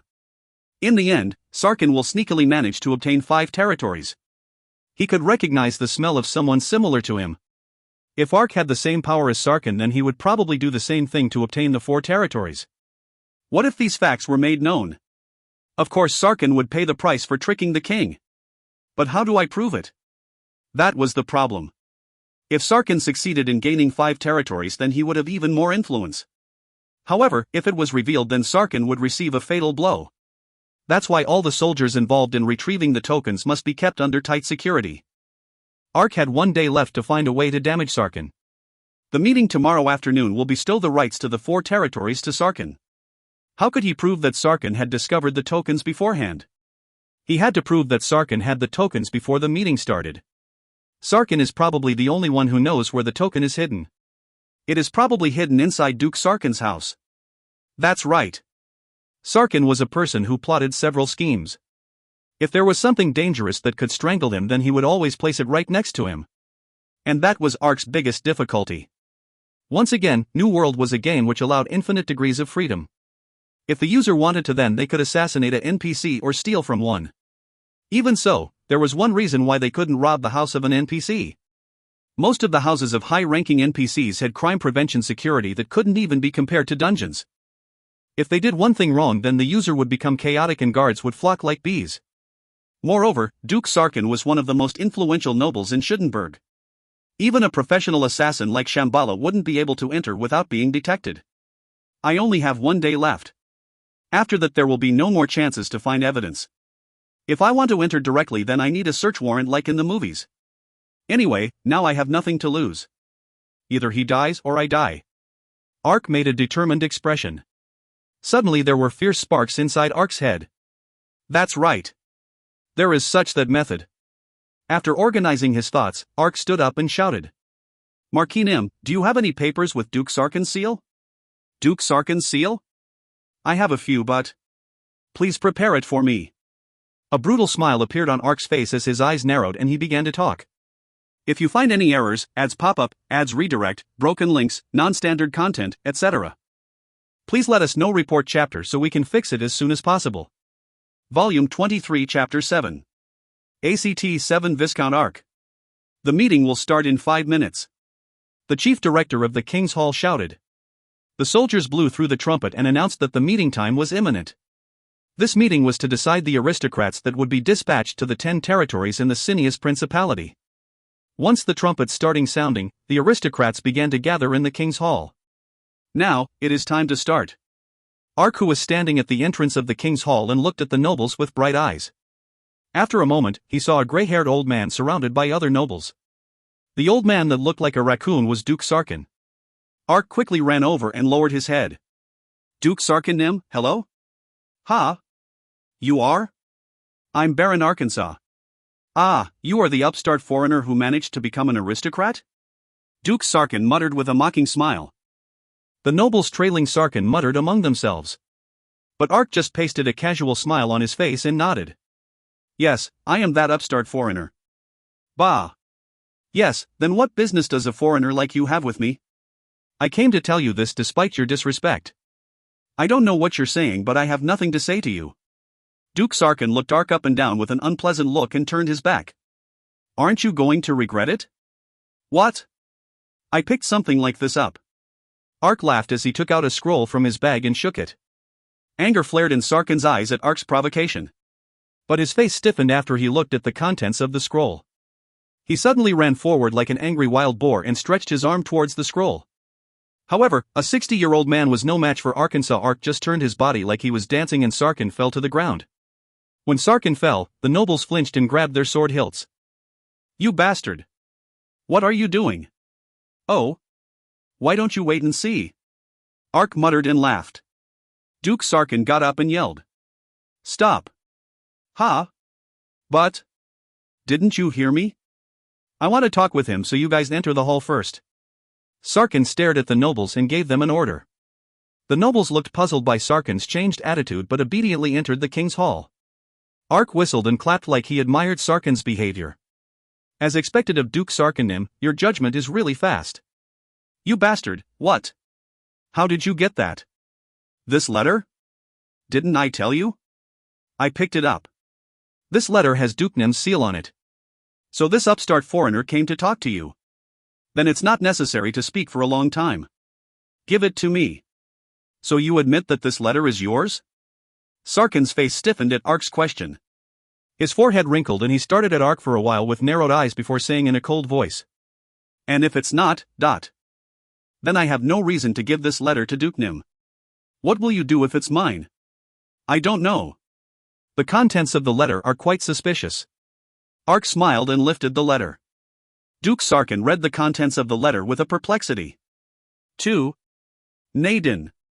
Secretly transport the laurels of purity that has been salvaged to my mansion on the night of the full moon. From Sarkin. The laurels of purity was one of the 22 tokens of the Cineas Principality that Dalton spoke about. It was a token which granted the right to own the territory to Schuttenberg Kingdom. The problem was that the laurels of purity haven't been reported to the king yet. In other words, this letter was proof that Duke Sarkin had commanded his subordinates to sneakily obtain the tokens. However, Sarkin shook his head and stubbornly denied it. I never wrote that letter. But isn't this Dukenham's handwriting and even your seal? It's a plot. Someone clearly faked that letter in order to trap me in some plot. That might be true. Ark grinned and nodded. When Ark nodded, Sarkin flinched and asked in a low voice. Perhaps it is you? That might be true. Ark jokingly replied. Then Sarkin looked at him with outraged eyes. You must be crazy. Do you think you will be safe if you do something like this? Shouldn't you be more worried about yourself than me? Why should I be worried when you are the one who counterfeited a letter? If I call for an investigation, then it will instantly be revealed that this is a counterfeit. Yet the content of the letter is between Dukenham and your subordinate. Shouldn't you be worried? What? Because it doesn't matter if this letter is a counterfeit or not. Ark narrowed his eyes. And Sarkin twitched like he was worried. What are you saying? Obviously this letter might be a counterfeit. If examined, then it will be revealed whether it is a counterfeit or not.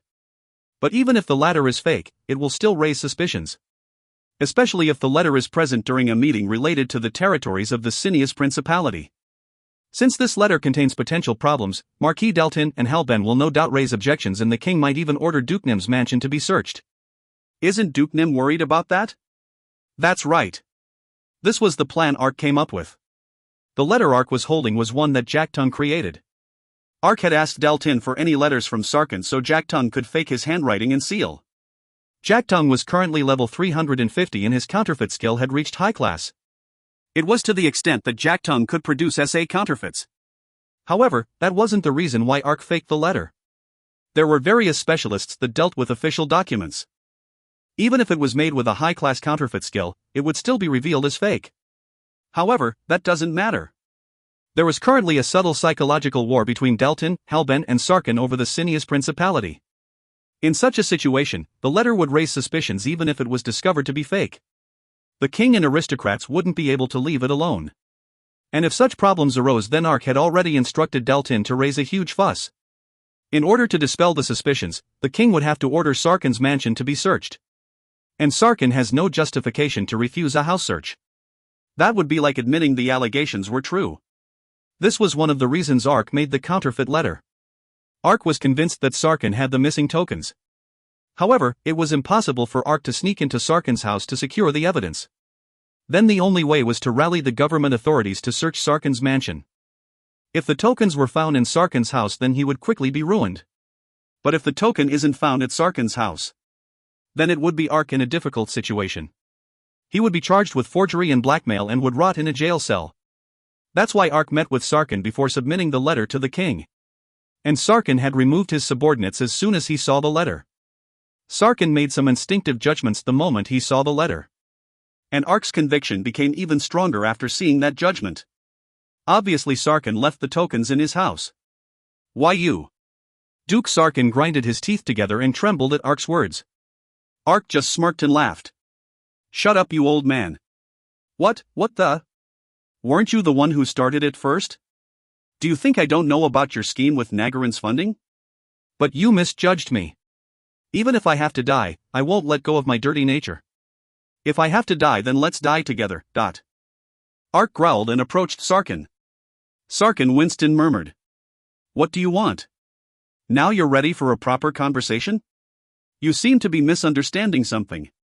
The nerves of the nobles are sharp over the problem of dividing the territories. I have no wish to strain His Majesty's mind with such an ugly accusation. As expected from a noble, Sarkin still tried to avoid showing any weaknesses.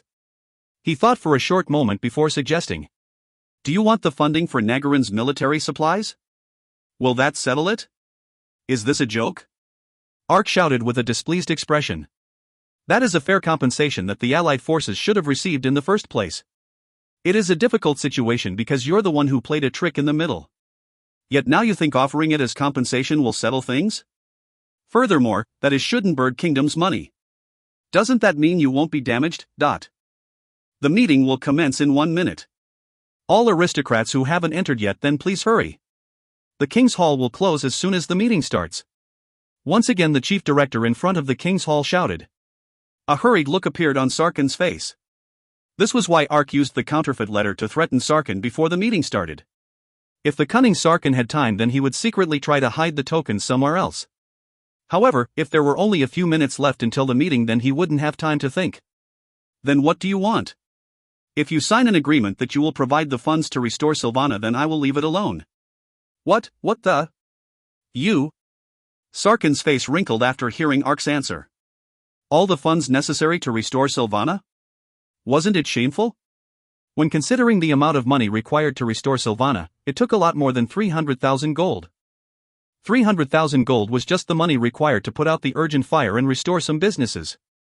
Millions of gold were actually required to make sure that Sylvana was perfected, recovered. No matter how much influence he had, Duke Sarkin would go bankrupt if he had to pay the millions of gold. I'm not crazy. You think I would pay all of that for a fake letter? Okay. It seems like your brain isn't working. Time is wasting, so I'm going to go. Do what you want. Sarkin turned around like he didn't care anymore. Ark felt his heart drop. In fact, forging a letter to threaten Sarkin was just a gamble. If Sarkin ignored it, then he couldn't hand the letter to the king. The reason was simple. If the king didn't give the order to search Sarkin's house, then Ark would be the one in trouble for forgery and blackmail. It was a very high possibility. And there was no guarantee even if Duke Sarkin's house was searched.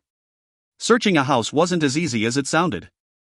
And Duke Sarkin wasn't stupid, so he wouldn't just display a dangerous item like the token somewhere in the open. It would be hidden in a secret place only he knew. There was no guarantee it would be found by the searching soldiers. Yet Sarkin still tried to negotiate with Ark because of his insecurity. Even if the probability was only 0.1%, there was still a chance that Sarkin would lose everything. So he had tried to compromise. Sarkin tried to leave, which meant that Ark had exceeded his limit. If Sarkin leaves like this, then I will be the one in trouble. Wait a minute. My words just now were a mistake. I only asked for funds to restore Sylvana Castle. The distressed Ark hurriedly rushed in front of Sarkin and exclaimed. But that was also a failure. Sarkin instantly snubbed him after Ark showed a weakness. I'm sorry, but I have no intention of negotiating with you anymore. Wait. My words just now were also a mistake. As a matter of fact. Why, yes. I just want you to pay the cost of reconstructing the temple that was destroyed during the battle. The 300,000 gold for Nagarin's military supplies and the cost of rebuilding the temple. The cost of rebuilding the temple? Sarkin stopped moving. Ark was talking about the Asiosa temple, which covered the entrance to the secret dungeon. In fact, the secret dungeon had been revealed to the world, so there was no reason for a temple to cover it anymore. However, his pride wouldn't allow him to leave with just the 300,000 gold provided by the kingdom. The temple reconstruction would only cost 10,000 gold. If it was that much, then it wouldn't be a burden on Sarkin. I suppose we can compromise with that. The meeting will commence in 30 seconds. Once again the voice of the chief director was heard. Although previously Sarkin was the impatient one, the situation had now reversed. If the door to King's Hall closed, then Ark wouldn't even be able to claim the 300,000 gold for Nagarin's military supplies. Ark hurriedly pulled out a merchant's agreement and scribbled the contents of the negotiations before giving it to Sarkin. A merchant's agreement. Contractor, Sarkin equals Ark. As a sign of sincerity, Sarkin will pay for the costs of rebuilding the temple in Sylvana. The contract will end with the temple is completely rebuilt. The above contract will place the moment Duke Sarkin receives the funding for Nagarin's military supplies from the kingdom. 10 seconds left. Sarkin hurriedly read the contract and signed it before rushing into the king's hall. At this time, Sarkin still couldn't imagine what would happen in the future. The results from this single contract were unexpected. Hoo. Sarkin, you're caught now. A smile spread on Ark's mouth as he followed behind Sarkin into the king's hall. Okay. Now I just have to find these at a suitable time. Sarkin looked at the 4 gems on the table with a satisfied expression. A golden necklace shaped like a laurel wreath, a bracelet with a complicated pattern made of sapphire and platinum, etc. They were the tokens which symbolized the territories of the Cineas Principality.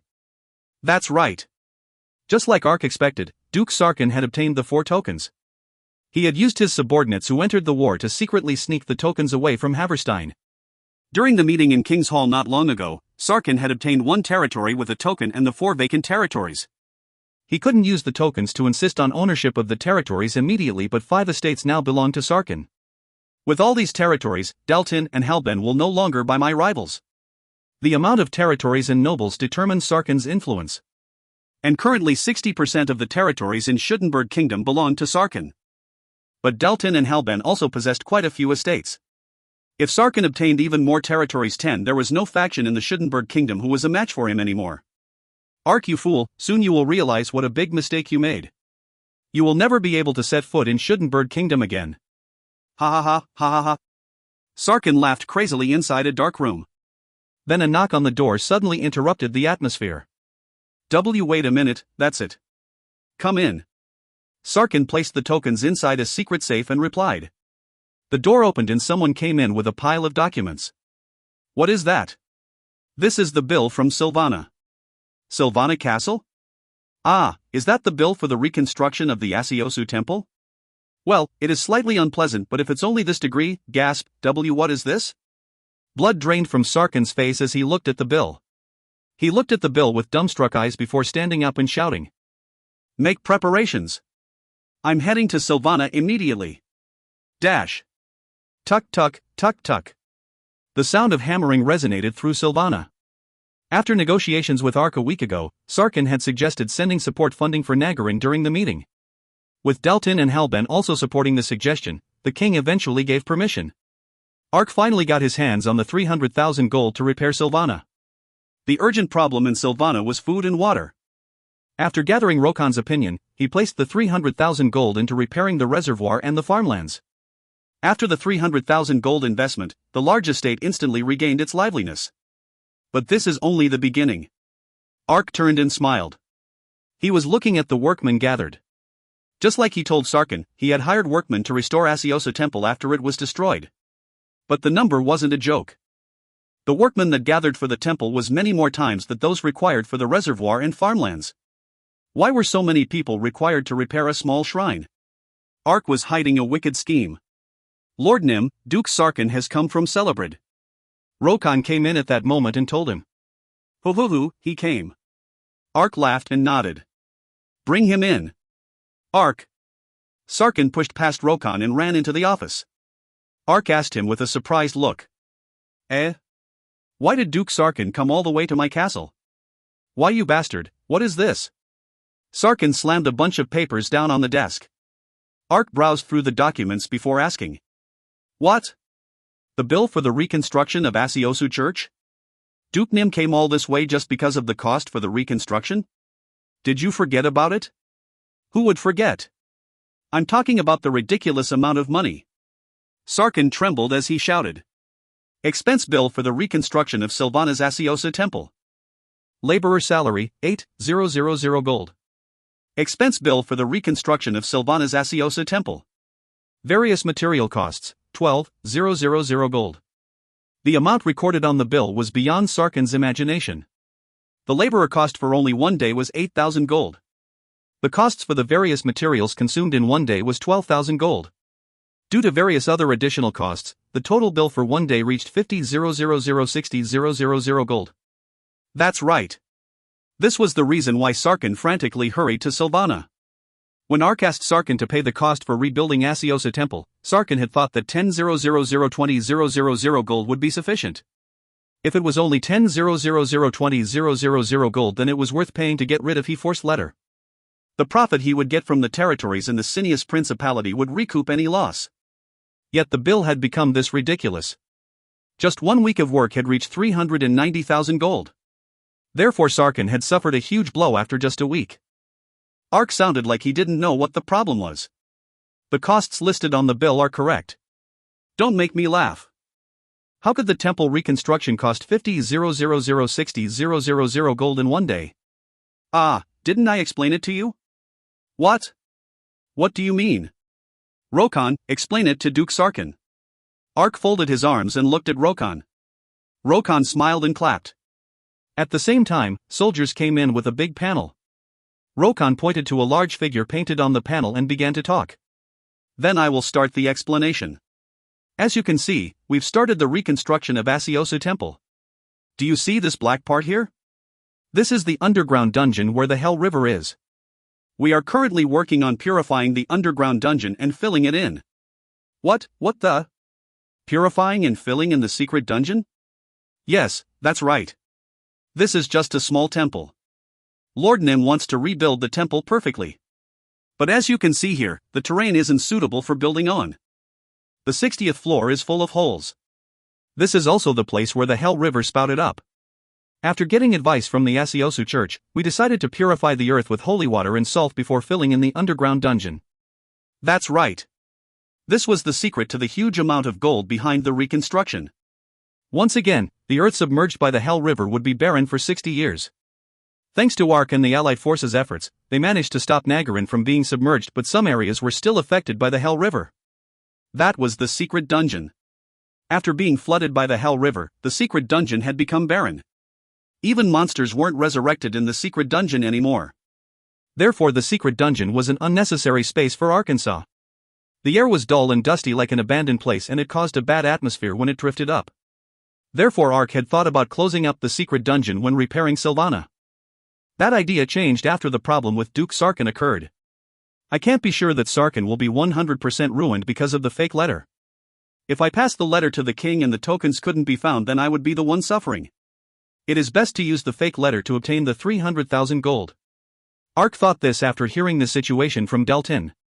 But he thought there was something lacking about only receiving 300,000 gold. If I can't make Sarkin suffer, then my grudge won't be resolved. Then Ark thought of the Asiosu Temple. The Asiosu Temple was built on top of the secret dungeon. If he used the justification of the Asiosu Temple, then it would also be applied to the secret dungeon. Obtaining salt, holy water, and the labor for filling in the secret dungeon will be expensive. Sarkin will become broke in just 1 month. That was the details of Ark's brutal plan. That's right. Ark had asked for funds to repair Sylvana and then the castle in order to make Sarkin less suspicious and to pave the way for him to accept the offer to repair Asiosu Temple. In order to amplify the damage even further, Ark had waited to collect the bill for 1 week before sending it. Thanks to that, Sarkin felt like he had been hit by a bomb. It is your mistake for trying to touch me. Sarkin became increasingly pale after hearing Rokan's explanation, while Ark just smirked. Finally Rokan reached the final part of the Asiosu reconstruction project. Around 30% of the 60th floor in the underground dungeon has been buried. If the rest of the cleansing and filling in goes on schedule, then the Asiosu Temple will finish the reconstruction in 1 year. 1 year? 50,000,60,000 a day for 1 year? Sarkin stuttered with a terrified face after hearing Rokan's words. Rokan made a serious expression and replied in a diffident voice. Let's see. That isn't entirely correct. That only covers the initial cost of purification, so it will probably require more money as the project progresses. The construction expense will be many times more than now. In addition, we have to pay a salary to the priest who is the advisor for this construction. That is impossible. Sarkin shouted angrily. Then he ran to Ark and grabbed his collar. It's a scam. What do you mean? If there are holes in the bottom, then just use the money to fill it up. The Asiosu Temple is built on top of that hole. If we want to rebuild it in the same location, then there is no choice but to use this method. We're just following the advice of the Asiosu Church by purifying the earth and filling it in. So how can Duke Sarkin say that the cost of the reconstruction is a scam? I have confidence that I'll win if I fight it in court. You bastard! Sarkin shrieked and swung his fist. But his blood pressure became too high from the excitement and he grabbed his neck as he stumbled. Ark helpfully caught him and said, Please be careful. I want you to see the temple when it is completed in 1 year. Ugh, this bastard, you dare? Sarkin started at Ark with a stricken expression. After a short while, he shook his head and moaned. What do you want? In the end, Duke Sarkin recognized his defeat. Then Ark faced the caught Sarkin and made a proposal. You who have received the right to reign over the 4 estates at the meeting, please hand me the 4 tokens. What are you saying now? I'm not going to force you. Ark whispered and laughed. No matter what condition Ark presented, Sarkin would have no choice but to accept. Ark knew from Deltin that Sarkin's property was worth approximately 2 million gold. Just 1 day of reconstruction had already cost 50,000,060,000 gold. If the reconstruction was completed today, then 20% of Sarkin's entire fortune would have flown away. If the construction was scheduled to be completed in 1 year, then Sarkin would become bankrupt and would have a huge pile of debt. Additionally, if Sarkin obtained the 4 territories, then he would have to invest considerable amount of funds to restore them. Under such financial stress and bankruptcy, it was no wonder that Sarkin had high blood pressure. And Sarkin had no way to stop Ark's construction project. The Asiosu church was on top of the secret dungeon. Therefore, if the temple was reconstructed, then the secret dungeon would also be included in it. He was also being advised by a priest, so there were no legal problems. I understand. Stop the construction immediately. Sarkin said with cold sweat dripping down his face while coughing up blood. Thus the construction project, which spent 50,000,060,000 gold a day, was stopped. Nobody in Schudenberg Kingdom can deny your achievements this time. For the loyalty and devotion you showed, I hereby bestow upon Baron Ark the title of Viscount. A middle-aged aristocrat dressed in flashy court robes proclaimed. The aristocrat handed him a golden scroll. After Ark received the scroll, there were some heroic sound effects and the information window appeared. You have acquired the Peerage Bestowment Certificate.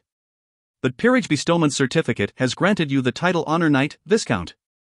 Your achievements have ensured that you will go down in Schudenberg's history. As a Viscount, you will be able to take on various businesses. Currently you can gain the position of Knight. If you chose to make Knight your sub-profession, then you can join a Knight Corps and serve the kingdom. Whether participating in wars or fighting monsters, you can gain up to 3 times the fame and achievements if you participate with the Knight Corps. There is also a larger change to get missions that will give more achievements. However, if the Knight Corps are wiped out during the mission, then you will receive 3 times the penalty. Your fame and achievement will be removed and you might even be stripped of the title. Asterisk as a noble title bonus, all stats will increase by 15. Asterisk fame has increased by 10,000. Asterisk when completing a quest given by an NPC with a noble title, your status, Honor Knight, 1,000 people, will allow you to receive the support of the guards. You have learnt a new Lord skill. As a Viscount, you can form a Knight Corps on your territory that will be under your direct control. The Knight Corps formed on your territory will receive the same advantages as other Knight Corps. However, if you have already become a part of a Knight Corps, then you can't form one. Plus Knight Corps formation, Lord skill. This skill allows you to hire users or NPCs to form a Knight Corps. Unlike a normal party or attack group, the Knight Corps will receive an extra morale bonus. When fighting in the territory, a 10% tactics bonus will also be applied. When participating in a foreign war, they will receive 2 times the fame and achievements than regular knights. In addition, you can get a 50% discount when using all public facilities, knight housing, stables, barracks, etc., under the kingdom's jurisdiction. However, the knights must be accompanied by the lord. It is possible to form and control a Knight Corps. I hadn't intended this with my scheme. Ark's mouth seemed like it reached his ears after seeing the information. Ark had become a Viscount thanks to the 4 tokens. In order to stop the Asiosu reconstruction, Sarkin was forced to yield the 4 tokens to me. It was the tokens which symbolized ownership to territories within the Cineas Principality.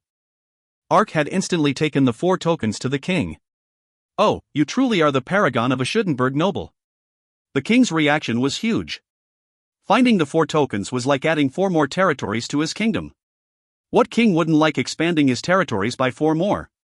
Thus the king praised Ark and made him a Viscount. Naturally, a Viscount would be given more bonuses than a Baron. He gained plus 15 to all stats and 10,000 fame. There was also the new permanent skill, Knight Corps formation. When he formed the Knight Corps, he could use public facilities with a 50% discount. However, the real benefit to Ark was something else. Congratulations on becoming a Viscount. 2 middle-aged knights approached. They were Daltin and Halben, the head of 2 of Schudenberg's factions. Ark laughed and nodded his head. Thank you. Honestly, I thought it was impossible when you first suggested it to me. Yet you really did it. I heard that Duke Sarkin is sick in bed. It is natural. He lost 20% of his fortune and even the territories were taken away from him. Therefore Sarkin lost the trust of the nobles in his faction. He tried to crush Ark, yet he ended up being the one crushed. Dalton looked at Ark before saying deliberately, "Wasn't the plan a little intense against someone of Duke Sarkin's age? He is the one who touched me first." Scary.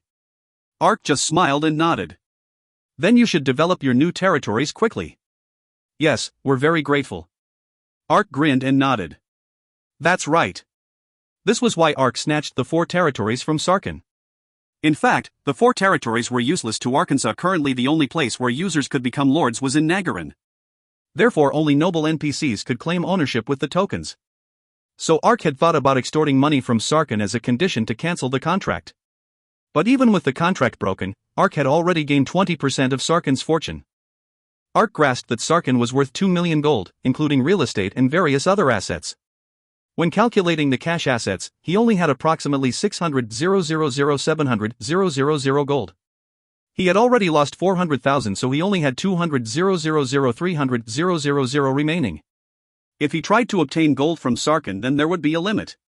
With how much Sylvana is damaged, that would be enough to restore it. So Ark came up with the method to sell the 4 tokens. Anyway, Sarkin has given up the right to the territories. If I return the tokens, then it would have no choice but to go to Deltin and Helben. If I request 10% of the profit from the territories from Deltin and Helben, then they can't refuse. Ark instantly went to meet with Deltin and Helben. If Duke Sarkin's plan succeeded and he gained those 4 territories, then his influence would have completely surpassed that of Deltin and Helben. But now Deltin and Helben could obtain those 4 territories and surpass Sarkin. That alone would be a windfall for Deltin and Helben. Especially if they restored the territories in the future and obtained an income from it. Giving 10% of that income to Ark didn't matter. The continuous income from the 4 territories was better than earning several thousand gold at once. Of course, the territories in the Cineas Principality were still impoverished, but once they recovered, then they would be a golden goose. Ark understood this and signed a contract with Deltin and Helben. So Ark's entire plan had worked as expected. Should the 3 of us go and visit Duke Sarkin? We shouldn't. What if we really kill that old man? Deltin murmured with a sick expression. Ark! A sharp cry was suddenly heard across from him. Ark reflexively flinched and stopped. 5-6 bloody people were running up a dark alley in front of the gate. Surprisingly, they were Timosai and some Avenger members. Ark, I have something to say. Timosai breathed harshly as she looked at Arkansas. If you find any errors, ads pop-up, ads redirect, broken links, non-standard content, etc., please let us know. Report chapter so we can fix it as soon as possible. Volume 23, Chapter 8. ACT-8 Legend Quest. What's wrong? Ho Myung-hwan asked as he quickly approached him. Hyunwoo, who was sitting in a chair and drinking coffee, got up. I found out new information and I wanted to give it to you. Information? Yes. Hyunwoo nodded and lowered his voice. Before you came here, I actually met with one of the users involved in this event. One of the Avenger members assisting the demons? You met them in New World? No, we met in real life. Ho Myung-hwan's eyes widened at Hyunwoo's words. Global Exos had been trying to secure the Avenger members involved in this incident. Of course, all their investigations focused on Alan and the Red Man, but they were also interested in the Avenger members. In Hong Kong it was possible to backtrack the New World connection circuits, but that was impossible in Korea where there were millions of circuits. Therefore this was the first time Global Exos got any information on the Avenger members. Ho Myung-hwan looked around restlessly after hearing Hyunwoo's words. And he took Hyunwoo to a meeting room. Who was the person that Arknim met? The user with the ID Timosai. Timosai? Her real name? She didn't tell me her real name. I didn't learn that much about her, but in New World it is clear that she has a close relationship with Alan. Alan. Ho Myung-hwan trembled after hearing the name Alan. Then he considered something and asked in an anxious voice. Timosai was the one who contacted Arknim first? She visited me in New World and set a place to meet. Why did she want to meet Arknim? That. Hyunwoo recalled what had happened in New World a few hours ago. Ark. Hyunwoo heard the sharp cry in his ear. Then he saw Timosai and 5 bloodied Avenger members coming from an alley and celebrated. Hyunwoo reflexively pulled out his sword when he saw them. But before he could do anything, the guards flocked towards the chaotic Timosai and Avenger members. Timosai just pulled out a scroll and continued to shout. "Ark, I have something to say. Today at 4 p.m. in Uedo," Timosai said before warping somewhere with the Avenger members. Timosai and the Avengers who had suddenly appeared then disappeared. Thanks to that, Hyunwoo was completely confused. Why on earth did Timosai suddenly want to meet him in reality? Are they planning to PK me in real life? He had those doubts at first. But it was strange that they would deliberately risk discovery. Furthermore, the meeting point was in the middle of Uedo Square. If there was an ulterior motive, then they wouldn't want to meet in a place like that. After thinking about it, Hyunwoo ended up going to the arranged meeting place. "Ark? I can recognize you with one look." He heard the voice of a woman after reaching the meeting place. He turned around and saw a high school student. "I am Timosai." He felt annoyed that he had been so anxious about meeting Timosai. The Timosai in New World and in reality seemed completely different. Her looks were the same, but her personality was completely different. While the Timosai in New World was always noisy, the one he met in reality was surprisingly quiet. "Why did you want to see me?" "That is a request. Please listen to what I have to say. I don't know what is going on, but why should I accept your request? Decide after listening to me," Timosai murmured in a testy tone. And Hyunwoo never imagined the words he was about to hear. The Red Man and Masutyu had betrayed and killed Alan. Fortunately, Alan, who was on the verge of death, sent one of his eyeballs in a desperate move.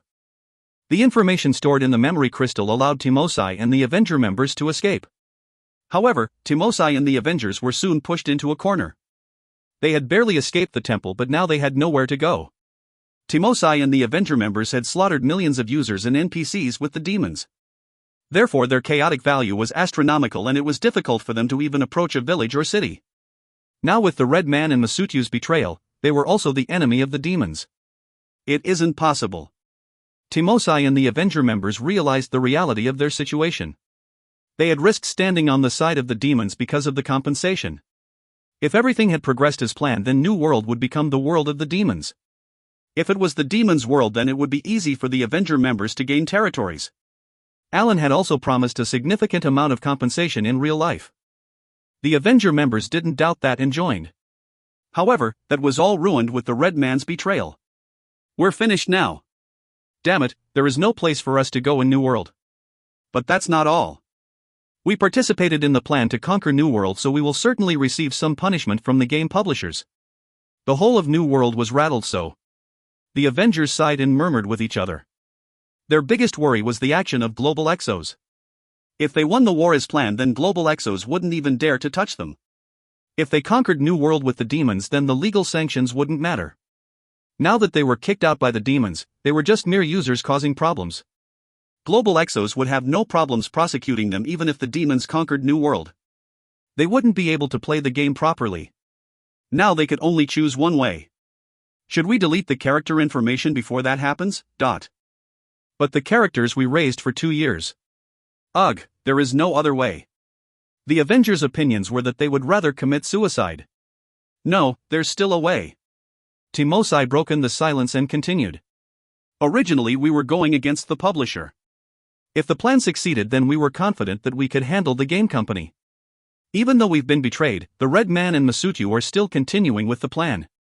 From the publisher's perspective, it will be more important to stop the plan than to catch some minor fish like us. And we possess information that the game publisher doesn't know. It allows us room to negotiate. That's right. Although they looked shabby now, Timosai and the Avengers played a central role in the demonic war. In other words, they knew quite a lot of information about the side of the demons. Global Exos would definitely want to know the information. If Timosai used that information, she could guarantee safety, character isn't deleted and no charges, from Global Exos. It was similar to an immunity deal. However, we would have to visit the game company directly. If we go, then there is no guarantee that they would negotiate with us. If we use a powerful candidate as an intermediary.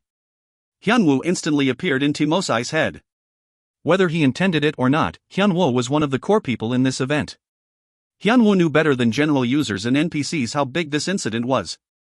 How many times did they fail because of Hyunwoo? Furthermore, Hyunwoo's fame rose like a storm after his victory in the Nagarin battle.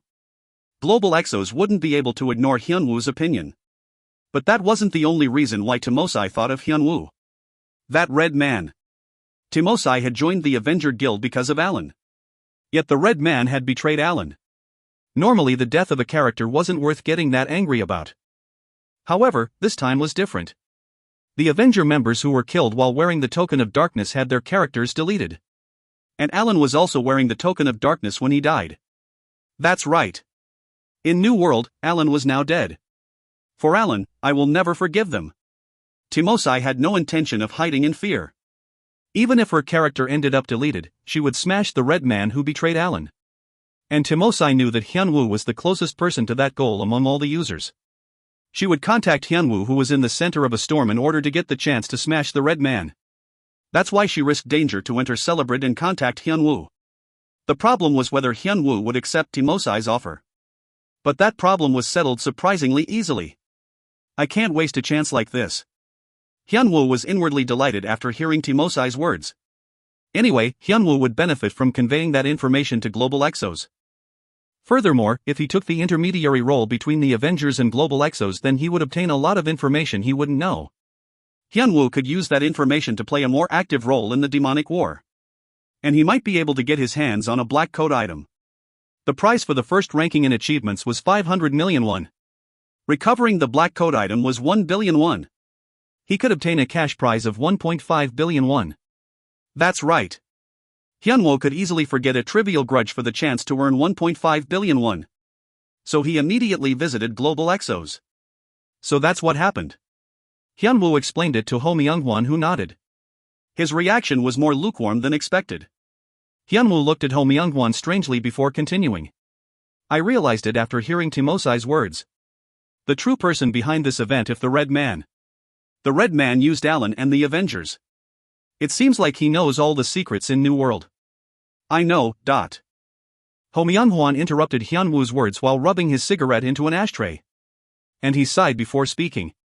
I also know what the Red Man wants. Ha? To resurrect the Dark Lord. Isn't that right? How do you know that? Hyunwoo asked with a dumbfounded look. That's right. Hyunwoo heard from Timosai that the Red Man's goal was to resurrect the Dark Lord. Of course, Alan controlled the demons, so he knew this incident was related to the Dark Lord. However, the situation being related was very different from actually resurrecting the Dark Lord. And the only way to prevent it was to stop the Red Man. But how did Ho Myung-hwan know the Red Man's purpose? In fact, I also received the information not long ago. And I've been worrying about whether to consult with Arknim. Consult with me? What is it? That is. It is hard to explain. Ho Myung-hwan sighed again before opening his mouth. Then I'll tell you honestly. In fact, the chief of the planning department ordered absolute secrecy regarding this matter. However, Ark became aware of the issue after meeting with the Avenger members. No, we have to explain so that Arknim will keep it quiet. Ho Myung-hwan said. Actually, our security agents found the residences of Alan and the Red Man not long ago. You found their homes? Yes, I can't explain how we found it. So where is Alan now? We'll talk about Alan later, but for now I'll explain about the Red Man. The perpetrator of the Red Man and the one behind this incident is Park Woo-song. Park Woo-song? Hyunwoo frowned and tilted his head to one side. The name was familiar to him somehow. Ho Myung-hwan added in a heavy voice after seeing Hyunwoo's confused expression. He is the one who created the main system of New World. The creator, that's right, I heard that name in the TV commercial before New World was officially opened. Hyunwoo finally remembered where he heard the name Park Woo-song. Park Woo-song had been called the best game designer of this century on the TV 2 years ago. New World wasn't the only game that Park Woo-song designed. Even before New World, Park Woo-song was known for other online games. Some of Hyunwoo's questions regarding the Red Man would be solved if Park Woo-song was behind it. The Red Man knew everything about New World and proceeded with his plan. And it was natural that he would be able to control the demons. It was why the Red Man's gameplay transcended beyond that of an ordinary user. It was possible if Park Woo-song, the creator of New World, was behind the Red Man. Then Park Woo-song is the Red Man? That's not it. Ha? But you said just now. He is the one who made it. The Red Man is a type of hacking program that Park Woo-song made. Hacking? The Red Man is a hacking program? That's the part one can't explain in detail. Anyway, the important part is that the Red Man is a character that Park Woo-sung created and it is currently active in the game. But why would he? Hyunwoo asked in an expression that indicated he didn't understand. That's right. Why would he do this? If the Red Man succeeded in resurrecting the Dark Lord, then it was possible to shake Global Exos and gain enormous benefits. So Alan and the Avenger members thought they were betrayed so that the Red Man could monopolize the profit now that it was in the final stages. Timosai also thought like that. Yet the Red Man was the game creator? Then wouldn't the Red Man have major stocks in New World? If New World fell into chaos, then he would suffer a loss. There must be some other circumstances. Anyway, Park Woo-sung was New World's creator. If he made up his mind to throw New World into confusion, then he didn't need trial and error. He knew all the systems of New World. If he connected to the main server, then everything would go as he planned. Hyunwoo was thinking that when Ho Myung-hwan muttered in a low voice. Originally the Dark Lord didn't exist in New World. Huh? What? Timosai said the Red Man. Yes. The goal of the Red Man is to resurrect the Dark Lord. But the Dark Lord just originally existed as a scenario in New World. The resurrection of the Dark Lord was never supposed to be possible in New World until Park Woo-sung. This means no one can predict what will happen to New World when the Dark Lord is resurrected. It can't be predicted? That's correct. Ho Myung-hwan replied with a heavy look. In fact, Global Exos had browsed through various data that they obtained from the villa. But if the information leaked, then it would cause chaos in New World. Therefore Ho Myung-hwan had to be careful about every word. Then Arknim, please connect the user Timosai to outside. Connect? You will accept Timosai's offer. We honestly weren't thinking about taking legal action against them. Even if we had such aims, that isn't possible now. It is important to track the Red Man's movements, so we need information of every Avenger member. You want information from the users involved in the Avenger Guild? Hyunwoo tilted his head to one side. Timosai said most of the Avengers had already died. Thanks to the Token of Darkness, their characters were completely deleted. Now those users were completely removed from this event. So why was information needed from them? Are you considering laying charges against them? Didn't I already say we aren't planning to do that? But why do you want their information if you don't want to sue them? That. Ho Myung-hwan struggled for a while before replying. Actually, a problem occurred while searching for Alan. A problem? There's another problem? Currently Alan is in an unconscious state. Huh? You unconscious? Hyunwoo asked with a dumbfounded look. Ho Myung-hwan rubbed his forehead like he had a headache. We've recovered Alan's unit, but it is possible that he might have used an illegal program to join this event. The Token of Darkness that deleted their characters is a type of hacking item. The Token of Darkness clashed with the illegal program stored in Alan's unit and caused the current problem. This is our opinion after some investigation. Then there is a possibility that other Avenger members have experienced the same thing. Therefore Global Exos entered an emergency state. Of course, Global Exos' biggest problem was to stop Park Woo-sung and the Red Man. But if more users fell unconscious like Alan, then it would be a huge problem. Although they were unconscious, they could die from the slightest slip and then Global Exos would become responsible. A user dying from the game. The backlash from that would be enough to close down New World. What the hell is going on? It was a problem Hyunwoo never realized would happen. The Red Man's identity was the game creator Park Woo-sung. Alan, who worked with Park Woo-sung, was in an unconscious state. Why did he feel like he had suddenly become entangled in a huge conspiracy? People's lives are at stake. The Avengers are a secret society, so wouldn't they contact each other offline? Currently their characters are deleted, so the fastest way is for Timosai to get in contact with them. I understand. We decided to meet in New World after speaking with Global Exos, so I will connect to the game and let you know the situation. Hyunwoo answered immediately. This problem concerned other people's lives. But while Hyunwoo was standing up from his seat, he suddenly flinched and stopped. Too much had happened in a short period of time and there was still a question that hadn't been answered. Why is Park Woo-sung doing this? Do you know? Ho Myung-hwan worried over the question for a while before extending an object that was hanging on a string. It was a nail-sized flash drive. Ho Myung-hwan pressed the flash drive into Ark's hand and spoke in a heavy voice. This is a copy of the data obtained from Park Woo-sung's villa. Like I said a while ago, the chief of the planning department ordered the information to be locked down tightly. I've been continuously worried, so I copied the files. But, Arknim knows about this incident and has experienced more than any other user. If this information will help you stop the Red Man, then it is better than you not knowing. It was like an information window floated in front of Arkansas. Hyunwoo has obtained Park Woo-sung's data file. Is that true? The Schuttenberg king asked in a quivering voice. And the dark elf surrounded by 10 guardsmen nodded. That's right. The king seemed to deflate like a balloon the moment he heard those words. At the same time, the dozens of nobles packed into the king's hall fell into a state of panic. Oh my god, our concerns were true after all. We thought the demons have been driven from the Cineas Principality, and now? What are we going to do now? Everyone please stay quiet. A heroic voice was heard from among the nobles. The voice had come from Marquis Dalton. Dalton turned his eyes to the man standing next to the dark elf. Lord Ark, can we believe the dark elf? Timosai is a mole I planted on the side of the Red Man shortly after the demonic war started. Until her true identity was revealed, she managed to stay next to the Red Man and see all his plans. Ark surveyed the nobles gathered inside the king's hall and replied. This was the best thing Ark could do. Ark's thoughts had been complicated after returning from Global Exos. The Red Man's identity, Alan falling unconscious. His work inside the game was gradually growing. Ark found it difficult to grasp how he should feel about the situation. Let's put it in order step by step. Ark whispered to Timosai as soon as he connected to the game.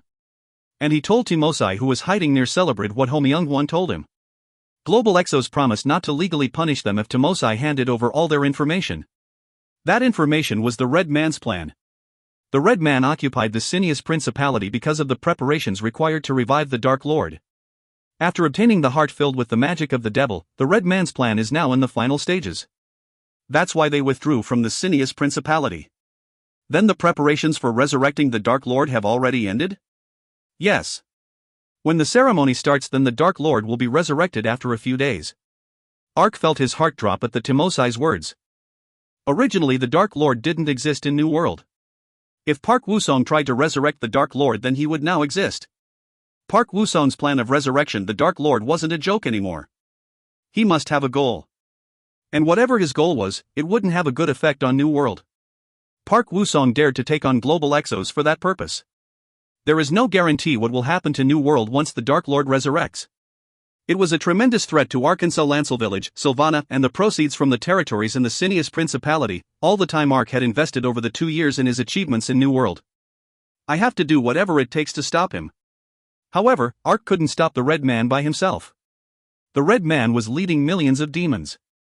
Furthermore, he was moving into the final stages of his plan, so he would concentrate all his power and forces in one place. The only way to stop the Red Man was to gather the strength of all the NPCs and users in New World. If the Red Man restores the Dark Lord, then it will be too late. I have to quickly collect the users and NPCs to stop the Red Man. But the Avengers are the only ones that know about the Red Man's plan. The users and NPCs are already confused because they thought they won the demonic war already. Even if I try to raise a fuss, it will be useless. That's why Ark called in Timosai.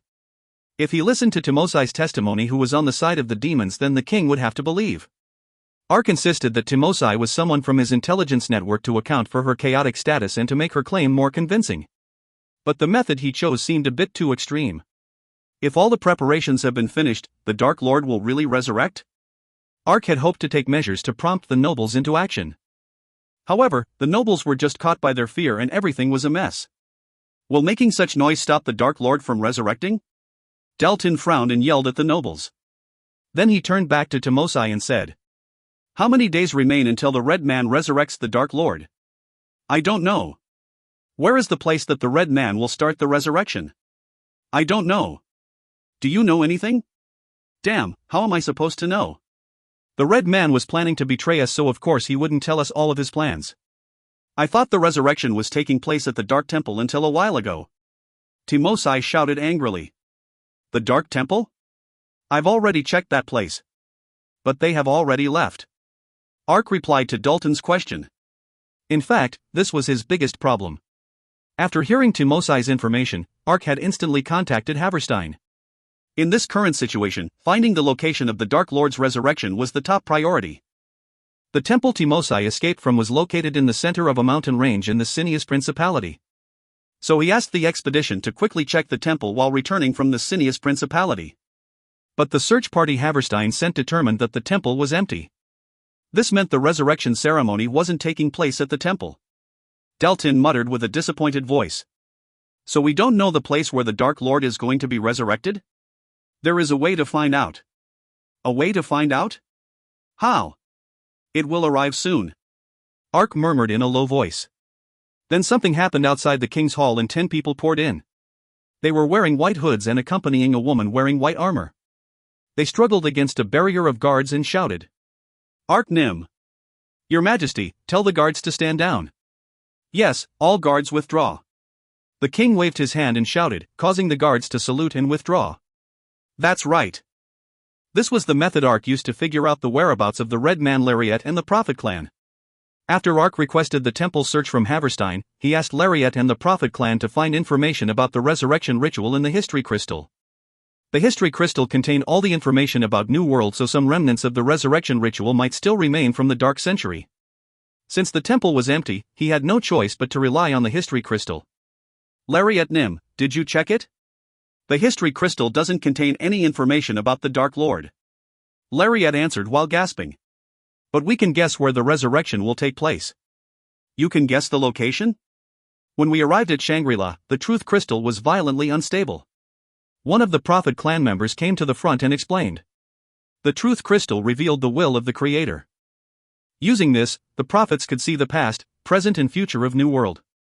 But when Lariat and the Prophet clan arrived at Shangri-La, something rose in the Truth Crystal. It was an island emitting unimaginable amounts of dark energy. It is clearly a revelation that the Dark Lord will appear on this island in the foreseeable future. Do you know where that island is? I know. It is an island called Quarian. Quarian? The bishop standing next to the king burst out after hearing the prophet's answer. He staggered like he received an impact and muttered. Oh my God, I should have known earlier. What do you mean? Quarian, it is an island from the Bible. After gathering the power of the universe together, this holy island was the first place that the Creator stepped foot on in order to create this world. In the Bible, this island was called the beginning and end of the world. If an existence that wanted to destroy the world was revived, then the only possible location is Quarian. Your Majesty! Deltin kneeled down and shouted. The king's hall that was wrapped in silence suddenly seemed to awaken. Dozens of nobles kneeled down simultaneously and repeated. Your Majesty! It was clear what their behavior meant. The king looked at the nobles and smacked the arm of the throne with his fist before getting up. Listen. Based on the reports just now, it is clear that the continent is on the brink of ruin. This doesn't just apply to the residents of the Schudenberg Kingdom. This is an existence which threatens the whole world. I proclaim as the Schudenberg King. Summon all warriors who have stepped foot on this land. Also request for the total mobilization of warriors from the Bristania Kingdom. As you will. The shout echoed like a bomb through the king's hall. At the same time, there was the beating of drums and the quest renewed. The quest has been updated. Expedition Army's Crusade equals the Dark Lord, Legend Quest. Despite the efforts of millions of people, the continent is facing its worst crisis. The Dark Lord who will drive this world to ruin is preparing for his resurrection. If the Dark Lord is resurrected, then this world can only groan with despair and grief. The living and dead will become reversed and a hellish poison will emerge that will poison the earth. The Schudenberg King has decreed a mobilization of all the troops on the continent. This is a message of salvation that transcends all the barriers of borders and species. It doesn't matter whether you are brave warriors with hearts of steel or saints who preach the divine will. This is the last crusade to protect the world. This crusade will become a legend. Difficulty, S++ quest restriction, level 300 or more. All users over level 300 will be forced to accept this quest. That's it. Ark's chest pounded after he confirmed the quest. Now the whole continent would move to prevent the Dark Lord's resurrection. But the person we need to stop is New World's creator, Park Woo-sung. That's right. The legend quest was just the beginning. The Red Man would use every method possible to resurrect the Dark Lord. Even if the whole continent was rallied, there was no guarantee that they could stop the creator of New World. However, this is a war that can't be avoided. It was the will of everybody who lived in New World. Thump, thump, thump, thump.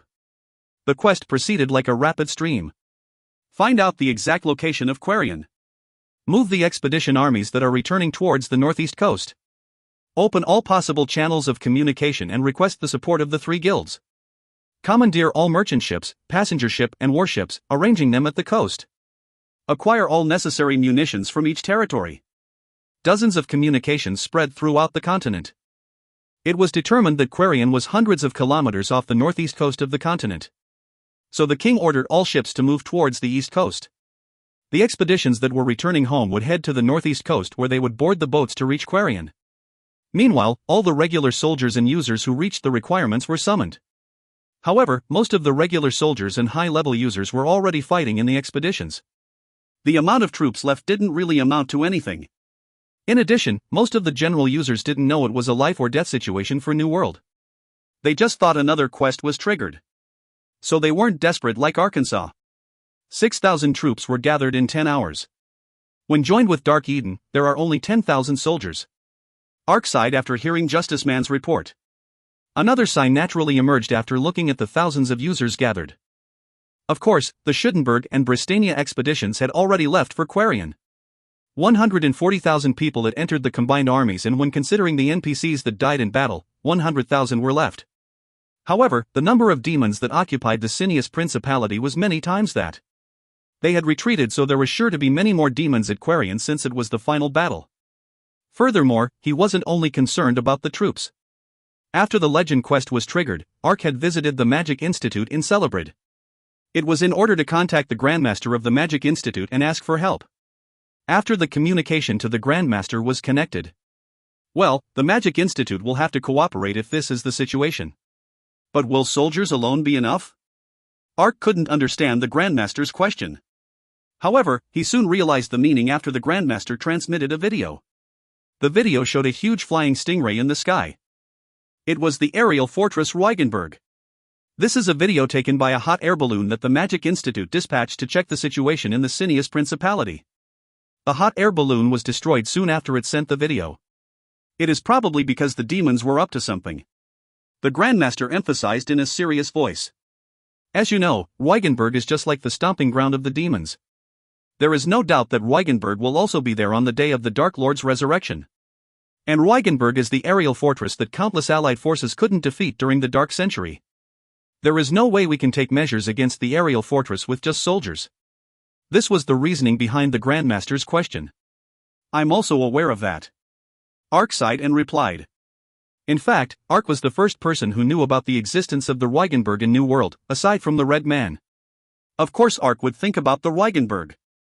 Ark had started preparations as soon as he obtained the information about the Dark Lord's resurrection. The question is whether it will make it in time. That's right. The countdown to the Dark Lord's resurrection had already begun. Ark felt like he had started preparations too late, but Ark had no other choice. Ark explained what he was thinking and the Grandmaster replied. That's right. You've also thought about the general principles. Then let me help with the preparations.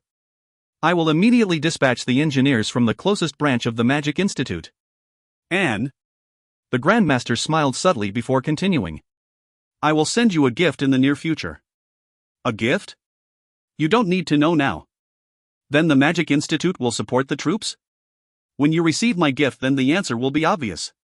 The Grandmaster said before he broke the communication. Anyway, the Grandmaster seemed to accept that the problem was serious. His answer didn't seem definite, but he seemed to be supporting the troops.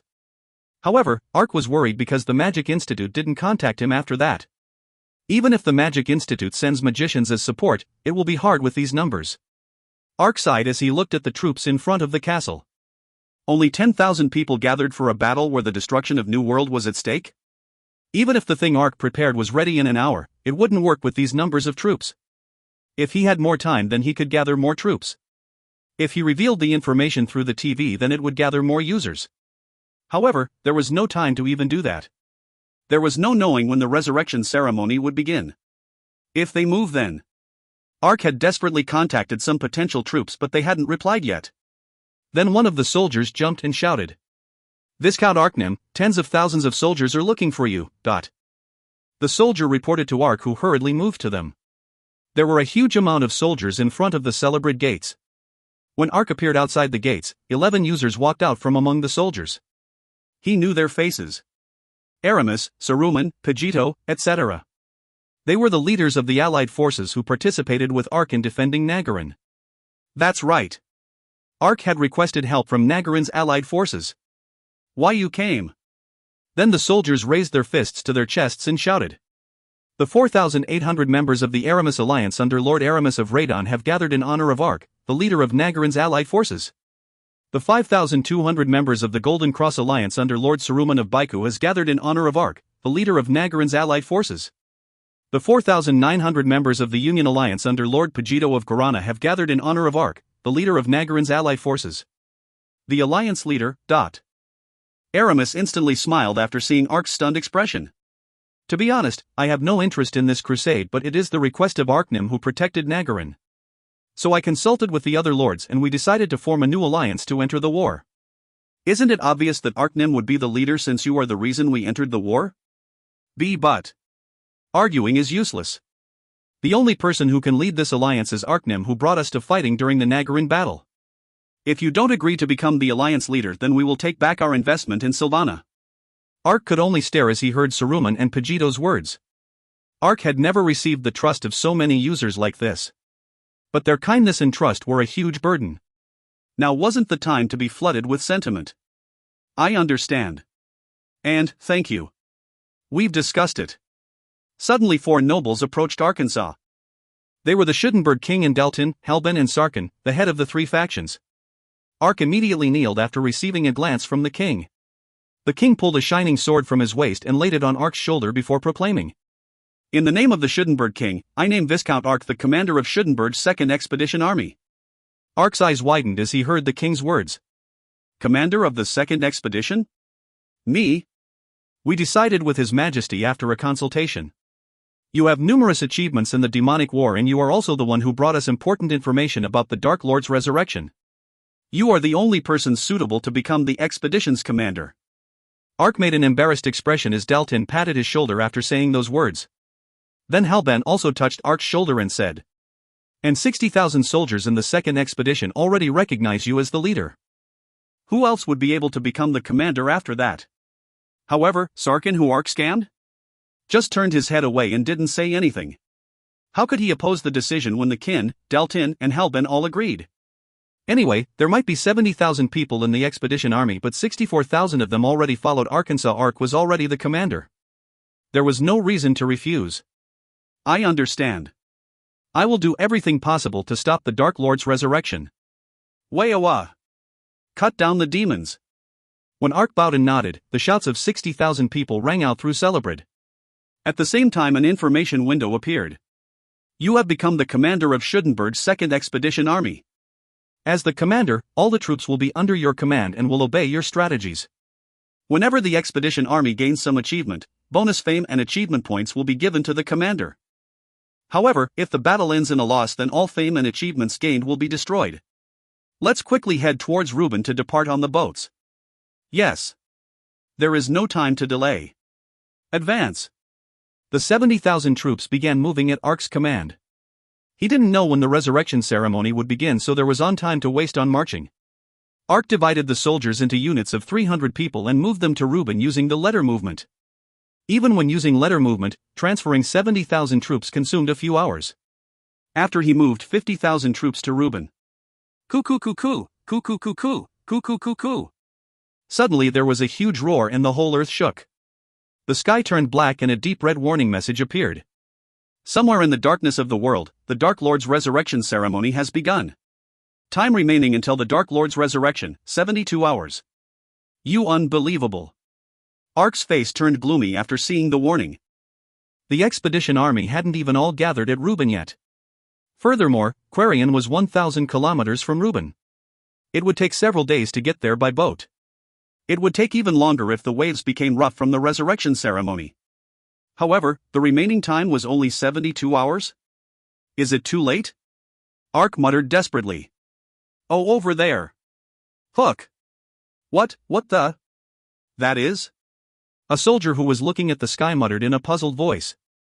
Ark reflexively lifted his gaze and his eyes brightened. A large shadow was approaching in the sky. A giant air balloon was approaching.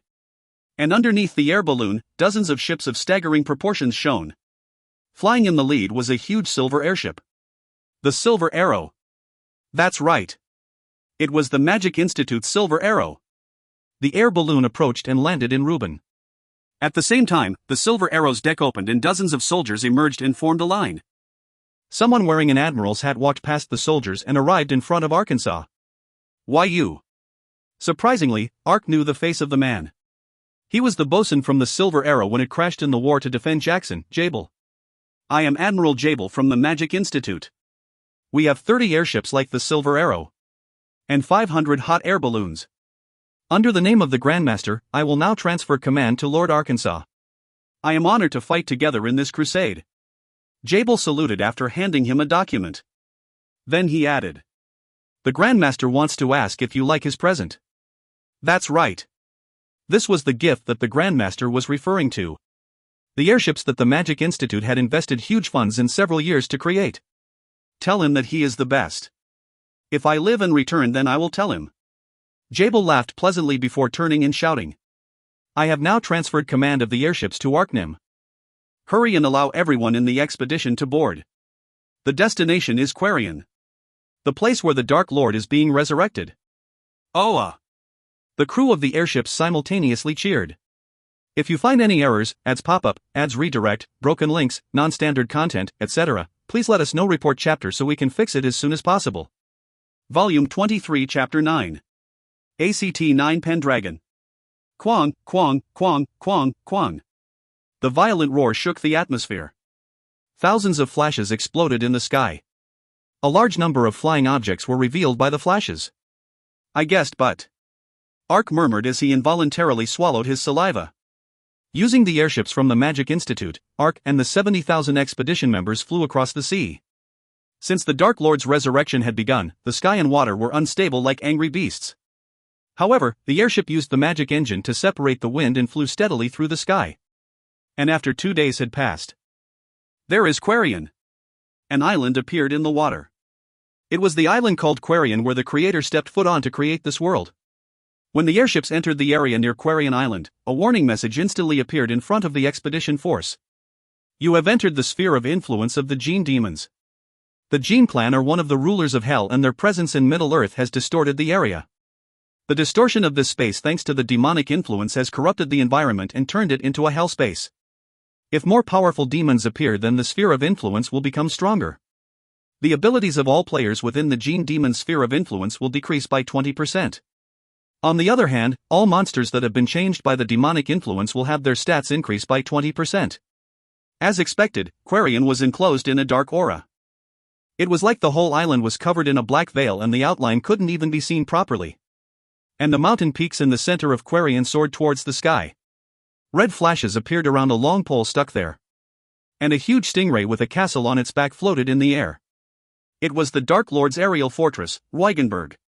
Then a magician aboard the Magic Institute's Silver Arrow murmured in a quivering voice. "A huge amount of magic is concentrated on the large castle on the back of the stingray. There are at least 10 million units of magic energy. That amount of magic alone can completely blow up the island. Furthermore, the magic energy is still increasing. If it continues like this, then it will surpass 100 million units in a few days. That is enough to blow up the whole continent. It would be like the continent was repeatedly hit by a nuclear bomb. But that wasn't the urgent problem right now. It was the message window that was blinking continuously in the right corner that tightened his nerves. Somewhere in the darkness of the world, the Dark Lord's resurrection ceremony has begun. Time remaining until the Dark Lord's resurrection, 18 hours. That's right. The Dark Lord's resurrection ceremony had already been ongoing for 2 days. Now Ark only had 18 hours left to save New World. Fortunately, the first expedition had arrived first.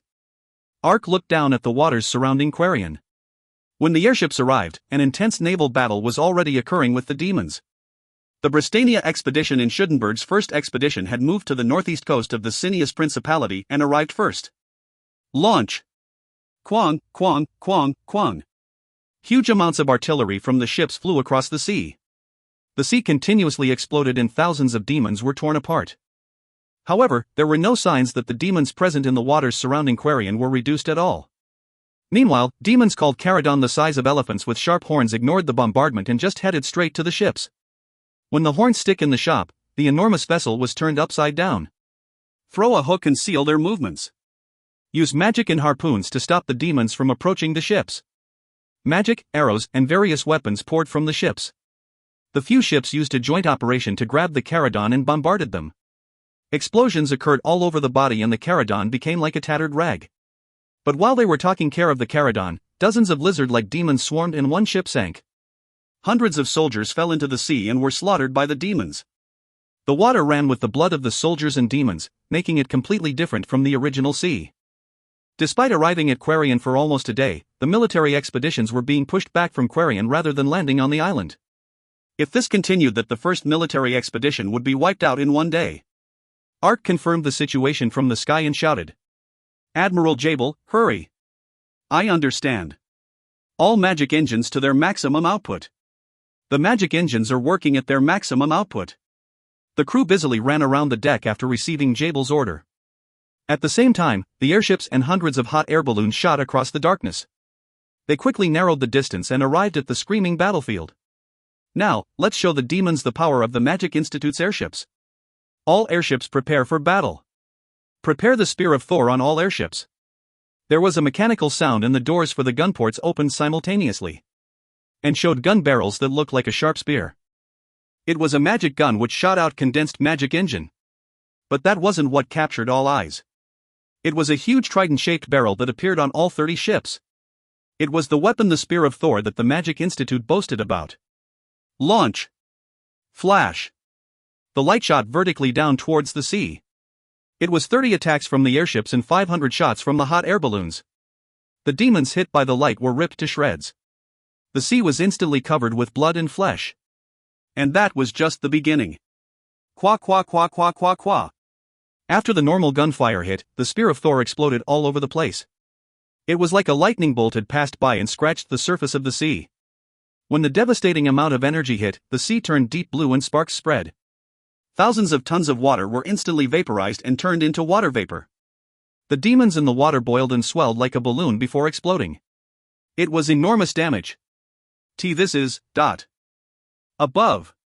The hot air balloons and airships, it is the reinforcements from our home kingdom. Our reinforcements. It is reinforcements. The soldiers who were in a predicament looked up at the sky and shouted. The morale of the tired spirits rose. Okay, this is an opportunity. Exterminate the demons with the help of the air support. The soldiers attacked the demons and advanced towards Quarian. But the demons that died were just the front troops. When the demons surrounding Quarian ran towards the ship, the entire sea seemed to move. Admiral Jabel turned towards the expedition force receiving the main brunt of the demons' attacks. I understand. Turn the fleet 45 degrees to the port side. All 30 airships aimed the Spear of Thor downwards. Jabel started giving commands after hearing Ark's words. However, the fleet hadn't finished their bombardment preparations when a sailor who was scouting around shouted in a desperate voice. Admiral Nim, over there. Thousands from the front, tens of thousands of flying enemies are approaching. What? Ark and Jabel turned their eyes towards that direction. Kaia dash. It was the huge Weigenberg floating in the sky above Quarian. The Weigenberg's stomach split to the left and right. And a large number of demons poured out like an evening shower. Kurwarwarwa. A huge number of drakens and gargoyles flew from the Weigenberg's stomach. Thousands of talons riding the drakens and gargoyles covered the black sky and headed towards the airships. The voice of the scout trembled. The enemy is 500 meters away from the lead troops. 400 meters, 300 meters. Damn, aim the guns and the Spear of Thor at the flying enemies. Ark shouted after hitting the ship's microphone. If the airships were swarmed by the demons, then they would be destroyed. Now they couldn't afford to support the naval battle. The airships changed the angle of their weapons. Launch. Qua qua qua qua, qua qua qua qua. At the same time, the Spear of Thor shot out lightning bolts. The enormous light shot through the darkness and tore through the drakens and gargoyles. Thousands of demons were hit by the guns while the Spear of Thor swallowed 100 monsters each. At least 1,000 demons turned to ash and fell into the sea. However, more drakens and gargoyles just appeared. Ugh, they're like cockroaches. Everybody deploy their shields. Bikun Madohorum. Kurwarwarwa. Kwang, kwang, kwang, kwang, kwang. The shields were deployed and the hull shook from a violent impact. The drakens tried to bite the shields while the gargoyles flew around and shot their rays. The talons jumped down onto the deck and swung their swords. Appa. Then he heard Roko's voice from behind him. He turned around and saw several talons rushing towards him. Dark Blade. Riposte. Ark pushed the talons back and surveyed the battle situation. The airships instantly became scenes of confusion when the demons swarmed. The demons were attached to the magic engine so the ships couldn't move. Meanwhile, the hot air balloons were in a predicament as their shields were being torn by the demons and their allies couldn't fire the guns in case it would hit them. Roko, please start singing. Roko nodded after seeing Ark's worried face and started singing. The airships are surrounded, so I have no choice but to deal with the demons individually. Admiral Jabel, concentrate the weapons on the demons approaching the front. I understand. Justice Manajushi, Rehabilitation Hyungnims, faced the demons with individual combat. Ark yelled as he ran towards a machine lined up on the deck. When he grabbed the handle and pulled it forcefully, there was a roar and it blew up. It was a flying boat for personal battle that the Magic Institute had developed thanks to Magaro's research. Take this. Dark Strike. Bois. Ark flew the flying boat into the sky and swung his sword. The Drakens biting the defense shield shrieked and fell. Then dozens of gargoyles fired rays at him. Ark immediately turned the handle on the flying boat and used the gun mounted on it.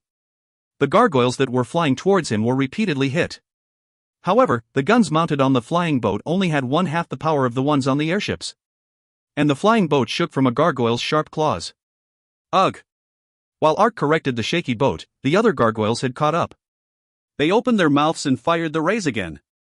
Splitting Blade of the Wind, Wind Cutter. Heroic Strike. Qua qua qua quang, qua qua qua quang. Dozens of magic and attacks suddenly hit the gargoyles and pushed them away. Hundreds of flying boats had arrived behind Arkansas Justice Man and the rehabilitation members were leading the flying boats from the Silver Arrow. It wasn't just them. Thousands of flying boats emerged from the 30 other airships. The soldiers from the expedition were taking the flying boats to deal with the demons. Bah, I'll make them pay for Alan. Matani Shooter Number 1, Devil Penetrating Arrow. Among them was the Dark Elf Timosai. After Global Exos promised not to take any legal actions against them, the other Avenger members stopped playing the game.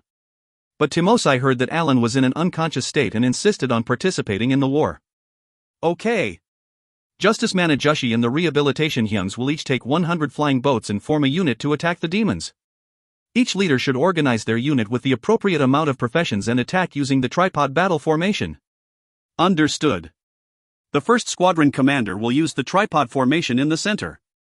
The other units will unfold the tripod formation around the first squadron. Thousands of allied users were taking the flying boats. They were the top-level users of New World. Of course, fighting using the flying boat wasn't easy. However, Ark had used the last 2 days wisely. After listening to the description of the flying boat from Jabel, Ark had made the users undergo continuous flight training while they were moving. Now the users could fly the boats for at least 30 continuous hours. There was the sound of magic engines from thousands of airboats as they moved. After 1 minute, they had made a huge triangular centering around Arkansas. Ark's eyes flashed after the formation was completed and he yelled. Now show them the skills of Nagaran's allied forces.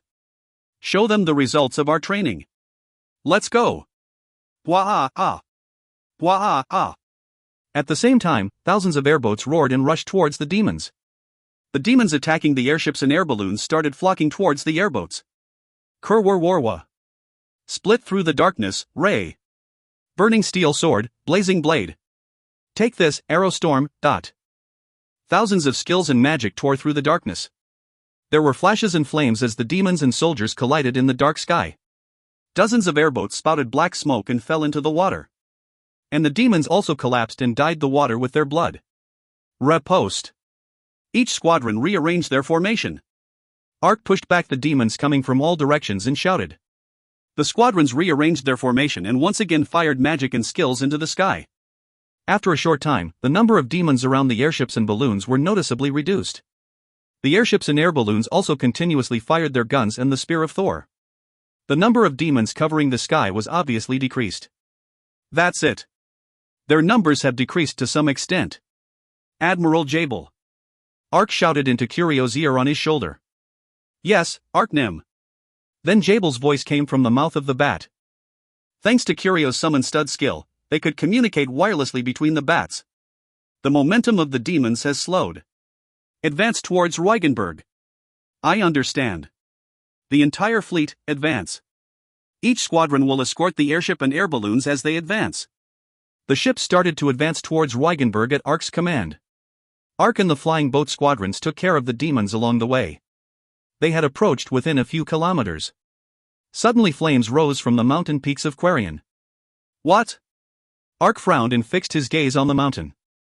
He couldn't tell from far away, but he could guess the approximate shape after getting closer. A huge arm was on top of Quarian's mountain peak. The giant arm was bizarrely twisted with fingers pointed upwards. The fire was spouting from the end of each finger. Ark's face stiffened the moment he confirmed what it was. That, perhaps, a scorch cannon. That's right. The bizarre arm was a scorch cannon. 2 of these cannons had almost destroyed Jackson in the past. Ark knew their power. However, the scary thing wasn't the destructive power of the scorch cannons. It was. Ark instantly lifted his head and grabbed Curio's neck before shouting. Jabel, we've been deceived. Make the fleet retreat. Huh? What does that mean? Qua qua qua quan, qua qua qua quan. There was a huge roaring sound and a black flaming mass 10 meters in diameter shot across the space. Jabel's perplexed voice came from Curio's mouth.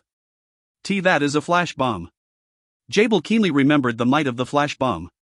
While he was the bosun of the Silver Arrow, the flash bomb had shot down the Silver Arrow while they were on the outskirts of Jackson. Jabel let out a cry of distress from the memory of that time. All fleet ships, evade and retreat at full speed. But the black mass was already nearing the airships. Ku qua qua qua qua, ku qua qua qua qua. The black mass crossed several kilometers. It struck the hot air balloons and flames spouted from the hull. 5 hot air balloons and airships received 30% damage. Meanwhile, the demons gathered around the ships hit by the flash bombs. Drive back the demons and retreat. Ark shouted while dealing with the demons. Ark commanded the flight formation and intercepted the flash bombs with magic. However, that could only stop 1-2 bombs using that method. In the end, many hot air balloons were hit by the bombs and went down in flames.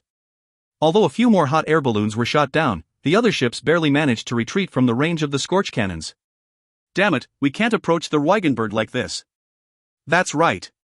This was the horrible point about the scorch cannons. The maximum range of the Spear of Thor was 500-700 meters. However, the maximum range of the scorch cannon was 2 kilometers. In order for the airships to attack the scorch cannons, they had to get within 1 kilometer. With thousands of demons interrupting, the movement speed of the airships was slower than riding a horse. If the airships rushed in excessively, then they would just be shot down by the scorch cannon. However, there's no time to hesitate here. Ark grinded his teeth as he looked at the blinking message window. Somewhere in the darkness of the world, the Dark Lord's resurrection ceremony has begun. Time remaining until the Dark Lord's resurrection, 14 hours. That's right. There was a time limit attached to the expedition. They had already spent 4 hours here. 4 hours had passed since they arrived and they couldn't even approach the island. He also didn't know what difficulties he would face as they continued, so 14 hours wasn't enough. However, the expedition wouldn't be able to approach Quarian if they didn't deal with the scorch cannons. The marine expeditions were also stuck in the rear. If they approached Quarian, then they would become the prey of the cannons. There is only one way left. Justice Manajushi, Rehabilitation Hyunnims, take charge of 10 formations. Plunge into enemy lines. Ark turned and shouted. That's right. The only way left was for the flying boats to get rid of the scorch cannon directly. It had a long range but moved slowly. The airships had slow evasive abilities, but a small flying boat could easily avoid the bombs. But Ark wasn't just worried about the scorch cannons. The problem is that we'll be attacked by demons. Reaching the scorch cannons on Quarian Island through all the demons wasn't easy. Furthermore, the demons would still be attacking the airships. He had to leave some flying boats to protect the airships and air balloons. 10 units means 1,000 people. There is no way they can destroy the scorch cannons.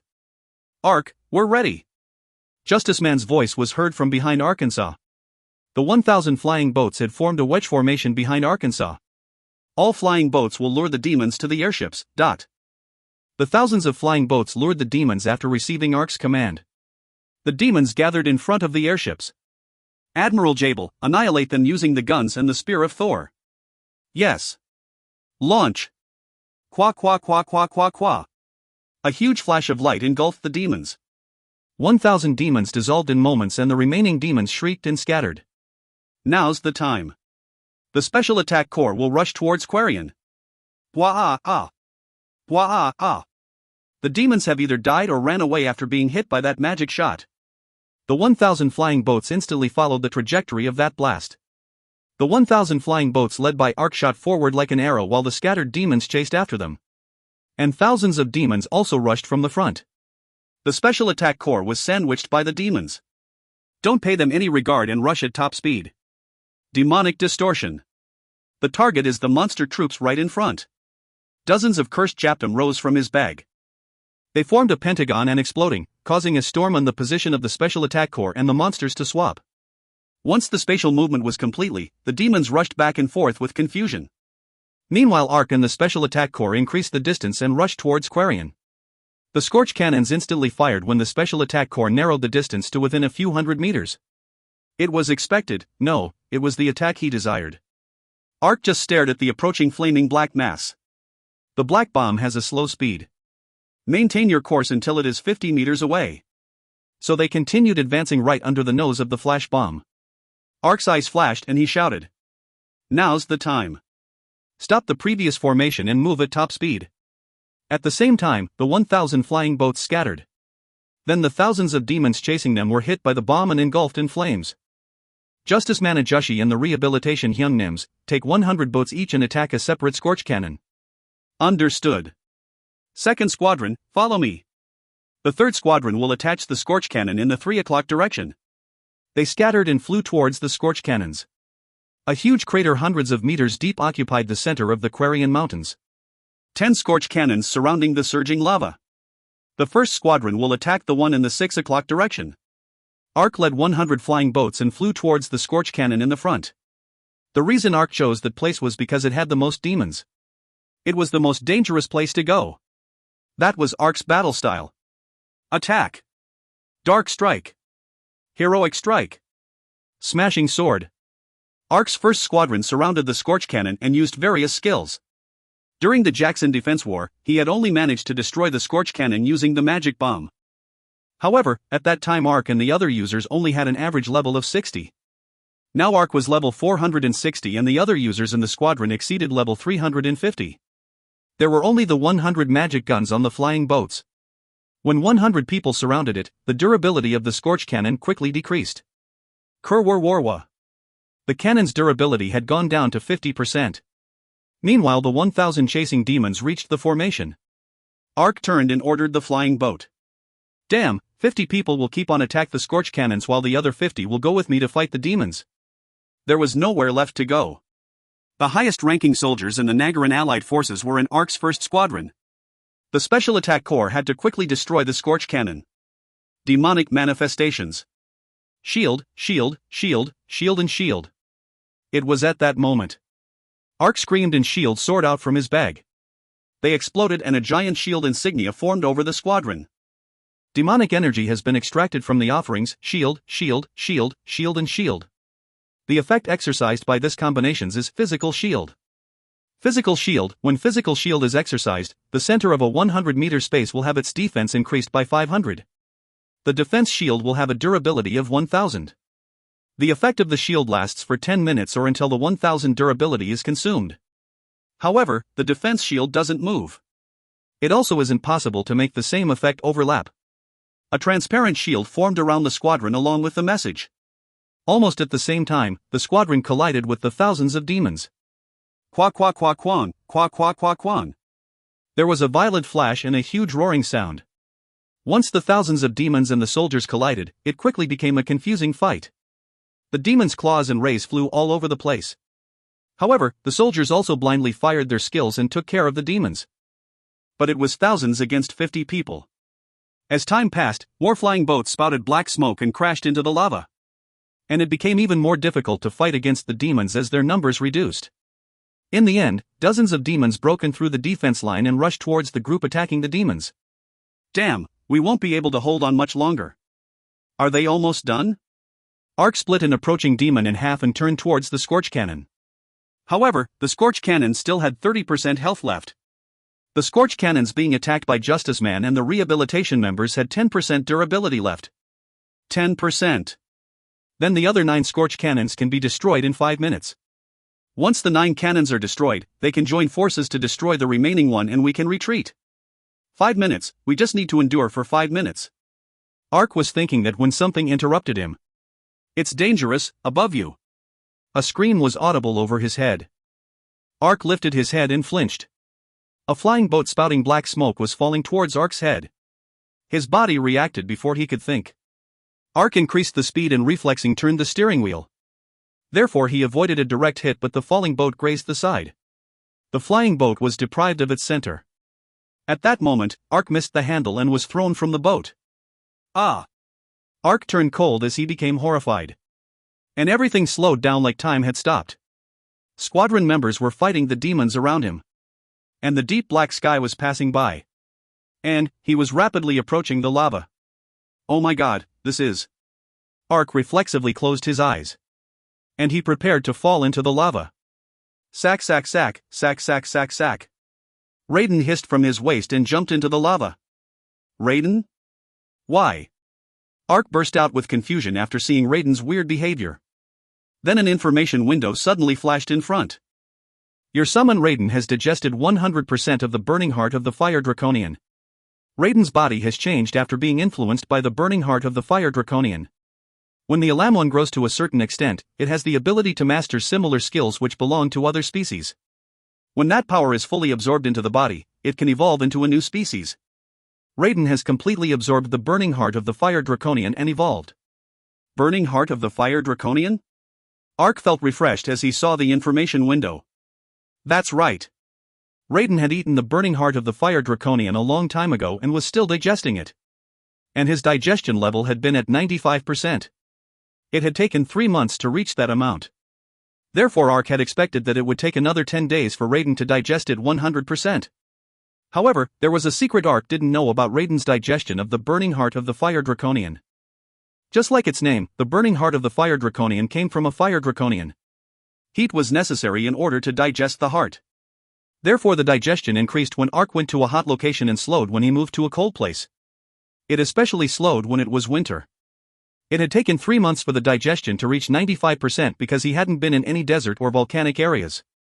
Raiden, who was suddenly in a lava area, had his digestion rate increased at a tremendous pace.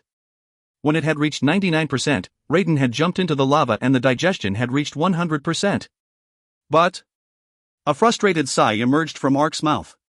In this situation, there was only a few seconds left before he would plunge into the lava. If the remaining military expedition couldn't stop the Dark Lord's resurrection, then New World would be destroyed. What was the point of Raiden evolving now? Just as Ark was thinking this. Flash. Qua qua qua quang, dot. Suddenly there was a flash from the lava where Raiden disappeared. And a dragon with glossy, red scales flew up. What? There are still demons within the lava. Then the dragon grabbed Ark's collar and flew up into the sky. Suddenly a message window appeared in front of Arkansas. Raiden has absorbed the burning heart of the Fire Draconian and successfully evolved. After absorbing the burning heart of the Fire Draconian, Raiden has evolved into a new species. The Fire Draconian is a species with the lineage and magic of a dragon. Raiden has absorbed the magic and inherited this lineage after growing into an adult. According to the great power that oversees the Netherworld, Raiden will now be named Burning Soul. Burning Soul. Raiden has obtained the biology of the Fire Draconian after absorbing the burning heart of the Fire Draconian. As an Alamon, Burning Soul has gained the ancient characteristics of the Fire Draconian. He can store more items and use more skills freely. In addition, he will learn more skills using his instincts as his experience and knowledge accumulate. Race Netherworld Creature Alignment Dark. Ranking Complete Body. Health 2000 Loyalty. Strength, Agility. Stamina, Wisdom. Intelligence, Luck. Asterisk the equipped skill slot has expanded to 4. Asterisk item storage capacity has doubled. Asterisk able to transform into Pendragon. Pendragon, Burning Soul can transform into a dragon called Pendragon. Pendragon is an ancient dragon that can fly in the sky and shoot flames from its mouth. No species can match its flying speed, and the sacred flames can increase the attack and defense of its master. In ancient times, warriors riding the Pendragons were regarded as the ultimate warriors in battle. However, Burning Soul will consume 20 mana every 10 seconds when he transforms into Pendragon. Asterisk Pendragon's health once transformed, plus 5000. Asterisk when mounted on Pendragon, movement speed plus 1000%. Asterisk attack and defense of the player will increase by 20% when mounted on Pendragon. Pendragon?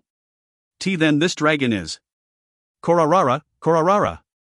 Ark looked at Burning Soul with dumbfounded eyes.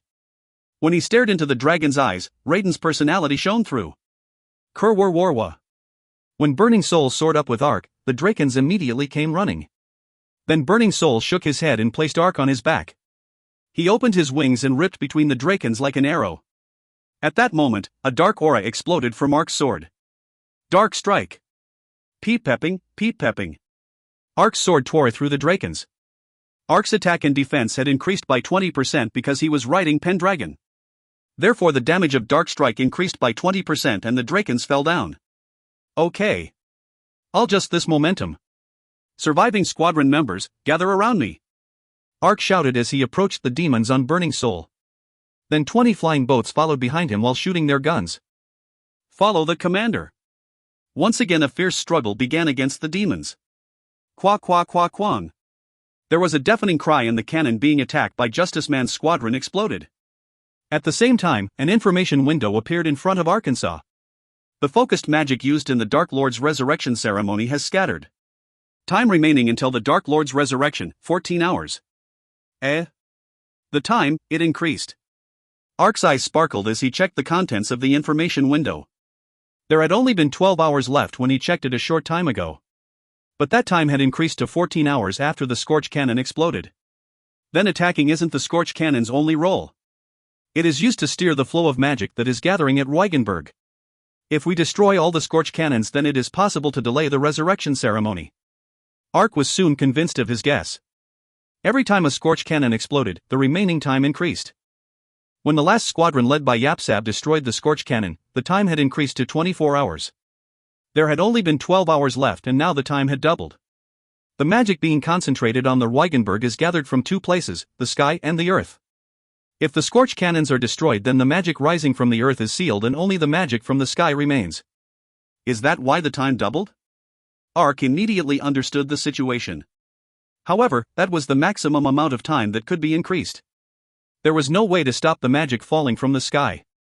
Anyway, I destroyed the Scorch Cannons and gained some time. Now the only thing left is for the airships to join the battle and destroy the Weigenberg. Arrange the formation and all airships join the battle. Ark gathered the surviving 800 people and returned to the airships. He used the strong firepower of the airships to melt the remaining demons and advanced towards Quarian. The fierce battle continued for 20 minutes. The numerous airships and hot air balloons advanced towards Weigenberg using the Spear of Thor. Ark rode Burning Soul at the front of the formation and shouted. That's it. All ships, concentrate your firepower on the Weigenberg. Launch. Qua qua qua qua, qua qua qua qua. Thousands of lights exploded from the airships and headed towards the Weigenberg. And the light caused a blinding explosion as soon as it touched. That's it. Even the Weigenberg would be damaged with this attack. There was no doubt it would suffer tremendous damage. However, perplexing gradually spread on Ark's face as he kept on watching the Weigenberg. He couldn't even see one scratch on the Weigenberg. Only a transparent capsule covering the Weigenberg was lightly damaged. Shield? Ark's eyes trembled. Now there was a shield? Furthermore, it was only lightly scratched after receiving 20 shots from the Spear of Thor that had 1000 concentrated magic energy? Ark felt like it was a nightmare he couldn't escape from. Kurwarwarwa. Then a huge number of Drakens and gargoyles once again poured from the Weigenberg. And a huge amount of monsters also appeared in the sea. It was like the last few hours of fighting against the demons were in vain. The Black Obelisks. That's right. The Black Obelisks. Quarian was the last battlefield chosen by the demons. Obviously countless numbers of obelisks would be driven under the water and on the Weigenberg. And the strong magic around this place would end up resurrecting the Dark Lord. Therefore the resurrection speed of the Black Obelisks would be greatly accelerated. Unbelievable. How many more times do we have to kill these demons? Besides, the Spear of Thor couldn't break the Weigenberg's shields at all, but... The expedition members muttered and groaned. It really seemed like a scene of despair. Cuckoo cuckoo, cuckoo cuckoo, cuckoo cuckoo. There was an abrupt roar and the castle on Weigenberg's back vibrated. And the walls twisted and stared to form a giant arm. The bizarre twisted arms. That's right. It was the Scorch Cannon's Ark had risked his life to destroy. They had suffered tremendous damage just to destroy the 10 Scorch cannons. But now dozens of Scorch cannons sprang up from the castle. Furthermore, the Weigenberg was protected by a shield. The resurrected demons and the new Scorch cannons. Oh my god. This is a scam. Ark muttered with a groan. Dozens of shots from the Scorch cannons headed towards the airships. It was an attack they couldn't avoid. It is finished. Ark couldn't even think of running away and just stared with dumb surprise. Then there was an intense storm and dozens of flashes shot from behind the airships. The pillars of light penetrated through the demons and the flash bombs. Qua qua qua quang, qua qua qua quang. The flash bombs simultaneously exploded and the space warped. Ark hurriedly turned around. Then a huge flying object was reflected in his eyes. It was a huge landmass covered with thick forests and a white tower. Shangri-La. That's right. The landmass flying through the sky was the land of the Prophet clan, Shangri-La. But Shangri-La looked different from before. Giant gun turrets covered Shangri-La in several places. The main character always shows up at the last moment. A person with a swollen body like a balloon stood on a gun turret and shouted through a loudspeaker. Wormer. An excited cry emerged from Ark's mouth. That's right. This was the plan Ark had prepared to deal with the Weigenberg. Before Ark had convened the military expedition, he had sent Wormer and the raccoons to reconstruct Shangri-La. While thinking about the Weigenberg, Ark had remembered that Shangri-La's defense ward had been able to deal with a large number of flying monsters. The defense ward was made using the magic from the 7 heroes and the 100 warriors. If I make Shangri-La a moving fortress, then it might be able to deal with the Weigenberg. His one worry was that the reconstruction wouldn't be completed in time. And Wormer had contacted him and said that the modifications would take a few days. Ark had almost given up, but then the Grandmaster of the Magic Institute had dispatched the airships. And Shangri-La wasn't the only reinforcements that Ark prepared. Thousands of shadows also appeared along with Shangri-La. And they fired towards the demons. They were the Sky Rays holding the Eastern Nation members. Good job, Wormer. Like you said, the main character always shows up at the last moment. Torrential Sword. The one brandishing his weapon and shouting in the lead was Shambhala. At that time, 100 armored ships also appeared in the sea. If I'm last, then am I the main character? The Hobbit Sid stood on one of the ships flying the flag of the Merchants Guild and laughed. Flames ignited in his eyes as Ark surveyed them. New World isn't over yet. Let's go, Burning Soul. Korarara, Korarara. Burning Soul roared and spewed flames as he flew towards the demons. The airships and 1,000 flying boats followed him. The battle to decide the fate of New World was just beginning. To be continued. If you find any errors, ads pop up, ads redirect, broken links, non-standard content, etc., please let us know. Report chapter so we can fix it as soon as possible.